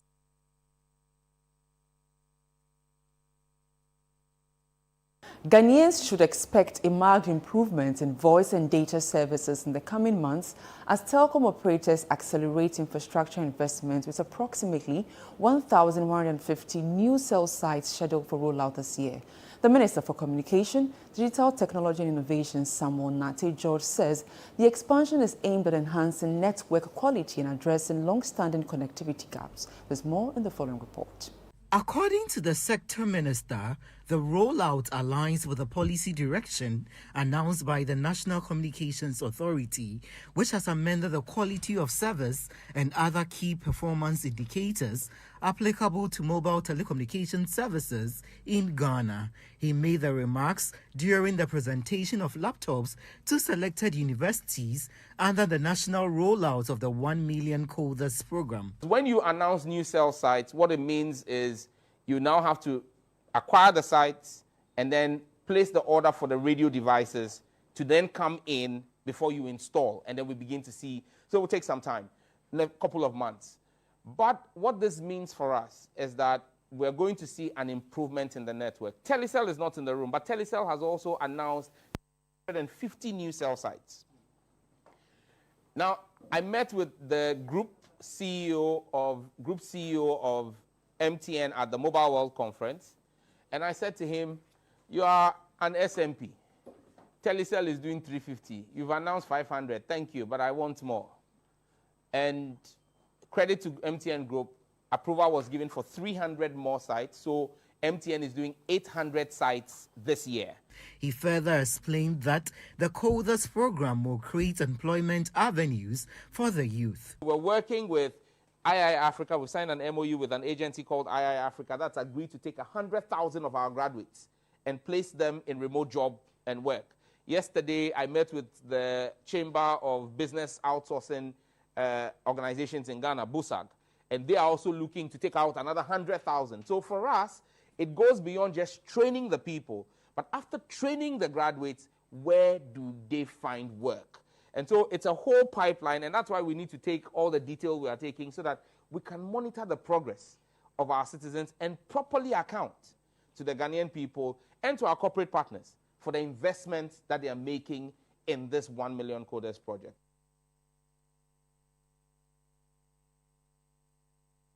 Now let's get an update on crude oil prices and how the local currency is performing on the interbank market.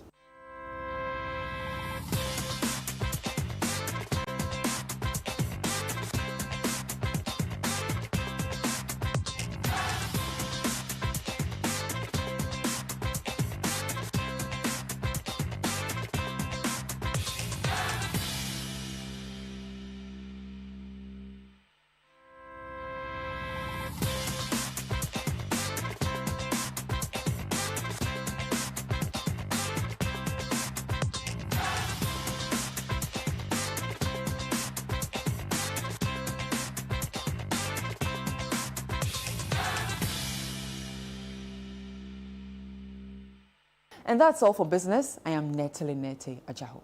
Moving on, Parliament has wrapped up a productive session passing key bills that aim to reshape Ghana's legal, mining and education landscapes.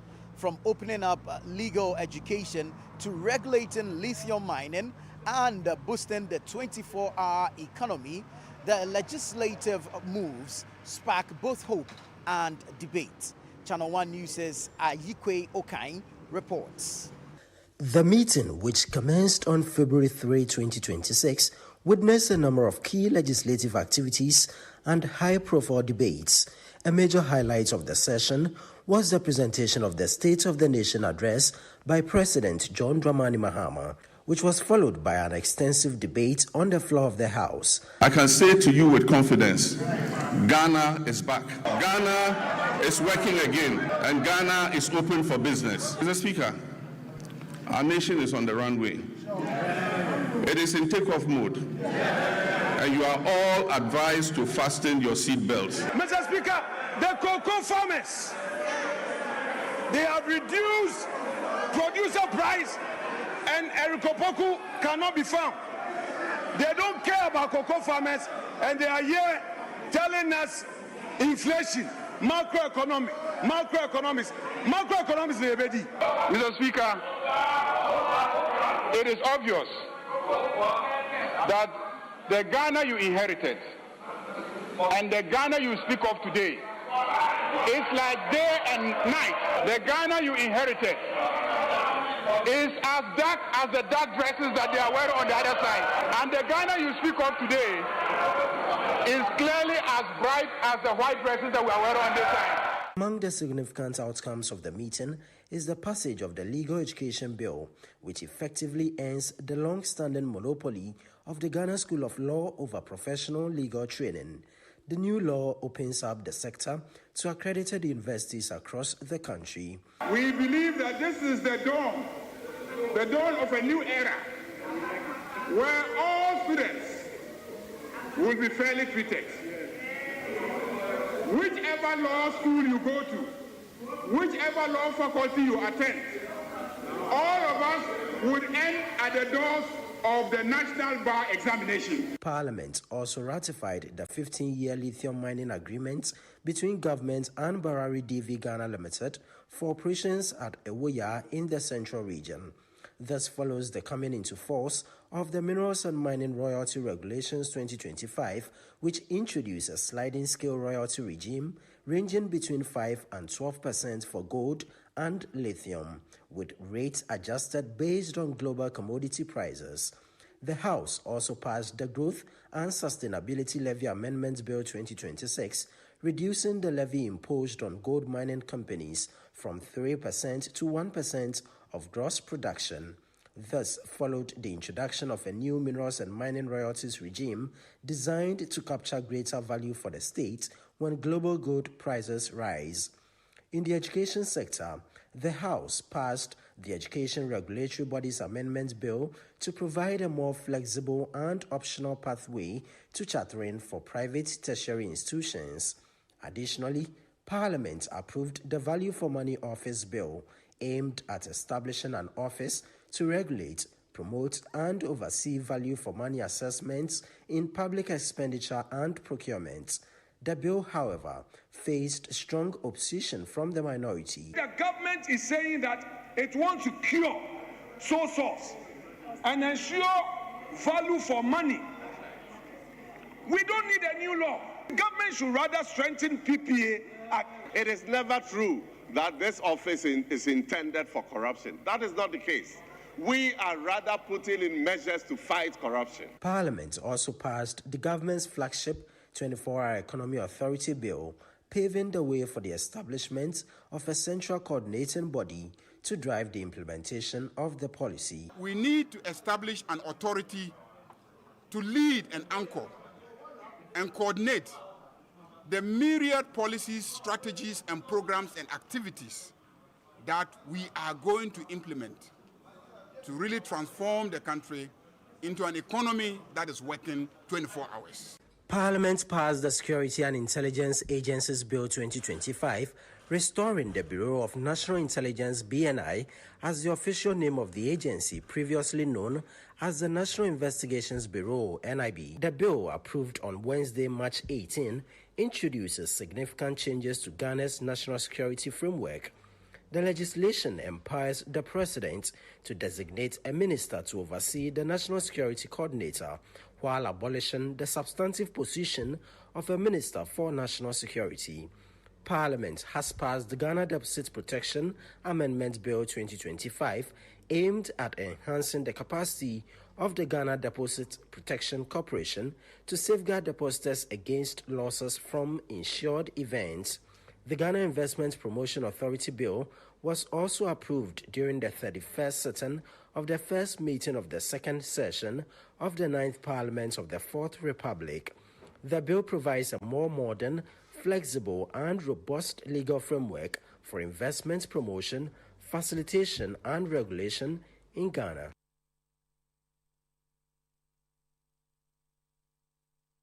More than 2 decades, the City FM Foundation's Easter Orphan project has grown from simple donations to a major movement of hope and sustainability. And this year, it reached even further, delivering cash, food, supplies, and unforgettable moments of joy to 4 institutions 2 rehabilitation centers, an orphanage in the eastern region, and inmates at the Osamkrom Camp Prison in the central region. City News' Samuel Akom has a wrap of the Easter Orphan project. The Easter Orphan project, which began as donations, has over the years evolved into a powerful movement focused on sustainability. In this year's edition, management and staff of City FM and Channel 1 Television extended support to 4 institutions. At the Iris Place Rehabilitation Center, 20,000 cedis check, 20 bags of rice, cooking oil, water, drinks, and other essential items were donated to support the facility's operations. So on behalf of Channel 1 TV and City FM listeners and management of the company, we donate a check amount of 20,000 cedis to Iris Place as a way of supporting your good work. Receiving the items, resident councillor and house manager Alan Menz expressed gratitude, noting that the support will enhance youth rehabilitation and community restoration efforts. I'm honored with your presence and the partnership. We started last year and this year is a continuation, so we are honored with your presence and partnership. At the chosen rehab center, the foundation also donated a variety of items ranging from food supplies such as sugar, milk and beverages, as well as toiletries, among others. A check for 20,000 Ghana cedis was also presented to support the center's operations. This donation has been made possible by the kind donation of our viewers and our listeners, that is Channel 1 TV and City FM, and we are very glad to also share this with you. This is not the only place we are visiting, and so you know that this means so much to us, in giving back to society. We believe that what we have here will go a long way to lighten the burden of management of Chosen Rehab Center. Some persons in recovery at the Chosen Rehab Center shared their transformational journeys. It led on for some time. I always felt like, I can get off this thing, but almost every now and then I try. 1 month I am off, and then the next 2 months till the end of the year, I'm back into alcohol again. But thanks be to God. Long story short, it's been here and there, and by the grace of God, coming to Chosen has changed my mindset. Concurrently, a separate team set out on a journey to the Baptist School Complex and Orphanage within Troto, a community in the eastern region. The team returned to Troto not merely as donors, but as cherished family members, delivering essential supplies, resources, love, and consistent guidance. They have also added this 30,000 as a donation for the upkeep of the teachers and those workers over here. For a day, the walls of Osamkrom Camp Prison reverberated with laughter, music, and unbridled joy as management and staff of CTF Channel 1 Television through the foundation sent the spirit of Easter to inmates in a remarkable display of care, celebration, music, and dance to the Osamkrom Camp Prison. The donation to the inmates included 80 bags of rice, 9 boxes of cooking oil, 10 cartons of milk, assorted food items, and farm tools such as machetes, and 100 pairs of Wellington boots to bolster the facility's agricultural activities and promoting long-term self-sufficiency. The total value of the donated items amounted to 150,000 Ghana cedis. Speaking ahead of the presentation, Managing Director of CTFM and Channel 1 Television, Samuel Atta Mensah, explained the purpose behind the visit. What we are here to do is to eat with you, drink with you, dance with you, so that you know that we and you, we are all one people. So we thank you and we thank One Dawn. So let's put our hands together for ourselves. General Manager of CTFM and Channel 1 Television, Bernard Koku-Avle, added that while the Easter Orphan Project has historically supported orphanages and rehabilitation centers, expanding to prisons reflects a commitment to reaching those often forgotten. The idea is to reach people in society who ordinarily people forget about. And I think the prisons typify that, because these are people who are being reformed. But collectively as a society, we have forgotten about them, and we basically just leave them here. Luckily, this particular facility, you can see the camaraderie. It's a place where they've created a bit more space. It is a prison. There are different levels of sentence, but you can tell that the reform work here is much better. Yet, the day became far more than a presentation of goods. The prison yard transformed into a stage as inmates showcased hidden talent, rapping, singing, and dancing with unrestrained energy. Hold on. What do you mean? Let's go. Here we go, say it. Here we go now. Staff of CTFM and Channel 1 TV joined in, sharing meals, dancing, and celebrating alongside the inmates, fostering an atmosphere of inclusion, connection, and pure joy. For over 20 years, the Easter Orphan Project has been a cornerstone of the station's social responsibility efforts, supporting orphanages, rehabilitation centers, and correctional facilities across Ghana.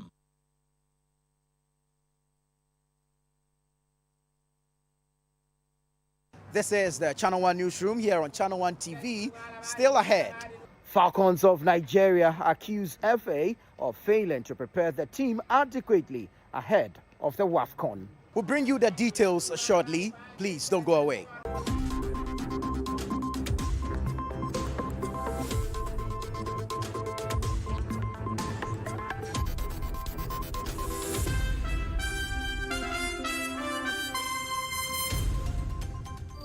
The best part of going home is family. Sit up! Hey, mommy, my wife is cooking something delicious. Well, Lizzie Shito, hot pepper sauce, spicy. Bona yete, Lizzie, oh Lizzie. Lizzie Shito, Lizzie Shito, the Shito is Shito. Lizzie Shito, overfill. Lizzie Shito, please, can I take some to school tomorrow? Yes, my son, you can. Lizzie Shito, dear. Ebesu obiasu. Lizzie Shito hot pepper sauce is spicy and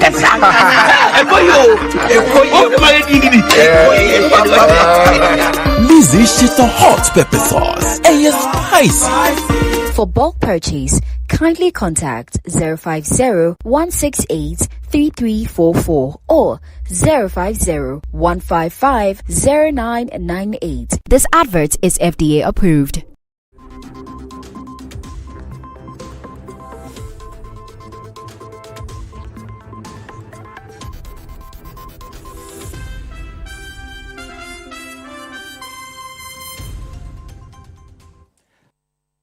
Welcome back. Grateful that you stayed on with us. Let's now bring you Channel 1 Sports with Bernard Abeku-Ochiri.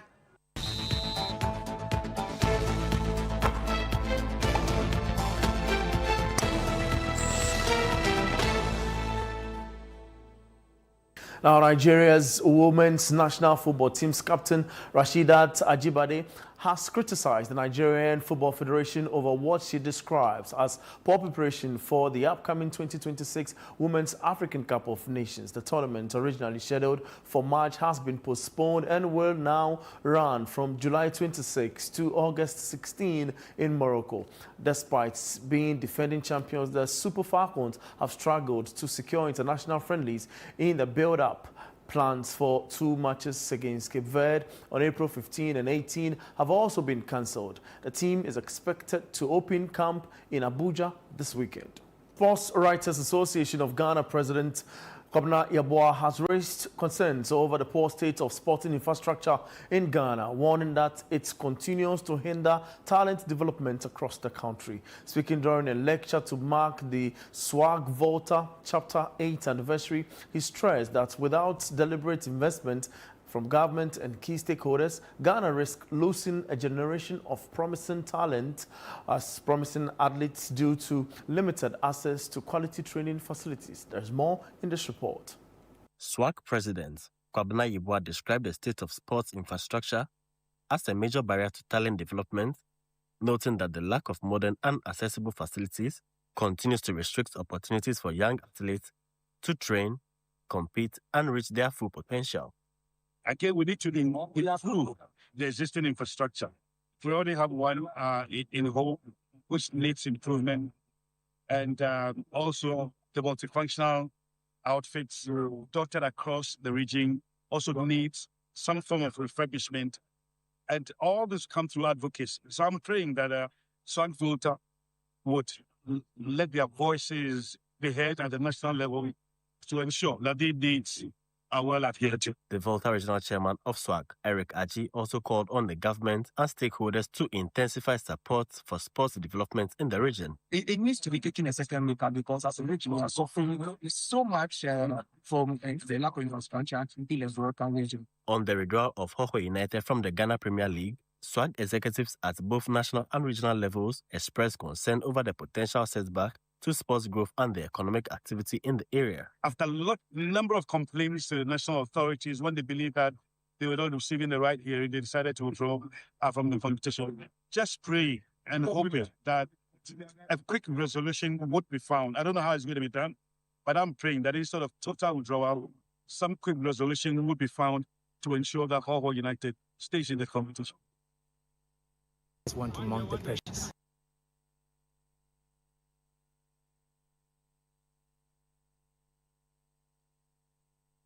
That's the very latest from the world of sport, and I am Bernard Abekoche. And that will be all for this edition of the Channel One Newsroom here on Channel One TV. Do visit our website, channel1newsonline.com, for more stories. Subscribe to Channel One TV on YouTube for more exclusive video content from Channel One TV. Download the Channel One News Online app from the Google Play Store. I am Nanatufo Boateng. Many thanks for watching.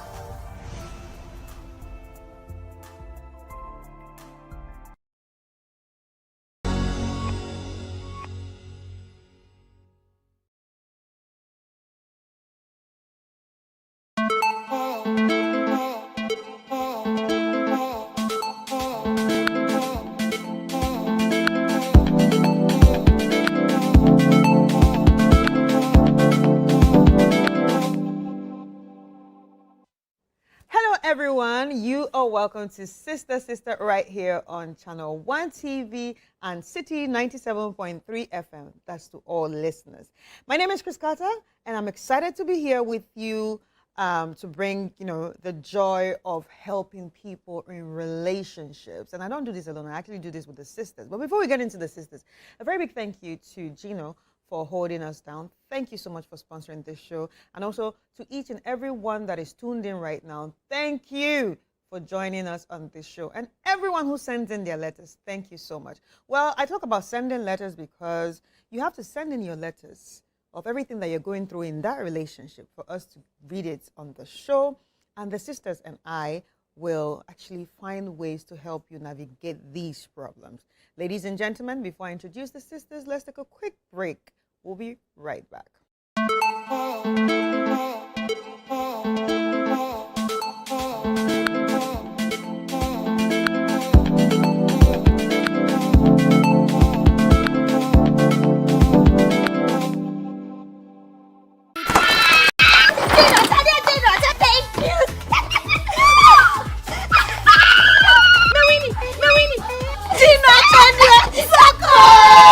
Win big with Gino at Chedia Soko. Buy new promo pack of Gino tomato mix, Gino pepper and onion, or Gino jollof tomato mix. Cut open the sachet to find the code inside and text it free to *844*99#. There's over 2.5 million Ghana cedis in airtime to be won, plus amazing appliances like freezers, TVs, gas cookers, and more. And the grand rewards: a brand new car and an all expenses paid trip to a dream destination. Don't miss the Gino Achadia Soko promo. Terms and conditions apply. This advert is FDA approved. This promo is regulated by the NLA on the Caritas Lottery platform.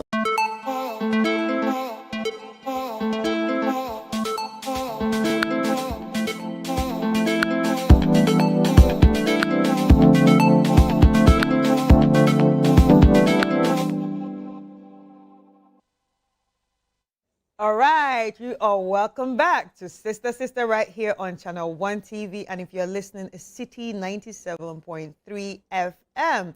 Now it's time for me to introduce the sisters. But wait, if you want to send in your letters, you have to send it via sisterislive@gmail.com.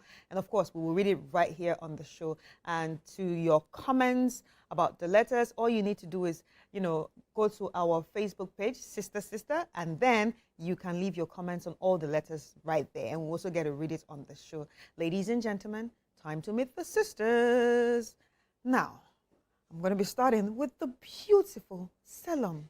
Hi, Selam. Hey, hi, Chris. How are you? I'm good, darling. Oh, you're looking all black beauty and all that with long hair, like you just came out from the water, mommy water. See your hair. Yuri. Thank you. I'm trying to keep up with the Gen Zs. You're trying to keep up with the Gen Zs? Yeah. I think you're trying to compete with the Little Mermaid. Your hair all the way long like that. Yeah, I'm trying. You're trying. I'm making you shy, sorry. I'm blushing, actually. I know. Have you ever seen a dark-skinned girl blush? You're turning purple. Ooh. Ooh. That's sweet. All right, you look beautiful today. Thank you. So do you. You always look beautiful, but today is extra. Ooh. Thank you. I like your hair. I like your hair. I think I want to get this next week. You have to. Yeah. You have to.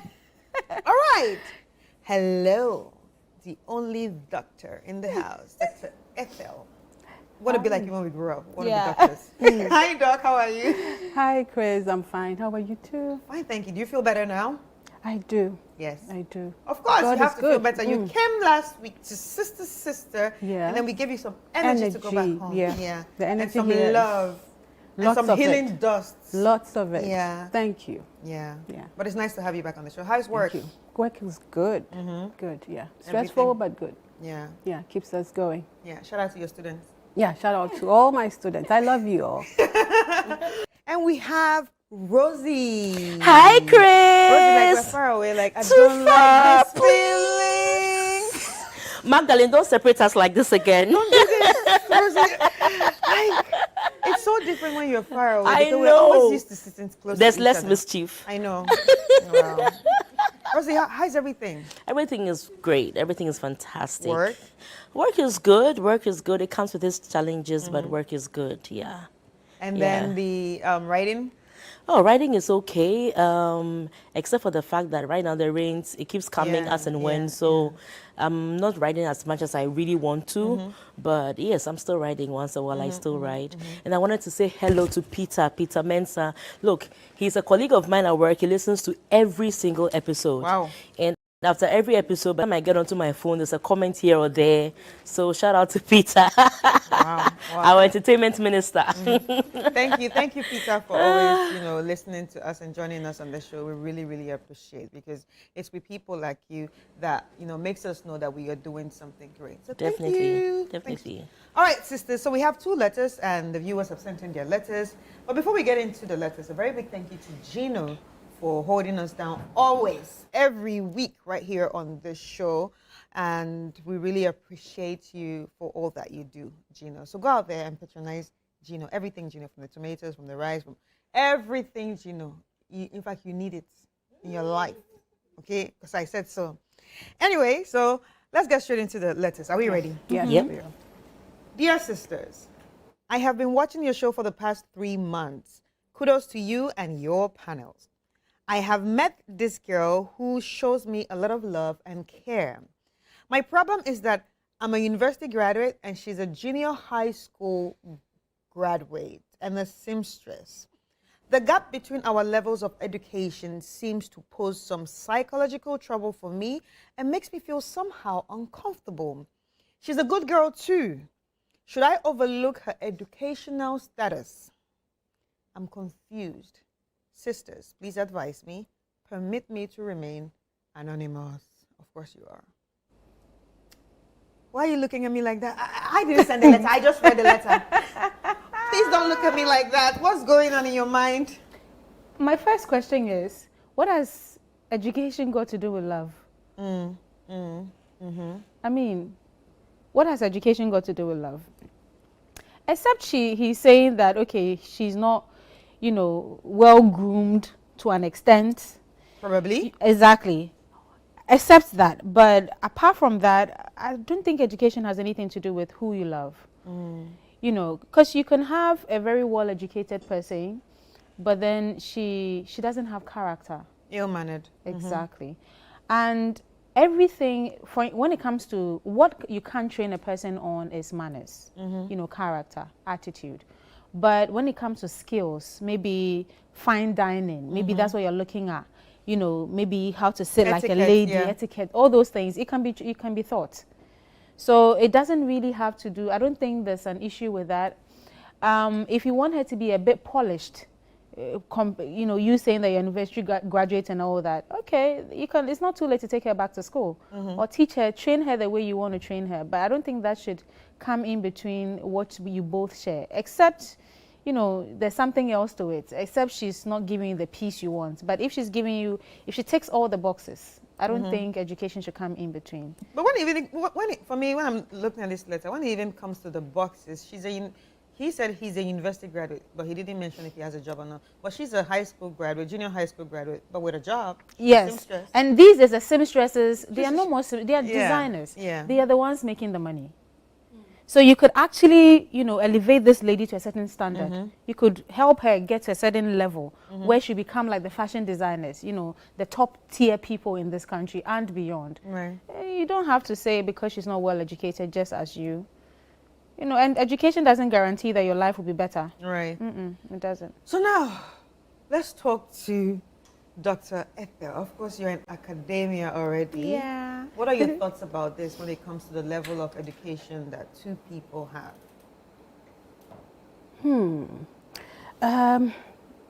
Education, honestly, this makes me happy in a way. As in the fact that this conversation of wanting to marry a woman who is educated. Now, that is on the back of the fact that previously we've had men who would just want a woman down there by whatever means. She doesn't have education, she doesn't have a job, just so that he can triumph over her. So this makes me feel like, okay, these days, like I have made this point somewhere and it was sort of an argument. So it kind of confirms what I think, that men these days are looking for educated women. Of course, there are levels of it. But when it comes to the issue of marriage, I don't think that education per se is what we are looking for, unless that education is something that will contribute in a positive way. So fundamentally, education is not the issue here. When we are looking for a wife, we're looking for somebody who has some mutual values with you, somebody who has mutual respect with you, somebody who understands what it is to be, a marriage and do teamwork with a partner. That's what is fundamentally necessary. But having said that, it doesn't mean that education is important. It can contribute positively to your marriage if the two of you understand that education. So I'm happy about that, but he should know that if he has a good woman, his worry should not be that she doesn't have education. What he should be looking for is what her real intentions are, what are her values, what are her deep thoughts. Is she somebody who is matured enough? Do they have things that will keep them long term in that marriage? And I'm happy that Ajovi mentioned that you can develop her And that's the essence of marriage, that you grow together, you develop each other. So if she's somebody who has the mindset of wanting to develop herself, wanting to go further, then I think you should look at it. Now, I do not want to dismiss his concern entirely. If it is something he deeply is worried about, to the extent that it's giving him psychological issues, he should not ignore that thinking, but he should actually address it by, first of all, looking at the fact that she is ready for marriage, she is good for him marriage-wise, but also to take care of that aspect of his concern, which is he likes a woman who is educated. There's nothing wrong with that. Because if he doesn't address it, he could, say, okay, I can manage you. And that shouldn't be what we do in marriage. We shouldn't be managing each other. That's why I like a woman who is educated. But okay, because you are good, I'll marry you. And then you find yourself cheating with a woman who is actually educated. And then putting her down. Putting her down. That should never happen. He should not do that. Because some men are fond of doing that. They tend to do that easily. Yes. They will want to take this woman for this that she brings, and then, okay, keep you at home. You are the home type. After all, you didn't go to school. Then when I go out there, I have fun with this other one. And then when he likes a beautiful woman. Expose her everywhere. Take the other woman everywhere. Everywhere. That becomes a ceremonial wife. The English and tips, and you just the house. The house. And you keep it. So if that's how he's thinking, he should not make that mistake. I think his concern is valid, but I would advise that, look, for marriage, that's not the main thing, but also address your concern, education. All right, so Rosie, we've seen a lot of men in society elevate women, help them get to certain positions, even the highest positions of life. And they're okay with that. We've seen that in so many countries, especially from Nigeria. I've seen that with the Igbo culture. The man will take you to your school, everything, pay everything. So in this situation, don't you think he should do that? If you have the means, why don't you educate her? Why don't you pay for her education? What do you think? The first thing I'm going to say is that formal education is not for everybody. Right. And it's not everybody that really wants to go through that formal school thingy education. Mm-hmm. It doesn't mean that she doesn't want to be educated, because the fact that she knows how to sew, knows how to design, it means that she has learned something, some form of a vocation. But for him, he doesn't see that vocational education as education. His idea of education is GSS, high school, university, degree, masters, postgraduates, maybe PhD. That's what that's what he sees as education. And I wouldn't want to dismiss what he's saying, because I keep saying that when you meet someone who is out of GHS and doesn't have a job, hasn't progressed, and you meet someone who is out of secondary, high school, hasn't progressed, and you meet somebody that has been through uni, there's always a difference in the way they see things, except for the fact that they are deliberate about seeing things in other. Because you see, the first and second cycles of education, you are pretty much under parental control. Mm-hmm. But with the tertiary education, most of the time, you have a taste at living on your own, sort of like as an adult, but at the same time under school authority. So realize that the level of mingling, the level of interdependence is very different from what you experience in secondary school. So sometimes, I'm not saying like when we talk, sometimes when we make these general statements, it doesn't mean everybody. Sometimes you realize that ways of thinking, how open-mindedness you are, how willing you are to accept of certain things, they vary as you go along the educational ladder. That being said, if you're in a relationship, like Doc rightly said, you should be in a relationship for the right reasons. And they have stated, Joe and Doc have stated the right reasons that we feel should be a reason for anybody to want to be with somebody. However, because we are different, everybody has what is important to them.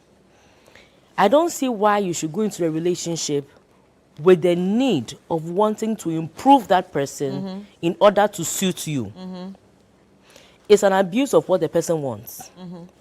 Because mind you, you're a graduate, and because he was silent on the job, I know that he has his file under his armpits with a CV, going around looking for a job. This woman probably is even capable of taking care of you. Definitely. Like Ajovi said, some of the costumes that are being sewn these days, if we tell you how much it costs, even the ones that don't even have labels, that just sew very well. If we tell you how much we pay for some of these custom outfits that we wear, you realize that some of them probably earn more than those of us who are working in a formal 9 to 5 kind of thing. And then they have the luxury of time. They're even able to enjoy their families and everything. So my take is that from the way he's talking, it's something that eats him. Even though from where we sit, we think it shouldn't be a problem. It is a problem. That's we, from where we sit, we think that it shouldn't be a problem. You've met a good woman, she ticks all your boxes, she makes you happy, you know that she'll be the right person for you and everything. But for some reason, that educational gap is eating at you. Don't downplay it. Because if you downplay it, what's going to happen is that you marry her, have kids with her, but the next educated woman that gives you a little attention, you jump at her, you jump at her. And then you start being the man who is cheating on your wife. You now become the man like like the kind of man we described last week. The man who probably have a family with a more educated woman, and then the wife is at home doing nothing. You even not see the good things that your wife is doing, the progress that she's making. Even when she's successful, you can't even big her up, because in your mind, once she's not educated, she's not posh. She can't amount to anything. But when you love a woman for who she is, what happens is that on their own, they themselves are able to sort of like upgrade themselves, polish themselves. Even if not formal education, they can go to a school that will teach them some form of etiquette, some form of social speaking, some leadership roles. And even in their line of business, the seamstress work, they won't be sewing on a certain level. On a certain day, they would even upgrade their level. Maybe they would even decide that, look, listen, this is high time to move from to designer to probably, carve a niche or do something. Then they can upgrade. Look, some of the designers, couture, is it couture or couture? It's a couture. Whichever one. It depends on where you are coming from, right? Maybe I will say couture. So the thing is that, so I think that my problem is that the mindset with which he's looking at this lady is wrong. Yeah. And in my view, he's going to worry her. And the lady will not be able to live up her potential. Because of him. Because of him. Because somewhere in the back of his mind, he's going to be downplaying the lady's potential and what she's really valued or what she's really worth. And if he's not careful, it's not going to affect the woman. Because the woman may even start believing in the way he believes or he thinks about her, and that might even affect her growth. So all I'm trying to say, if you love this woman so much, it's two options. Either you take her, value her, respect her, love her as she is. And when you love somebody right, you treat somebody right, they blossom, they grow, and they're able to do a lot of things. They can even upgrade themselves. But if you know that this education gap is a huge stumbling block, don't waste her time. Leave her for somebody who values her to come and take her and appreciate her. Right. But when you see her somewhere flourishing, don't be jealous that this could have been my wife and somebody else. Now, there's a story that happened to me when I was in uni, my final year.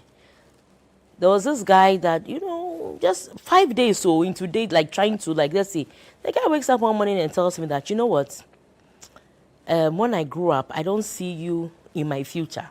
Oh, yeah. And I said, why, what's up? And this guy used to do vacation jobs in a bank. So he says, so, I work in a bank and I don't think you are someone who can match up to that. And even this is me who was in uni in my final year. And I've been in the bank for 20 years now. So now I'm asking myself, what did he think that you would amount to. Exactly. So the thing is that sometimes people prematurely judge people without knowing their full potential. You don't know why they are there at that particular point in time. It's possible that the reason why she even chose this was because the opportunities were not there. It could be financial reasons, it could be anything. Maybe given the opportunity, they'll go back to school. You can read the master's program even without even going through the secondary cycle institution. So there are so many things, so many possibilities, but don't make it a condition precedent for marriage. It should be valuing her for who she is, because those qualities you were describing, they don't come easy. There are people who are so learned, but you don't get that thing that you are seeing in this seamstress in them. So you need to know where you need to put your, how do you say it? What's the statement? Put whatever. You need to know, you need to know what you value really in life and know what to do. But if you know that you can't handle her as she is, don't go and mess up with her. That's what I think. I was just going to use this to, advise women, even though it's not a woman writing this letter, that, if you have the privilege of knowing this mind of a man, he says, I don't want, I want you to upgrade yourself, or I want an educated woman to whatever level. Don't just say, oh, it's fine and it will be okay along the line. You need to take a deep thought about this and know that if you are not able to meet it, you are going to be at a disadvantage. He's going to go out there and get someone and you are the one going to suffer. So if you can't deal with that situation, let it go.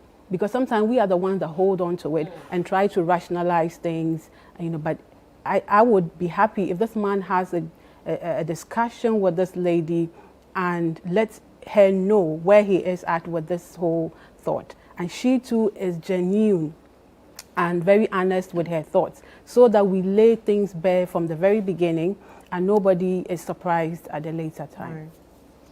I think that he loves her to an extent. There's a but. Let me give you, Rosie shared a personal experience. Let me share a personal experience with you.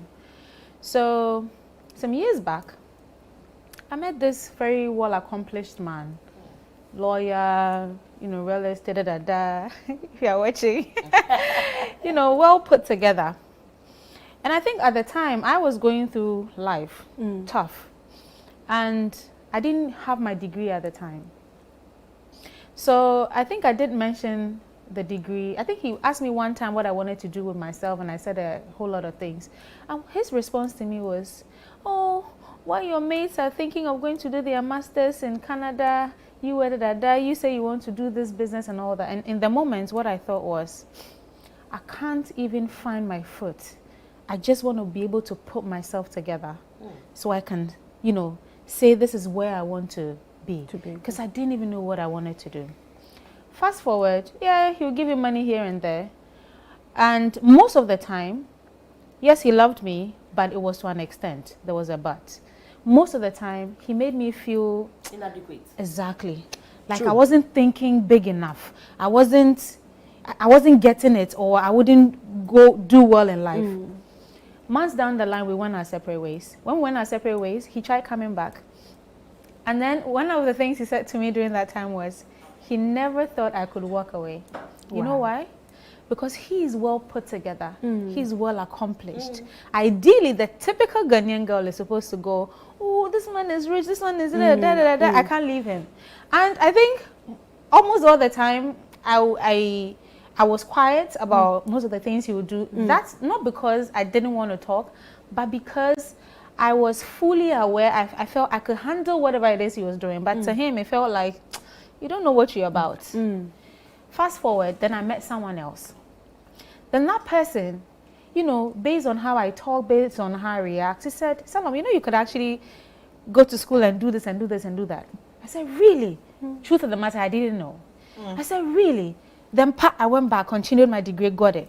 Wow. Then one time on my birthday, he took me to... That's another man's advice. Yes. Wow. Yeah, so you see there's a difference. Yeah, so there's a but. And then There's one time on my birthday, he took me to one of these fancy restaurants. I was so in awe of the place. I loved it. I loved the fine dining and everything.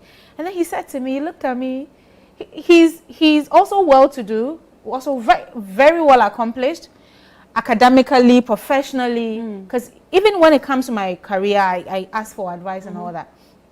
And then he said to me, Salon, you know there are people in Ghana that just have a master's and they are being paid 20,000 Ghana cedis. That was the first I heard. Oh, I was shocked. I was like, what? 20,000 Ghana cedis, a salary?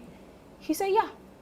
Because he doesn't work in Ghana, right? Okay. So I thought, I never thought it's possible, right? Fast forward, I think a year or two down the line, I got my master's.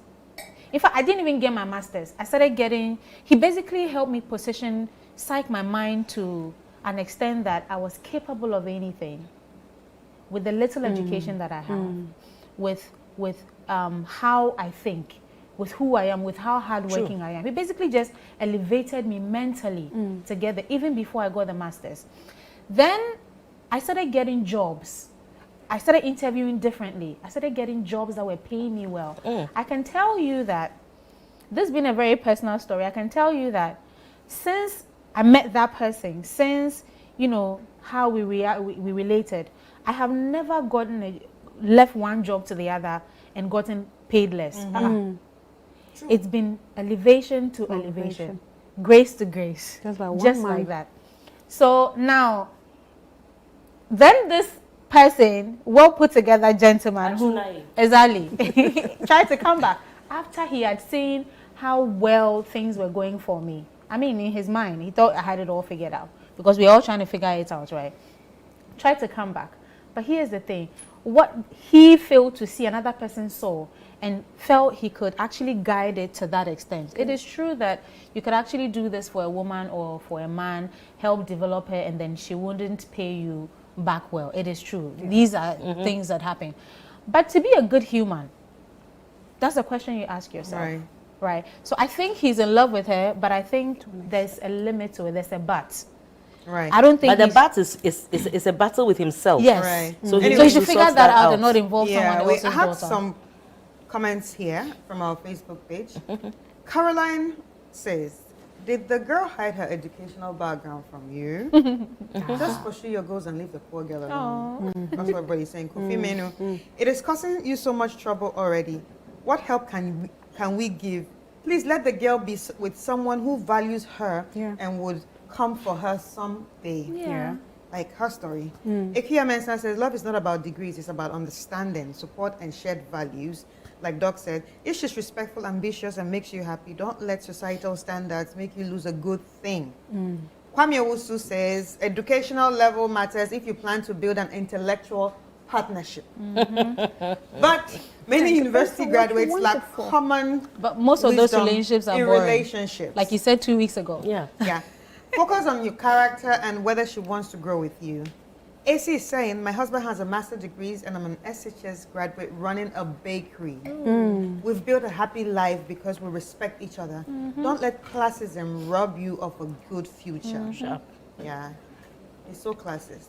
You're only university graduates. Hey, so when you become a PhD holder. Hey. That's true. Hey. Doc, I shouldn't be sitting with you. Why? Nanaya is saying, ask yourself, is the discomfort within or from pressure outside? If it's society speaking, block out the noise.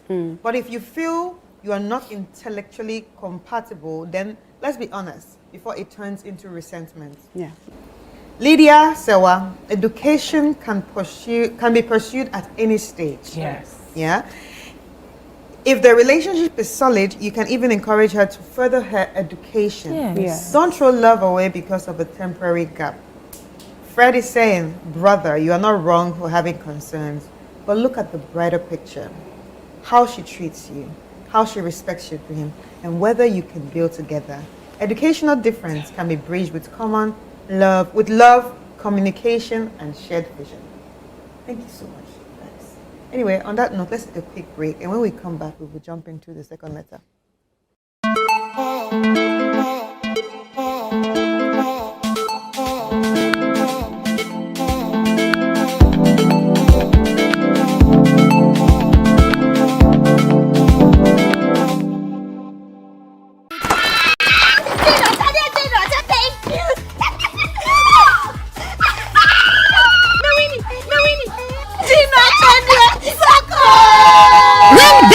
Gino at Chedia Sopo. Buy any promo pack of Gino tomato mix, Gino pepper and onion, or Gino jollof tomato mix. Cut open the sachet to find the code inside and text it free to *844*99#. There's over 2.5 million Ghana cedis in airtime to be won, plus amazing appliances like freezers, TVs, gas cookers, and more. And the grand rewards, a brand new car and an all-expenses paid trip to a dream destination. Don't miss the Gino at Chedia Sopo promo. Terms and conditions apply. This outfit is FDA approved. This promo is regulated by the NLA on the Caritas Lottery platform.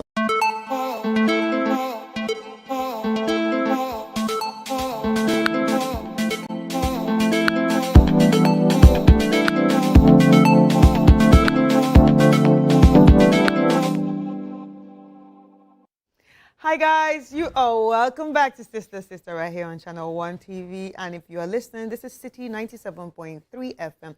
So this is the longest running relationship show on air. That's if you're just joining us. So we've read one letter already, which you've sent. And now we have another letter, again, that you've sent to us that we have to go through for us to help you overcome these challenges. All right. Hello, sisters. I'm here again. It appears I'm not lucky when it comes to relationships. Wow, you're an ardent watcher or listener. I need your advice. I met this lady 2 years after my first girlfriend left me to marry someone she told me was her friend. And within the first 3 months, I traveled because of work, and during my absence, she cheated on me with 2 guys, and I found out and confronted her. And she said she didn't know I wanted a serious relationship, and apologized. I forgave her. Since then, she has changed. It's been 2 years now, but I keep getting flashbacks, and I fear she will cheat again. Please, what's the possibility of her doing it again? And mind you, I'm not in the country currently. Ooh, something is playing with your mind. Yeah. Doc, I'm going to start with you because you agree with me that, I do. He's having flashbacks probably. Yes, I think that he's been wounded so much. And yes, genuinely when you go through that kind of hurt, betrayal in that manner, yes, you will have wounds. And those wounds need to be taken care of before you get involved with anybody, so that you do not bleed on another person. And so I think that that is what is playing out here, because he hasn't said that this lady has done anything particularly, unless I don't recall. Just that she cheated. Is she the first person who cheated? No, the first one married someone else. Okay, yes, she cheated before. Cheated with 2 people. Yes. And he says she has changed. Yeah. And so he's now having flashbacks of this current person. Okay. Yeah. So yes, that is what is triggering it. But I think that because of where he's come from, he needs to be kinder to himself and who he, gets into a relationship with. Because it's possible that somebody who doesn't have that history would have handled this differently. So he would be triggered more and it would hurt him deeper. So I don't see why he should even be entertaining so much. If she has cheated and you don't like it, I think that you can excuse yourself, or you start to work on your wounds. Right. All right. So that you don't keep going, maybe, making it look like it is her who is having an issue. So there are 2 things. It's either that this girl has not really changed. Maybe it's by word of mouth. She says she has changed. No, he said she changed. He's saying that he's not saying she said she has changed. He's saying she has changed. So, but the but is I'm having flashbacks. Yeah. And yes, those things happen, and they need to be discussed. And if you can't handle it, don't be there with somebody who has cheated again twice, and you being away. That's another whole thing that needs to be discussed. And because if you have so much insecurity, it doesn't go well with long-distance relationship. For a long-distance relationship to work, there has to be a lot of trust, a lot of openness and honesty between the two of you. So if you are struggling now and you are always away, I don't know if it's permanently, you have issues, he's going to struggle a lot. All right. Salam. So she said something about, forgiving or just walking away from the relationship. Why is it that it's easier for women to always forgive, but when it comes to the man, it's hard to forgive? Because right now, obviously, he has forgiven, but he's still doing 1, 2, 1, 2. So do you think everybody should forgive someone that have cheated on them? I think the forgiveness is not for the person, it's for you, for you to heal. But I think that women are quick to forgive and stay because of one, how we've been brought up as Africans, and also because women are always loving with their heart fully. But men love you, they are loving with their hearts, but they are using their mind as well. So in as much as he has forgiven you, I think it's really difficult for men to forgive cheating. So the few who would forgive you would have issues like this, these internal issues, and it never goes away. It means that you need to take time to heal properly, deal with it. Because it could be true that your partner has really, really, truly, truly changed. It's not going to happen again. But because you haven't dealt with it, it's deep-rooted within you. And mind you, this isn't the first time he's gone through it. This is the second time. So obviously he's gone through, a whole lot of things, which is why I'm always of the view that when you get out of a relationship, take time to heal. Yes. Yeah. Take time to heal properly before you jump onto the next man or the next woman. And unfortunately, women tend to do that a lot. Yeah. As soon as she's done with Kofi, she's thinking, let me jump to Kweku, who's been bugging me for years, so I can get over Kofi. No, I don't think it's women. I think, I think it's general. Okay. Yeah. Let me not be there. I've seen some men that tell you, I don't even catch a break, onto the next. So I can get over the next person. But I tell you this, at the point where you get to be alone for real, you will feel it. All these emotions come back. It's very important that after a failed relationship, you take time to heal. We need that. It's just sad that we don't really realize how these emotional issues go deep. Exactly. Yes. Into the future. Exactly. People suffer from issues they had even at the age of 6, at younger ages, not even when you're grown into your adulthood or your manhood or your womanhood, I think it's important to take time to heal. Personally, I think that it's an internal issue he has with himself, even though another person caused it. So if you ask me, I think he should take time to heal, because he'll keep having trust issues. And there's a marriage you're thinking of going into with this person. Nobody goes into marriage with the hope of getting out so quickly. So he should take time to work on it before he decides. Once he heals himself, his answer will come to him. If to continue with it or to back out of it. Right. So Rosie, this issue of being with yourself and healing that we actually talk about, in our part of the world, it's not really spoken about. It's not really talked about because nobody sees the importance. But looking at this guy, why do you think, or let's just say this guy representing a lot of people, why do you think people just jump into relationships? People jump into relationships. One, peer pressure. That's the biggest one, peer pressure. When you are in a situation where all your friends, in some cases your younger siblings, younger cousins, those that in the family, they didn't even amount to anything. They are even getting married, they have 2, 3 children. And then you are just there. You're not settled yet. So that kind of pressure gets to you. So when you are in a relationship and you think this is going to lead to marriage and it doesn't happen, you don't have the luxury of time to wait, because the judgments coming from others is real. And when you go home, hey, Rosie, watch, you know, worry. You know, worry. That kind of pressure, it gets into your mind. So it's like when you leave one, you want to satisfy that societal pressure that, yes, you left that one, and I'm moving on to the next. to just satisfy so they can keep quiet. And even though this one didn't work out, this one has come, and then this one hopefully is going to end well too. The fear of quote-unquote biological clock.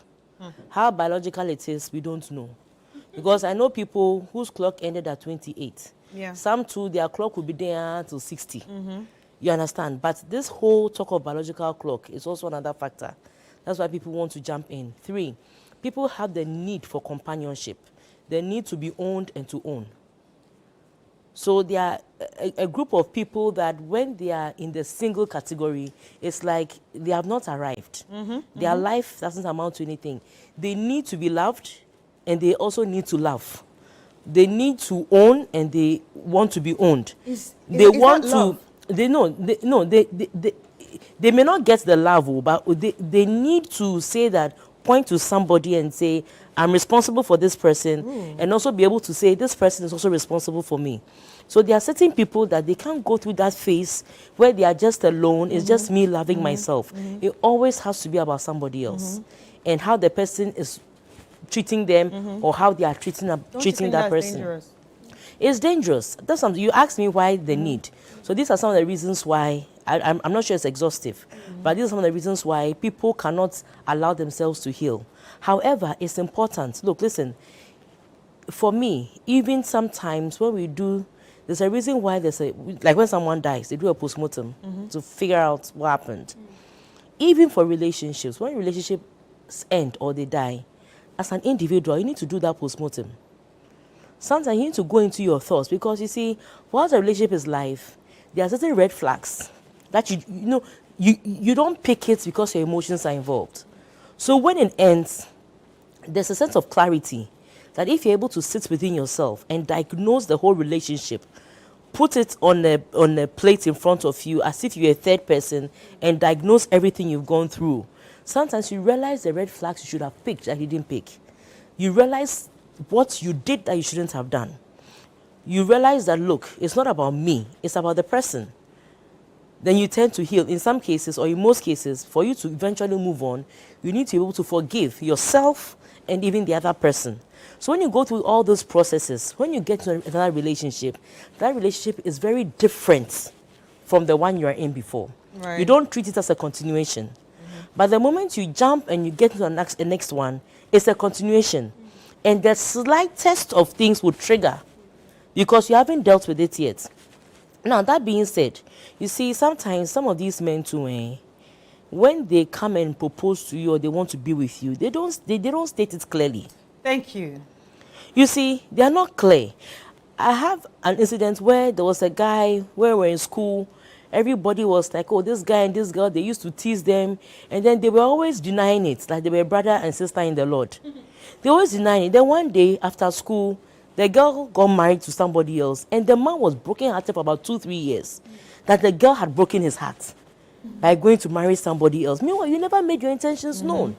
So there are some men too who, by virtue of the fact that they are spending time with you, they take you out on dinners, they buy stuff for you, they think that you should know and assume that you're in a relationship. Because I'm picturing that that's what probably happened. Because somebody who is a proper cheat would not cheat on you in 3 months of your relationship with 2 different people, and all of a sudden overnight change and never have anything to do with anybody again. Unless, of course, she didn't know she didn't know the definition of what both of you had. Yeah.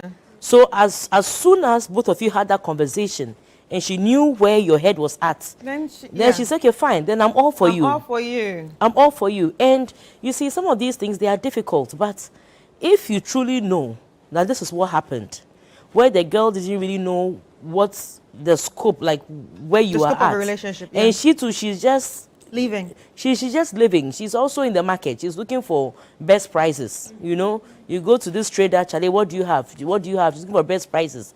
And now somebody says, look, listen, this is what I want to offer you. And now she's saying, no, let me just stick to this one. And now she has truly stuck with it for about 2 years. I think that it's high time you allow some of those triggers to go. And you work on yourself. And you work on yourself. If you can't date her and work on yourself, then do her a favor and leave her. Because I envisage a future where you probably get married And anytime there's an argument, you'll tell her you were cheating on me. You are a cheat. You are a cheat. You know, and it's unfortunate. You don't. And I have a problem when you claim you have forgiven someone, and you keep on bringing, and yet you keep on doing things to show that you haven't forgiven the person. Then it means you have not forgiven the person. So what I think is that he has past demons he hasn't dealt with. And the fact that it's a long distance relationship aggravates the whole thing. The whole thing. And even enlarges the demons even bigger than they truly are.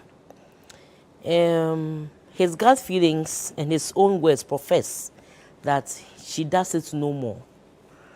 But if that is not good enough for you, then my dear, don't waste your time, don't waste her time.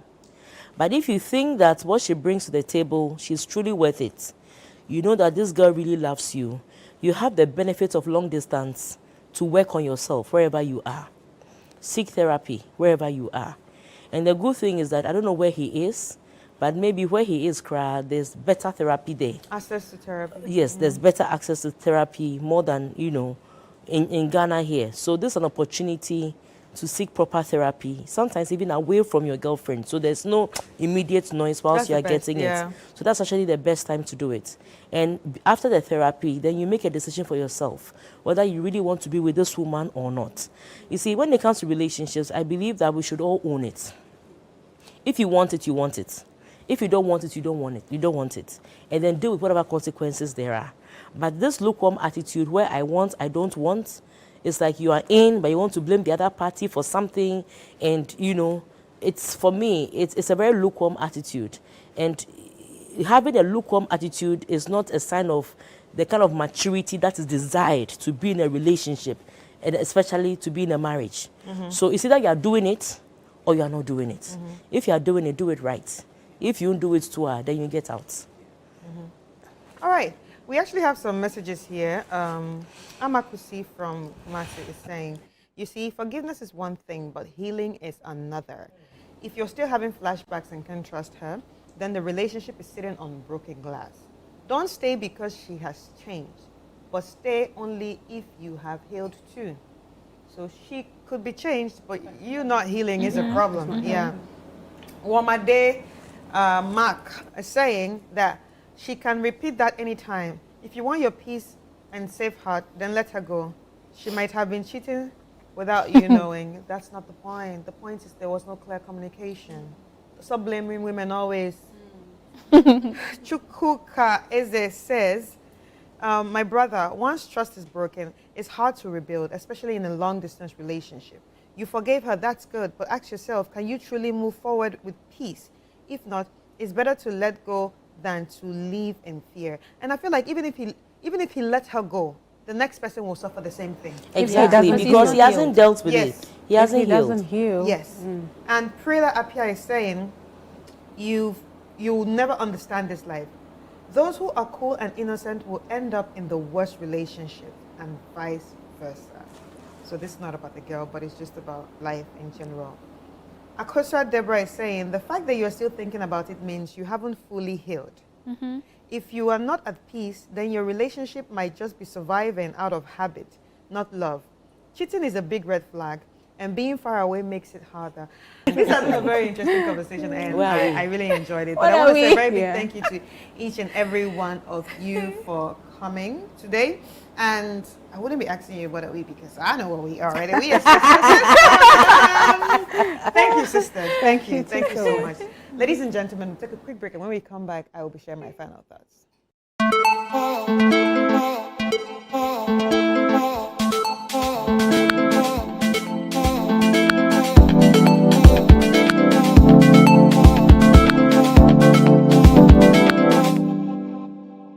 No power. Another year is here. A new beginning. A fresh opportunity to draw closer to God and to one another. This family month, your family radio station, 97.3 CDFM, invites you and your loved ones to something truly special. the 2026 Family Consecration Service, a sacred gathering where families come together in prayer, faith, and unity. It's a moment to dedicate your home to God's loving care, to seek His protection, His guidance, and His peace over every household. Come and experience divine connection as we pray for strength, restoration, unity, and direction for our families. Married couples will also have the opportunity to renew their vows, reaffirming love, commitment, and purpose. The date is Friday, the 1st of May, 2026, from 6 a.m. to 12 noon. The venue is the Oil Dome, Royal House Chapel, Accra. Bring your entire family and come expectant. And let's commit our homes into God's hands. 2026 Family Consecration Service is powered by 97.3 CDFM with support from Channel 1 TV, because the family that prays together stays together. Calls me up in the power for Christ the solid.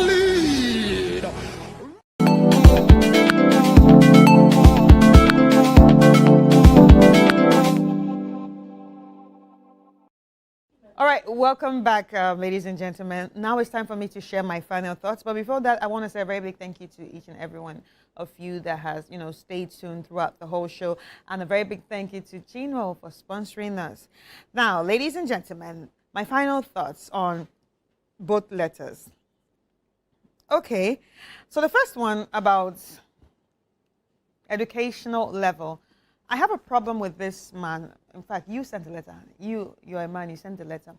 I have a problem with you, and my problem is,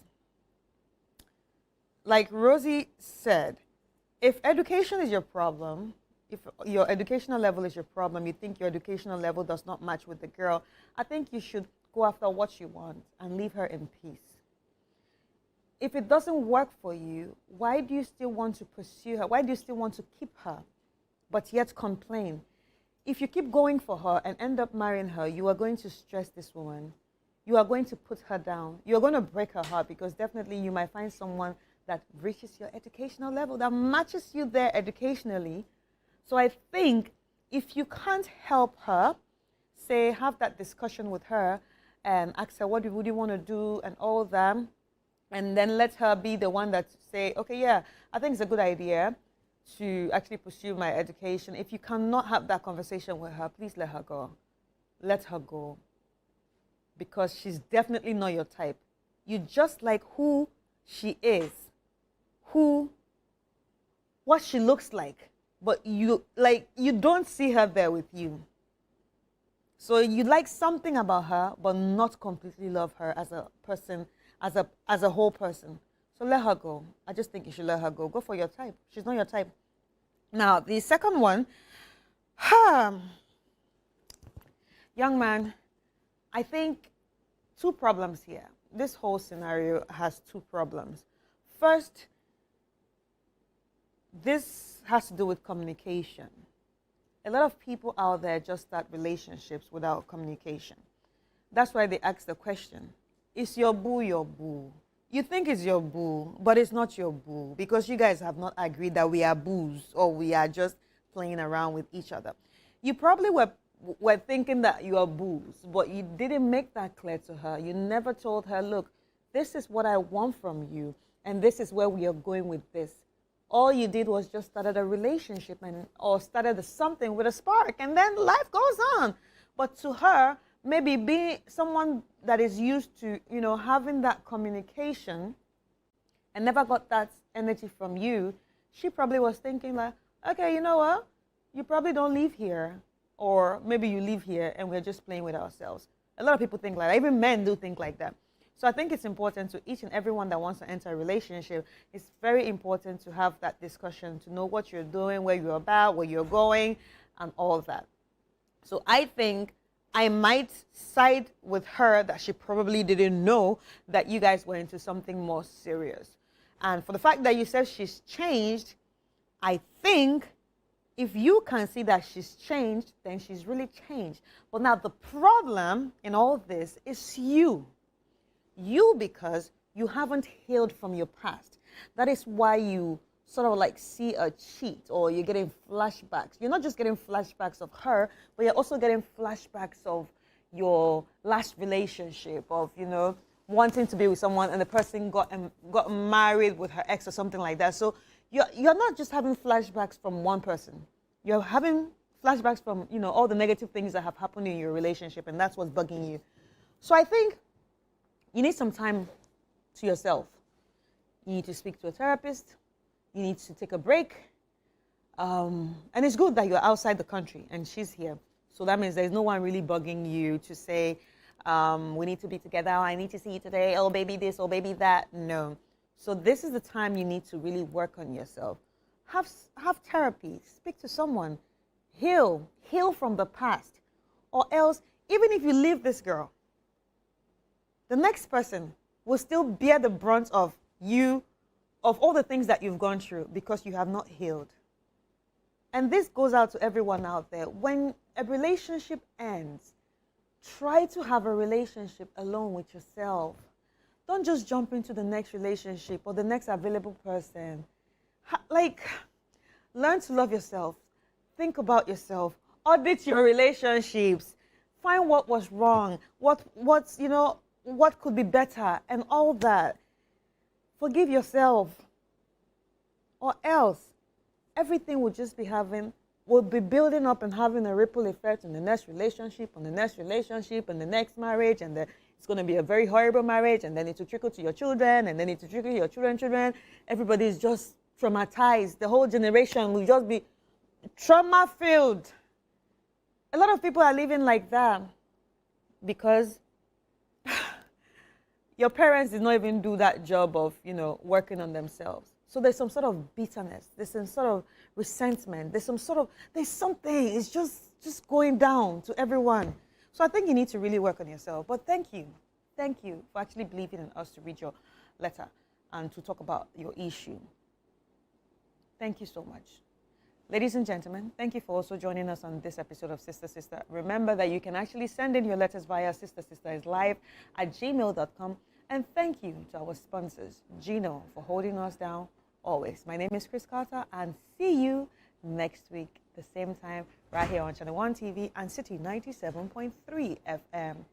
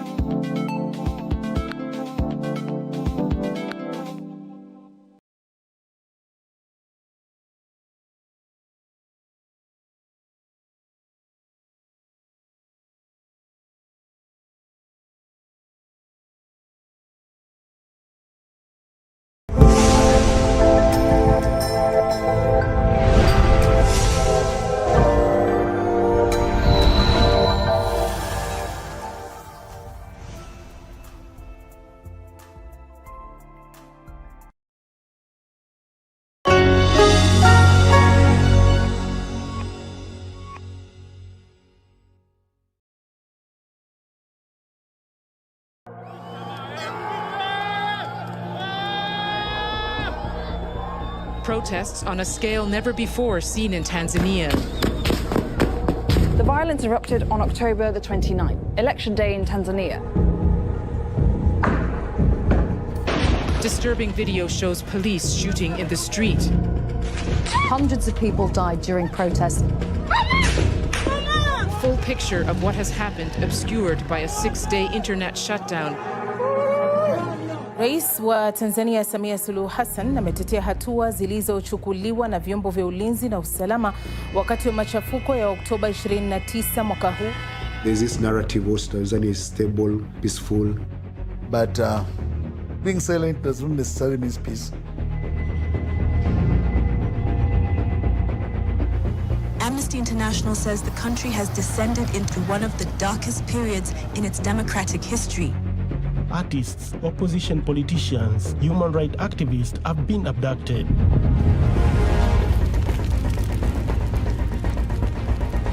Kwamba tuwaumize wachache ili wengi waogope. It's a plague. It's a plague. It's like a disease.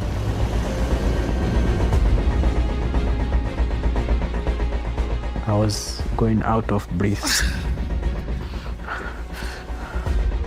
Their aim was to kill. Sijui kama natoka nikiwa hai.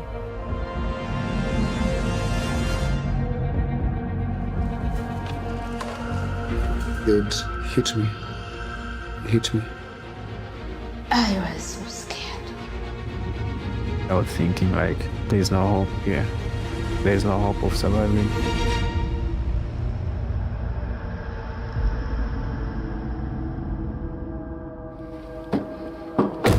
It was the longest night of my life. They led us down to a car, and then they closed the door and drove off. Tanzania has always been deemed as democratic, but it is because people oftentimes only see the surface. They beat me so much, I could barely walk. What has been going on behind the facade is a nightmare. Tell us who is sending you, who is giving you permission to disturb the government. It's no longer just human rights activists or journalists or opposition, but now we are seeing many other people being abducted just out of nowhere, just because somehow they ended up on the wrong side of the government. Na hata sasa hivi bado na wingi. Unaishi kwenye hofu wewe, lakini pia hata wanaokuzunguka nao wanaishi kwenye hofu kama wewe. It's rapid, it's brutal, it's really well organized, it's cold-blooded completely. I would have loved to do this interview in person, but I cannot risk it to, continuously tempt people whose only intention is actually to shut you up. When somebody gets abducted, the first thing I do is tweet it out. I've become the go-to person. It's like the crisis center for abductions. It's a plague. It's like a disease.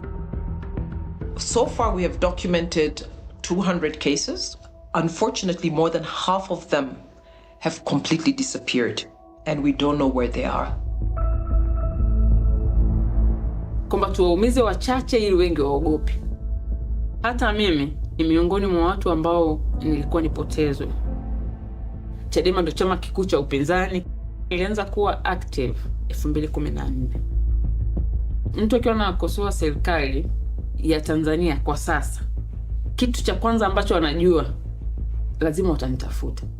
Kesho ni muda mwafaka wa kutumia maandamano haya. Soka ni mwanachama mwenzangu wa Chadema.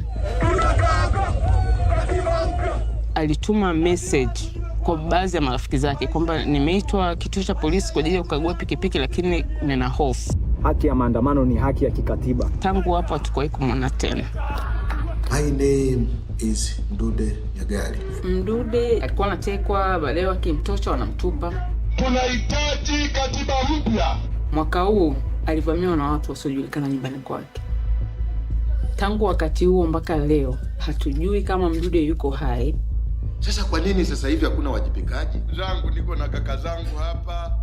Mdude ni mmoja kati ya watu ambao walikuwa wanamkosoa sana Rais Samia na serikali yake. Hii video inakuhusu wewe mwenyewe na sio mtu mwingine. Na ili Shadrack Chaula alichukua ile picha akaichoma moto akiwa anarekodi video. Alikamatwa akafikishwa mahakamani. Faini ililipwa akatoka. Baada ya kutoka alitekwa na watu ambao hawajulikani ni wakina nani. Tangu wakati huo mpaka leo hajapatikana.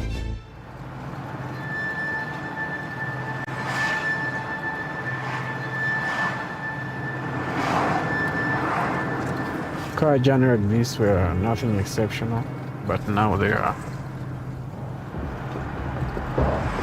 I'm a human rights activist. I engage actively in politics on social media, and because of that I have to flee from Tanzania. I'm living in a foreign country, but doesn't mean that I'm safe. It's expensive, it's lonely, scary. Before June 2024, I had good life until when it came the date when I was being abducted.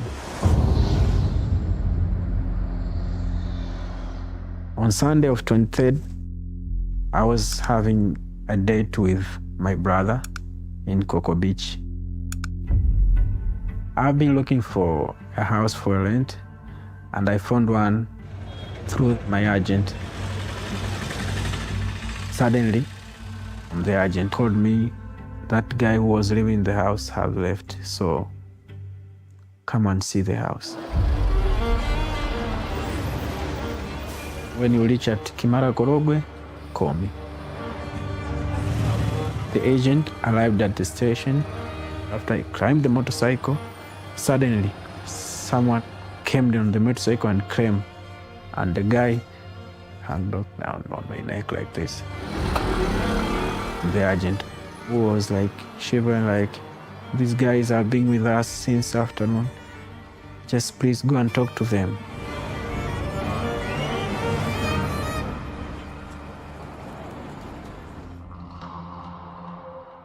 They took me to police station known as Oysterbay.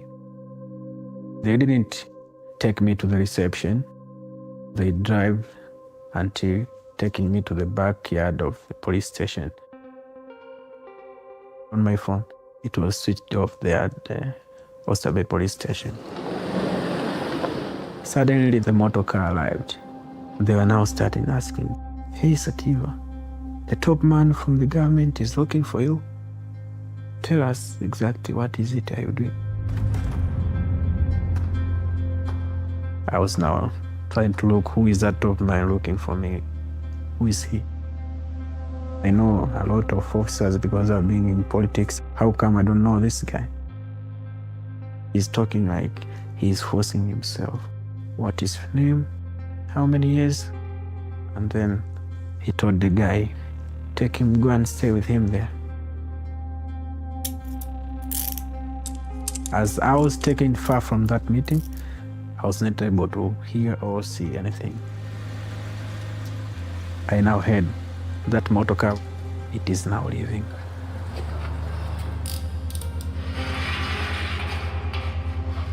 Later on now, they told me, there are some guys who are coming for you. So I was just thinking, if I just hear the car, they are the one. It was silent until the morning, and then I heard a motor car arriving. Mwenyekiti wa Jumuiya ya Madaktari Tanzania, Dr. Steven Olimboka, amekutwa amejeruhiwa vibaya baada ya kupigwa na watu wasiojulikana na baadaye kutelekezwa kwenye maeneo ya Mubwepande nje kidogo ya jiji la Dar es Salaam. Abductions are not new in Tanzania. During the time of President Kikwete, we saw a public abduction happened during the doctor strike. The leader of the doctors, Steven Olimboka, was very vocal. They pulled out his teeth, his nails. They tortured him. That, of course, continued under Magufuli. There was such severe repression, especially attacks on the human rights defenders, journalists, and many others. But since 2021, we're seeing an acceleration under Samia Suluhu.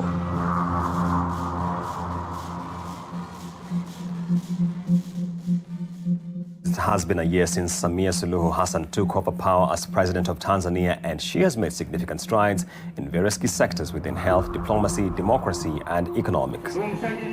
People had a lot of hopes on Madam Samia Suluhu Hassan. The way they felt is that she's different from Magufuli, and the democratic and the civic space will now be much better. People were seeing a mother. I want to see peaceful and stable Tanzania. I want to see Tanzania with a democratic space. Today I removed the ban on holding political rallies. The lifting of the ban is part of the present political reconciliation and reform drive. Tanzania is coming to light. It was hope. It was hope. It was hope. You have been a champion in terms of democratic reforms in this country. To some extent, there are some change. But in the other aspect, still, it's continued to be too dark to see. Chama kikuu cha upinzani nchini humo Chadema kimesema kuwa kinatarajia kutumia nguvu ya umma kwa mujibu wa sheria ili kushinikiza uwajibikaji wa serikali kutokana na matukio ya kukamatwa, kuteswa na kuuawa kwa viongozi wa upinzani. The civic space started to shrink. Wagombea hawa walioenguliwa ni wa vyama vya upinzani. Hii inatoa taswira gani kuhusu uchaguzi huu? Right to participate or being voted has been so limited. Freedom of expression is very limited. And the people are in fear. Tumechoka chaguzi ambazo wizi wa kura sasa ni jambo la kawaida.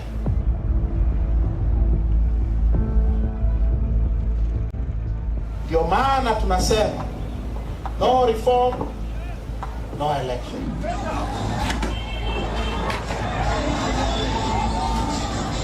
Mwenyekiti wa chama kikuu cha upinzani nchini Tanzania Chadema Tundu Lissu anakabiliwa na mashtaka ya uhaini miongoni mwa mengine matatu. Polisi nchini Tanzania ilisema kwamba Lissu alikamatwa jana mkoani Ruvuma kwa tuhuma za kufanya uchochezi wa kutofanyika uchaguzi mkuu wa mwaka huu wa 2025.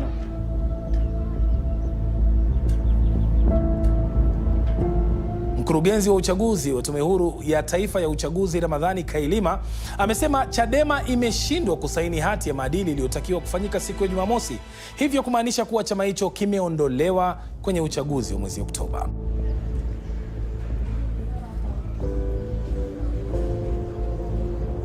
Nilienda kwa ajili ya kuonesha solidarity kwa Lissu.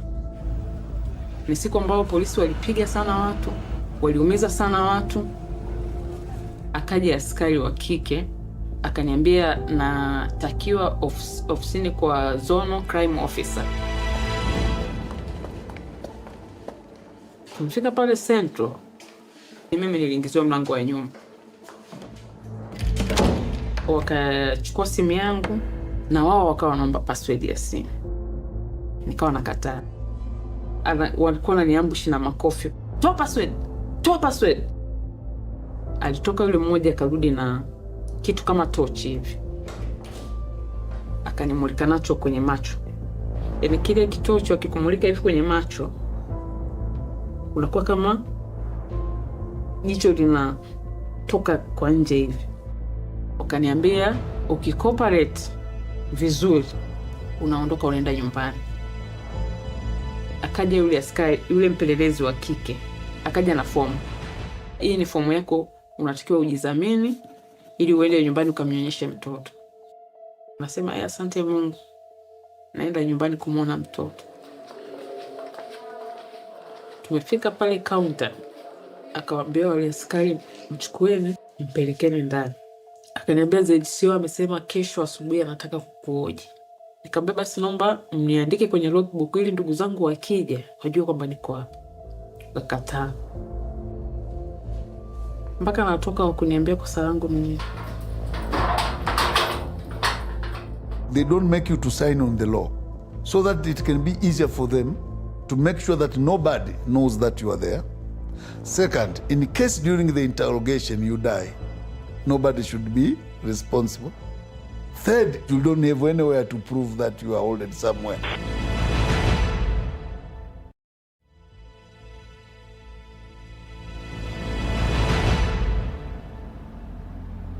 It appears that it's not a positive way that Tanzania is taking at the moment. The European Commission must closely monitor developments, and especially Tundu's trial. This is not a standalone case. It exemplifies the regime's treatment of political opposition, civil society organizations, journalists, indigenous peoples, and human rights defenders. Anyone who poses a threat to the ruling elite is effectively silenced. Good morning, fam. This is my room in Serena, Tanzania. In Tanzania to support someone who is in prison, who is an opposition leader.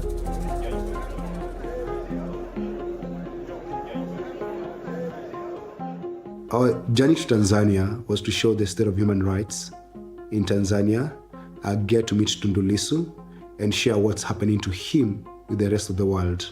We are like 12 of us, and all of us arrived from different flights. The flight I was in was with Mada Karua, I was with Lingugi and Gloria Kimani.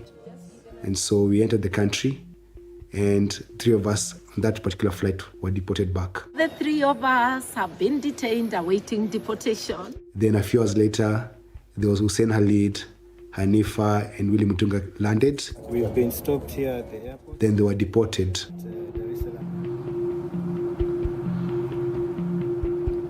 I get off the plane thinking that I will probably be sent back home.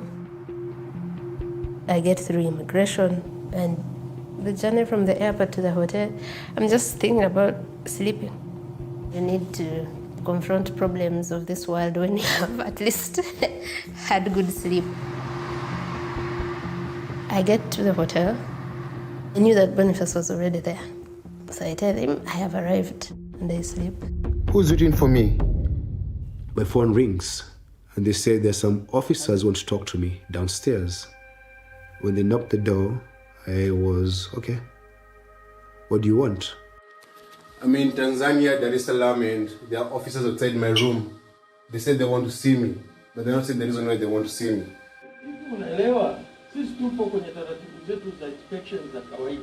Inspection kwa usiku wa manane. Siwafunzi kazi, mimi naogopa tu. Wala huna sababu ya kuogopa. Huku Kenya watu wanapotezwa nchi hii. Hakuna kitu kama hicho. Watu wanashikwa wanapotezwa, mimi naogopa kupotezwa. Don't worry. No, I'm worried. What offense have I committed? I said, I'm willing to give you my passport under the door, and you can go verify and then come back. But I was not willing to leave my hotel room in the cover of darkness with unknown people. I've taken the glass that was on top of this table over here, taken those 2 chairs, locked my door over here to ensure that in case they break in, I at least have a headset to start recording. I spent the night scared that they'll break the door, and I did not sleep a wink. I'm worrying my Marvin because if they I wake up, and there are so many missed calls. I go down to the restaurant. I find everyone else there apart from Boniface. So I call him. He said, I'm afraid to come out. Boniface was supposed to leave that day. So he says, I need to check out of this room, and I don't trust the reception to leave them with my luggage with all that's happening. So that's when I tell him that I am spending another night here. I can actually take your luggage.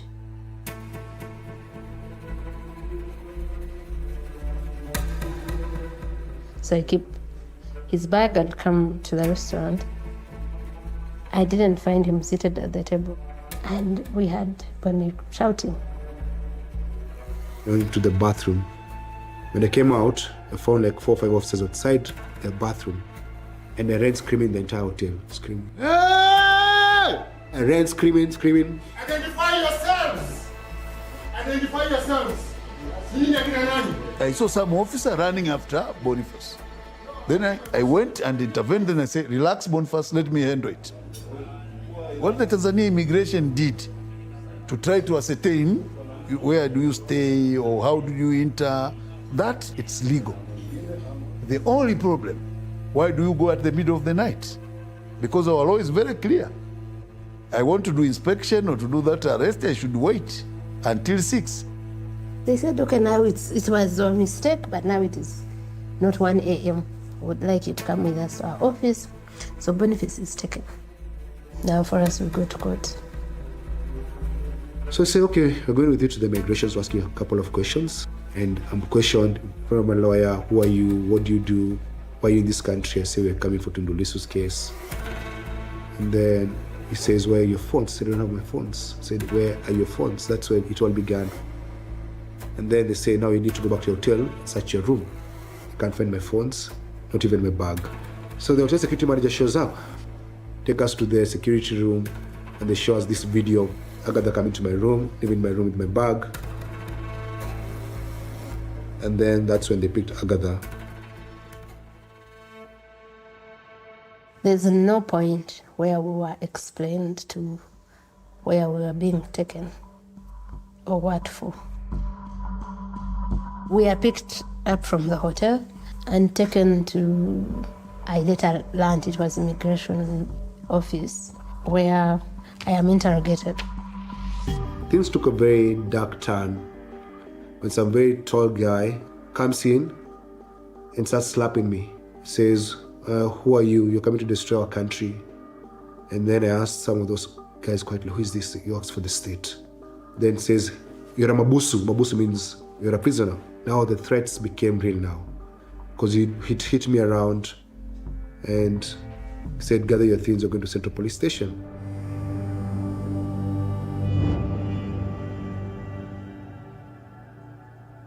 Ile selo kwanza ni sehemu ambayo hata adui yangu siwezi kumwambia awepo pale. Kuna kijana aliletwa ambaye kama bahati tu tunatoka naye mtaa mmoja. Alivyonikuta pale akawa anashangaa. Nimeona hapo watu wamekuletea chakula, wameambiwa kwamba haupo hapa, umejizamini umetoka. Ndo pale nikajua wamenifix. Maana yake ile karatasi walinijazisha ili hata ikitokea wamenipoteza. Maana yake ilikuwa ni jambo ambalo linaonekana nimepotea, lakini sijapotea kwenye mikono yao. Nilikuwa naomba Mungu anisaidie nitoke, nikamwone mtoto wangu.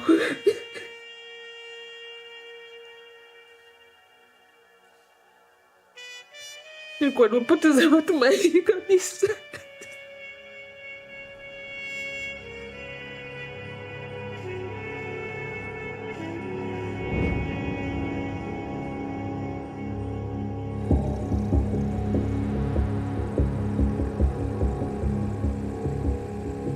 After I entered in that motorcar, my mind now was shivering, fear, try to figure out where am I going. So I was having a lot of things in my head. After some time now of the journey, they were now trying to make me believe they're taking me to Malawi. We're going to show you the Lembula Mountains. So that moment they are taking off the hood is when I saw the driver. I can just see a tattoo on his arm, also having long dreads.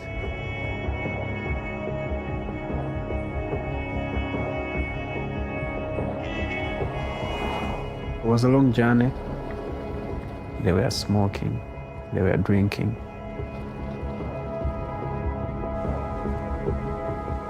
Finally, we arrived at the place where they were taking me, and then they entered me inside the cell, and then they took the hood and they left. When I was inside that cell, I was being saved by people who were in uniform of police services.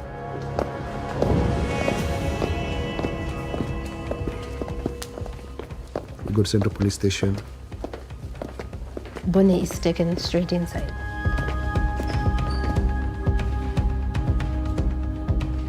And they say, those four, you're going to produce them. I was being slapped around. Slapped, choked, manhandled. They said, we're going to circumcise you. I said, I'm circumcised. They said, we're going to do that again.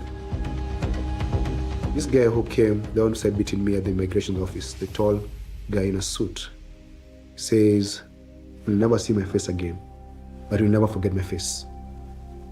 Because what will happen to you today, you'll never forget for the rest of your life. When the lawyers started defending me, they were told, tutachunguza uzalendo wenyu. I think the lawyers knew what these guys were capable of, and they were scared for their lives.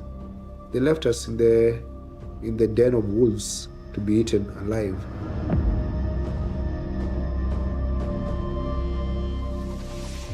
The lawyers come out, and one of the lawyers tells me that they have been told to leave, that for us we are going to be detained, and that they have been told to come for us in the morning. So I asked him, but you are a lawyer. You're being dismissed from the police station. You don't know what your clients have been even charged with, so they are detaining us for what exactly? And he said he doesn't know. So you're not patriotic. That remark was remarked against us. And it sent a chilling message. Having your lawyer when you are being interviewed is a requirement of the law. So ordering my lawyer to go outside was contrary to the law. But sometimes we have to use wisdom. So I'm not saying that we are free from being blamed, but people should understand that the environment which we are working is not the same you can work in Kenya or South Africa or America. They should understand that we operate with caution also. I tell him, okay, before you leave, at least ask them to allow me make a phone call to check on my children. As I'm still asking the real questions, this gentleman comes and tells the guy that he told him to leave. He said, if you cared about your children, you wouldn't have left them to be here, so you are not calling anyone. A few minutes after that, they called me inside as well. This gentleman, I wouldn't remember what he started with, but I remember when he said, I will teach you a lesson and you'll go and write a very beautiful story about Tanzania. Then he said, do you have children? This is like the third time I'm being asked if I have children. I said, yes, if you must know. And said, how many? 2. Do you want a third one? If you want a third one, Tanzania is happy to do that.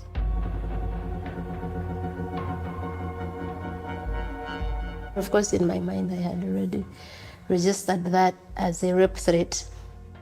Yeah, so now I started to get scared. After he said that, they said, okay, you leave and wait for us outside. Both me and Boniface.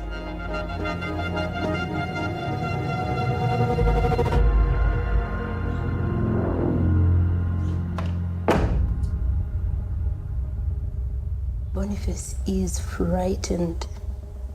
In this moment, he was completely quiet. I could see where this was going. In my mind, I had an idea it's going to get worse.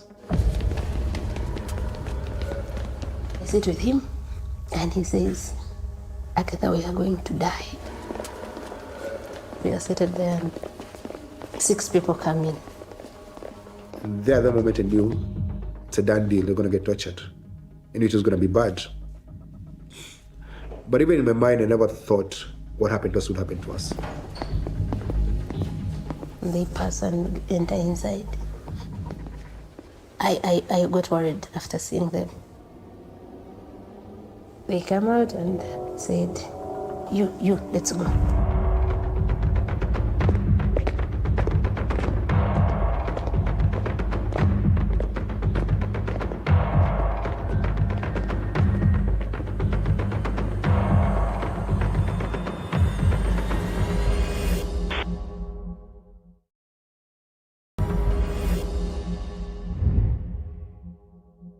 Recently, the police released a press release. What was very surprising was them saying that most of the abductions are personal strife.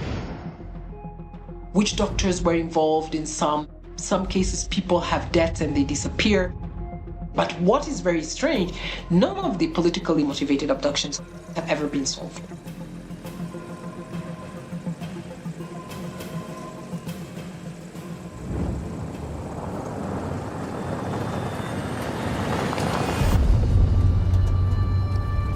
We traveled a full day, and I was taken in a cell where I spent a night and a day. They came and took me away. They told me, today we have the new one. We call him Mjomba or Uncle. We traveled for almost 3 hours, and then we stopped. Down there were sticks, the logs, the iron bars, panga, and they told me to sit down. One was recording me. Why do you disturb the government? They started hitting me, hitting the ankles, hitting the knees. Down here, the whole part of me, they were beating me. I was hit badly at the spinal cord. You know that feeling when even now when I'm speaking, it's like it's passing through. It was a tough hour of my life.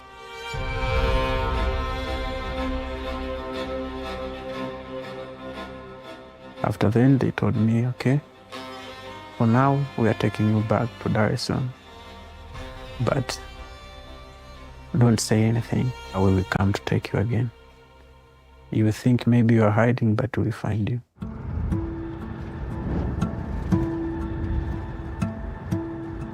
We were taken downstairs through the back stairs to the parking. The guys had AK-47 in the car, like big guns. So it was a white Land Cruiser. They asked Agatha questions.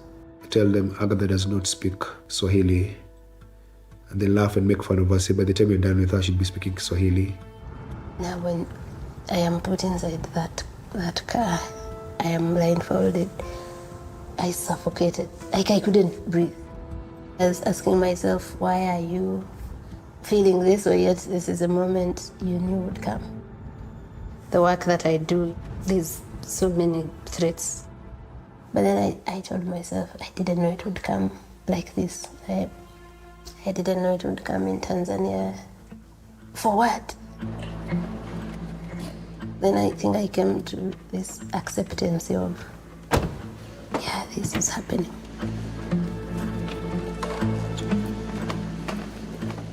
The only regret I had in that moment was that I hadn't wished my children goodbye.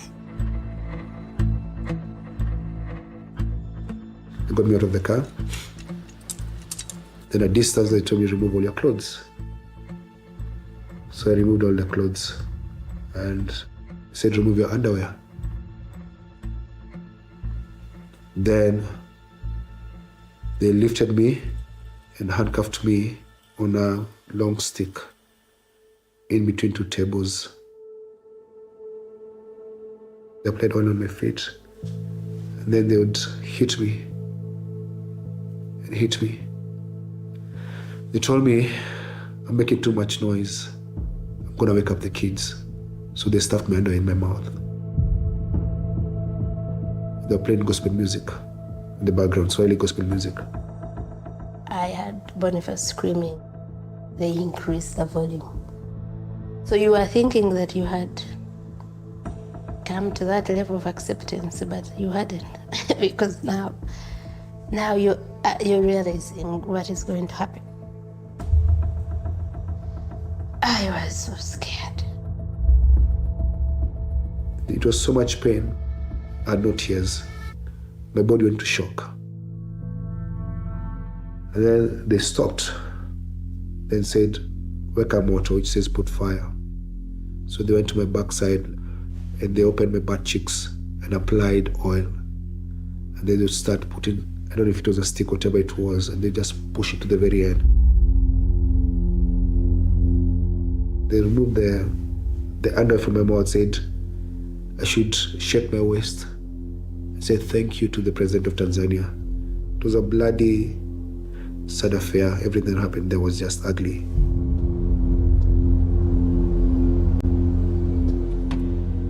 There are levels to feeling vulnerable and exposed, and this is like the topmost. You are naked in front of men you don't know, and you are blindfolded. They first bring my sweater and put it on my arms, and then put handcuffs on top. Then they bring my hands and tie them together with my feet. And then someone puts like wood in between and carries me up. I think you can prepare for all the dangers of this work, but not that. There are two people, I didn't know what it was, but shoving something into my rectum, and another hitting my feet. They would hit my feet and I would feel the pain like here in my brain. Yeah, it would like go through my entire body up to the brain. They moved me to like stand against the wall and they removed the blindfold. Shockingly, the room was so bright. 3 of the men were holding phones. The light-skinned guy is talking to me nicely and saying, Agatha, are you listening to me? Yes. I'm going to ask you questions. You have to look here. By this time, I had seen Boniface when they took off the blindfold. So I had at least seen that he's there. It was relief because I didn't know whether they had killed him or not. I was very broken that I got Agatha into trouble. But at the same time, there was comfort in having her with me because she had less fear than I had. She spoke her mind, even after they had tortured her. They blindfold me again. And then he dresses me up. Like you dress your child. And I'm thinking, but these must be sick people.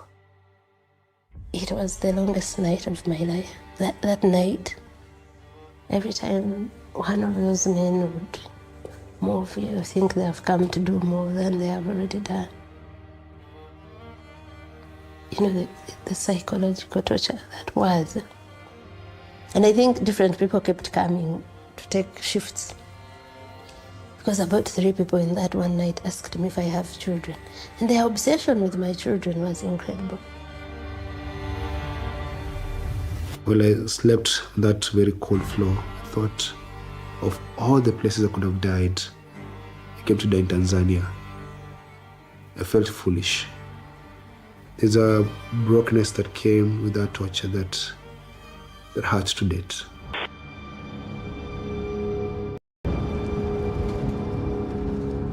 Inside the motorcar, at that point I was not even able to put down my legs. Every part of the body is aching. After a long journey, I was thinking like, there's no hope here. There's no hope of surviving. We traveled the whole night until morning. They pulled me off the car.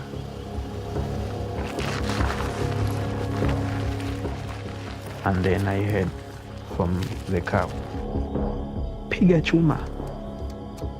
After that, I just felt like, ting. And then I fell down. It was a shot of the gun which passed from the back of my head here. It came off from the chin. I was going out of breath. And then I hit the motorcar, leaving that place.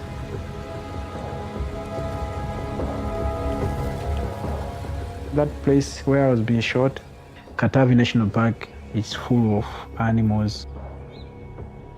Their aim was to kill. I shouldn't be here telling this story. I was just trying to struggle inside the bush. I went straight until when I found the road.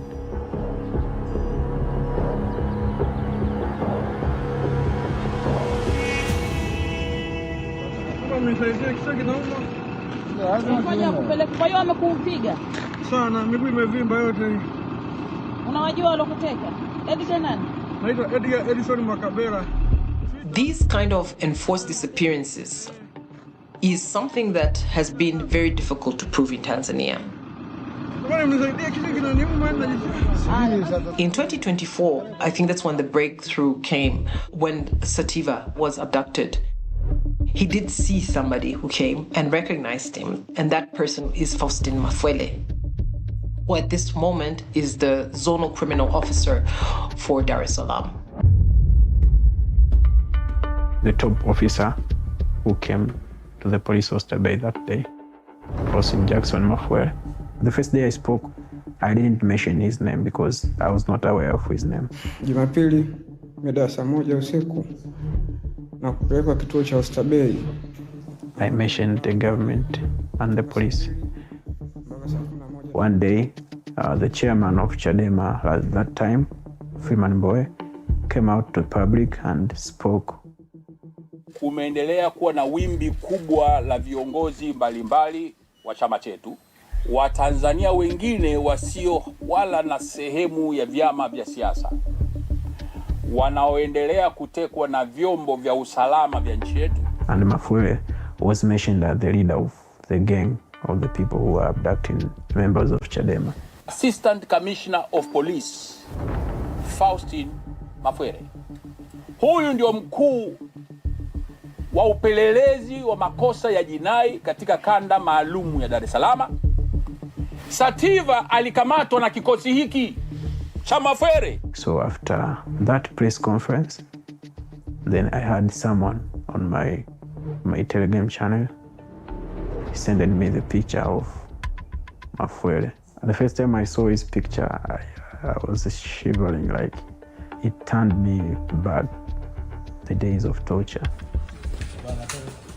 When Mafwele began beating me at the police station with the other officers, Mafwele said that he knows about me. That I was when the threats were coming, the circumcision came from Mafwele and he's going to circumcise me.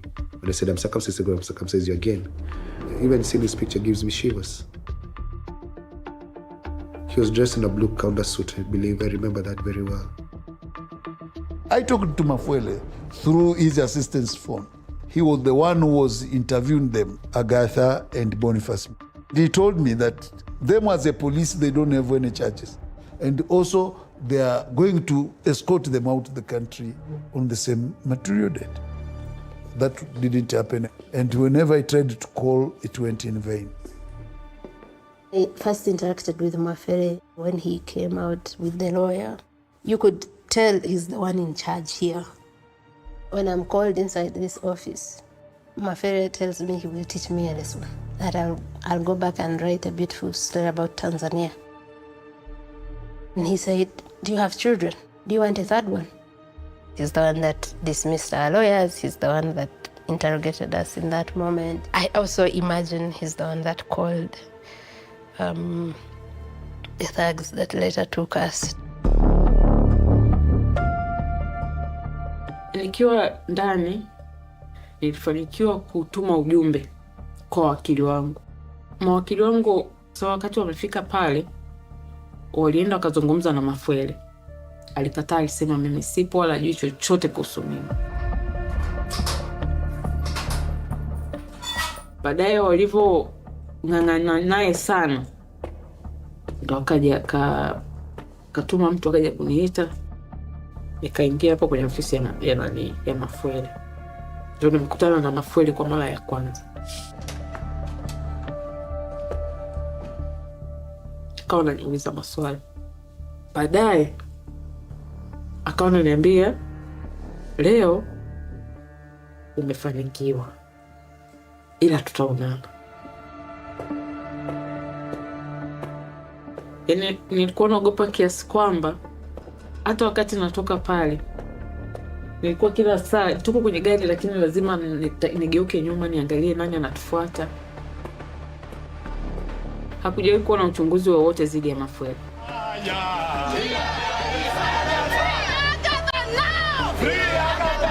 Ugandan activist Agatha Atuhere was dumped at the Tanzania-Uganda border last night. From the time I was picked up to when I was dumped at the border, I think it was almost 5 days. For me, the gravity of what happened and its full impact came much later. I started failing to sleep or having nightmares. I started seeing no point in life, and also I was angry and frustrated because nothing is being done about it. Rape is, they know that it will inflict maximum pain, but also dehumanize and shame you. And I think this time they got wrong people, because I understand enough to know that I am not the one who should be ashamed because of your heinous acts. I dare them to publish those videos, because for me, we need them. There will be proof of their of their criminality. You cannot get justice through silence. In fact, through that night, I had all the time to think through and think about torture, for example, and wonder how people think that torture serves the purpose of silencing. You have already done the worst that you could do. I don't see why I would be silenced. What else am I protecting? After that horrendous torture, I was put in a vehicle, and I thought I was with Agatha in that vehicle, but she was not in that car. They kept on driving and driving. Then they said, "We're going to give you money to go home." They removed the handcuffs. The blindfold was still on. They threw me out of the vehicle, said, "Do not open that thing until we leave." They drove off very fast.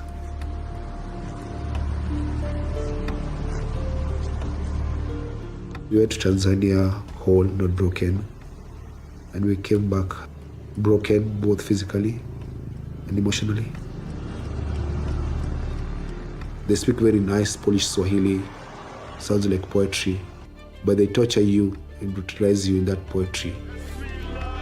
When I came back, I wanted to disappear. I came back, I struggled with suicide. I came back, I struggled with alcohol. Sometimes when I'm quiet and I'm alone, there's a lot of sadness that comes and a lot of pain. And so I have to keep on fighting over the pain and the sadness to stay alive and continue the struggle. I wanted my medical report to be public of what they did to us. And I'm going to share. The wheels of justice grind very slowly, but one day we'll get justice. It's hard to get accountability in this region, but people cannot get away with committing these atrocities for forever. At some point, they'll have to pay. The time I step my foot in Tanzania is the day I'll be dead. But there will be a time the country will be saved. That's the only belief I have. Tanzania ambayo cha kwanza itakuwa inaheshimu haki ya mtu kuishi. Mtu awe anaweza kuishi bila hofu. Itachukua muda, ila najua tutafika. In Tanzania, following a disputed election, Samia Suluhu Hassan has been sworn in as president for a second term. The ceremony held on a military parade ground, shown only on state TV. Hassan won the election with nearly 98% of the vote.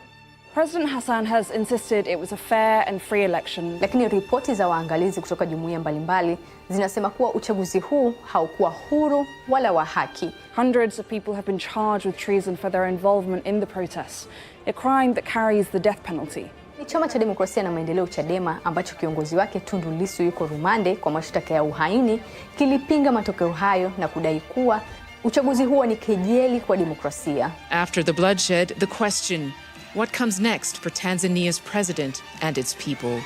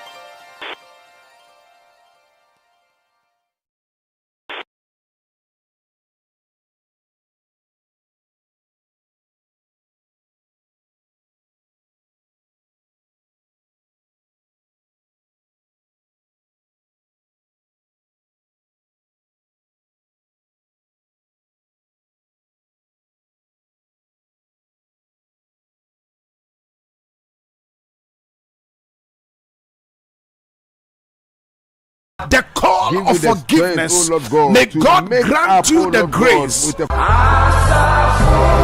This April, 97.3 City FM invites you into a deeper place of faith, reflection, and divine connection with Seasons of Prayer, a special edition focused on the family. Step into a sacred month of renewal designed to strengthen homes, restore relationships, and draw families closer to God. In the midst of life's pressures and responsibilities, this is your moment to pause, seek, and reconnect together with the source of peace, unity, and direction. Whether you're trusting God for healing in your home, wisdom for parenting, unity in relationships, or a stronger spiritual foundation for your family, this is more than a program. It's a divine appointment. A time to reflect, refuel, and realign your family with God's purpose. Join us from April 1st to April 30th, 2026, only on 97.3 City FM. Tune in to Midnight Cry from 12 a.m. to 1 a.m. This is your day from 4 a.m. to 6 a.m. Prayer Encounter from 12 noon to 1 p.m. For more information, call 0244-981112. Let this be the season where your family prays together, stands together, and experiences God's hand together. Seasons of Prayer is powered by 97.3 City FM.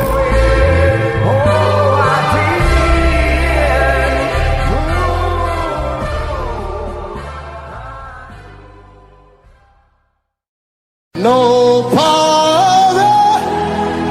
Another year is here, a new beginning, a fresh opportunity to draw closer to God and to one another. This family month, your family radio station, 97.3 City FM, invites you and your loved ones to something truly special. The 2026 Family Consecration Service, a sacred gathering where families come together in prayer, faith, and unity. It's a moment to dedicate your home to God's loving care, to seek His protection, His guidance, and His peace over every household. Come and experience divine connection as we pray for strength, restoration, unity, and direction for our families. Married couples will also have the opportunity to renew their vows, reaffirming love, commitment, and purpose. The date is Friday, the 1st of May, 2026, from 6 a.m. to 12 noon. The venue is the Oil Dome, Royal House Chapel, Accra. Bring your entire family and come expectant.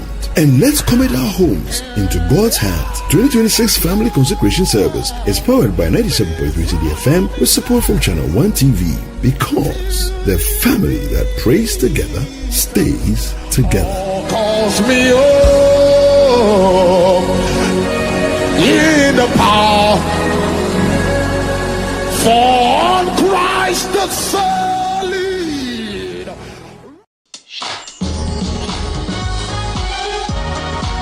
This Sunday on the Upside Down Show, the man at the center of Ghana's sporting affairs, Kofi Adams, sits down with Frima Edunyame, and this one goes beyond the pitch. Are we ready for the World Cup this year? Well, I would say that we are preparing. If I tell you that we are ready today, we don't even have a head coach. Talking about the right track and we not getting there, you have any idea when we are getting a new coach? We have 3 names already, right? Hopefully, if by this weekend we don't announce the coach, latest by Monday, we should be able to announce. Okay. Which year were you teaching at Sadisco? At this school, I taught from between the year 2000 and 2005. Oh, that was a long time. Yeah, that's what were you teaching? I taught biology and integrated science. Oh, quite interesting. Biology, everybody loves biology. Did you know that you were going to be a politician? Did you have plans? How did that happen? I was a politician. Okay. Actually, before I went into active politics. Yes. Right. I was doing right from school, from even the university. Okay. We were the foundation members of what is staying today, what has come staying today. Okay. Don't miss it. This Sunday at 7 p.m. sharp, only on Channel 1 TV.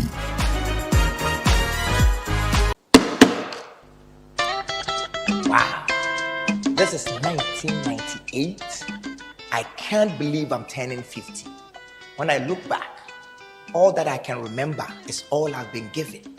Life, friendships, family, and dedicated fans. And I still have a seat in a beautiful industry, enjoying the opportunity I've been given to serve Ghana. I'm made in Ghana. But check this out. Channel 1 TV says they want to celebrate me. They say I'm a good example. Is it true?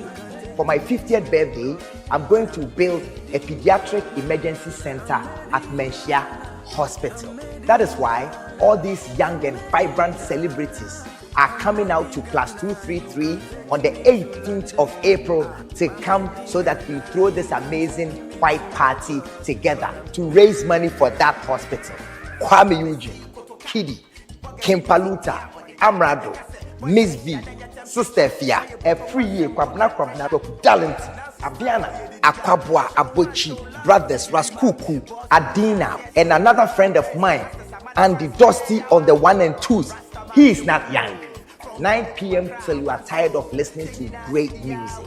I know that Channel 1 wishes that they could bring all of this excitement for free, but because we are trying to build a pediatric emergency center at Menchia, please be happy to pay 1,500 for VVIP and 1,000 cedis for VIP.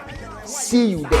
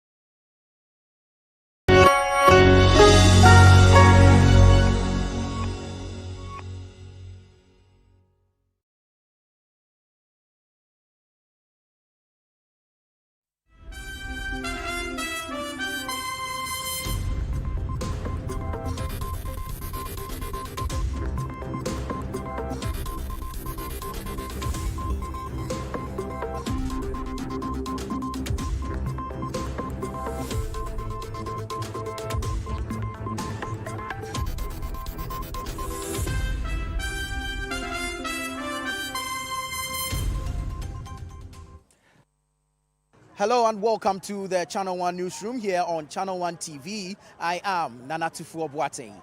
Coming up, stakeholders share varied expectations ahead of government's announcement of specific taxes to be removed from petroleum price buildup. I can just guess what the Minister of Finance will do. Probably take away the 1 cedi that the extra 1 cedi that they brought. Dr. Atofos was in opposition, described the sanitation levy as a nuisance tax or a nuisance levy. I think that is one thing that you also can take a look at. Also coming up, Kumasi Metropolitan Assembly warns against dumping of waste at the Central Business District. We have planned the disposal of waste in any runabout in the CBD. For Monday, whether it is O2 runabout, the Children's Hospital runabout, or the MTA runabout, it will constitute a criminal activity. We'll bring you highlights from the first meeting of the second session of the 9th Parliament. It is obvious that the Ghana you inherited and the Ghana you speak of today, it's like day and night. And they are here telling us inflation, macroeconomics. Still ahead, 4 separate institutions benefit from City FM and Channel 1 TV's Easter Orphan project. This donation has been made possible by the kind donation of our viewers and our listeners, that is Channel 1 TV and City FM, and we are very glad to also share this with you. Coming up in Channel 1 Business.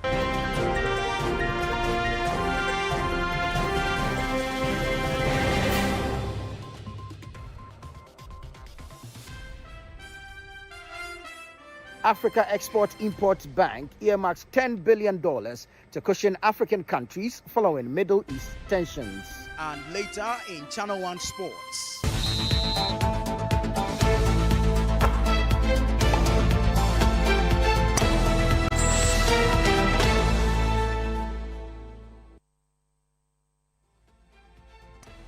Falcons of Nigeria accuse FA of failing to prepare the team adequately ahead of the WAFCON.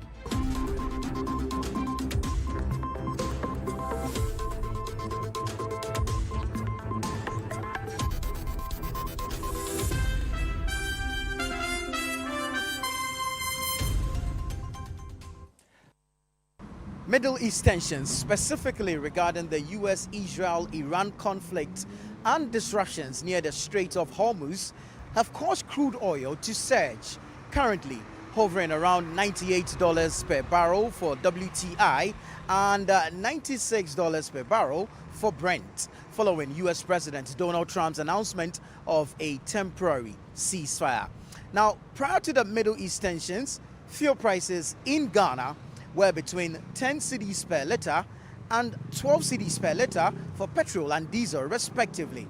However, due to the impact of the war on global crude prices and the rising freight and insurance costs, petrol in Ghana currently sells for around 13 cedis per litre and diesel at about 17 cedis per litre. The government of Ghana called for an emergency cabinet meeting and has announced some, if you like, interventions, including the removal of some taxes and margins on the price build-up, the petroleum price build-up, as well as the introduction or the deployment of some 100 buses received by the government.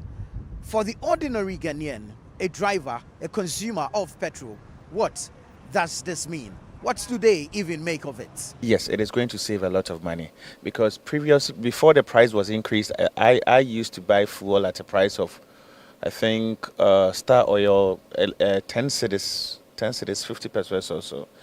I don't know if my memories will serve me right. But yesterday I went to fill my tank and it was 13 cedis, 30 pesos.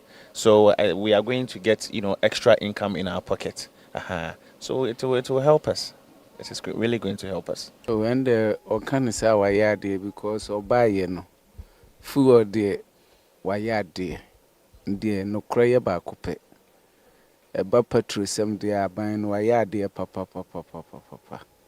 Said the day petrol ne ba form.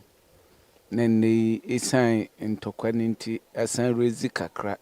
Next was so be san the above form one ultimate the body no wired pa. Can in the near spend this cabby in the near break? Ejuma no bay, Ejuma no assign this canning in our kotofu. The Ghana Private Road Transport Union, the GPRTU, a major player in Ghana's transport space, has warned of an imminent transport fare if fuel prices do not come down within the shortest possible time. Abbas Imoro is the Industrial Relations Officer of the GPRTU, and he has been speaking to Channel One News. Yesterday we saw Honorable Felix on the issue, but that wasn't what we were expecting. We were expecting the Transport Ministry to call us and brief us on the decision taken. We haven't heard anything from the Transport Ministry. And we are saying again that if they don't tell us anything, we are waiting, we're giving them that respect, and we shall be waiting. We heard, we heard Honorable Felix said by 15th of this month, which is about a week on some days almost, some few days from now, and there will be another issue on this fuel, another window to discuss. But from now up to that window, we started buying the fuel, the current with this current price from on the 1st. And if they don't tell us anything, we are waiting. If our people get fed up and they come up with anything to make sure they also live and live happily, they should know there will be the cost. We will have nothing to tell our people. The Chamber of Oil Marketing Companies, COMAC, is, however, asking for a review, a holistic review of the petroleum price build-up in order to cushion Ghanaians. This comes ahead of the announcement of the specific taxes and margins to be removed from petroleum pricing in the country. Taking away taxes and levies and margins would require holistic review of the petroleum pricing for Ghana, right? Because today we have so many margins. I mean, people would think about only UPPF, BOST margin, PDM. I mean, name it. Many of them. And at the back of the screen today, I cannot say go and take this off, go and take this off. But we can have the meeting and discuss. I can just guess what the Minister of Finance will do. Probably take away the 1 cedi, that's the extra 1 cedi that they brought for now, for the 4 weeks. And for the margins, I really don't know what margin they're going to take off. Is it the BOST margin? Is it the fuel marking margin? Is it UPPF? I mean, out of my head, I don't know what margin the government is going to look at. And to look at reviewing margin, it's not 3 days event. And if they want to do that, they should call for stakeholder engagement immediately. The minority in Parliament has also waded into the matter, welcoming the decision by the government to remove some taxes and margins. However, they are demanding accountability on the 1 Ghana cedi energy levy. I want to thank government for at least listening to the minority, and not just us. I listen to GPRTU, I listen to other transport operators who also drummed home the idea of government taking a second look at some of the taxes and levies. Let's see what happens when the finance minister and energy minister come out with the details. I think at that point we will be clear in our minds what specific taxes and levies they will be suspending and what effect it will have on the final consumer. Dr. Force was in opposition, described the sanitation levy as a nuisance tax or a nuisance levy. I think that is one thing that he also can take a look at and take off that. That is about 10 pesos. You can also look at that also. These were our 2 main requests, that the 1 cedi is taken off and at least the 10 pesos is suspended. We are still waiting for the report on the usage of the 1 Ghana cedi. The act was quite clear that the finance minister was to present to Parliament by the 31st of March the usage of that fund. So far, my checks from Parliament is that that has not been done. The Chamber of Bulk Oil Distributors, Seaboard, has, however, assured of enough supply, availability of stock in the wake of fears or concerns of a shortage occasioned by the global tensions in the Middle East. For supply security, we are not directly affected in terms of product supply because less than 25% of our members pick product from the Gulf region. That, although significant, does not necessarily contribute to our main trading partners where they source the product from. Because it's a commodity that is traded globally, you are impacted on the issues, especially the vessels, because these same vessels globetrot from which area to which area. So definitely, as people in Australia or in the Far East are struggling to have access to vessels and products, they will pay any amount to the vessels owners and then to those who have the product to have access to them. And by that, we are somehow torn in between the price war that we are unable to actually offer bigger than them. I'm speaking to you. Some oil marketing companies in Kenya, South Africa are experiencing shortage, especially even jet fuel in Europe.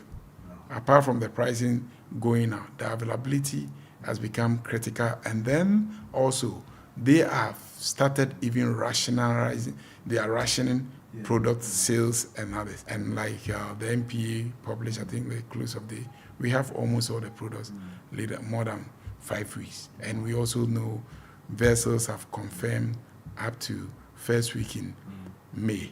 That gives us the comfort of knowing that irrespective of the dangers and the challenges that happen there, we will be able to provide the market and keep the market wet. Slum dwellers at Ofori-Atta have begun erecting new structures following a devastating fire that destroyed their homes on Monday. According to these slum dwellers, the assembly member for the area gave them the authorization to rebuild their structures as they insist they have nowhere to go. There is more in this report by Ashanti Regional Correspondent Taufik Mohammed. On Monday, April 6, 2026, a devastating fire swept through wooden structures used as makeshift homes by mostly metal scrap dealers and headporters. Speaking to Channel 1 News, one of the affected, Bawa Zakaria Mahmoud, disclosed that the assembly member for the area gave them the green light to rebuild the area. Since we are also cannot be sleeping here just like that, yesterday we were to sleep here till this morning and it rained. So we had to hide some people's verandas or under the shops of people. That's where our wives and kids slept. And we cannot wait till the time that government will approve or maybe those high personalities will give the measures. Bawa Zakaria Mahmoud recounts how he ended up in the slum, stating that he is a graduate from the Kwame Nkrumah University of Science and Technology, KNUST. I'm a student. I completed KNUST, and the reason that made me live in these structures will shock you. I came here, first year I was having a place to sleep in the campus. We all know that first years they have a place for you. Second year I have to rent a place, a hostel, to be able to continue the 3 years program. I could not. I didn't have the money. So the only thing I could afford was to hire that wooden structure.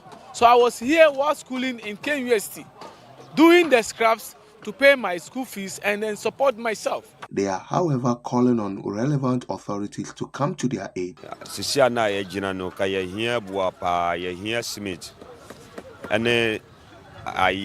Zinc.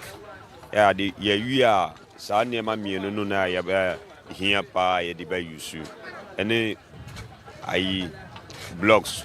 For Channel 1 News, I'm Taufik Mohammed. Ofori-Atta, Kumasi, Ashanti region.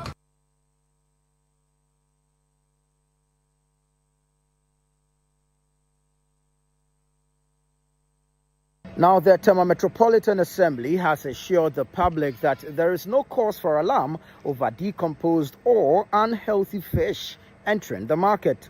This follows a mass fish mortality incident at the Tema shipyard. This assurance was given during a meeting with the shipyard's management, where a detailed account of the incident was presented, including how the fish were collected and properly disposed of. Channel 1 News' Manuel Ayama reports. The meeting, which brought together key stakeholders from the Tema Port and the Tema Metropolitan Assembly, addressed concerns from the large number of dead fishes that were found in the area on Monday, April 6. It was disclosed that port health officials in Tema intervened promptly to oversee the collection and disposal. The officials say claims that some of the fish were taken by individuals are unsubstantiated. On the Tuesday, I think we called them again that we can't leave the fish here. We have to dispose it off. Yes, it was it. It happened on Monday, early morning. So when we called them, we waited for FDA to come over. Even we waited, they were not coming, so we had to come here ourselves. We organized a team of laborers, and we came to pack the fish. When we came, it was already decomposing with maggots. So we had to load them in a skip container for a final disposal. Right here at the slipway, usually waste would gather at the Tema shipyard. But on that fateful day, it was a mass mortality of fish. The CEO of the Tema shipyard, Alhaji Usman Sulemana, emphasized that the shipyard does not engage in the sale or distribution of fish, contrary to reports circulating in the media. He explained that the facility was simply affected by the incident as the dead fishes drifted into its vicinity. We don't whatsoever engage in any fishing activity within our enclave here. Do you understand? So I'm also surprised when the information is just circulating within the media circle saying that people should not come in and buy fish at the shipyard. I mean, shipyard, we have nothing to do with. We don't have anything to do with what do you call it? Either marketing. But there is nothing like that. There's no market for fish around here. The Tema mayor also assured the public that there's no cause for alarm, reiterating that investigations with key agencies are ongoing to determine the cause of the incident. We're dealing with it. They should not be alarmed because the descriptions of the situation in the public are not accurate. It is very much under control. And it really is as simple as that. Another thing that's important for them to note is that the Tema shipyard has nothing to do with fishing. So all the assertions about not buying fish from the Tema shipyard and avoiding fish and all of that is not accurate. This is most probably a result of people just disposing of, fish wrongly. Because if you don't want it, even if it spoils in your possession, instead of disposing of it properly, you just threw it into the sea. This is what we're trying to ascertain. For Channel One News from the Tema shipyard, I am Manuel Ayama.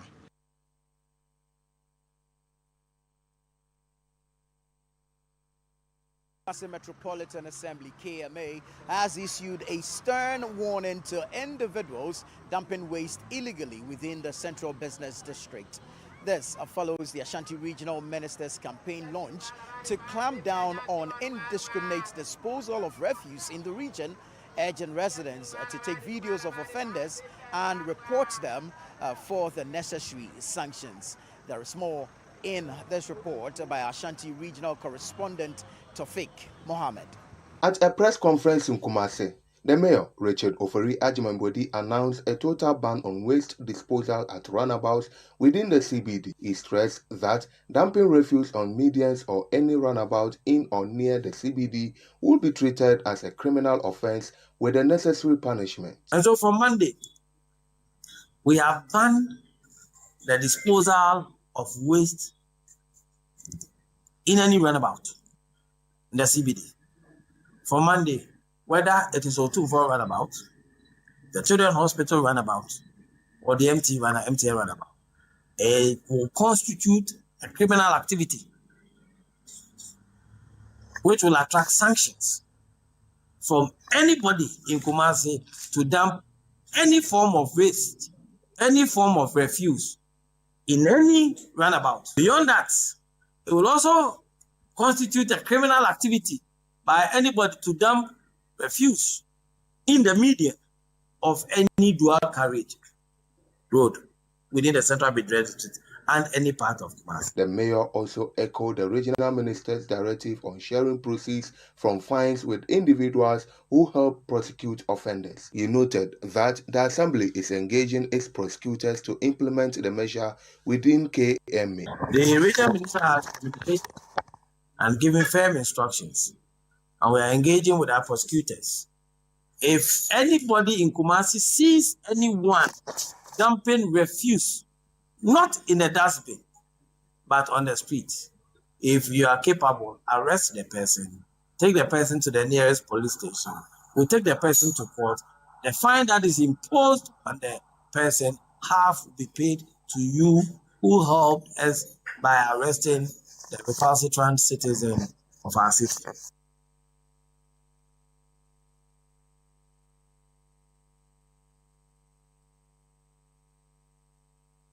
Let's now bring you some other stories where the government is being urged to partner with academia to implement research on sustainable waste management as Ghana continues to face a growing sanitation crisis. While the ocean faces pollution from plastic waste materials, experts believe segregation at source could help address the challenge. Central Regional Correspondent Ofori-Atta has more in this report. One of the key environmental challenges here in Cape Coast, the Central Regional Capital, is pollution of the ocean caused by plastic waste materials. Apart from that, gutters remain choked as a result of environmental pollution. A common practice, refuse burning, also reduces air quality. Waste collectors and refuse dump site managers possess little knowledge about waste management, further compounding the situation. So you two years separating and from plastic and conchen is van waste when you so conchen polythene bags and so conchen or bob ma untum farmer to born found or fan. Unkuchoku gata because the choku gata is now on my way. As part of observing this year's International Day for Zero Waste, key stakeholders converged to discuss measures to improve waste management in the city.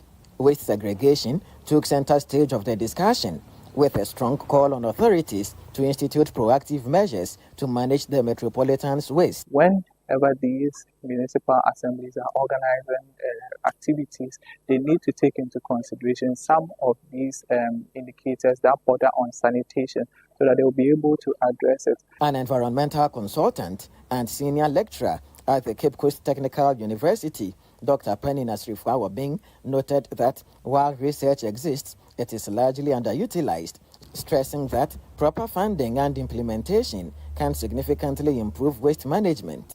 Over the years, we've done a lot of research, both on waste and other disciplines, but the problem is with dissemination.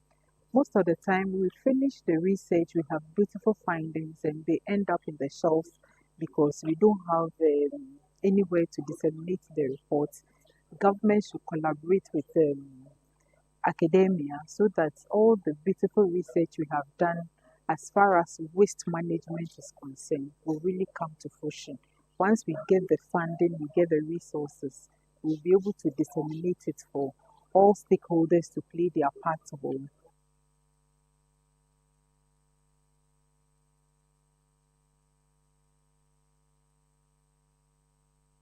Woodworkers at the Sokoban Wood Village in the Ashanti region are intensifying calls on government to provide proper documentation to facilitate the smooth transportation of wood offcuts from source to various processing centers. The woodworkers say the Forestry Commission has a role to play to facilitate the move. Channel 1 News' Bureau Chief for the Middle Belt, Hafiz Tijani, has more in this report.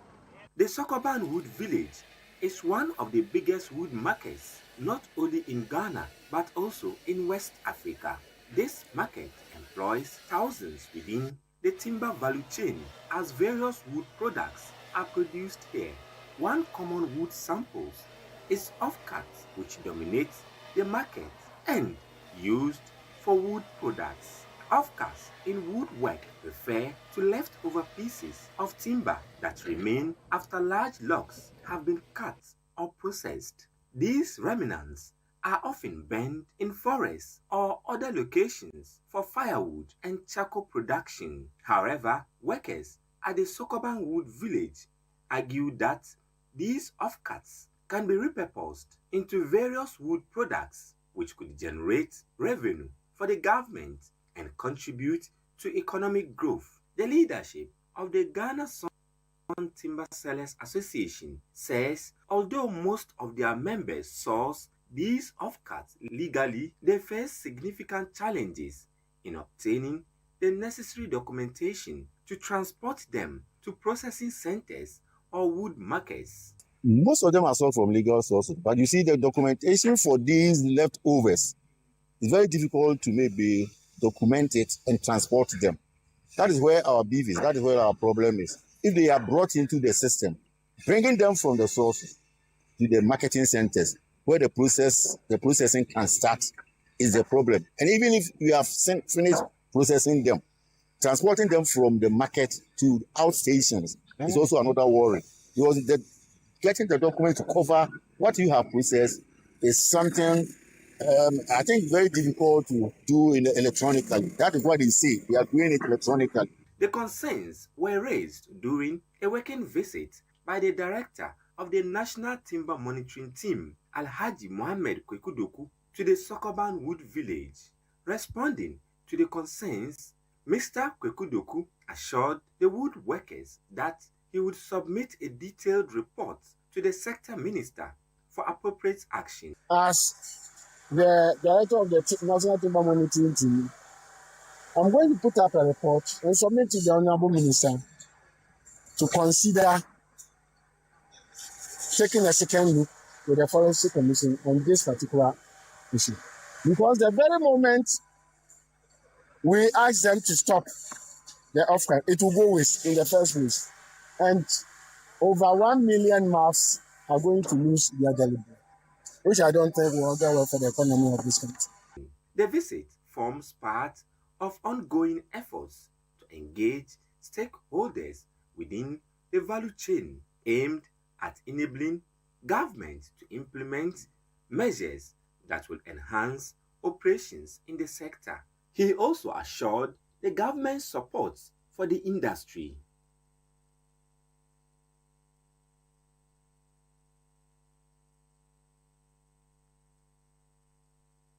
Now, structures along waterways in Adentan Lakeside have been earmarked for demolition by the Municipal Assembly.